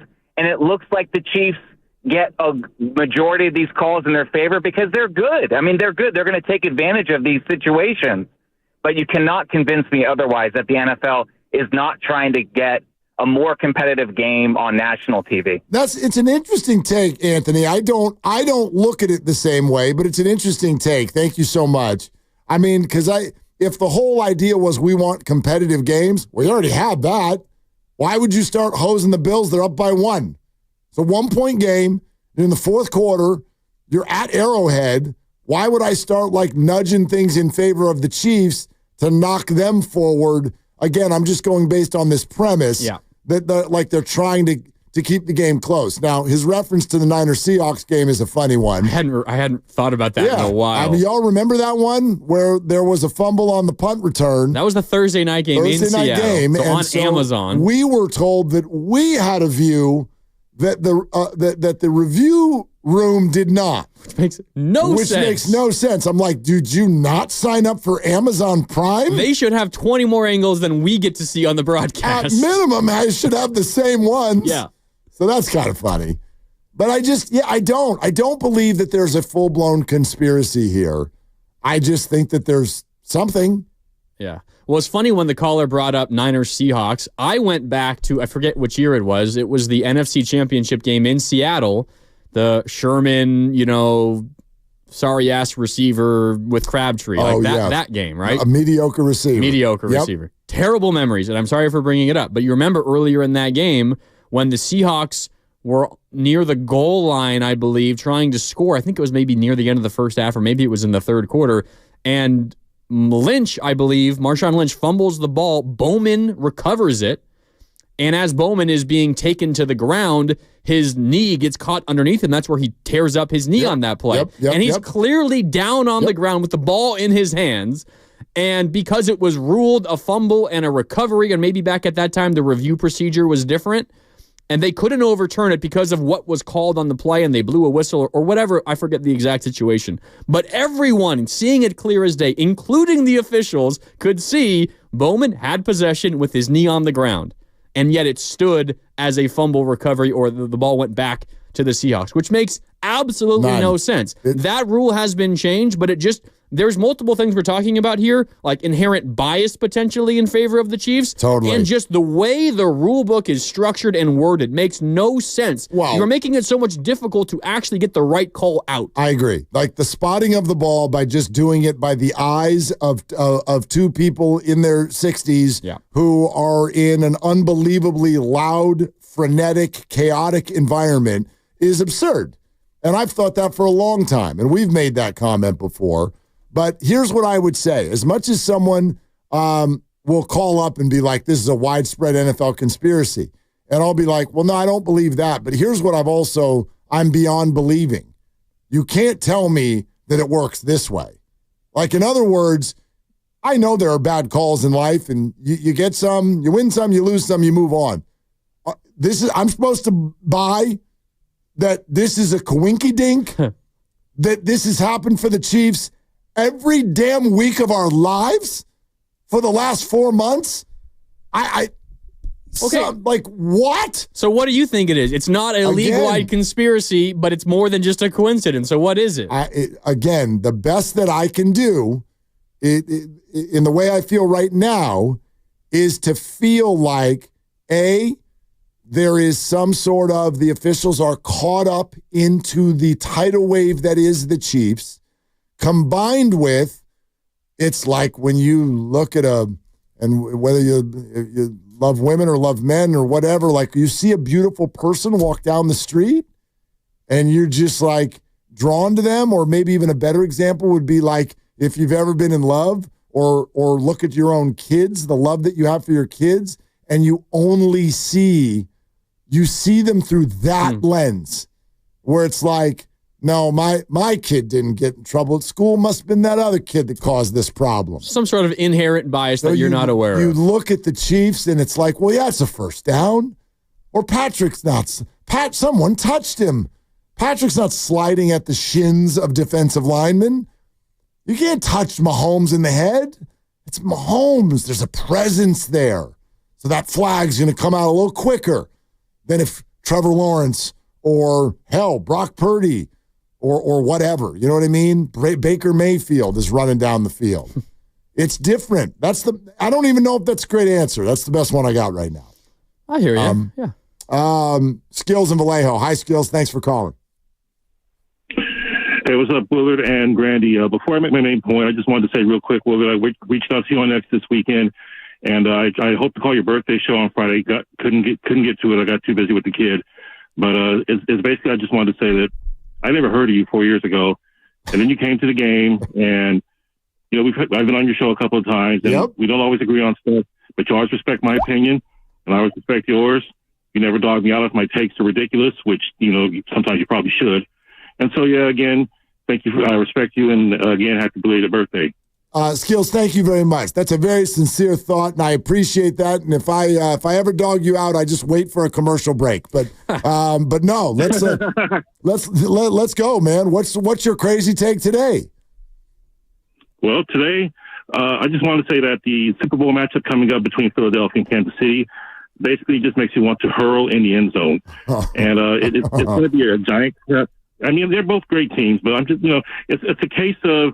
And I'm not a jealous 49ers fan speaking here. It's overexposure, oversaturation of the Chiefs and the Eagles. They've played in 6 of the last 8 Super Bowls, if I'm not mistaken. And I just know that me and most people I know are just tired of them. I'm probably not even going to watch the stupid thing. I just think about the 2018-19 playoffs when I actually felt bad for the Chiefs when they blew a chance to go to the Super Bowl with D4 going off sides that time.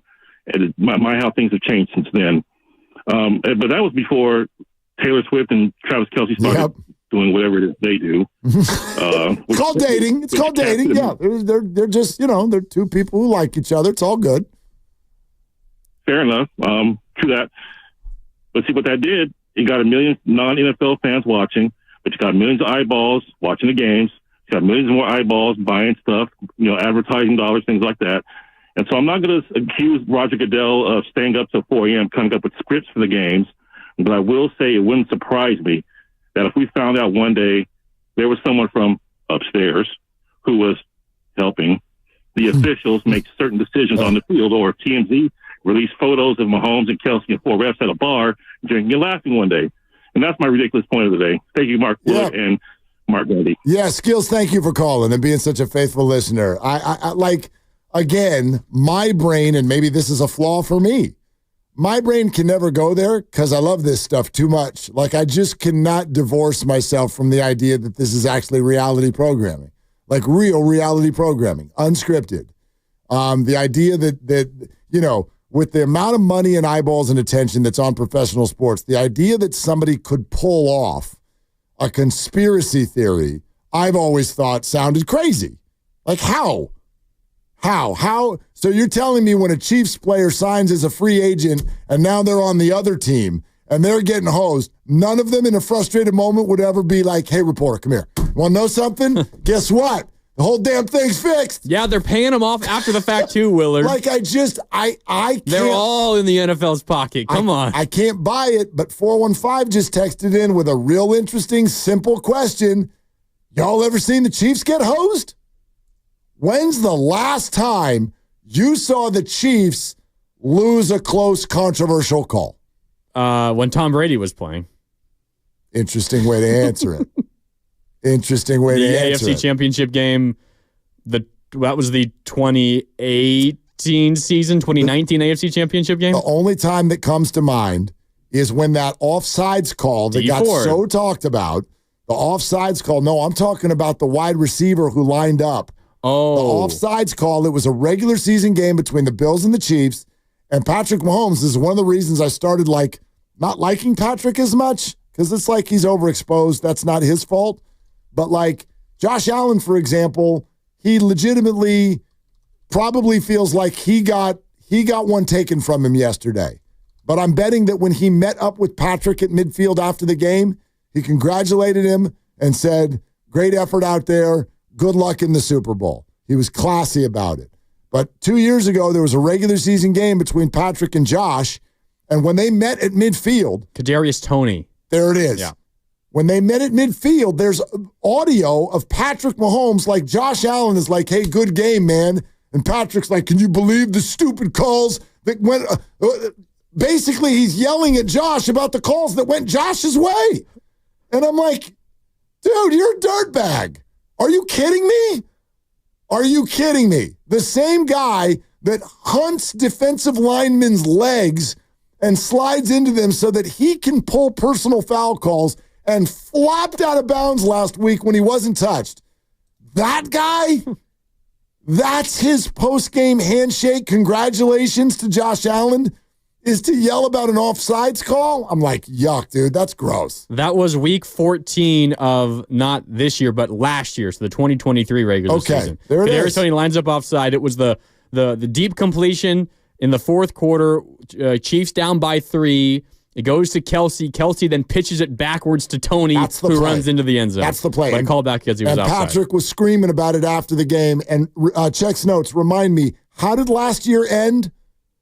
Oh, right. The Chiefs still won the Super Bowl anyway. And they beat the Bills in the process. And he could not even give Josh Allen a, hey, how you doing, for a regular season win. He had to be a whiny little blank. That's when I stopped digging Patrick Mahomes. Tell me how you really feel. That's when I stopped liking Pat. Marvin in the city. Hey, Marvin, thank you for calling. By the way, be patient. A lot of people want to weigh in. We're getting to all of you. Hey, Marvin, thank you for calling. Oh, thanks for taking the call.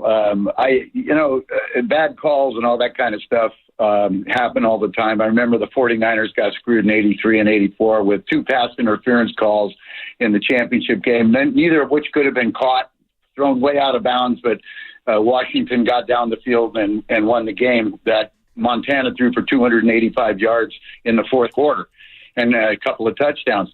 Then there was the 15-13 game against the Giants. The Giants didn't have a defensive back who could break 6 in the 40, and they held Rice and Taylor to 1 touchdown in 2 entire games. And the reason was, in that 15-13 game, they committed pass interference about 15 times, and it was never called.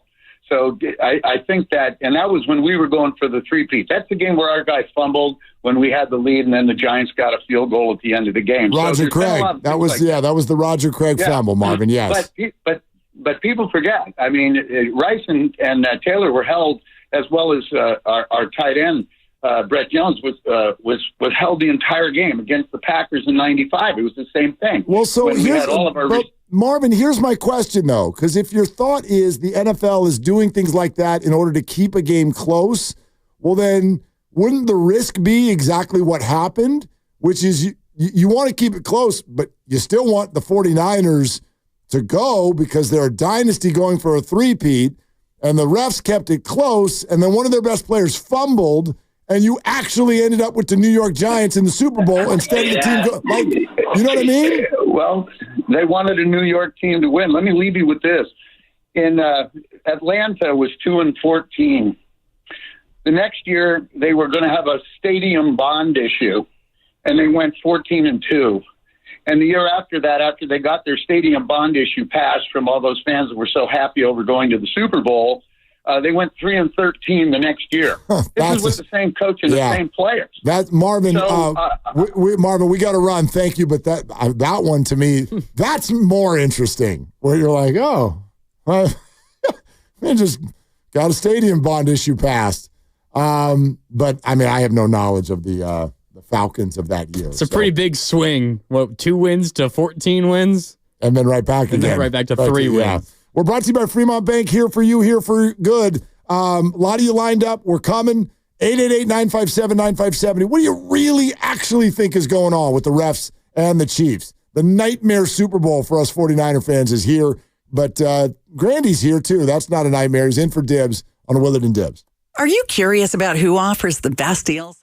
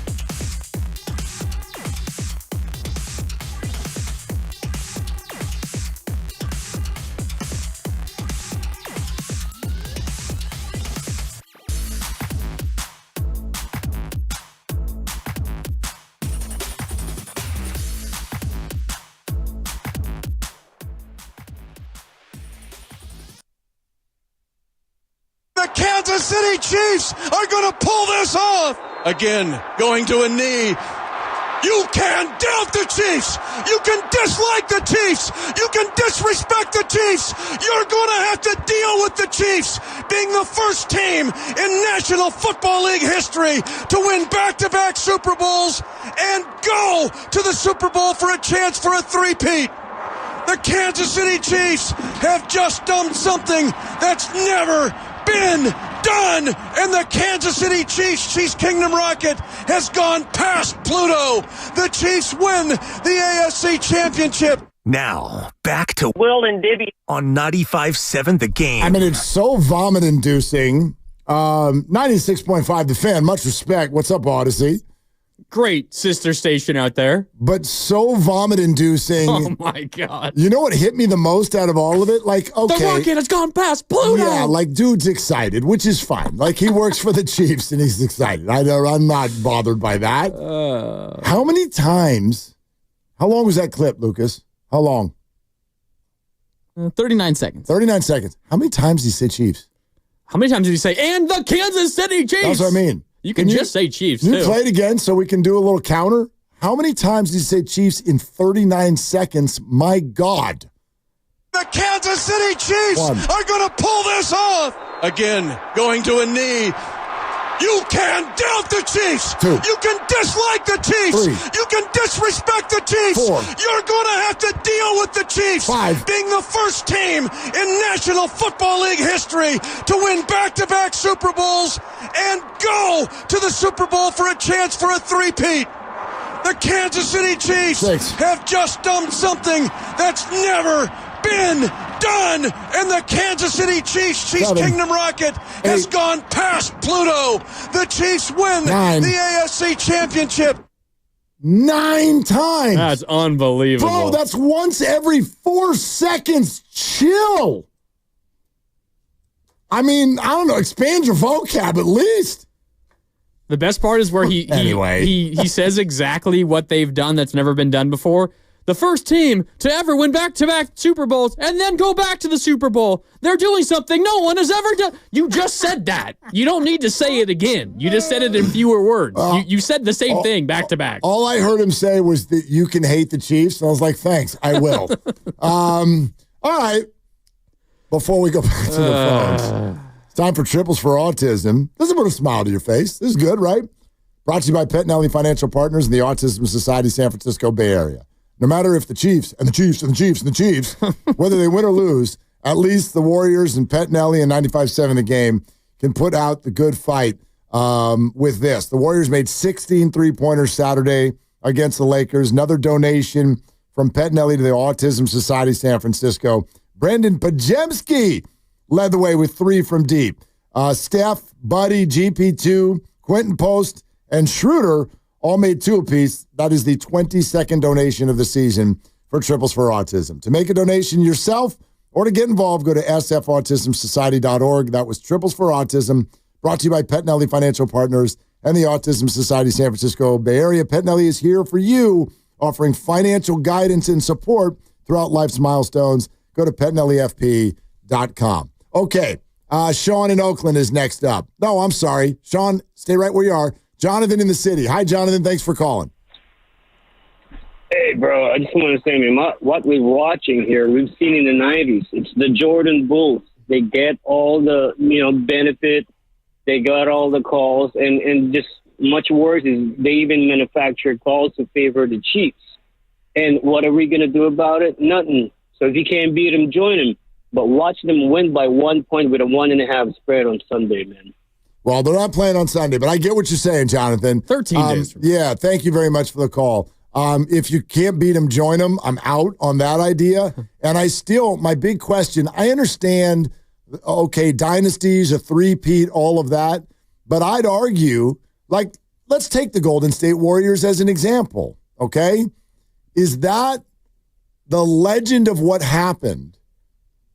Is it better or worse? Again, not through our view. We're fans of the Warriors. But if you're just NBA fan at large or you're the league, did that legend grow because LeBron and Kyrie got one?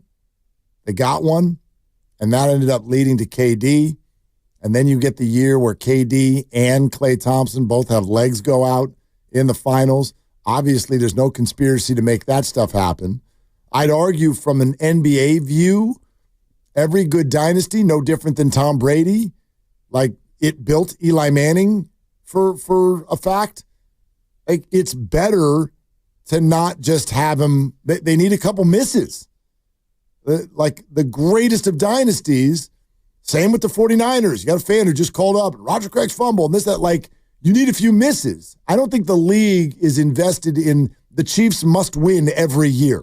I don't think that does anything for them. You mean if there is a conspiracy, you need to hide it a little bit? Is that what you're saying? I would argue this. Like, unless what they're doing, again, if we want to play this game and act like there's a massive conspiracy going on with a chip in the ball, as one of our callers already said, if the whole idea with Lamar Jackson and Josh Allen is almost like what they did with Ross and Rachel in Friends, they keep them apart. And to get back together, just kidding, we're going to keep them apart. And we were on a break. Right, and that angst went through almost a decade of television. And so is that what you're suggesting? Because I would argue letting Josh and Lamar have a piece of the pie one time is good. Peyton Manning needed to get through one time so that you could have Peyton and Tom. And Peyton was Tom's little brother, but you had Peyton and Tom. If Peyton is just going to be the Washington Generals, what are we doing here? So that's what I don't think Josh Allen and Lamar Jackson are like these not marketable people who you couldn't get on their wagon a little bit, no? No, but they're not the Chiefs, and they never will be the Chiefs. And the Chiefs aren't the Chiefs because they're in Kansas City. The Chiefs are the Chiefs because they went to the AFC Championship game in Mahomes' first year, then won the Super Bowl the following year, then went back, and they've been established as the team, and they have consistently been that. Like, you can't just upend the Chiefs and suddenly take their throne, even if you end up beating them once. Like Burrow did that. Right, but it creates a new angst. Like, I would argue, let's see if Patrick can get back to the top next year, and maybe he'll lose in 2 weeks.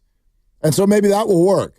But can Patrick get back on top of the mountain is a better story than let's just have Patrick, like, foot on everyone's head every year for the rest of our lives. What do you think, which game do you think was more hyped? The year after the Bengals went into Arrowhead and upset the Chiefs to go to the Super Bowl, ultimately to lose to the Rams. Okay. The following year, they then played in the playoffs again. So that following year, the conversation was, can Mahomes get one over on Burrow this time? Or is Burrow going to make Arrowhead Burrowhead? Right? That was the conversation. Or this game yesterday between the Chiefs and the Bills, where it's, can Josh Allen finally get one?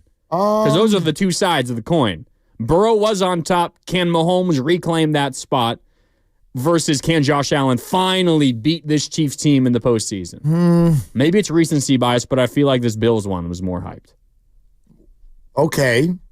So the point then being what? Because now the Chiefs being this unbeatable, undefeated, they're going for a crazy record is a bigger deal. But the way you sort of pitched that sounded like the whole idea of Josh. Can Josh get over the top?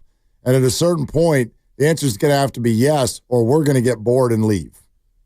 Like, Lamar and Josh just disappointing every January is going to become tiresome. At a certain point, I'd argue you want to break through. It's like when Tiger Woods was winning every major, and they're like, hey, Phil, like, are you doing anything? Could you we need an adversary here. I think that's the better example for these Chiefs. It is Tiger Woods in his prime versus like everyone throws back to, Jordan, to Tom and to Jordan. I obviously wasn't around or old enough for a lot of the Jordan stuff, really any of it. Yep. I don't know if it felt like there was a conspiracy that the NBA wanted the Bulls to win every championship. It wasn't that way for the Warriors either. I feel like a lot of people feel like the Warriors they benefited from injuries and unfortunate timing of injuries from some other players on other teams, but it wasn't really like a bias from refereeing. No, it's different in the NBA. And I think basketball has always more had that thing of like the stars get the calls. They've always had that thing. Stars on both teams. Yes, but there's no star bigger than that one. Yeah. The only time I ever really remember it coming up was and I think this was his last championship, with the push-off on Brian Russell of the Utah Jazz. The famous shot. No call there. Outside of that, I think people just accepted that Jordan was absolutely the best. And I think people are accepting that right now of Patrick, at least in this time frame. Yeah. But just because you're the best doesn't mean you win every championship. Every championship? Like, that's the big conspiracy that the NFL came up with? The script writers sat around in a boardroom and they're like, here's the deal. What do you think?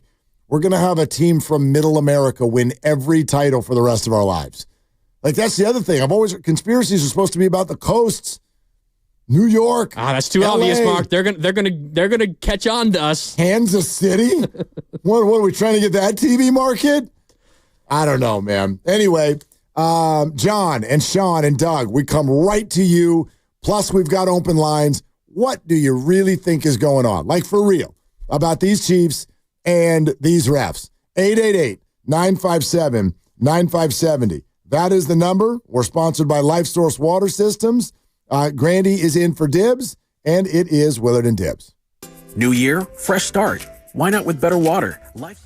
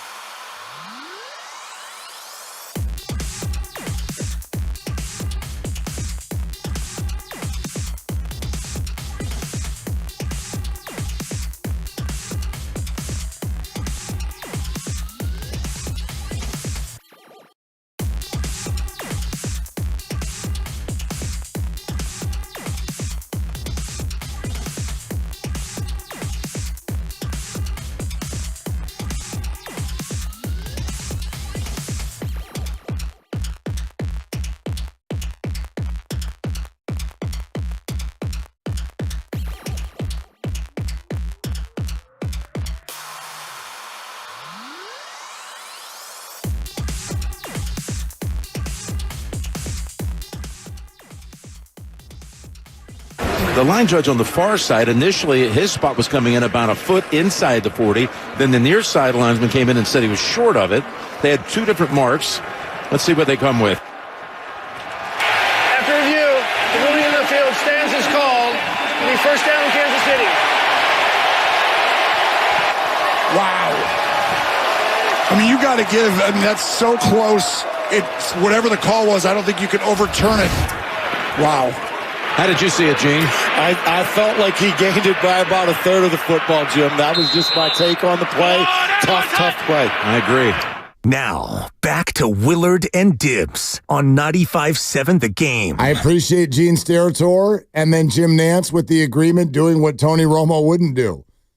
That's the other thing. Broadcasters, stop carrying the league's bag. You're not going to get fired. You're Tony Romo.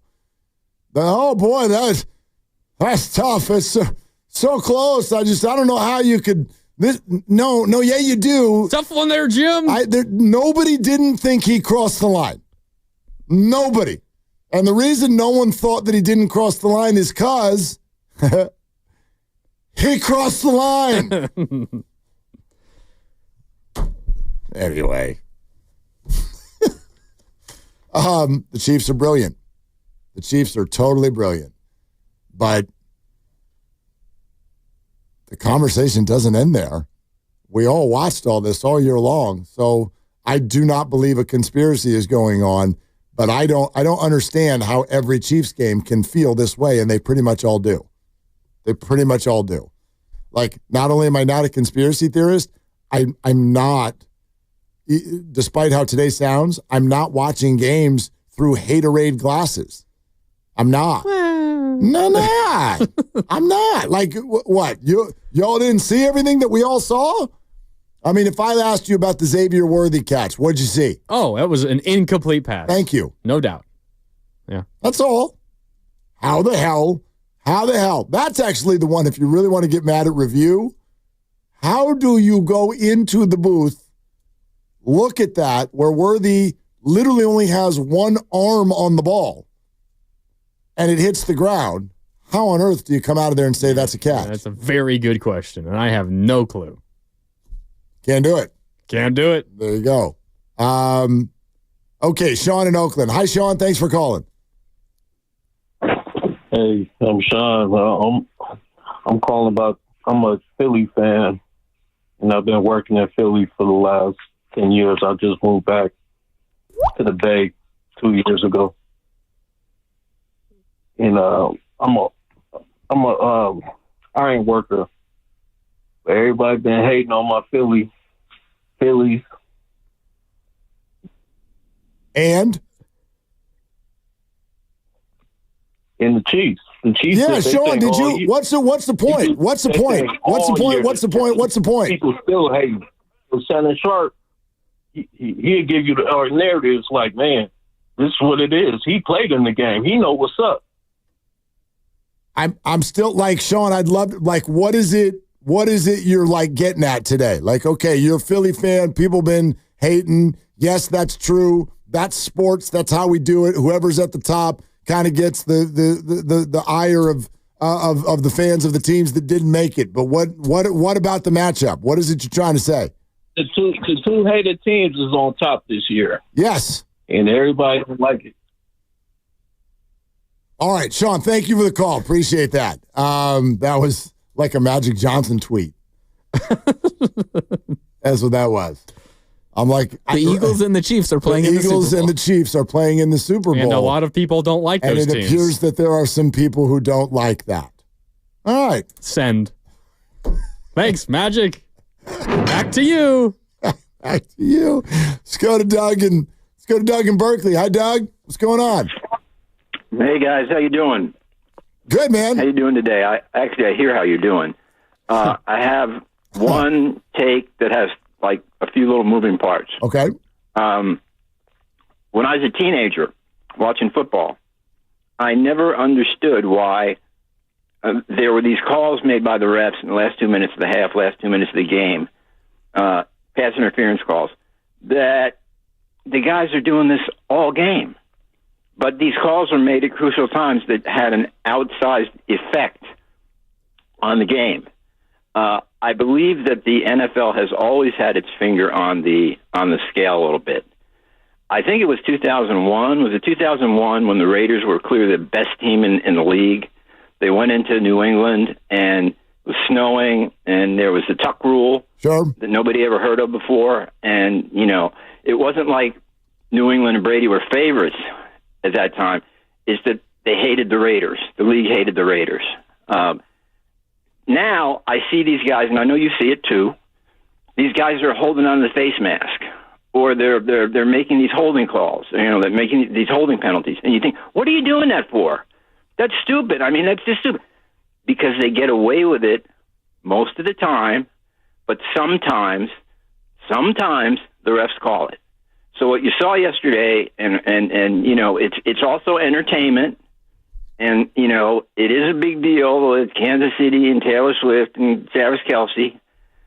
All of this goes into it, in my opinion. All of this goes into it. And I think we need to, acknowledge that and accept it. I'm not saying, it's a conspiracy, but it's unrealistic to think that the casino doesn't have an outsized effect on the outcome of the sporting event. So I think that the NFL has its finger on the scale a little bit, and it's been that way for a long time. It's interesting. Doug, thanks. Mark, I don't know what you think about this, because there are so many billions of dollars being printed by the NFL. I have a hard time believing, this is why I would never believe in a conspiracy theory. They're out there printing money, right? And you could say, well, they're that greedy.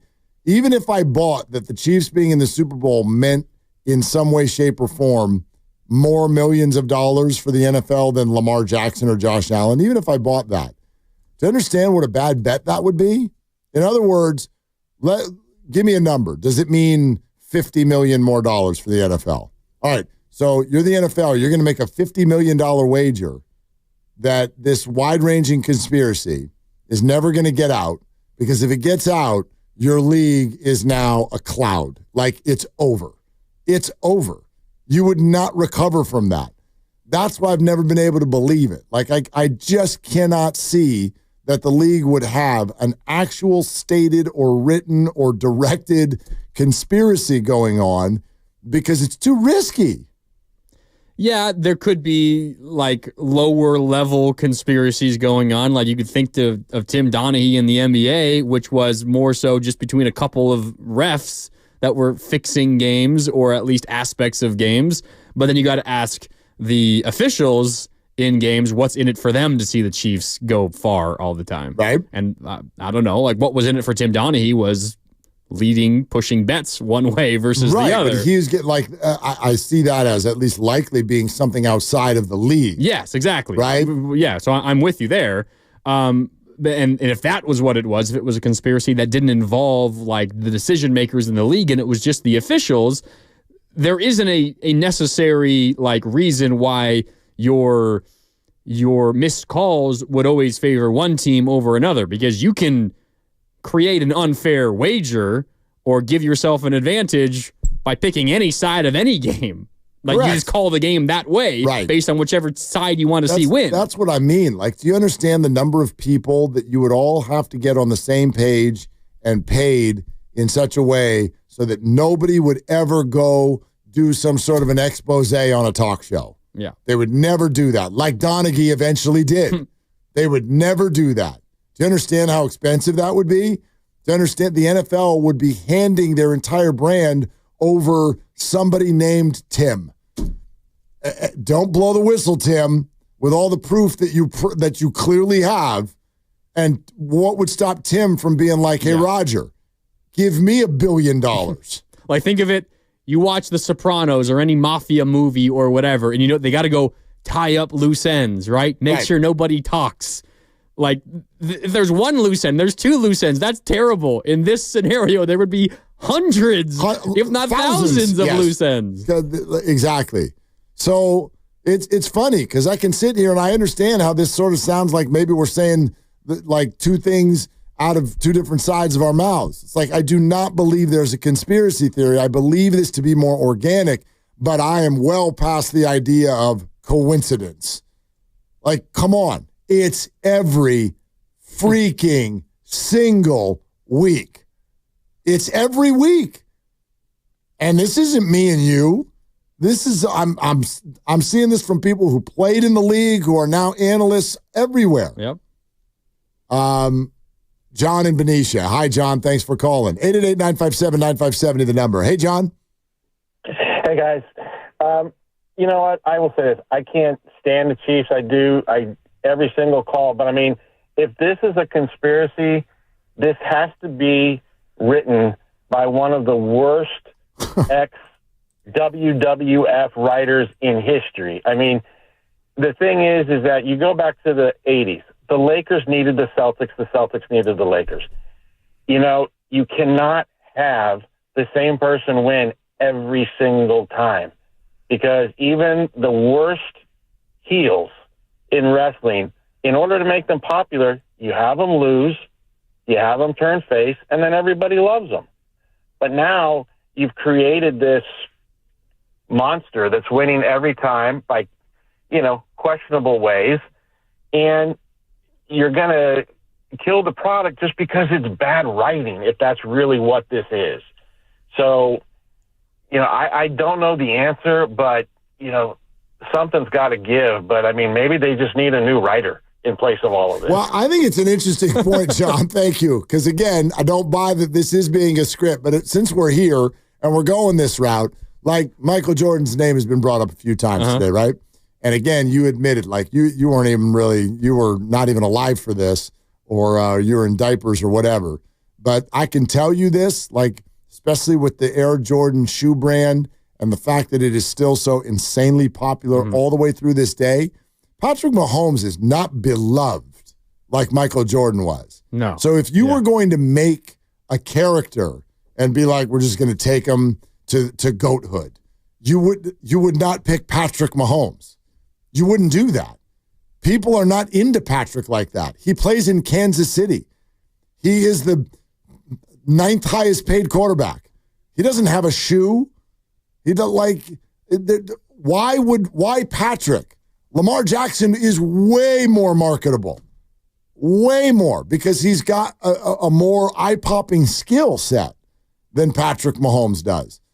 So that's another side to this that sometimes where I scratch my head and go, if the NFL were actually, or even just individual refs, if there was some love affair with Patrick Mahomes, why Patrick? Why did someone selected him to go to the Kansas City Chiefs and become the biggest thing ever? I don't even understand that. I hear what you're saying.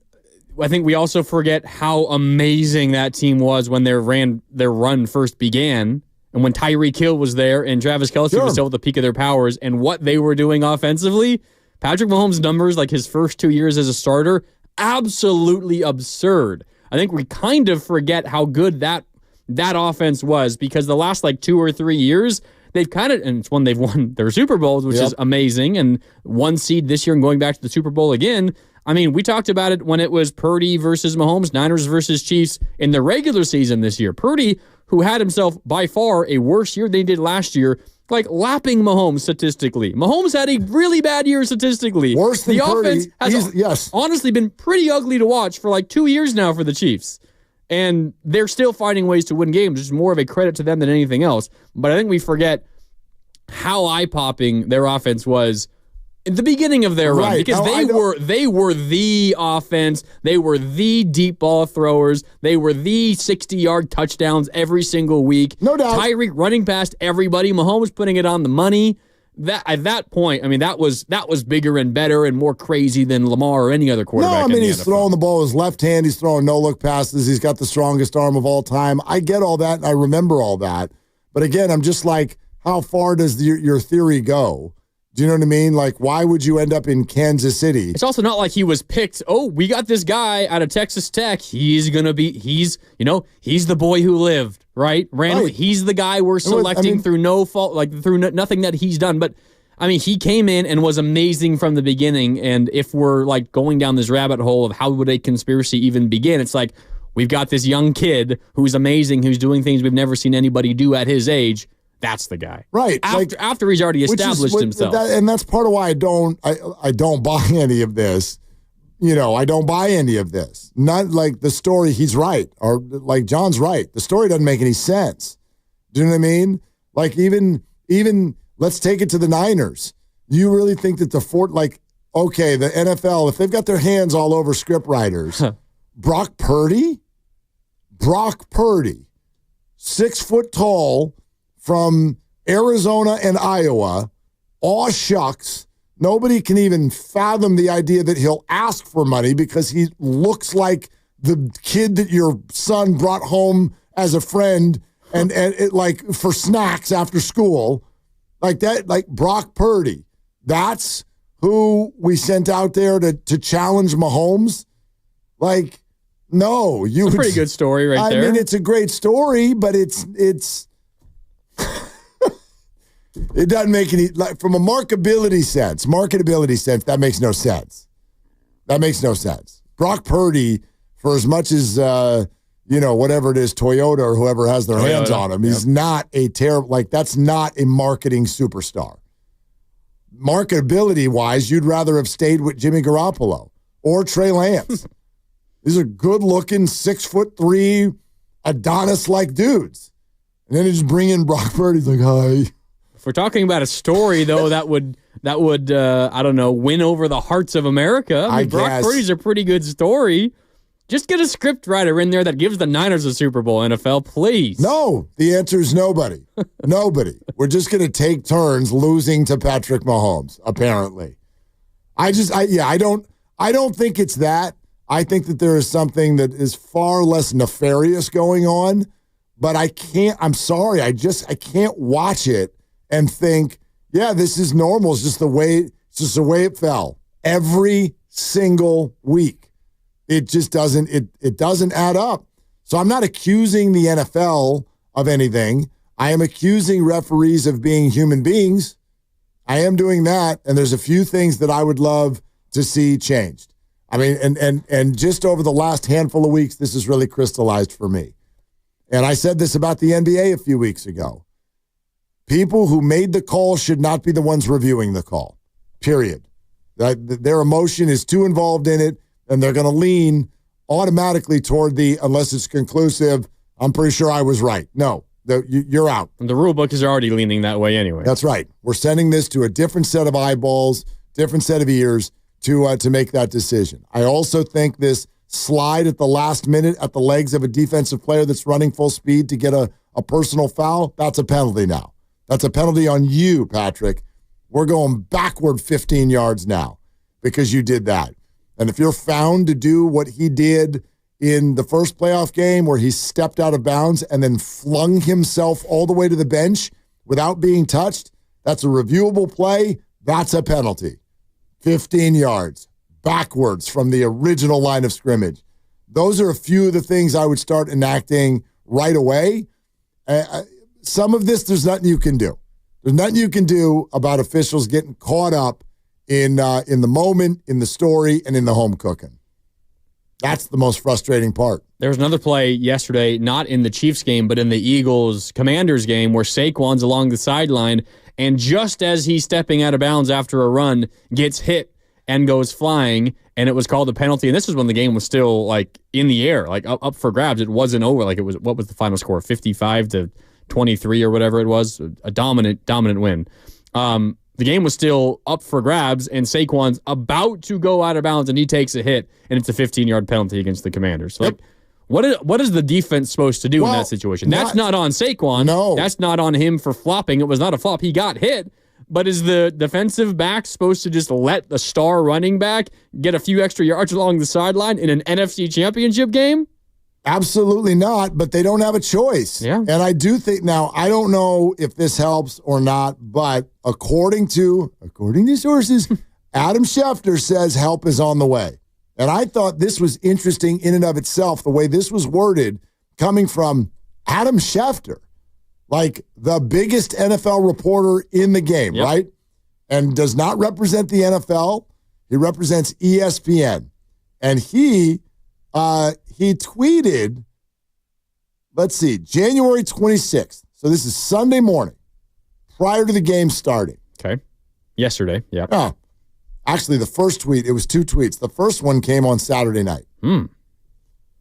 For all those complaining that Patrick Mahomes gets too many calls, relief soon could be on the way. Ooh.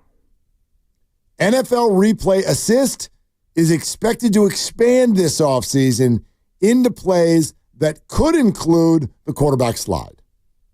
Now, for those of you who don't know what replay assist is, that is something that was established within the last season or two, where basically another set of eyes in the sky can kind of whisper down to the referees in the middle of the play or the middle of the call. Like, for instance, if they say interception and someone upstairs is like, that ball bounced, like clear as day, they can whisper it to the ref and be like, that is 100% an incomplete pass. Essentially expedited review. Correct. Yeah. Correct. So fascinating to me that Schefter would say it was almost like he legitimized it. If you're complaining about Patrick, help is on the way. According to sources. As in, like, it almost read like if you think Patrick gets too many calls, the league agrees with you. And he provided the stats, didn't he, too? He sure did. So that was the one that came Sunday morning. He writes, penalties during the Chiefs' 8-game playoff win streak, which is nauseating enough to say out loud. He writes, roughing the passer calls. Chiefs, 0. Opponents, 6. Unnecessary roughness calls. Chiefs, 1. Opponents, 4. And I kind of group those together because they're the same 15-yard personal foul flag. Yeah. That's 10-1. 10 on the opponents. And 1 time the Chiefs got called. Yeah, it kind of feels like Schefter's picking a side there, and he normally doesn't do that. It sure does. Yeah. It sure does. All right. We'll keep going on the calls. And 888-957-9570 if you want to weigh in on this. And, oh, by the way, while you were sleeping and while we were getting mad at the Chiefs, the Niners have gone throughout the weekend and finalized all of the assistants they needed to hire. And a very, very big national voice had a lot to say about the hire that the 49ers made today. We'll have that for you next. We're brought to you by Fremont Bank. Here for you, here for good. Grandy's in for Dibs, Willard and Dibs. Where can you kick off the new year with big savings on gig speed? Only with Xfinity, now through January 30th.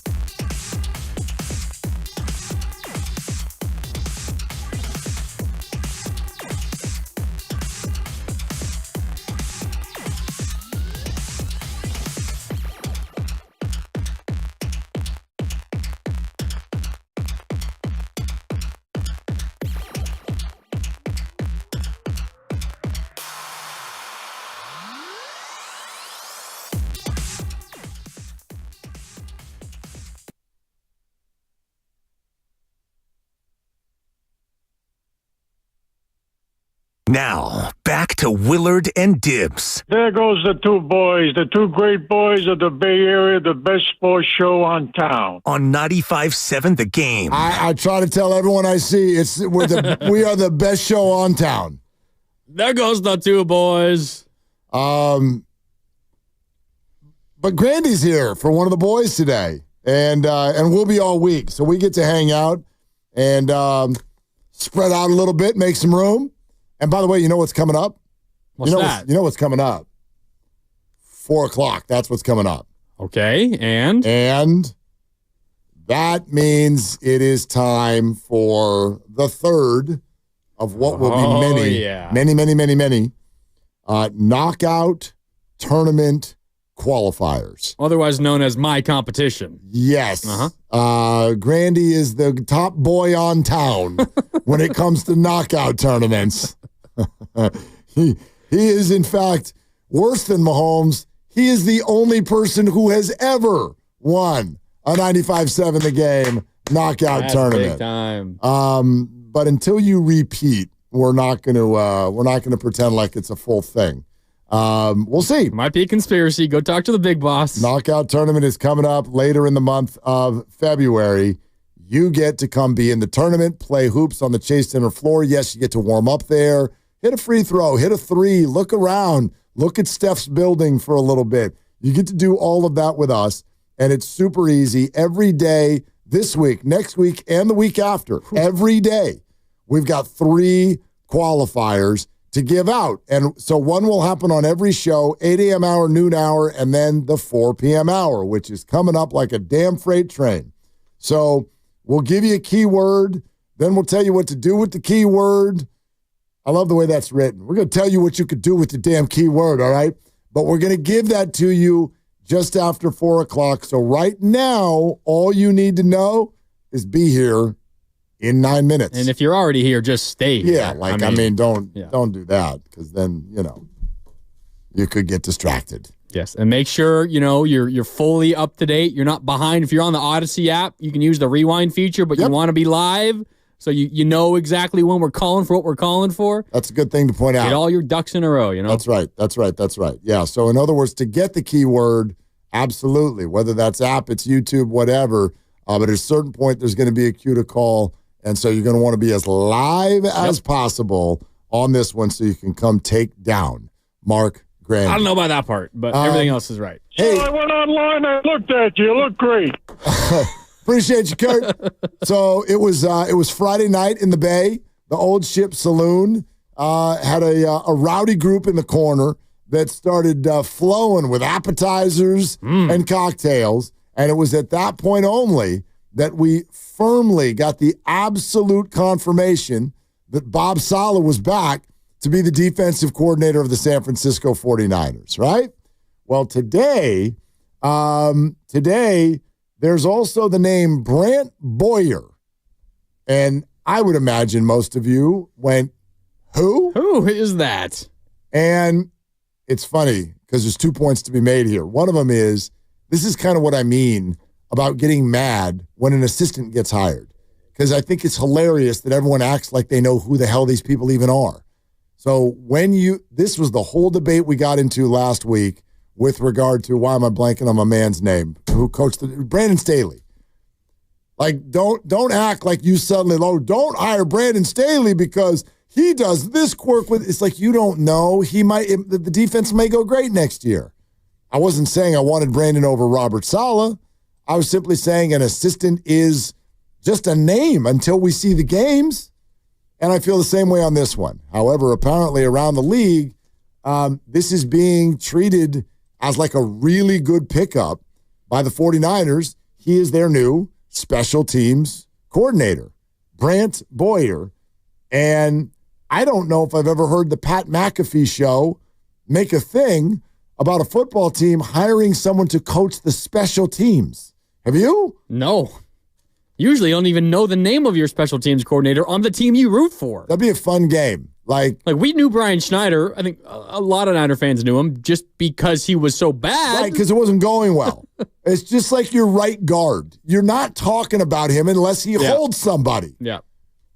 But Pat McAfee started doing a segment on the Niners special teams coordinator. Brent Boyer. Yeah, they did. Wow. San Fran? San Fran. Holy Our guy. This guy's a beast. He was at the Jets, and I think even the Jets fans would say there was a lot that went wrong with our team. Our special teams was great. Blocking kicks, taking kicks to the house, throwbacks, you name it. Boyer's a dog. He played in the NFL 13 years as a teamer, I believe, back whenever it was CTE era. Yeah, he's wedge buster, this guy, as a teamer. Absolute beast. Stud. Great coach. Players love him because he was a player, and he has that mentality. But he's obviously very good at his gig. So you got Shanahan, Salah, and Boyer. That is a great setup for the Niners to bounce back. I mean, have you ever heard like somebody announces their special teams coach and someone goes, "Holy bleep!" And it was like a universal agreement for like AJ Hawk there, another former player, and a couple of others on the show. They're like, "Oh my God, this guy's great." Everybody started making sound effects. Listen to this. Brent Boyer. Yeah, they did. Wow. San Fran? San Fran. Holy Our guy. This guy's a beast. He was at All the right, Jets. turn it off, Lucas. Yeah, like, people, like, wow, holy bleep, our guy. You had 3 different people with like a positive, immediate reaction. And that wasn't a scripted thing. Someone off to the side, a producer or whoever, was like, "Hey, yeah, Brent Boyer hired by the Niners." And everyone's like, "Oh my God, who? What are they? Whoa." Nobody has ever needed to censor the reaction to a special teams coordinator before in the history of media. That's a first. But here we are. So anyway, sure, I'll bite. You know, sounds like the Niners got some good people and the narrative that's being built. And we'll see, you know, because that's how I take any coaching hire. We'll see. Like, let's watch the games. But the narrative that's being built is you have experience and know-how and familiarity now running the defense and the special teams, which will allow Kyle Shanahan to have to check in on those things less and focus 100% of the time on figuring out how to convert on 4th and 2. Please, for the love of God, go for it on 4th down more often. People may not know this. Mark Grandy is addicted to 4th down. Every 4th down no, not even conversions. Every decision that coaches make in these playoffs to go for 4th down, I send out a tweet like, "I love Ron Rivera," or "I love whoever made the decision." Great to see that the NFL is finally starting to head in that direction. Does that carry over to going for 2? Do you feel that way as well? It's a little, it depends on the situation. I feel like oftentimes early in games, teams are so busy on chasing an extra point here and there when you can just kick the extra point and who knows how the rest of the game's going to turn out. Bills went 0 for 2 yesterday. Yep. And in fact, took 1 extra point off the board. Yeah. So that they could go after for a penalty 2 and not get it. Yeah. I don't feel super strongly about that, but I feel very strongly if it's like 4th and 4 or less and you feel like you've got a pretty good quarterback and a good offense and obviously game time and score, it could be a super obvious like decision field to punt position. You're late in the game, you're already up 2 scores, you're deep in your own territory. Of course, you're punting. Like you're not going to give a team an easy opportunity to immediately score and tie the game up or whatever the case is. But like generally speaking, like the Commanders yesterday on their first drive of the game, it was a 17 or 18 play drive. They they went for it on 4th down twice on that drive, and they got both of them with a rookie quarterback in Philadelphia on the NFC Championship game. And they were both like, one of them was a 4th and 5, one was like a 4th and 3. They got them both easy. Like, no, not even challenge. Right, but then what happened? And then they had another 4th and short in gimme field goal range, and they decided to take the points, which didn't really make sense to me because you went for it twice earlier. Right, but here's what I get. Maybe because you went for it when it was still like, say, a 50-yard field goal. Missable for sure. Which is very missable, especially in January in Philadelphia. But I also think that once you get to 17 plays, kind of demoralizing to potentially not get anything. So maybe he felt like I'd tried my luck enough. Now here, I don't even argue this point too much because Grandy and I do argue about 4th down sometimes. Here's where I think your point actually gets a nod in the other direction, which is that the Washington Commanders took the ball for what felt like a half hour. Yep. They plowed all the way down the field, and in the end, they settled for 3. And then the the Eagles got the ball. Gone. You're down 4 points. 60-yard touchdown run, first play from scrimmage. One play. and it was the start of the floodgates. You know, I mean, I don't really know that there was a scenario where the Commanders were going to win that game yesterday based on the way it played out. They flat out could not stop the Eagles from doing whatever they wanted to offensively. Yeah. And then they add in the turnovers, and you're dead. Like I get it. 7 beats 3. I get it. But 3 beats 0. That I know too. Yeah, I also think it's dependent as well on the situation, who you are, who you're playing. Like, for example, if I am Sean McDermott and the Bills going into Arrowhead last night, knowing our history, we have played them in the playoffs over and over and over again, and we just fall a play short every single time. I'm doing everything I possibly can, and maybe that leads to the 2-point conversion decisions, and maybe I'm wrong for not being sure about that.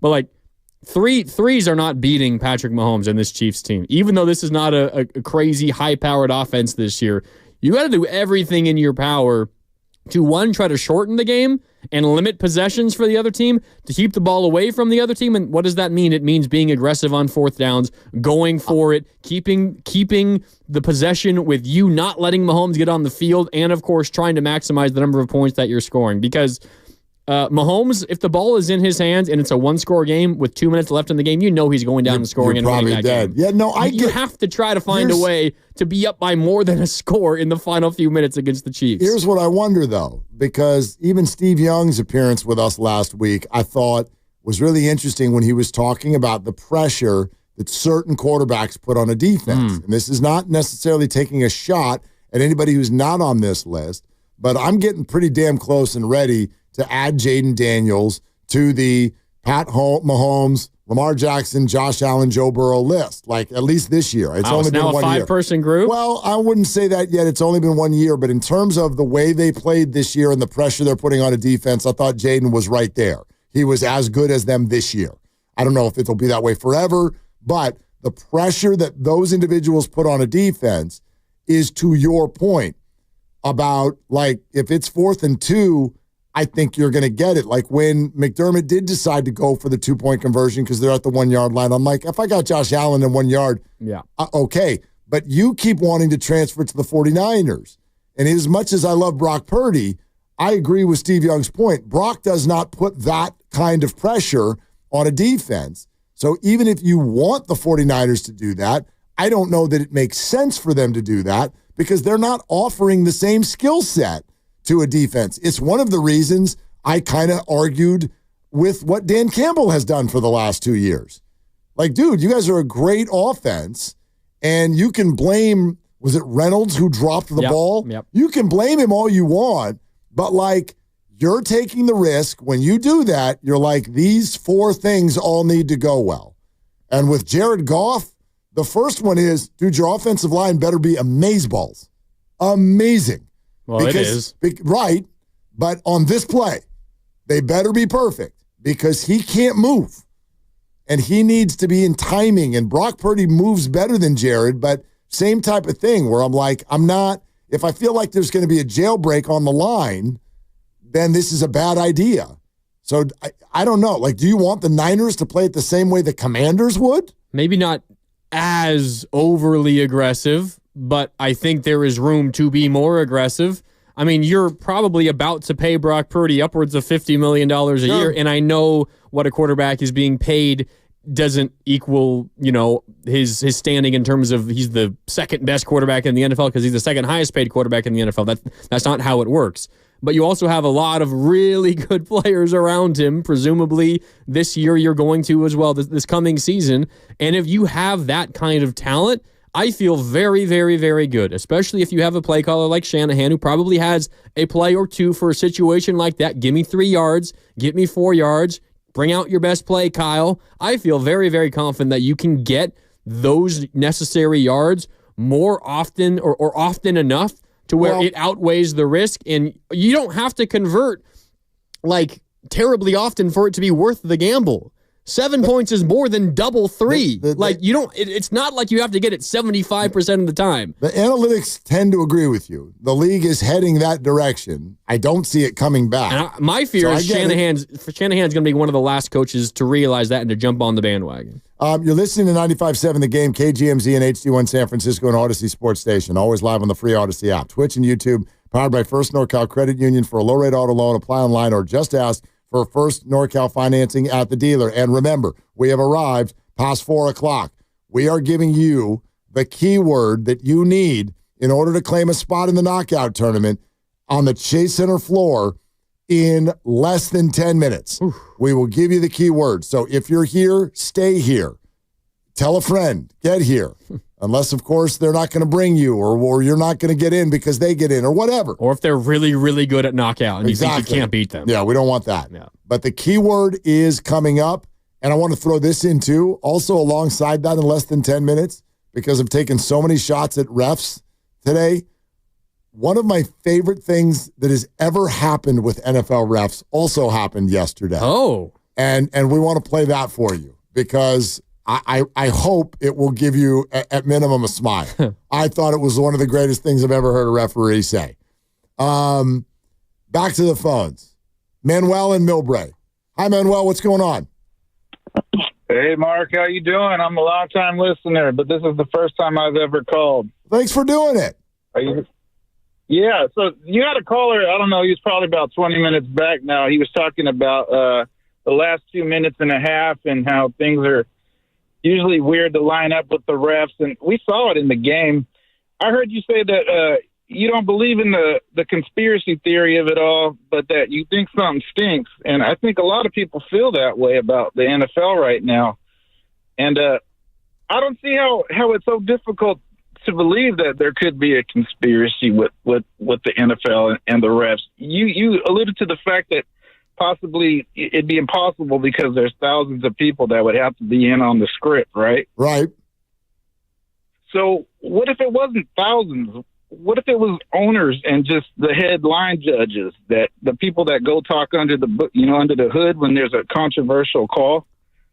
I guess my answer to that, yeah, Manuel, I guess my answer to that would be twofold, which is, number one, why? Like, to what end? I just don't see the gain being enough when you're already absolutely crushing it. And B, if the owners are all in on it, why the hell did everybody agree to make the Hunt family with Kansas City and Robert Kraft before him? Why do they get? You really think Jerry Jones is in a meeting and he's like, yep, I'm going to make sure everybody else wins for the next 30 years. And he's the biggest, baddest, most richest, most powerful owner in the game. So that's all. I hear you. I don't know what the hell's in it for everybody to do that. Well, hear me out. Yeah. So the NFL, the owners themselves are billionaires. They're men that live on a capacity that I can't even fathom, right? They live life that you and I don't know about. Their main objective is not to please the fans. Their main objective is to generate revenue and cash flow. So, yes, they have their individual teams, but what if they together, have some kind of pot? I don't know how it would work, but they all have a pot, because overall they want their finger on the scales like you were talking about. Because think about the billions of dollars that are gambled every weekend. Somebody's got an angle on that, right? For sure. Why not? Hey, Manuel, thank you very much for the call. I hear you. And again, my answer to why not is because you're having a very easy time financially crushing it without having to get into an illegal realm. You know what I mean? Do you know how many revenue streams the NFL has? It's out of control. And they literally can almost seemingly get away with anything. They can get away with anything. They can have Ray Rice punch a woman on an elevator and then have him get a standing ovation a year later inside a Baltimore stadium. There's all kinds of things that we find unconscionable about the NFL, and we don't leave. We don't leave. But to me, that's the thing that would be pushing the envelope too far, is if we found out that we were actually just pawns in a game. Did you ever see the movie Truman Show? It's probably too. Yes, I've seen it. All right. Like, great movie. Yeah, it's a really good movie. Jim Carrey. But, like, how do you feel when you wake up one day and you're like, wait a minute, you've been making fun of me for 30 years behind my back, and none of this is real? You've just been watching me act like a fool? Spoilers, man. Sorry. I think maybe our caller's point wasn't that it was all league owners agree we're going to allow the Hunt family to do this for the Chiefs.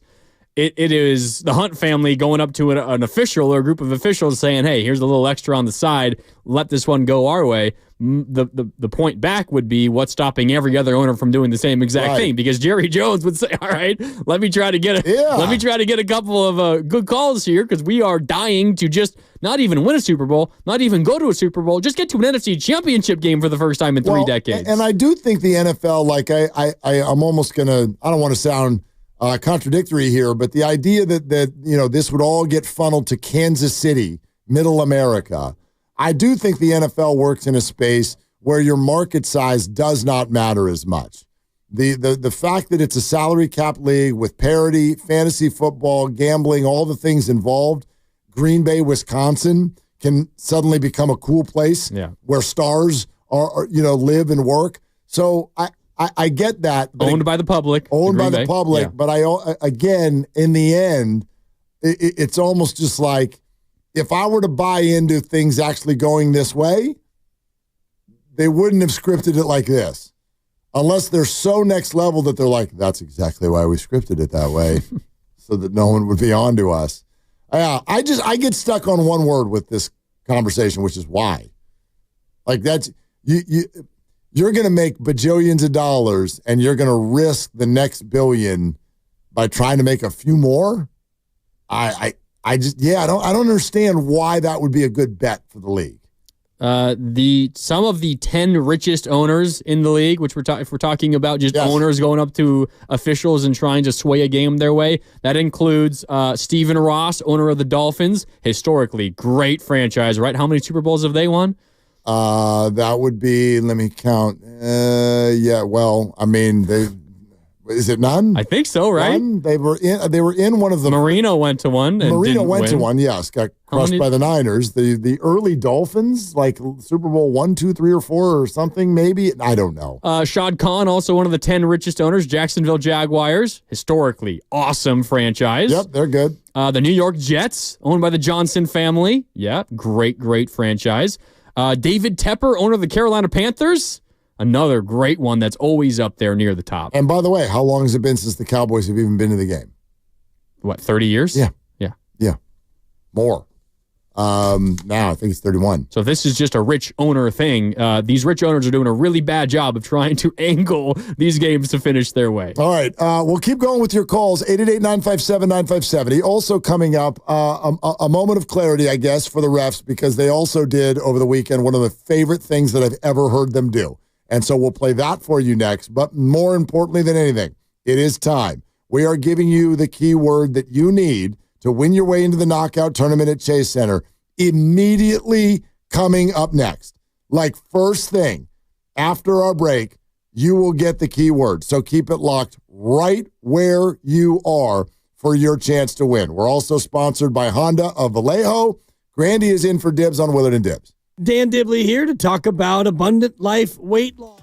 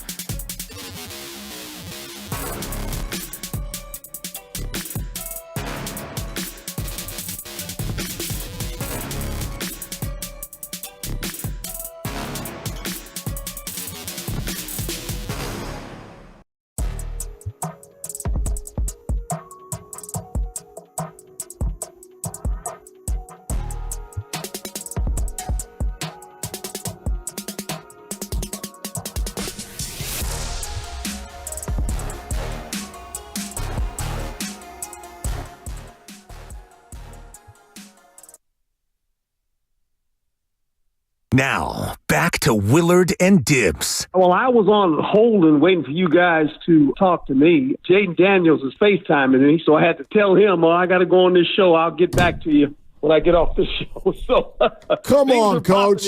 On 95.7 The Game. By the way, that was before Jaden Daniels had ever taken an NFL snap. That was when Brandon Ayuk was trying to find his way to Jaden Daniels. That was when he was only Heisman Trophy winner, Jaden Daniels. Yeah. Only. If we had known then. What we know now. Who Herm had hung up on to talk to us.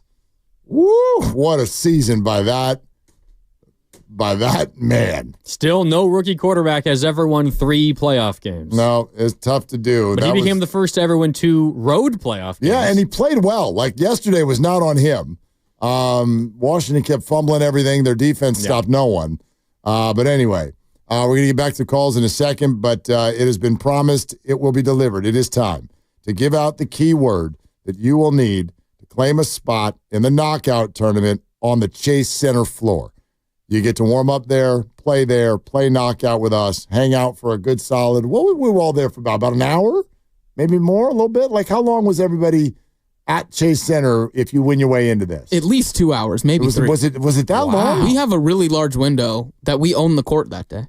But the competition itself... We own the court. Look at Director of Sports Lucas with the flex. MBD, I'm kind of in charge of this event. Yeah, okay. Joe Lakeup might disagree. Yeah, we own exactly. the court. Yeah. Well, for these 4 or 5 hours, I think that's the window we get. But, the competition, I think we're going to do a bunch of different heats because we have at least 45 people taking part in this year. So we're going to do a bunch of different semifinals and then one final. Final. Almost like the NBA All-Star game. We're going to split this up into, On the same court as the NBA All-Star game, too. Attaboy, Grandy. So you don't have to just win one knockout tournament. You're going to have to win multiple knockout tournaments if you'd like to keep your ring. Best of luck. Anyway, today's keyword is Warriors. Or just Warriors. Not like 20 A's. You don't need to yell it into anyone's ear when you call in. Don't call now. Don't call now. Don't call now. Don't call now. Not only will you not win, you'll make us mad. You don't want to make us mad, we will not take your call. Don't call now. Warriors is the key word. Within the next 25 minutes, you will hear this sounder. Don't call now. It's not going to get you anywhere. Thank you. But that's what you'll hear within the next 25 minutes. And when you do, you will call with the keyword Warriors. The contest line, by the way, definitely don't call our call-in line. The contest line is 415-523-4652. Make a note of it.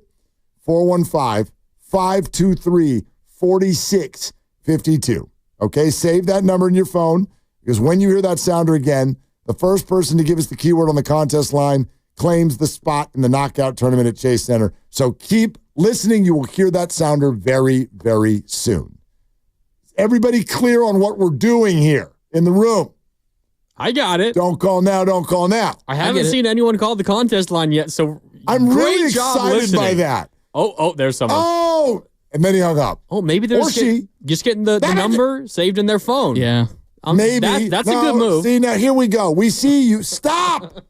I was just about to say, we got the most obedient audience in all of the Bay. It's a sharp play, though. You call it so you know if you want to call it in 25 minutes or whenever. Exactly. That's what everybody's hanging up really, really fast, except for this person, Derek. Way to go, Derek. Anyway.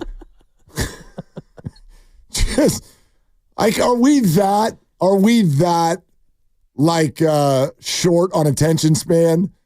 Like, we can't even... I think it's just this is such a great prize that it's got everybody giddy. That's it, but nobody wants to save the number. They're just like, call it so that it's in my recents, and then I can call it again without... Anyway, I get driving. it. Yeah, they could. Well, if you're driving, put your phone down.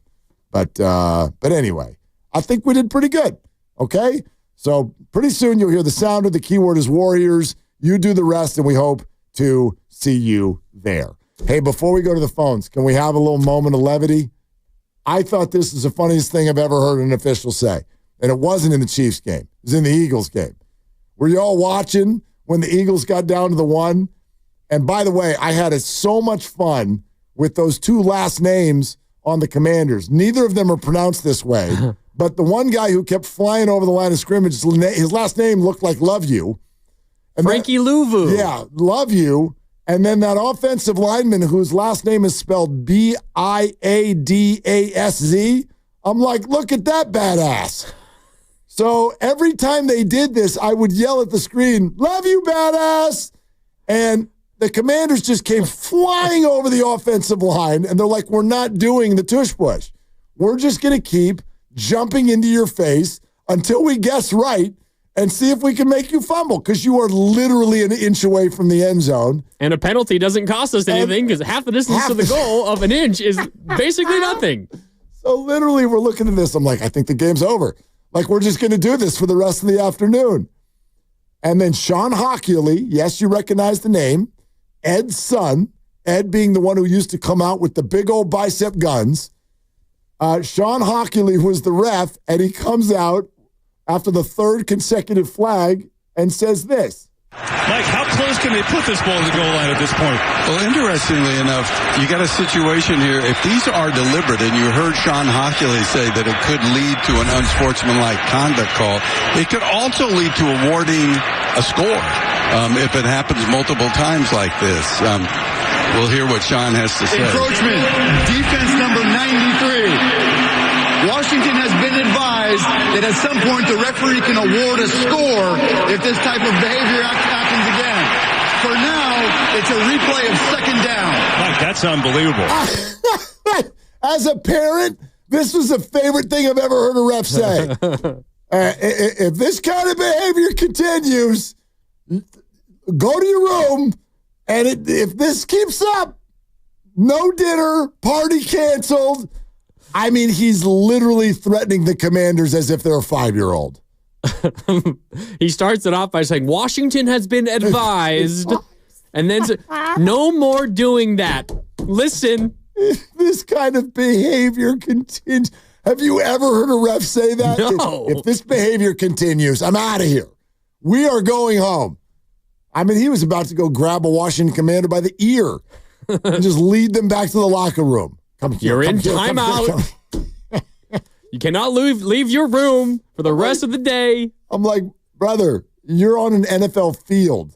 There's nothing but bad behavior going on. That's in fact, all it's they encouraged. got. Seriously. This kind of behavior continues. My favorite line that I've ever heard a ref say. It takes a lot for you to applaud something a ref does. It's great. I'm really happy with Sean Hockley. I'd like him to ref the next Chiefs game. Patrick Mahomes slides into some defensive lineman's legs. This kind of behavior continues, Patrick. Huh? We're going to Carson Wentz, okay? I hate to break it to you, but if Sean Hockley is the referee of the Super Bowl, it's the quickest way to get you to hate him, because we all know how that's going to go. I know. The Chiefs are going to win, aren't they? Mm-hmm. Yeah.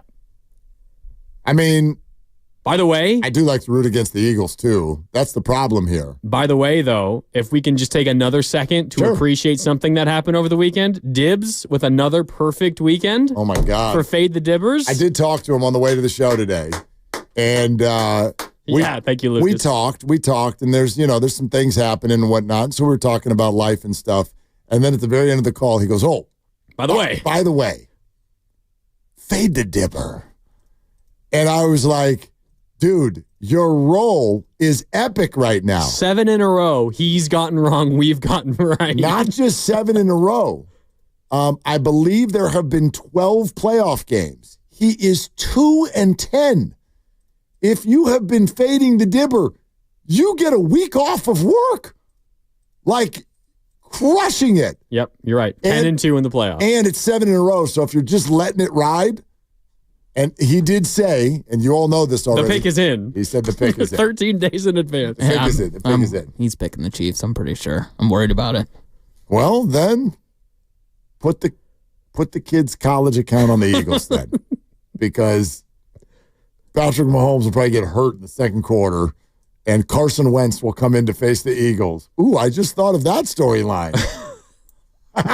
That's a hell of a narrative. Incredible. Oh, my God. Carson Wentz against Nick Sirianni. I'd actually be into that. I'm not rooting for injury. We're not rooting for injury. All right, let's go to Gary in San Ramon. Hi, Gary. Thank you for calling. Yeah, that was a great. That's right up there with Ben Drive giving him the business. Oh, my God, right? I love that. he was giving him the business. I love this. If this behavior continues. All right, what's up, Gary? Yeah, so anyway, as far as the conspiracy, that's above my pay grade. I think everybody else's pay grade, too. But let's talk about one of our least favorite refereeing teams. And let's face it, these all-star teams that the NFL gathers for the playoff games, they're fraught with mistakes which can be made because this group doesn't work together all year. So that's one of the problems. But Mr. Vinovich, so he's not a fan of Sean Payton is certainly not a fan of Mr. Vinovich going back to the NFC Championship game with the Rams and the missed PI call. And, of course, we're not fans of Mr. Vinovich for failing to call any holding penalties on Kansas City. So I think there's an opportunity there for, some funny business, but probably not. But it's just some general incompetence, and I can't explain those bad calls, but just kind of wanted to know what you thought about that. Yeah, Gary, appreciate that. I like there may be something to that. Basically Gary's saying, look, these people are getting thrown together for the playoff game, so the continuity is off, the chemistry is off, what have you. We see those two refs on the Josh Allen sneak coming in completely two different spots. I don't know how they go through the process of figuring out who overrules the other one. Maybe there's a little something to it, but for me, it's just too consistent because it was this way throughout the regular season as well when those crews work together all the time. 95.7 The Game breaking news. Well, looky here. Giants signed Pete Alonso? The Giants did not sign Pete Alonso, but there has been a new contract signed. Oh. And it will be signed by Nick Sorensen. Oh, not with the Niners, though. Who takes over as the special teams coordinator for? Come on, spit it out. How about them Cowboys? Oh, yeah. So, not only do we rock the Schottenheimer signing as head coach, instead, we get Nick Sorensen also as the special teams coordinator. Okay, timeout. Wait a minute. Talk about unintended consequences. Yep. Are you does the breaking news sounder have the horn in it? It does. Oh crap. Well, now we got to do it. We got to do it. Yep. We got to break it. We did not mean for that to be the cue to call, but I guess it is. 95.7 The Game breaking news. You know what? Hey, listen, a promise is a promise. That is so funny. And the contest line is going bananas, so good job, listeners. That was actual regular breaking news, and I completely forgot that the horn is in there. Not your fault. That's hilarious. So there it is, ladies and gentlemen. That is that's the cue. All you need to do is call the contest line right now, 415-523-4652. First person to get the correct keyword on the contest line is in the knockout tournament. Chase Center Court, Monday, March 3rd. 415-523-4652. If you don't get through and win, remember, we do it every day, 3 times a day, 8 a.m. hour, noon hour, 4 p.m. hour, every day for 3 weeks. Good luck. That was funny. That's hilarious. Nick Sorensen screwing things up one more time on the way out of town. For old time's sake. Good Lord. Nick Sorensen. So he's the special teams coordinator for the Cowboys now. Yes. After the Niners. Which is wonderful. Not sure. So demoted from defensive coordinator with the Niners, but Shanahan said, we hope that he's willing to stay on staff in some capacity. And there was a discussion that maybe it might be as a special teams coordinator. I don't know exactly if he was offered the special teams coordinator role and refused, or the Niners ultimately decided not even to offer him that. Yeah. And they wanted him back in some even lower capacity than that. I don't know exactly how that ended. I don't think anybody does. I don't think that was announced, but I never got the perception that Nick was offered a specific role to head up a group and turned it down. Yeah. You know, the only thing I can remember Kyle Shanahan saying about it is that, you know, it's kind of between Nick and his family to see what he wants to do. You know, we'd like to keep him on staff. That doesn't feel like hey, we're looking for him to head up a group. I just think that, look, the bottom line is, and I'll never know exactly what people thought of Nick Sorensen inside the building, but he was clearly regarded highly enough that they gave him the job in the first place. Kyle Shanahan publicly backed him no less than three to five times throughout the year, even when things weren't going well. And then the second that they removed him from the job, they didn't do what you do 99.9% of the time and say, you're fired, you're leaving. They immediately came out and said, we want him to stay. So they like Nick Sorensen, is my perception. But I think from a PR standpoint, it would have been pretty hard to let him be the leader of any particular group. I could also imagine it's kind of awkward for Nick Sorensen. Sure. Could you imagine? You're not good enough for this role, which we just hired you to last year, but are you willing to, one, take a pay cut, two, take a job that is a little less desirable, whatever the job is, and stay here? I feel like I'd have a hard time saying yes to that. And you also know that you're no longer really going to have the ability to have upward mobility. How are you going to move up through Kyle Shanahan's staff when you already went basically to not the top of the tree? You're never going to be the head coach, but you went as high as you could go without being the head coach. And then after 1 year, immediately everyone was like, sorry. Right. Yeah, smack you back down. Not good enough. So you got to go be with a different group, see if you can, kind of rebuild your name value. Yeah. All right, there it is. That was fun. Nick Sorensen's going to the Cowboys, and we jumped the gun, but that's all good. That's okay. Do we have a winner? Yeah, Steven's still in there just fending off calls. Reminder, you can win three times a day. 3 times a day. 8 a.m., noon, and 4 p.m. The 3 hours you got to be locked in this week, next week, and the following week. Ricky in Richmond, as you can hear Steven fending off everybody. I get Ricky in Richmond. We'll meet you there. Congratulations, Ricky. Don't say that. He might be the one who takes you down.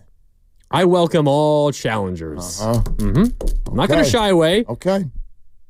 All right, 888-957-9570. I think another interesting avenue to kind of discuss this and bring this into how this feels for 49er fans, because it does suck. It sucks. You're talking about the Super Bowl. Yeah. The Chiefs and Eagles, this sucks. And I've already told the lovely Christy, like my viewership and fanship for this game is up for hire. She's done pretty well in my brother-in-law's pool, so I just told her I'll root for whoever you pick because I want them to both lose. I cannot imagine myself being happy for either team. And when one of them wins, I will do the same thing I did yesterday, which is I will reach for the remote control as fast as possible and turn the game off. That's it. Like, I'm not even kidding. But I don't think I even care who wins because I didn't really want either of these outcomes. So it's a nightmare scenario for 49er fans. So let's talk about that. How this whole thing felt. And I think you brought up an interesting point. One thing sort of off of that fourth down conversation that we're having is why and how for certain teams right now, because it did feel like this a lot for the Commanders at times, feels this way for the Chiefs. To a degree, the Bills, maybe not so much yesterday, but even them. And I get it. We're looking at the top QBs in the game. But when those teams need something offensively, they tend to get it. And I want to know why it's so easy for them. At least it looks and feels easy. When, at least in a year like last year, and even the year before, like even when they're winning most of their games, these situations feel hard for the 49ers. Or they don't even, like if we're talking about fourth down specifically, the Niners might just not actually physically punt. They might punt on the decision to try to go for it on fourth down. They could. They definitely could. Kick the field goal, or if it's, not in field goal range, punt. When other teams oftentimes, more often now, are willing to go for it on 4th and 3 or shorter often. And I mean, there's a handful of plays yesterday where it stands out to me, Willard, for Kansas City specifically. First half, Second quarter, the Chiefs are down by 3, 10-7. They got a 4th and 1 from their own 39-yard line.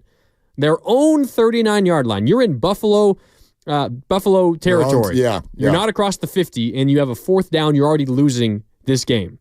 And you go for it on 4th and 1. And what play does Andy Reid call? The very same play they called in overtime of the Super Bowl last year. Play action. Mahomes boots out to the right. He's got a running back in front of him who's the lead blocker if he needs it. Doesn't even need it. There's nobody over there. Gains an easy 6 yards. Slides down before anybody can even contact him. Easy gain. Maybe I'm a little biased because I am so at times frustrated by Kyle Shanahan's decisions. I would feel very, very confident that in that same situation, Shanahan is punting on 4th and 1. Probably. In their own territory? Yeah. Short of the 40-yard line? Probably. Losing already in the football game. I feel like he's punting to avoid the major disaster negative play. You're already losing. Well, let's not make a crazy decision that's going to cost us maybe 7 points immediately. Okay. Let's play it safe. Yeah, but check this out. I think to the point you're making, Steve Young was on with us Friday.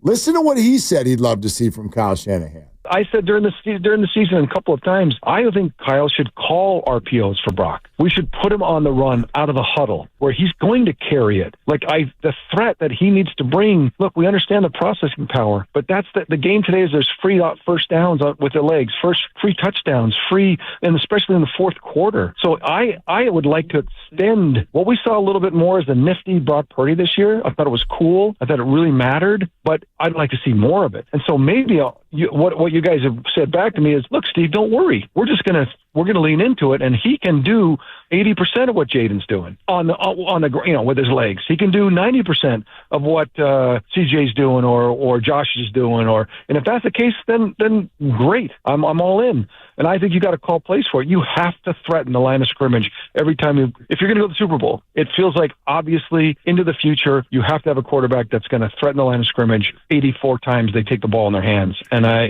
every time I watch the playoffs, this playoffs reminded me of that truth again. And Brock I think you guys are right. I think he can do that. Puts him at risk more because the ball's in his hands at the end of the play more often. That's risky, but I think it's got to happen. Yeah, and coming from Steve Young, that carries a lot of weight. Yeah.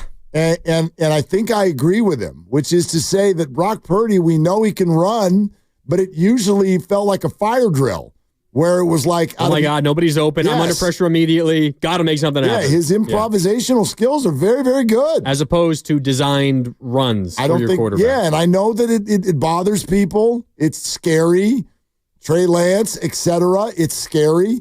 But at the same time, that feels like the pressure on a defense in 2025 that's really working in the NFL. Yeah, it happened again later in the game. The Mahomes second touchdown run in the fourth quarter, early in the fourth quarter, for them to take a lead. It was 1st and goal from the 10. They run the zone read. He has an opportunity to hand the ball off to his running back, but he just reads that defensive end on the right side. If the defensive end crashes, Mahomes keeps it. He does, and he barrels in for a 10-yard touchdown. Like, it is, as Steve Young is talking about, the threat of the quarterback being able to use his legs that separates one offense from the next. Obviously, there's a lot of other factors, but that's part of it. And we don't think of Mahomes as this crazy, incredible running quarterback. Like, he has those highlights because he's done it a lot. And Andy Reid tends to dial it up at the right moments every single big game.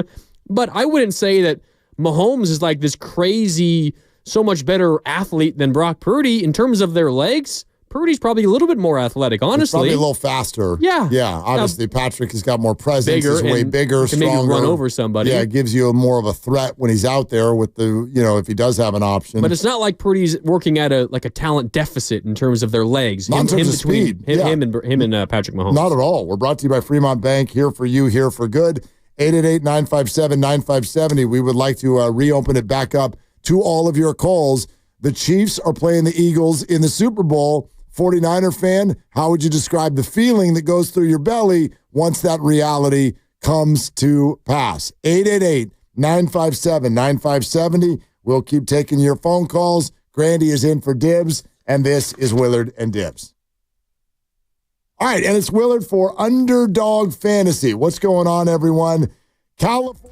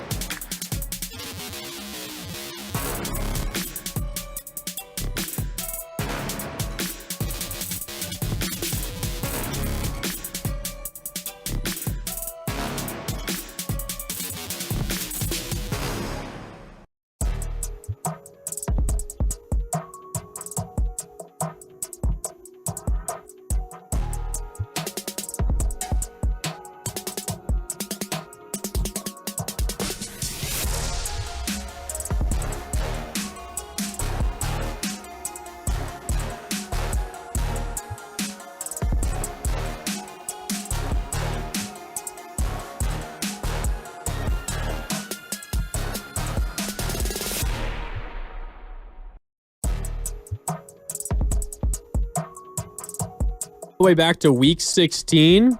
Dibs is 3-14 in his last 17. That is fade the damn dibbers. Oh, my God. I mean, you want to know why all of us start clapping and jumping around and acting like idiots whenever he makes a pick? That's a lot of cash. 3-14? Yep. Going all the way back to week 16. Get hot. Dude, the New York Giants record, I think, was better than that. What was their record?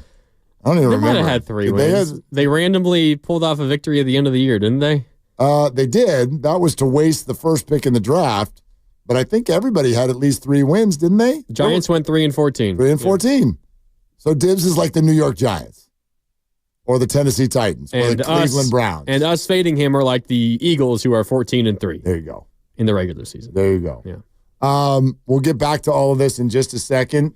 Larry Baer was on with the morning roast today here on 95.7 The Game, and he was asked about the Dodgers and the gap between the Giants and I bring this up, by the way, because I find it all to fit right into what we're talking about. I'm an overly optimistic person. I also do not let I don't let little things get in the way of my joy. Like, it happens, but come on. This is sports. I'm here for the fun. But we're in a moment right now. The Eagles are playing the Chiefs in the Super Bowl. The Dodgers have signed 47 free agents in a row. I don't even know how they have that many spots on their roster. All of the good pitchers are in L.A. Every player wants to play in L.A. The Giants didn't have what would be considered a bad offseason. They grabbed Willie Adames, Justin Verlander. I think there's still a hole or two. I'd love to see them do at least one more thing. I don't think they will, but honestly, still. Probably compared to a lot of their other recent off seasons, probably a better off season than some in the past. And probably a better off season than most teams around baseball, just not the Dodgers. So everyone's obsessed with this. And they asked Larry about the gap between the two teams. They've made a lot of good bets, no pun intended, and with Mookie, and they've done good work. We can't focus on them, and I know it sounds like a pretty trite thing to say, but right. We've got to focus on ourselves. Mm-hmm. We have, there are 30 clubs. The years that we did win championships, nobody thought we'd be there at 12 and 14. Years we made the playoffs, nobody thought. I think that you've got to look at this in a measured way. And we ended up being a 500 team last year. Our focus this year is progressing, dramatically. Can we turn 80 wins into 90 wins? We think we can. 92 wins, 95, whatever. And see where the chips fall where they may. We don't play the Dodgers 162 times. Okay.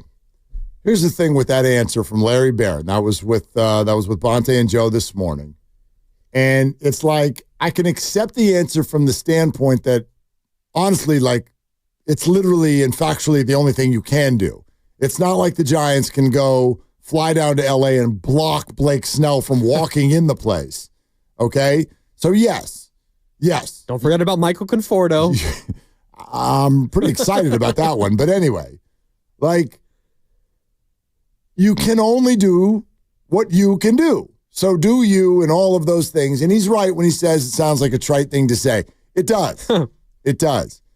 But I also think there's a big, just gorilla of a question that no one has asked Larry Baer and many others around the league. And it's this. Why aren't you doing it? I don't need you to worry about them, but why aren't you doing what they're doing? I've been on record as saying this is not good that baseball left this door open, but they did, and so I don't blame the Dodgers for walking through it. And what is maddening beyond anything around baseball, the A's being the worst example of it, is owners who cry poor. You're not. And the Giants definitely can't. If you don't understand the finances of the Giants, just let me give you a real simpleton answer. They've got dough. Lots of it. Lots of it. Mission Rock, Charles Johnson, I could go on. So the question isn't, Are you worried about Mookie Betts, Freddie Freeman, Shohei Ohtani, Yamamoto, Sasaki, Snell? That's not the question. The question is, why aren't you doing the exact same thing? Giants, Red Sox, hell, Yankees, Rangers, your teams that are big markets, big dollars, big marketing arms of the sport. Why weren't you doing it before? And certainly why aren't you doing it now? Yeah, I think one thing that's dangerous in today's baseball conversation is blaming the Dodgers or saying the Dodgers are at fault for the state of baseball. And you can say what the Dodgers are doing is making baseball maybe a little less fun, less entertaining. You're less invested in the season. And yeah, the Dodgers are a big part of that because they're going out and spending all this money. They're just the only big team, the only there's have-nots and haves in baseball. The Giants are one of the haves. For sure. Dodgers, the Yankees, the Mets, the Red Sox. You mentioned the Rangers. You could throw like the Angels in there. Like a bunch of these teams are the haves of baseball. The Dodgers are the only one who are taking advantage of it to the extent that they are. No one else is. The Yankees have been kind of close. At times, they've been kind of the team to do it before the Dodgers have kind of taken the mantle from them. There is nothing stopping the Giants or any of those other teams that are as rich as the Giants are from doing at least somewhat close to what the Dodgers are doing. So what's dangerous is blaming the Dodgers for the issue when really it's, one, as you laid out, baseball's fault for allowing something like this, allowing deferred money, which just blows my mind. It makes no sense. One of the relievers that they signed last week with deferred money again. It's been almost every signing. It makes no sense. Blake Snell got deferred money. So it's partly that. It's partly baseball allowing it to happen. Yep. The other half of it is, okay, Giants, okay, Red Sox, okay, so-and-so, many other teams. You don't get to cry because one of your rivals is doing it because there's nothing stopping you from doing it yourself. Correct.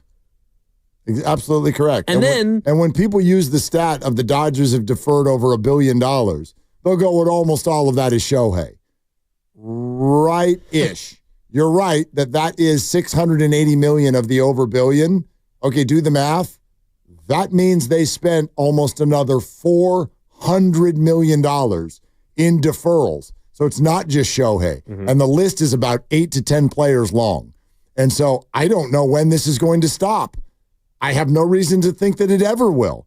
And the problem with it now is the cat is out of the bag, which means that the Dodgers now are not just signing these people because they're offering deferrals. I don't even know how many players actually want that. Maybe some do. Shohei did because he wanted to win. He wanted to empower his team, and he's got so much money that it doesn't matter when he gets those dollars.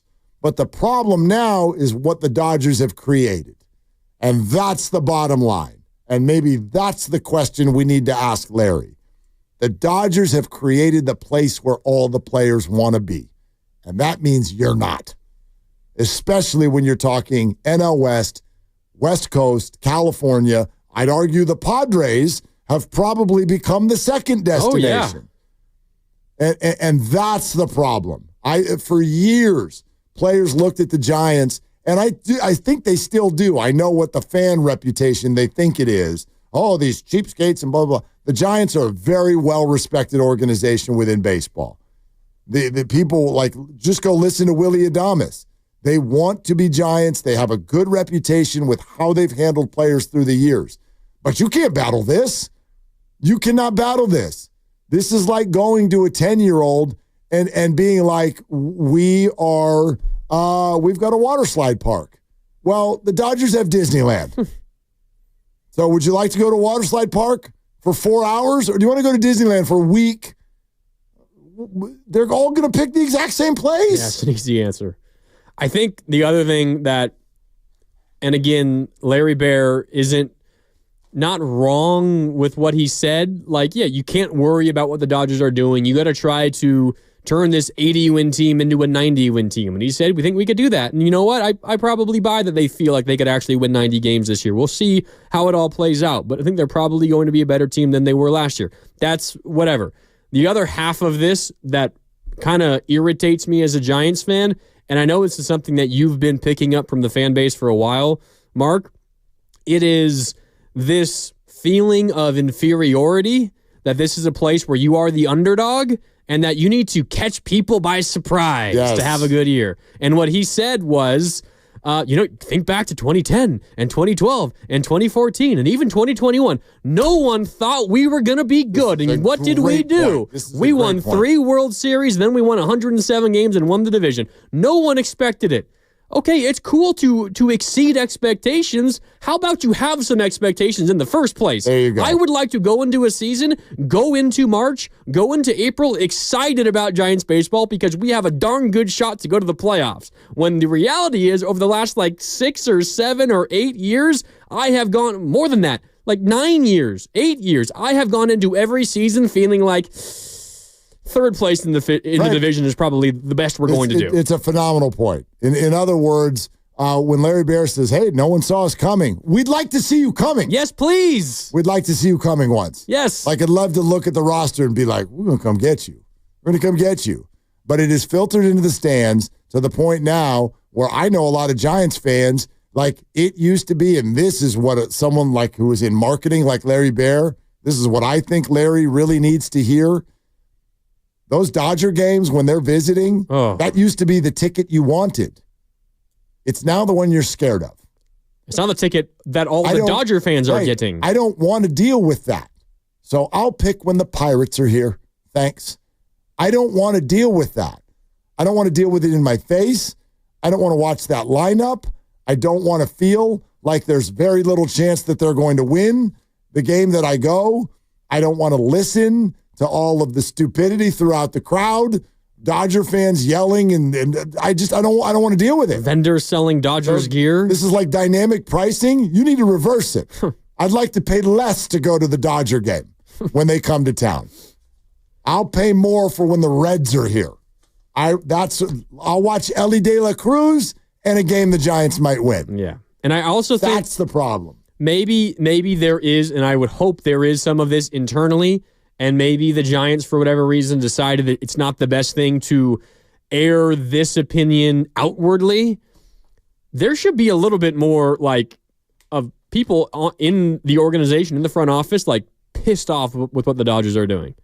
Oh, they probably are. They're not going to come on the radio and say that. Not in those words. They probably are. But there should be, obviously Larry Baer saying, we can't worry with what the Dodgers are doing. They're obviously doing a great job. That should be the kind of thing that gets you into gear and gets you going. I'm sure, that franchise for a while thought they had a real good shot at Yamamoto, for example. They thought they had a real good shot. Believe me, they probably threw some things off the wall in the offices when that went the other way. It's one thing to not get him. It's even worse than everybody keeps ending up on your rival. Probably a similar experience with Judge, too. They felt like they were... Yeah, I knew people in the organization on that one who never believed they had a real shot. You don't take people from the Yankees. Seemed like Farhan thought they had a good shot. I think there were moments of glimmer of hope, but I don't think they ever were Where was he on? He was on some podcast or show within the last couple of months. And he talked about the John Heyman tweet, the Arson Judge tweet, and he in his mind was like, that might ruin our chances. He thought there was a glimmer of hope in that moment, and that John Heyman's tweet scared the Yankees into actually giving Aaron what he wanted. And Arson. They both got it. You're listening to 95.7 The Game. KGMZ FM and HD1 San Francisco and Odyssey Sports Station. Always live on the free Odyssey app. Twitch and YouTube, powered by First NorCal Credit Union. For a low-rate auto loan, apply online or just ask for First NorCal financing at the dealer. So, hey, get this.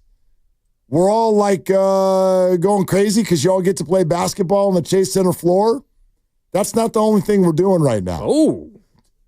Check this out because this is bananas, okay? I want you to listen to this prize.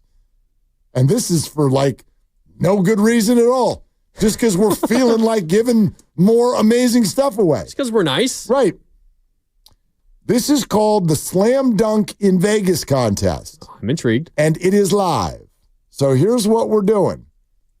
And these numbers are not wrong. You're going to hear them and you're going to go, wait, did I hear that right? And you did. Someone is going to win travel and accommodations for 4. That means you and 3 guests go to Las Vegas. Okay. Okay? I'm in. You're like, okay, no, I heard that correct. Here's the part where you're going to be like, say what? Plus $5,000 for each guest. Per person? $20,000. Wow. Okay? Cash me out one time, Kevin Danner. Everybody goes to Vegas. You fly there. The rooms are set. And oh, by the way, we got, unless you really want to lose your mind, we got your gambling money or your walking around money or whatever. $5,000 per head. Rain dance. That's what I'm talking about. This is the ultimate viewing experience for the first 2 rounds of the college basketball championship. Winning is easy. Easier than it will be when you get there. But anyway, winning is easy. All you have to do, download the free Odyssey app now, log in, listen each day for a minimum of 1 hour. That's it. That's it. The computers will take care of the rest. They'll log you in. So you got to listen to us for an hour a day at least. For at least an hour, and you're entered every single day that you do that. Sounds like a win-win to me. Separate entry every time you do that. So download the app, log in, listen for at least an hour every day. Poof. And this is a national contest. Download the Odyssey app now. You could be headed to Vegas in March along with friends, family members, and $20,000. Not just some spending money, but a lot of spending money. Cash me out one time. I think I would just go sit in the room. I would just be like, I won $20,000. I'm just going to sit here until the flight home. Well, that's no fun. Okay, maybe I spend like a little 1,000 bit of it. You're not putting all 20 of it up. Yeah, but see, then right? Like, who's paying for dinner? Well, I mean, honestly. Think of what 20,000 on one single parlay could do, though. Okay, Lucas. Call the number. Download the Underdog off. No, yeah. Oh, my God. That is a hell of a prize. That is. Can you imagine if somebody wins and their friends and family find out how hard people will compete to be the ones that get invited? Oh, man. Right? What if you're like, yeah, there's, like the Wolf Pack, like Hangover, and there's 5 of you. There's 5 of you. One person wins, and you got to figure out which 3 of the remaining 4 get $5,000. If you're a real tight group of friends, I mean, with that 20,000 you're getting collectively spending money, you can bring a 5th person along and pay for it out of your own pocket. That's true. With that 20K. You can, yes, you can expand. Yeah. It is allowed. How do I win again? I don't call, right? You do not call. Is the contest line losing its mind now?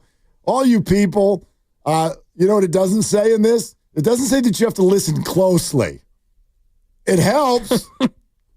All you have to do is listen. Download the free Odyssey app. Download the app. Search 95.7 The Game and listen. Listen for a minimum of 1 hour every day. Yeah. You listen for an hour, okay? You tune in right now.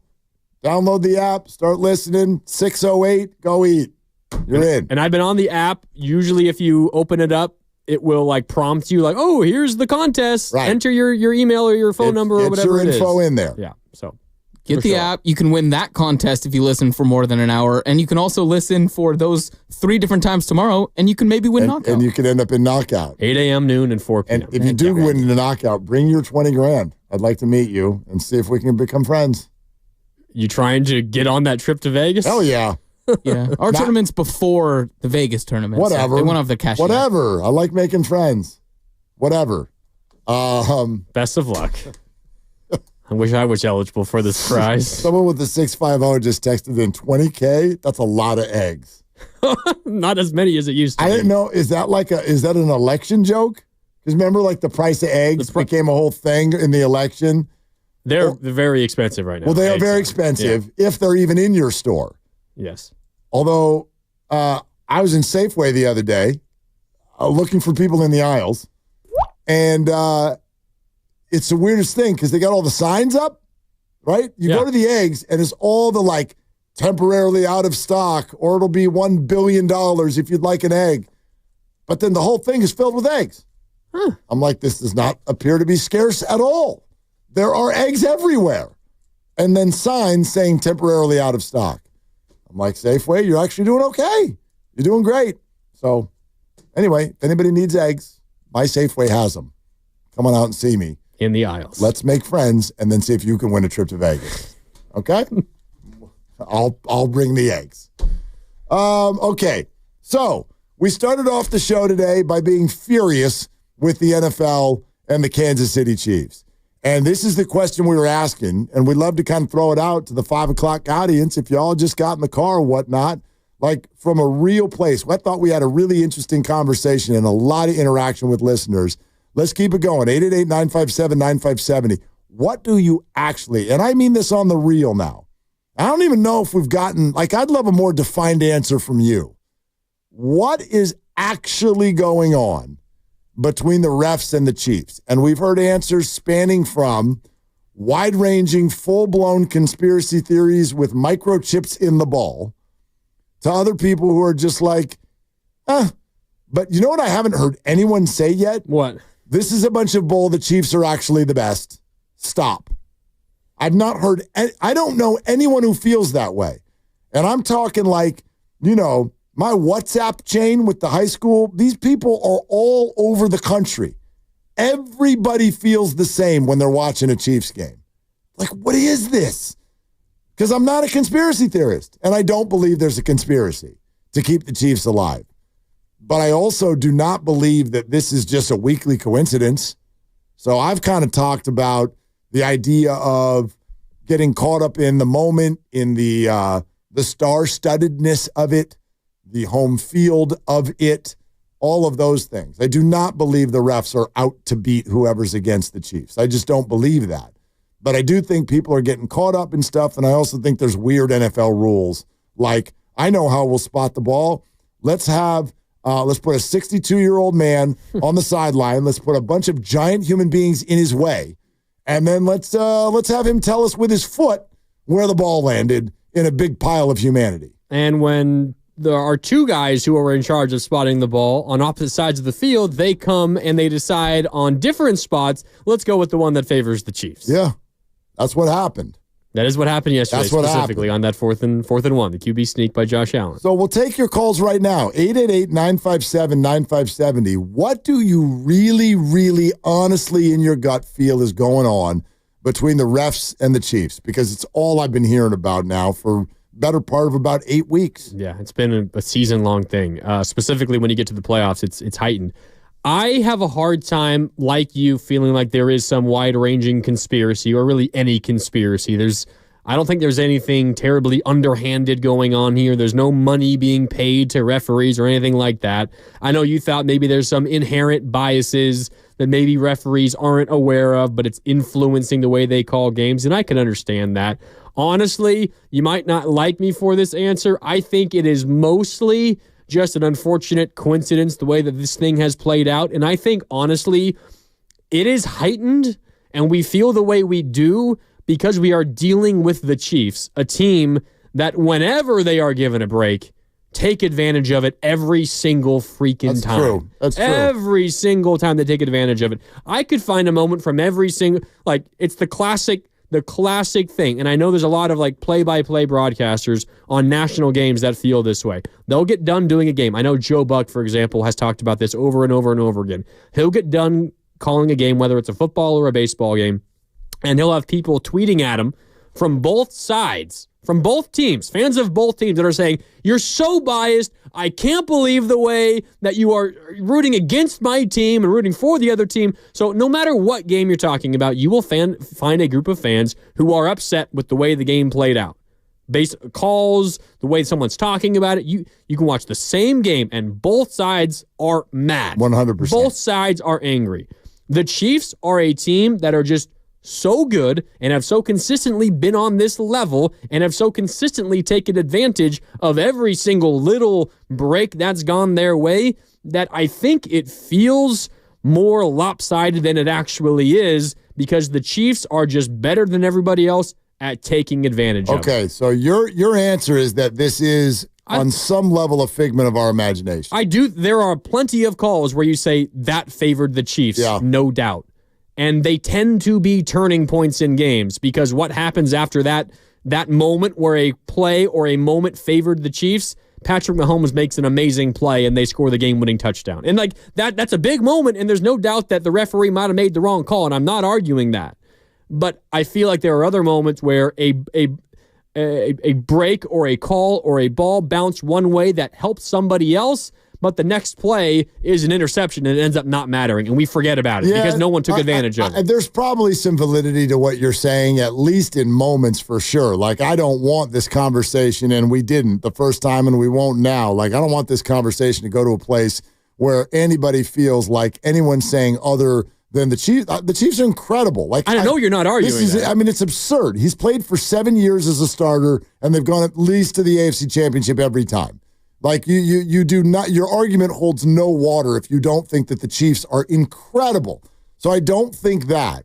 But I do wonder if the presence of Patrick Mahomes does sort of, at least in spots, because there's bad calls against everybody, but in spots, I wonder if things just sort of feel different because there's almost like an aura around him. And I will point to the sliding underneath defenders' legs and getting the personal foul calls, which, by the way, Adam Schefter tweeted about in such a way of almost making it sound like he thinks this is valid. He's like, if you think Patrick gets too many personal fouls, well, help is on the way. They are expanding replay assists next year. That's also kind of a league-wide issue, though. I mean, that happens for defenders against a lot of quarterbacks. Patrick's not the only one. He is the best at it, number one. And by the way, I think this is furthering the point you just made. Part of the reason we feel this way is because we see the Chiefs games every week. Oh, yeah. We see them. They're playing in the games that are the big games. We're paying attention to what they're doing. You have no idea what the hell's going on with Bryce Young and what the calls are against him because you don't watch the Panthers. Once an hour, they show up on Red Zone, and we're like, oh, good, they crossed the 50. That's nice. They finally scored. Yeah, and then you go get a snack. But whatever the Chiefs are doing, it's a big deal, and so we're focused on it. And so when there's a bad call, it's a much bigger story. I'll totally buy into all of that. At the same time, like, there is something to me. There's too many times that this has happened to simply blow it off as circumstance or something. And look, I'll admit the other piece of this.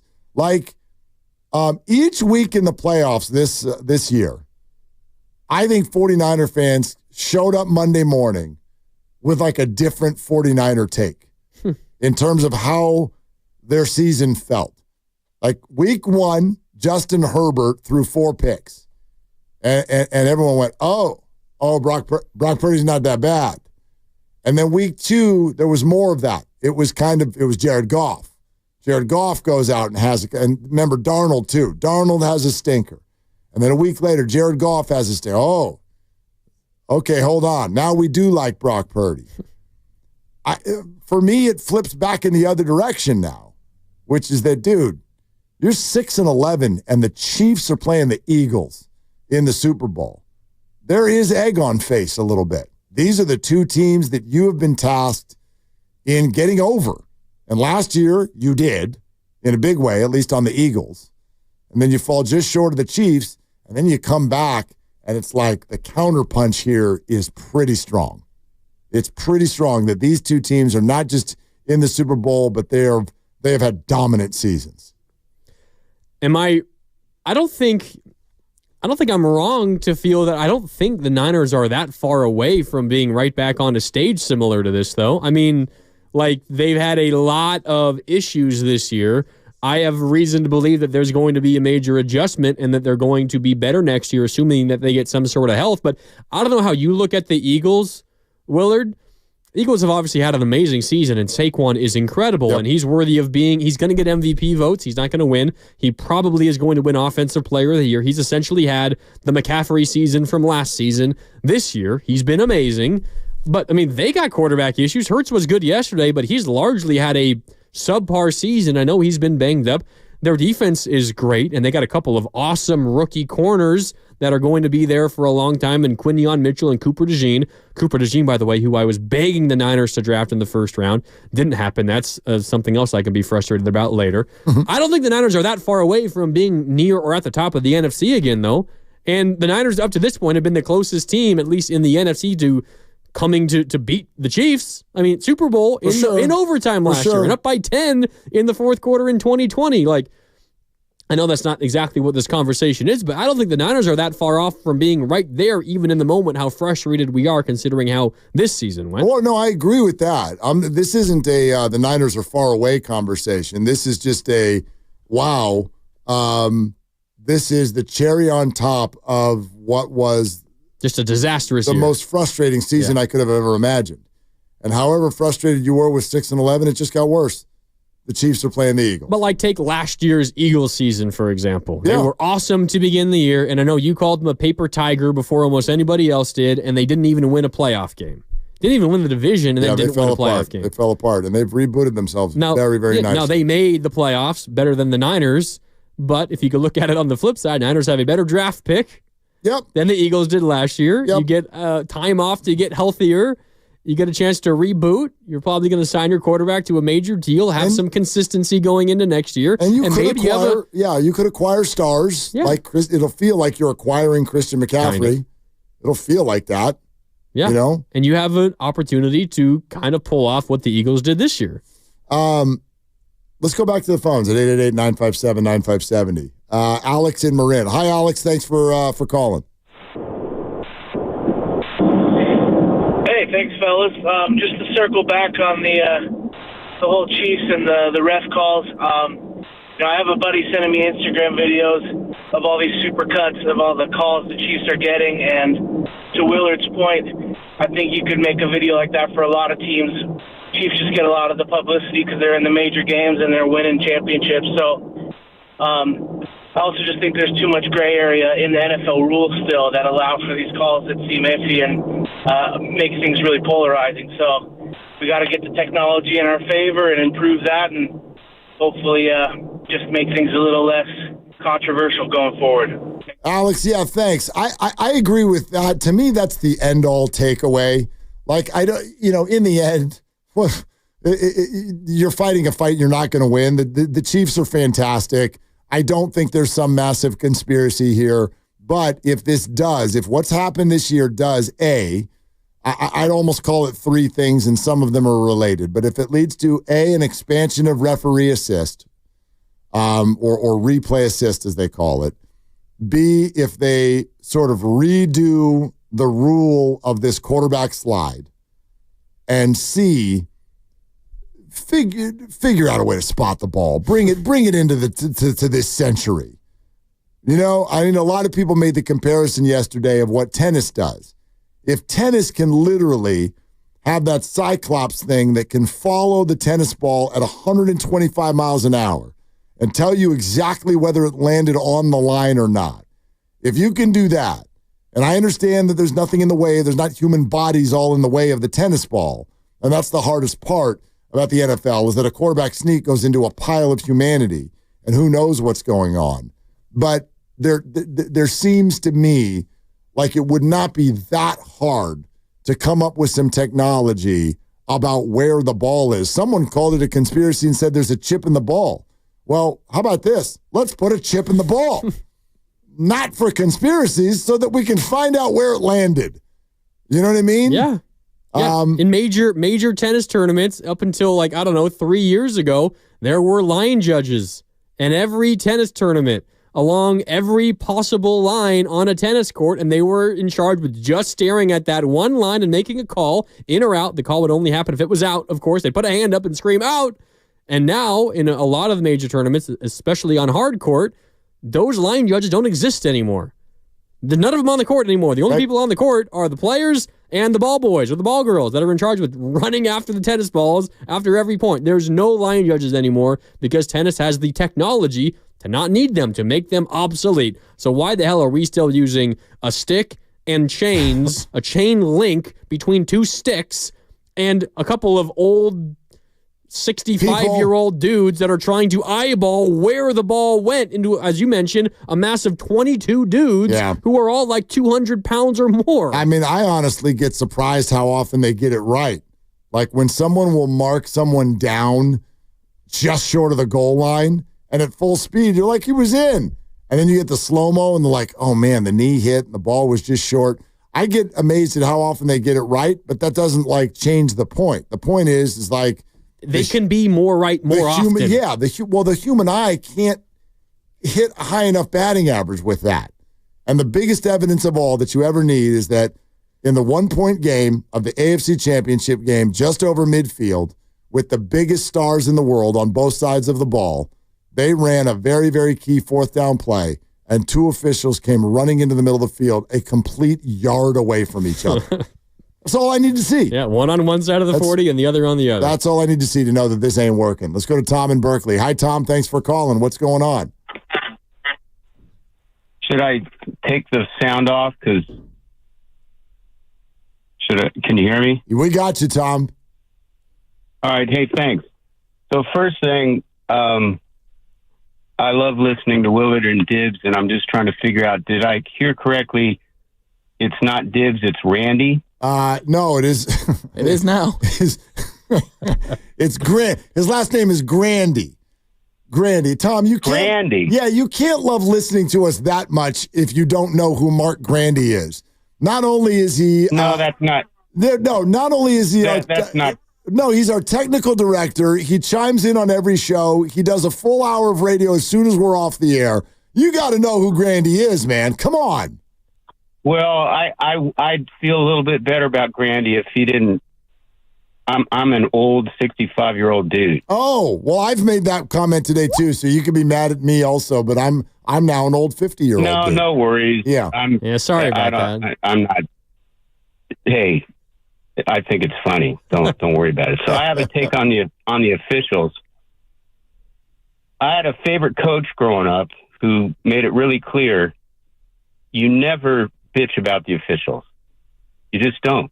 If you lose a close game and the official you feel was responsible, you didn't score enough runs.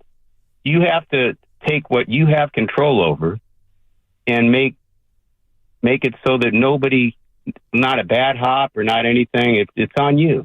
Just take responsibility for it. Now, do I think some of this stuff is happening? Maybe. But if you focus on that, you don't have any control over that. Well, but so go into the game knowing you're going to get calls against you and kick their ass anyway. Well, but Tom, and I made the point earlier that this take that you have, a lot of people have, and so therefore, and it's an opinion, so it's not wrong. And thank you, Tom. Appreciate the call. It's not wrong at all, but I have a hard time with it. For this reason, what you're saying is essentially true if I played for the Bills. And I do think the Bills handled yesterday fine. Some of the Texans did not. Well, it's what D'Amico said post-game after the game. We knew we were coming in. We had to beat Kansas City and the refs. And Joe Mixon said it and others. And so if that's their mentality, and I didn't hear any of the Bills complain about it, we're complaining about it. I didn't play yesterday. I didn't have anything riding on this. I'm actually coming at this from a sort of neutral observer place, other than that I have rooting interests that through the last handful of years have made me not love the Eagles and the Chiefs. But I'm not on the team, so my mindset does not matter. And while anyone who says that is right, hey, in life, we've all got tough days and tough things, and we've got to overcome them, and no use complaining about it. Right. ... Here's the other point. If you know that something is discriminatory, we should call that out, and it should not be as well. And that's what this ends up feeling like if you don't root for the Chiefs. It feels discriminatory. And that's why we speak out about those kinds of things too. So, correct, the Bills should not complain, but I personally sit in a seat where I do believe it's okay to complain because I don't want an NFL where I've got to think about the fact that one side is getting an advantage that they don't deserve. Yeah, I think like it is, I don't know what the right word is. It is like fine to think like not everything's going to go your way. And maybe this is a moment where you're going to have to overcome something that isn't technically fair. And that's the way life is oftentimes. That's not the way sports should be. Like it happens sometimes. And there are moments that you have to overcome something that maybe that was unexpected.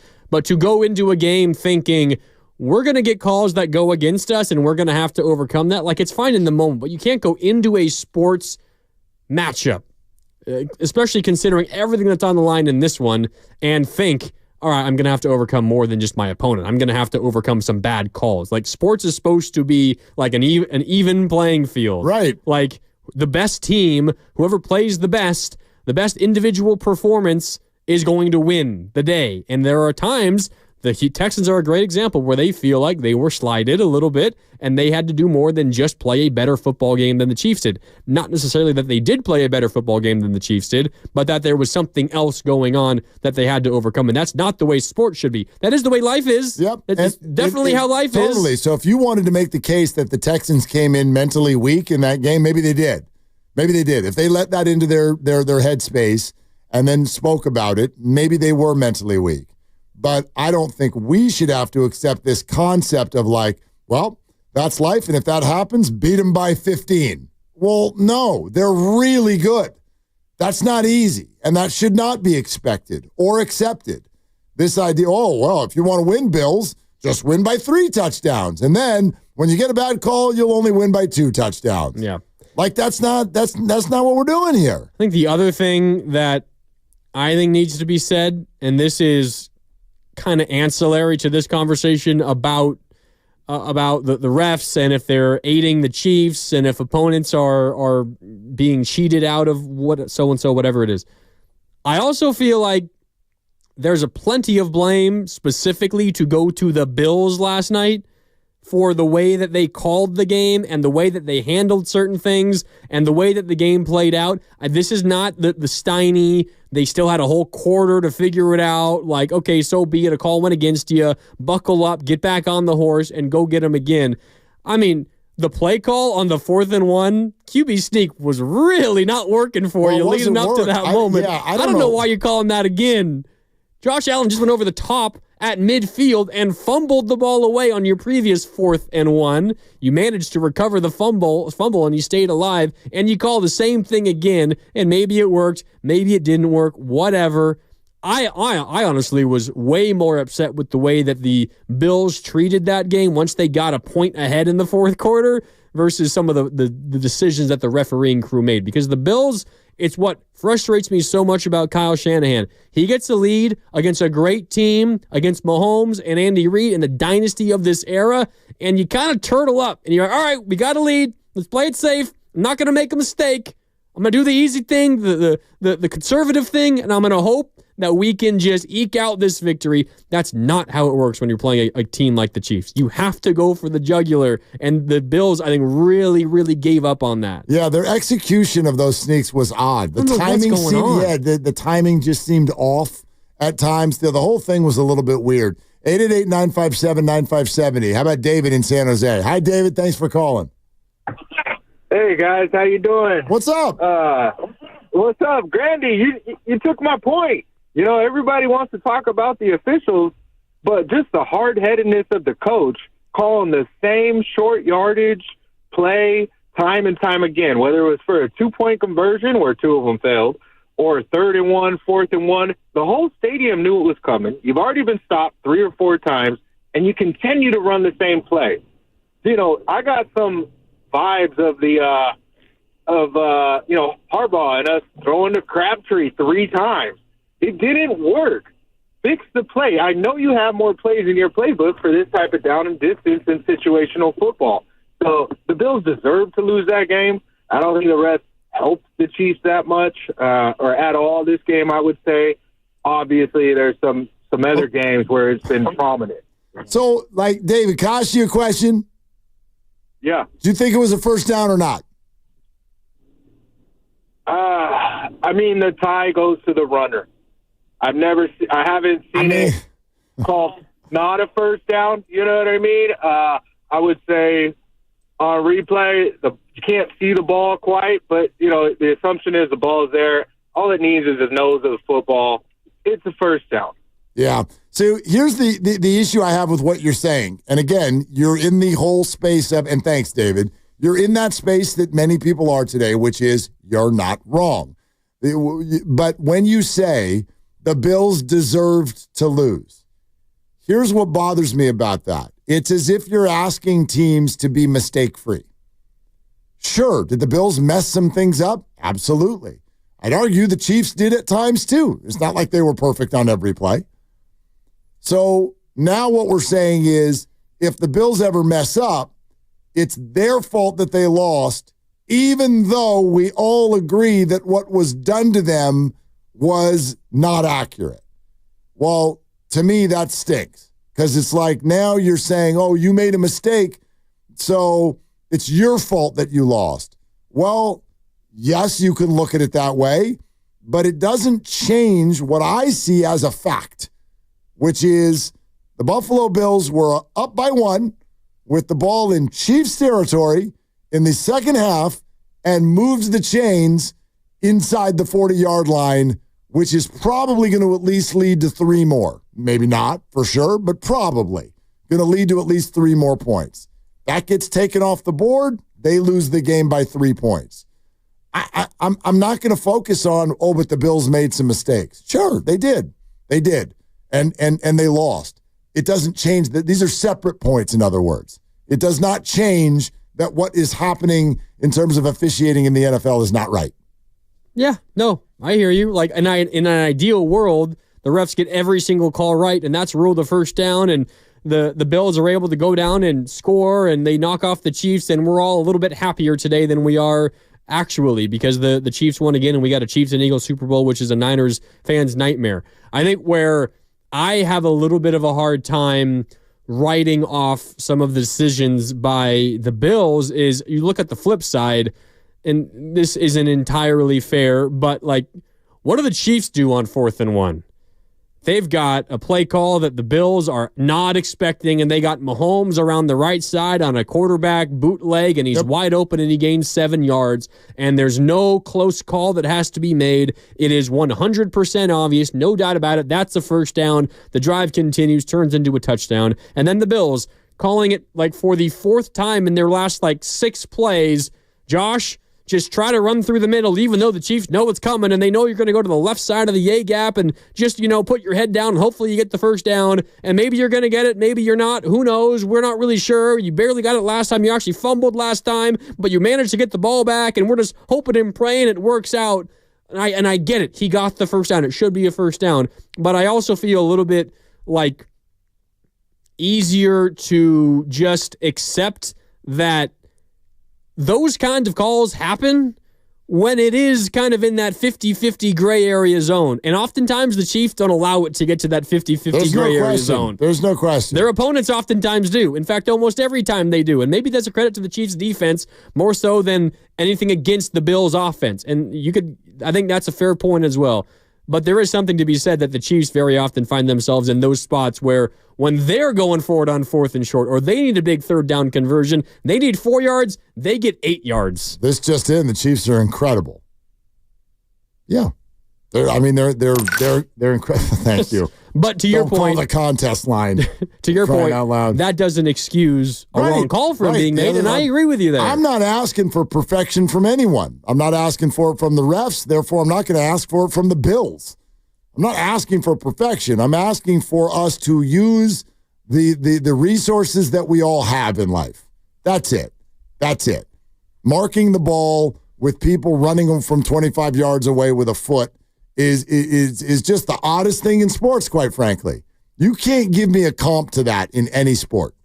There's no sport in 2025 that's just like, let's have somebody stand 25 yards away and then they'll run in at the right moment and just sort of guess what just happened. I think the biggest, and then we use it as gospel. I think the biggest thing for me, and you're spot on saying that this is an incredibly difficult sport to officiate, and honestly, they do a pretty darn good job at it, like when you consider everything.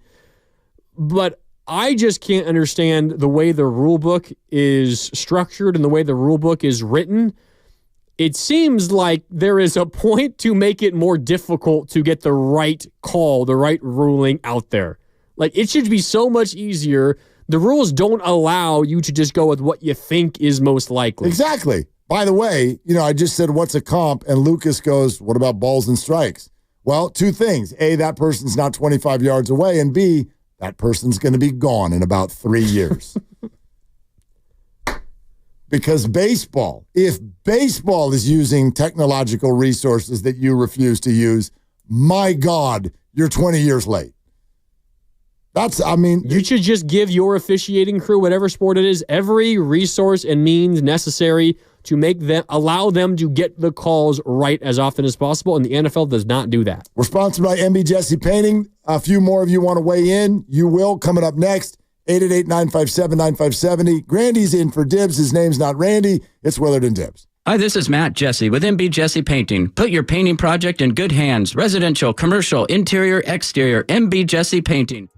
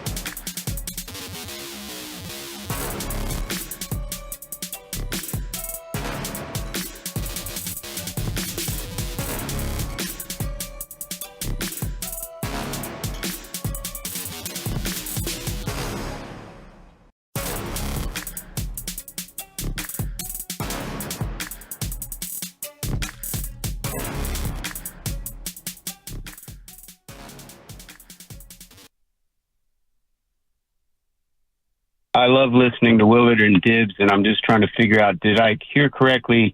It's not Dibbs, it's Randy? No, it is. It is now. It's Grant. His last name is Grandy. Grandy. Tom, you can't. Randy. Who are you? You and Willard and Dibbs. Whoa. Now, back to Will and Dibby on 95.7 The Game. Where are we right now? We're on town. We're on town right now. Best sports show on town. Actually, it's the best giveaway on town. Check this out. Before we go back to the phones, we'll get to as many of you as we can before the bell rings. But one more time, the Slam Dunk in Vegas contest is on. And this will raise your eyebrows. Someone's going to win travel and accommodations for 4, okay? So this is the winner, and you get to bring 3 guests to Vegas. Accommodations and travel taken care of. Oh, by the way, all 4 of you get $5,000. No. A piece. Not $5,000 to split. 5 times 20 grand? $20,000. It is the ultimate viewing experience for the first 2 rounds of the College Hoops Championship, and winning is as easy as it's ever been. You don't really need to do anything other than listen on the app. Download the free Odyssey app, log in, listen each day for a minimum of 1 hour. Once you hit that 1 hour mark, your daily entry is in. And it's a national contest. Download the Odyssey app right now. You could be headed to Vegas in March along with friends and $20,000. And you can enter every day. Every day. Every new day is a new entry as long as you listen for at least an hour on the Odyssey That's app. right. Wow. Once per day. Yeah. Don't like turn it off at an hour 1 and then turn it back on. That's still only going to be 1 entry per day. You can listen to. You can for as long as you want. Stay on for 6 hours. You might as well. Don't have to open the app back up the next day. There you go. Yeah. There you go. All right. So that's going on. And again, another chance tomorrow, 8 a.m., noon, and 4 for the knockout tournament. Our first 3 guests are in. Keep trying. We'll be doing it every day for 3 weeks. Good conversation today. Let's go back to the phones and talk to Sean in San Ramon. Hi, Sean. Thanks for calling. Hey, guys. Can you hear me? Yep, we got you. I wanted to bring it back to the Niners and their chance to get back to the NFC Championship. There was a good point earlier about the rebound the Eagles made. And so the Eagles shift, it was really the coordinator. So they brought in a running back, some cornerbacks, but rebuilt the locker room. The Eagles had lost the locker room. And if you look at the Niners, if they're healthy, they have the personnel. You just don't have the locker room, and bringing in old school defense and running the football. I think the Niners can get back there. Yeah, I think you're right. Look, and Sean, again, like Grandy, you brought it up earlier that the Eagles were in a better spot last year than the Niners were this. I just think all of this stuff is, for all of these teams, circumstances at times take over. I am comfortable that that's what happened to the 49ers this year. That's not to absolve them of any sort of responsibility or any of those things. But in the end, I'm not of the opinion that the Niners suddenly stink and that they, quote, missed their window. I heard that get thrown out a few times yesterday. They missed their window. I do not co-sign. I don't buy that at all. They might have missed their best chance, but the window's open. Yep. Yeah. Agreed. Well, sure. Their best chance was last February. No doubt. I agree with the caller, by the way. The Eagles are a great example because in 2022, after the 2022 season, so the 2023 offseason, they lost Jonathan Gannon, now the head coach of the Cardinals, and then they lost Shane Steichen, now the head coach of the Colts. There are 2 coordinators, one offensive and one defensive.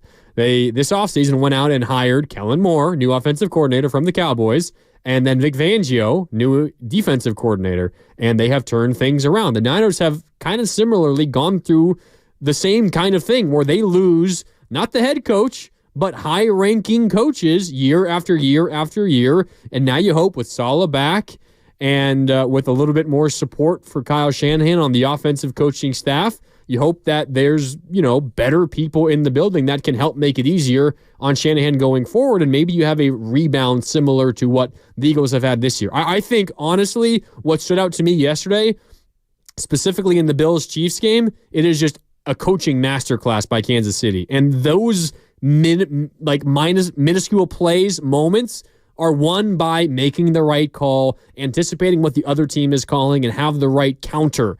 And honestly, there's no one better than Steve Spagnuolo and Andy Reid at that. If you are going to beat the Chiefs or be one of the teams in the end and have a chance to win it, you have to win those moments more than you lose them. And no one does it more often than Kansas City. And to do that, you need to have really smart coaches. And I think that's got to be the goal for the Niners. No. You hope that Robert Saleh is a major difference maker in that once again. No doubt.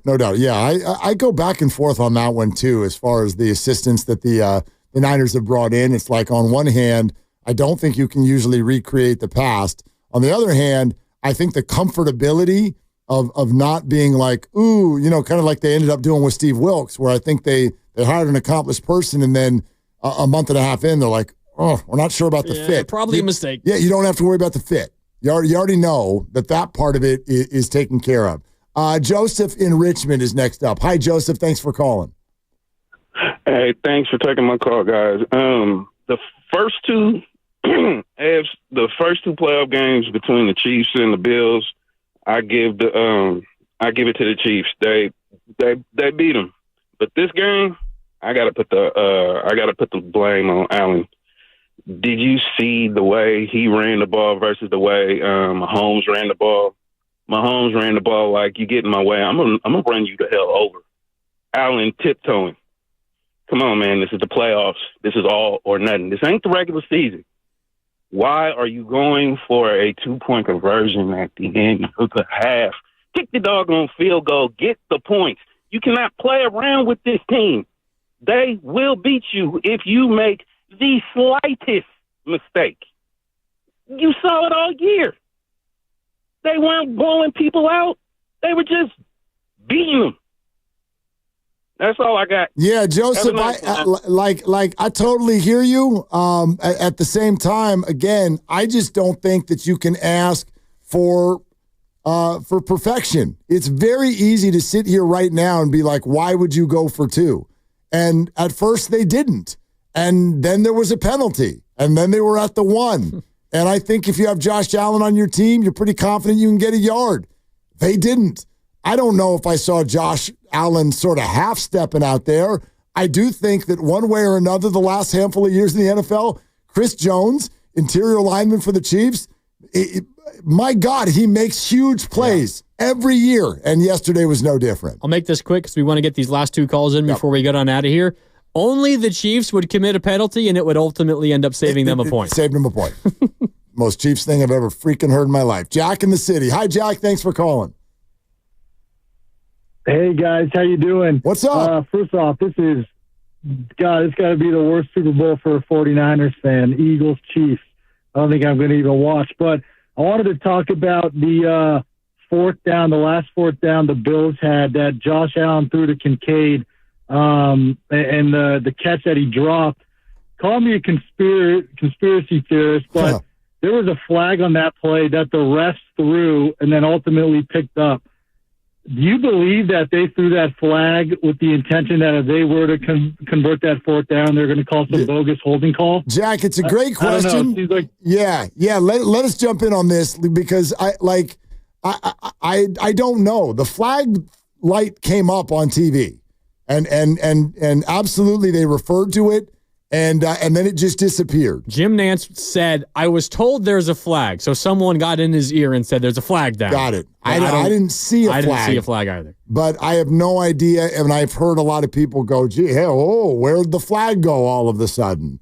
Of all the things, that seemed the most sketch of anything on television. Except for play that out. If you're the refs and it's actually sketched, just go ahead and call the penalty and be like, and it's declined. And the Chiefs, you don't have to pick the flag up because it was only there to make something bad happen to the Bills, Anyway, but I get it. Yeah, you weren't the only one to see it. Real quick, Will in the East Bay. Will, you got 30 seconds.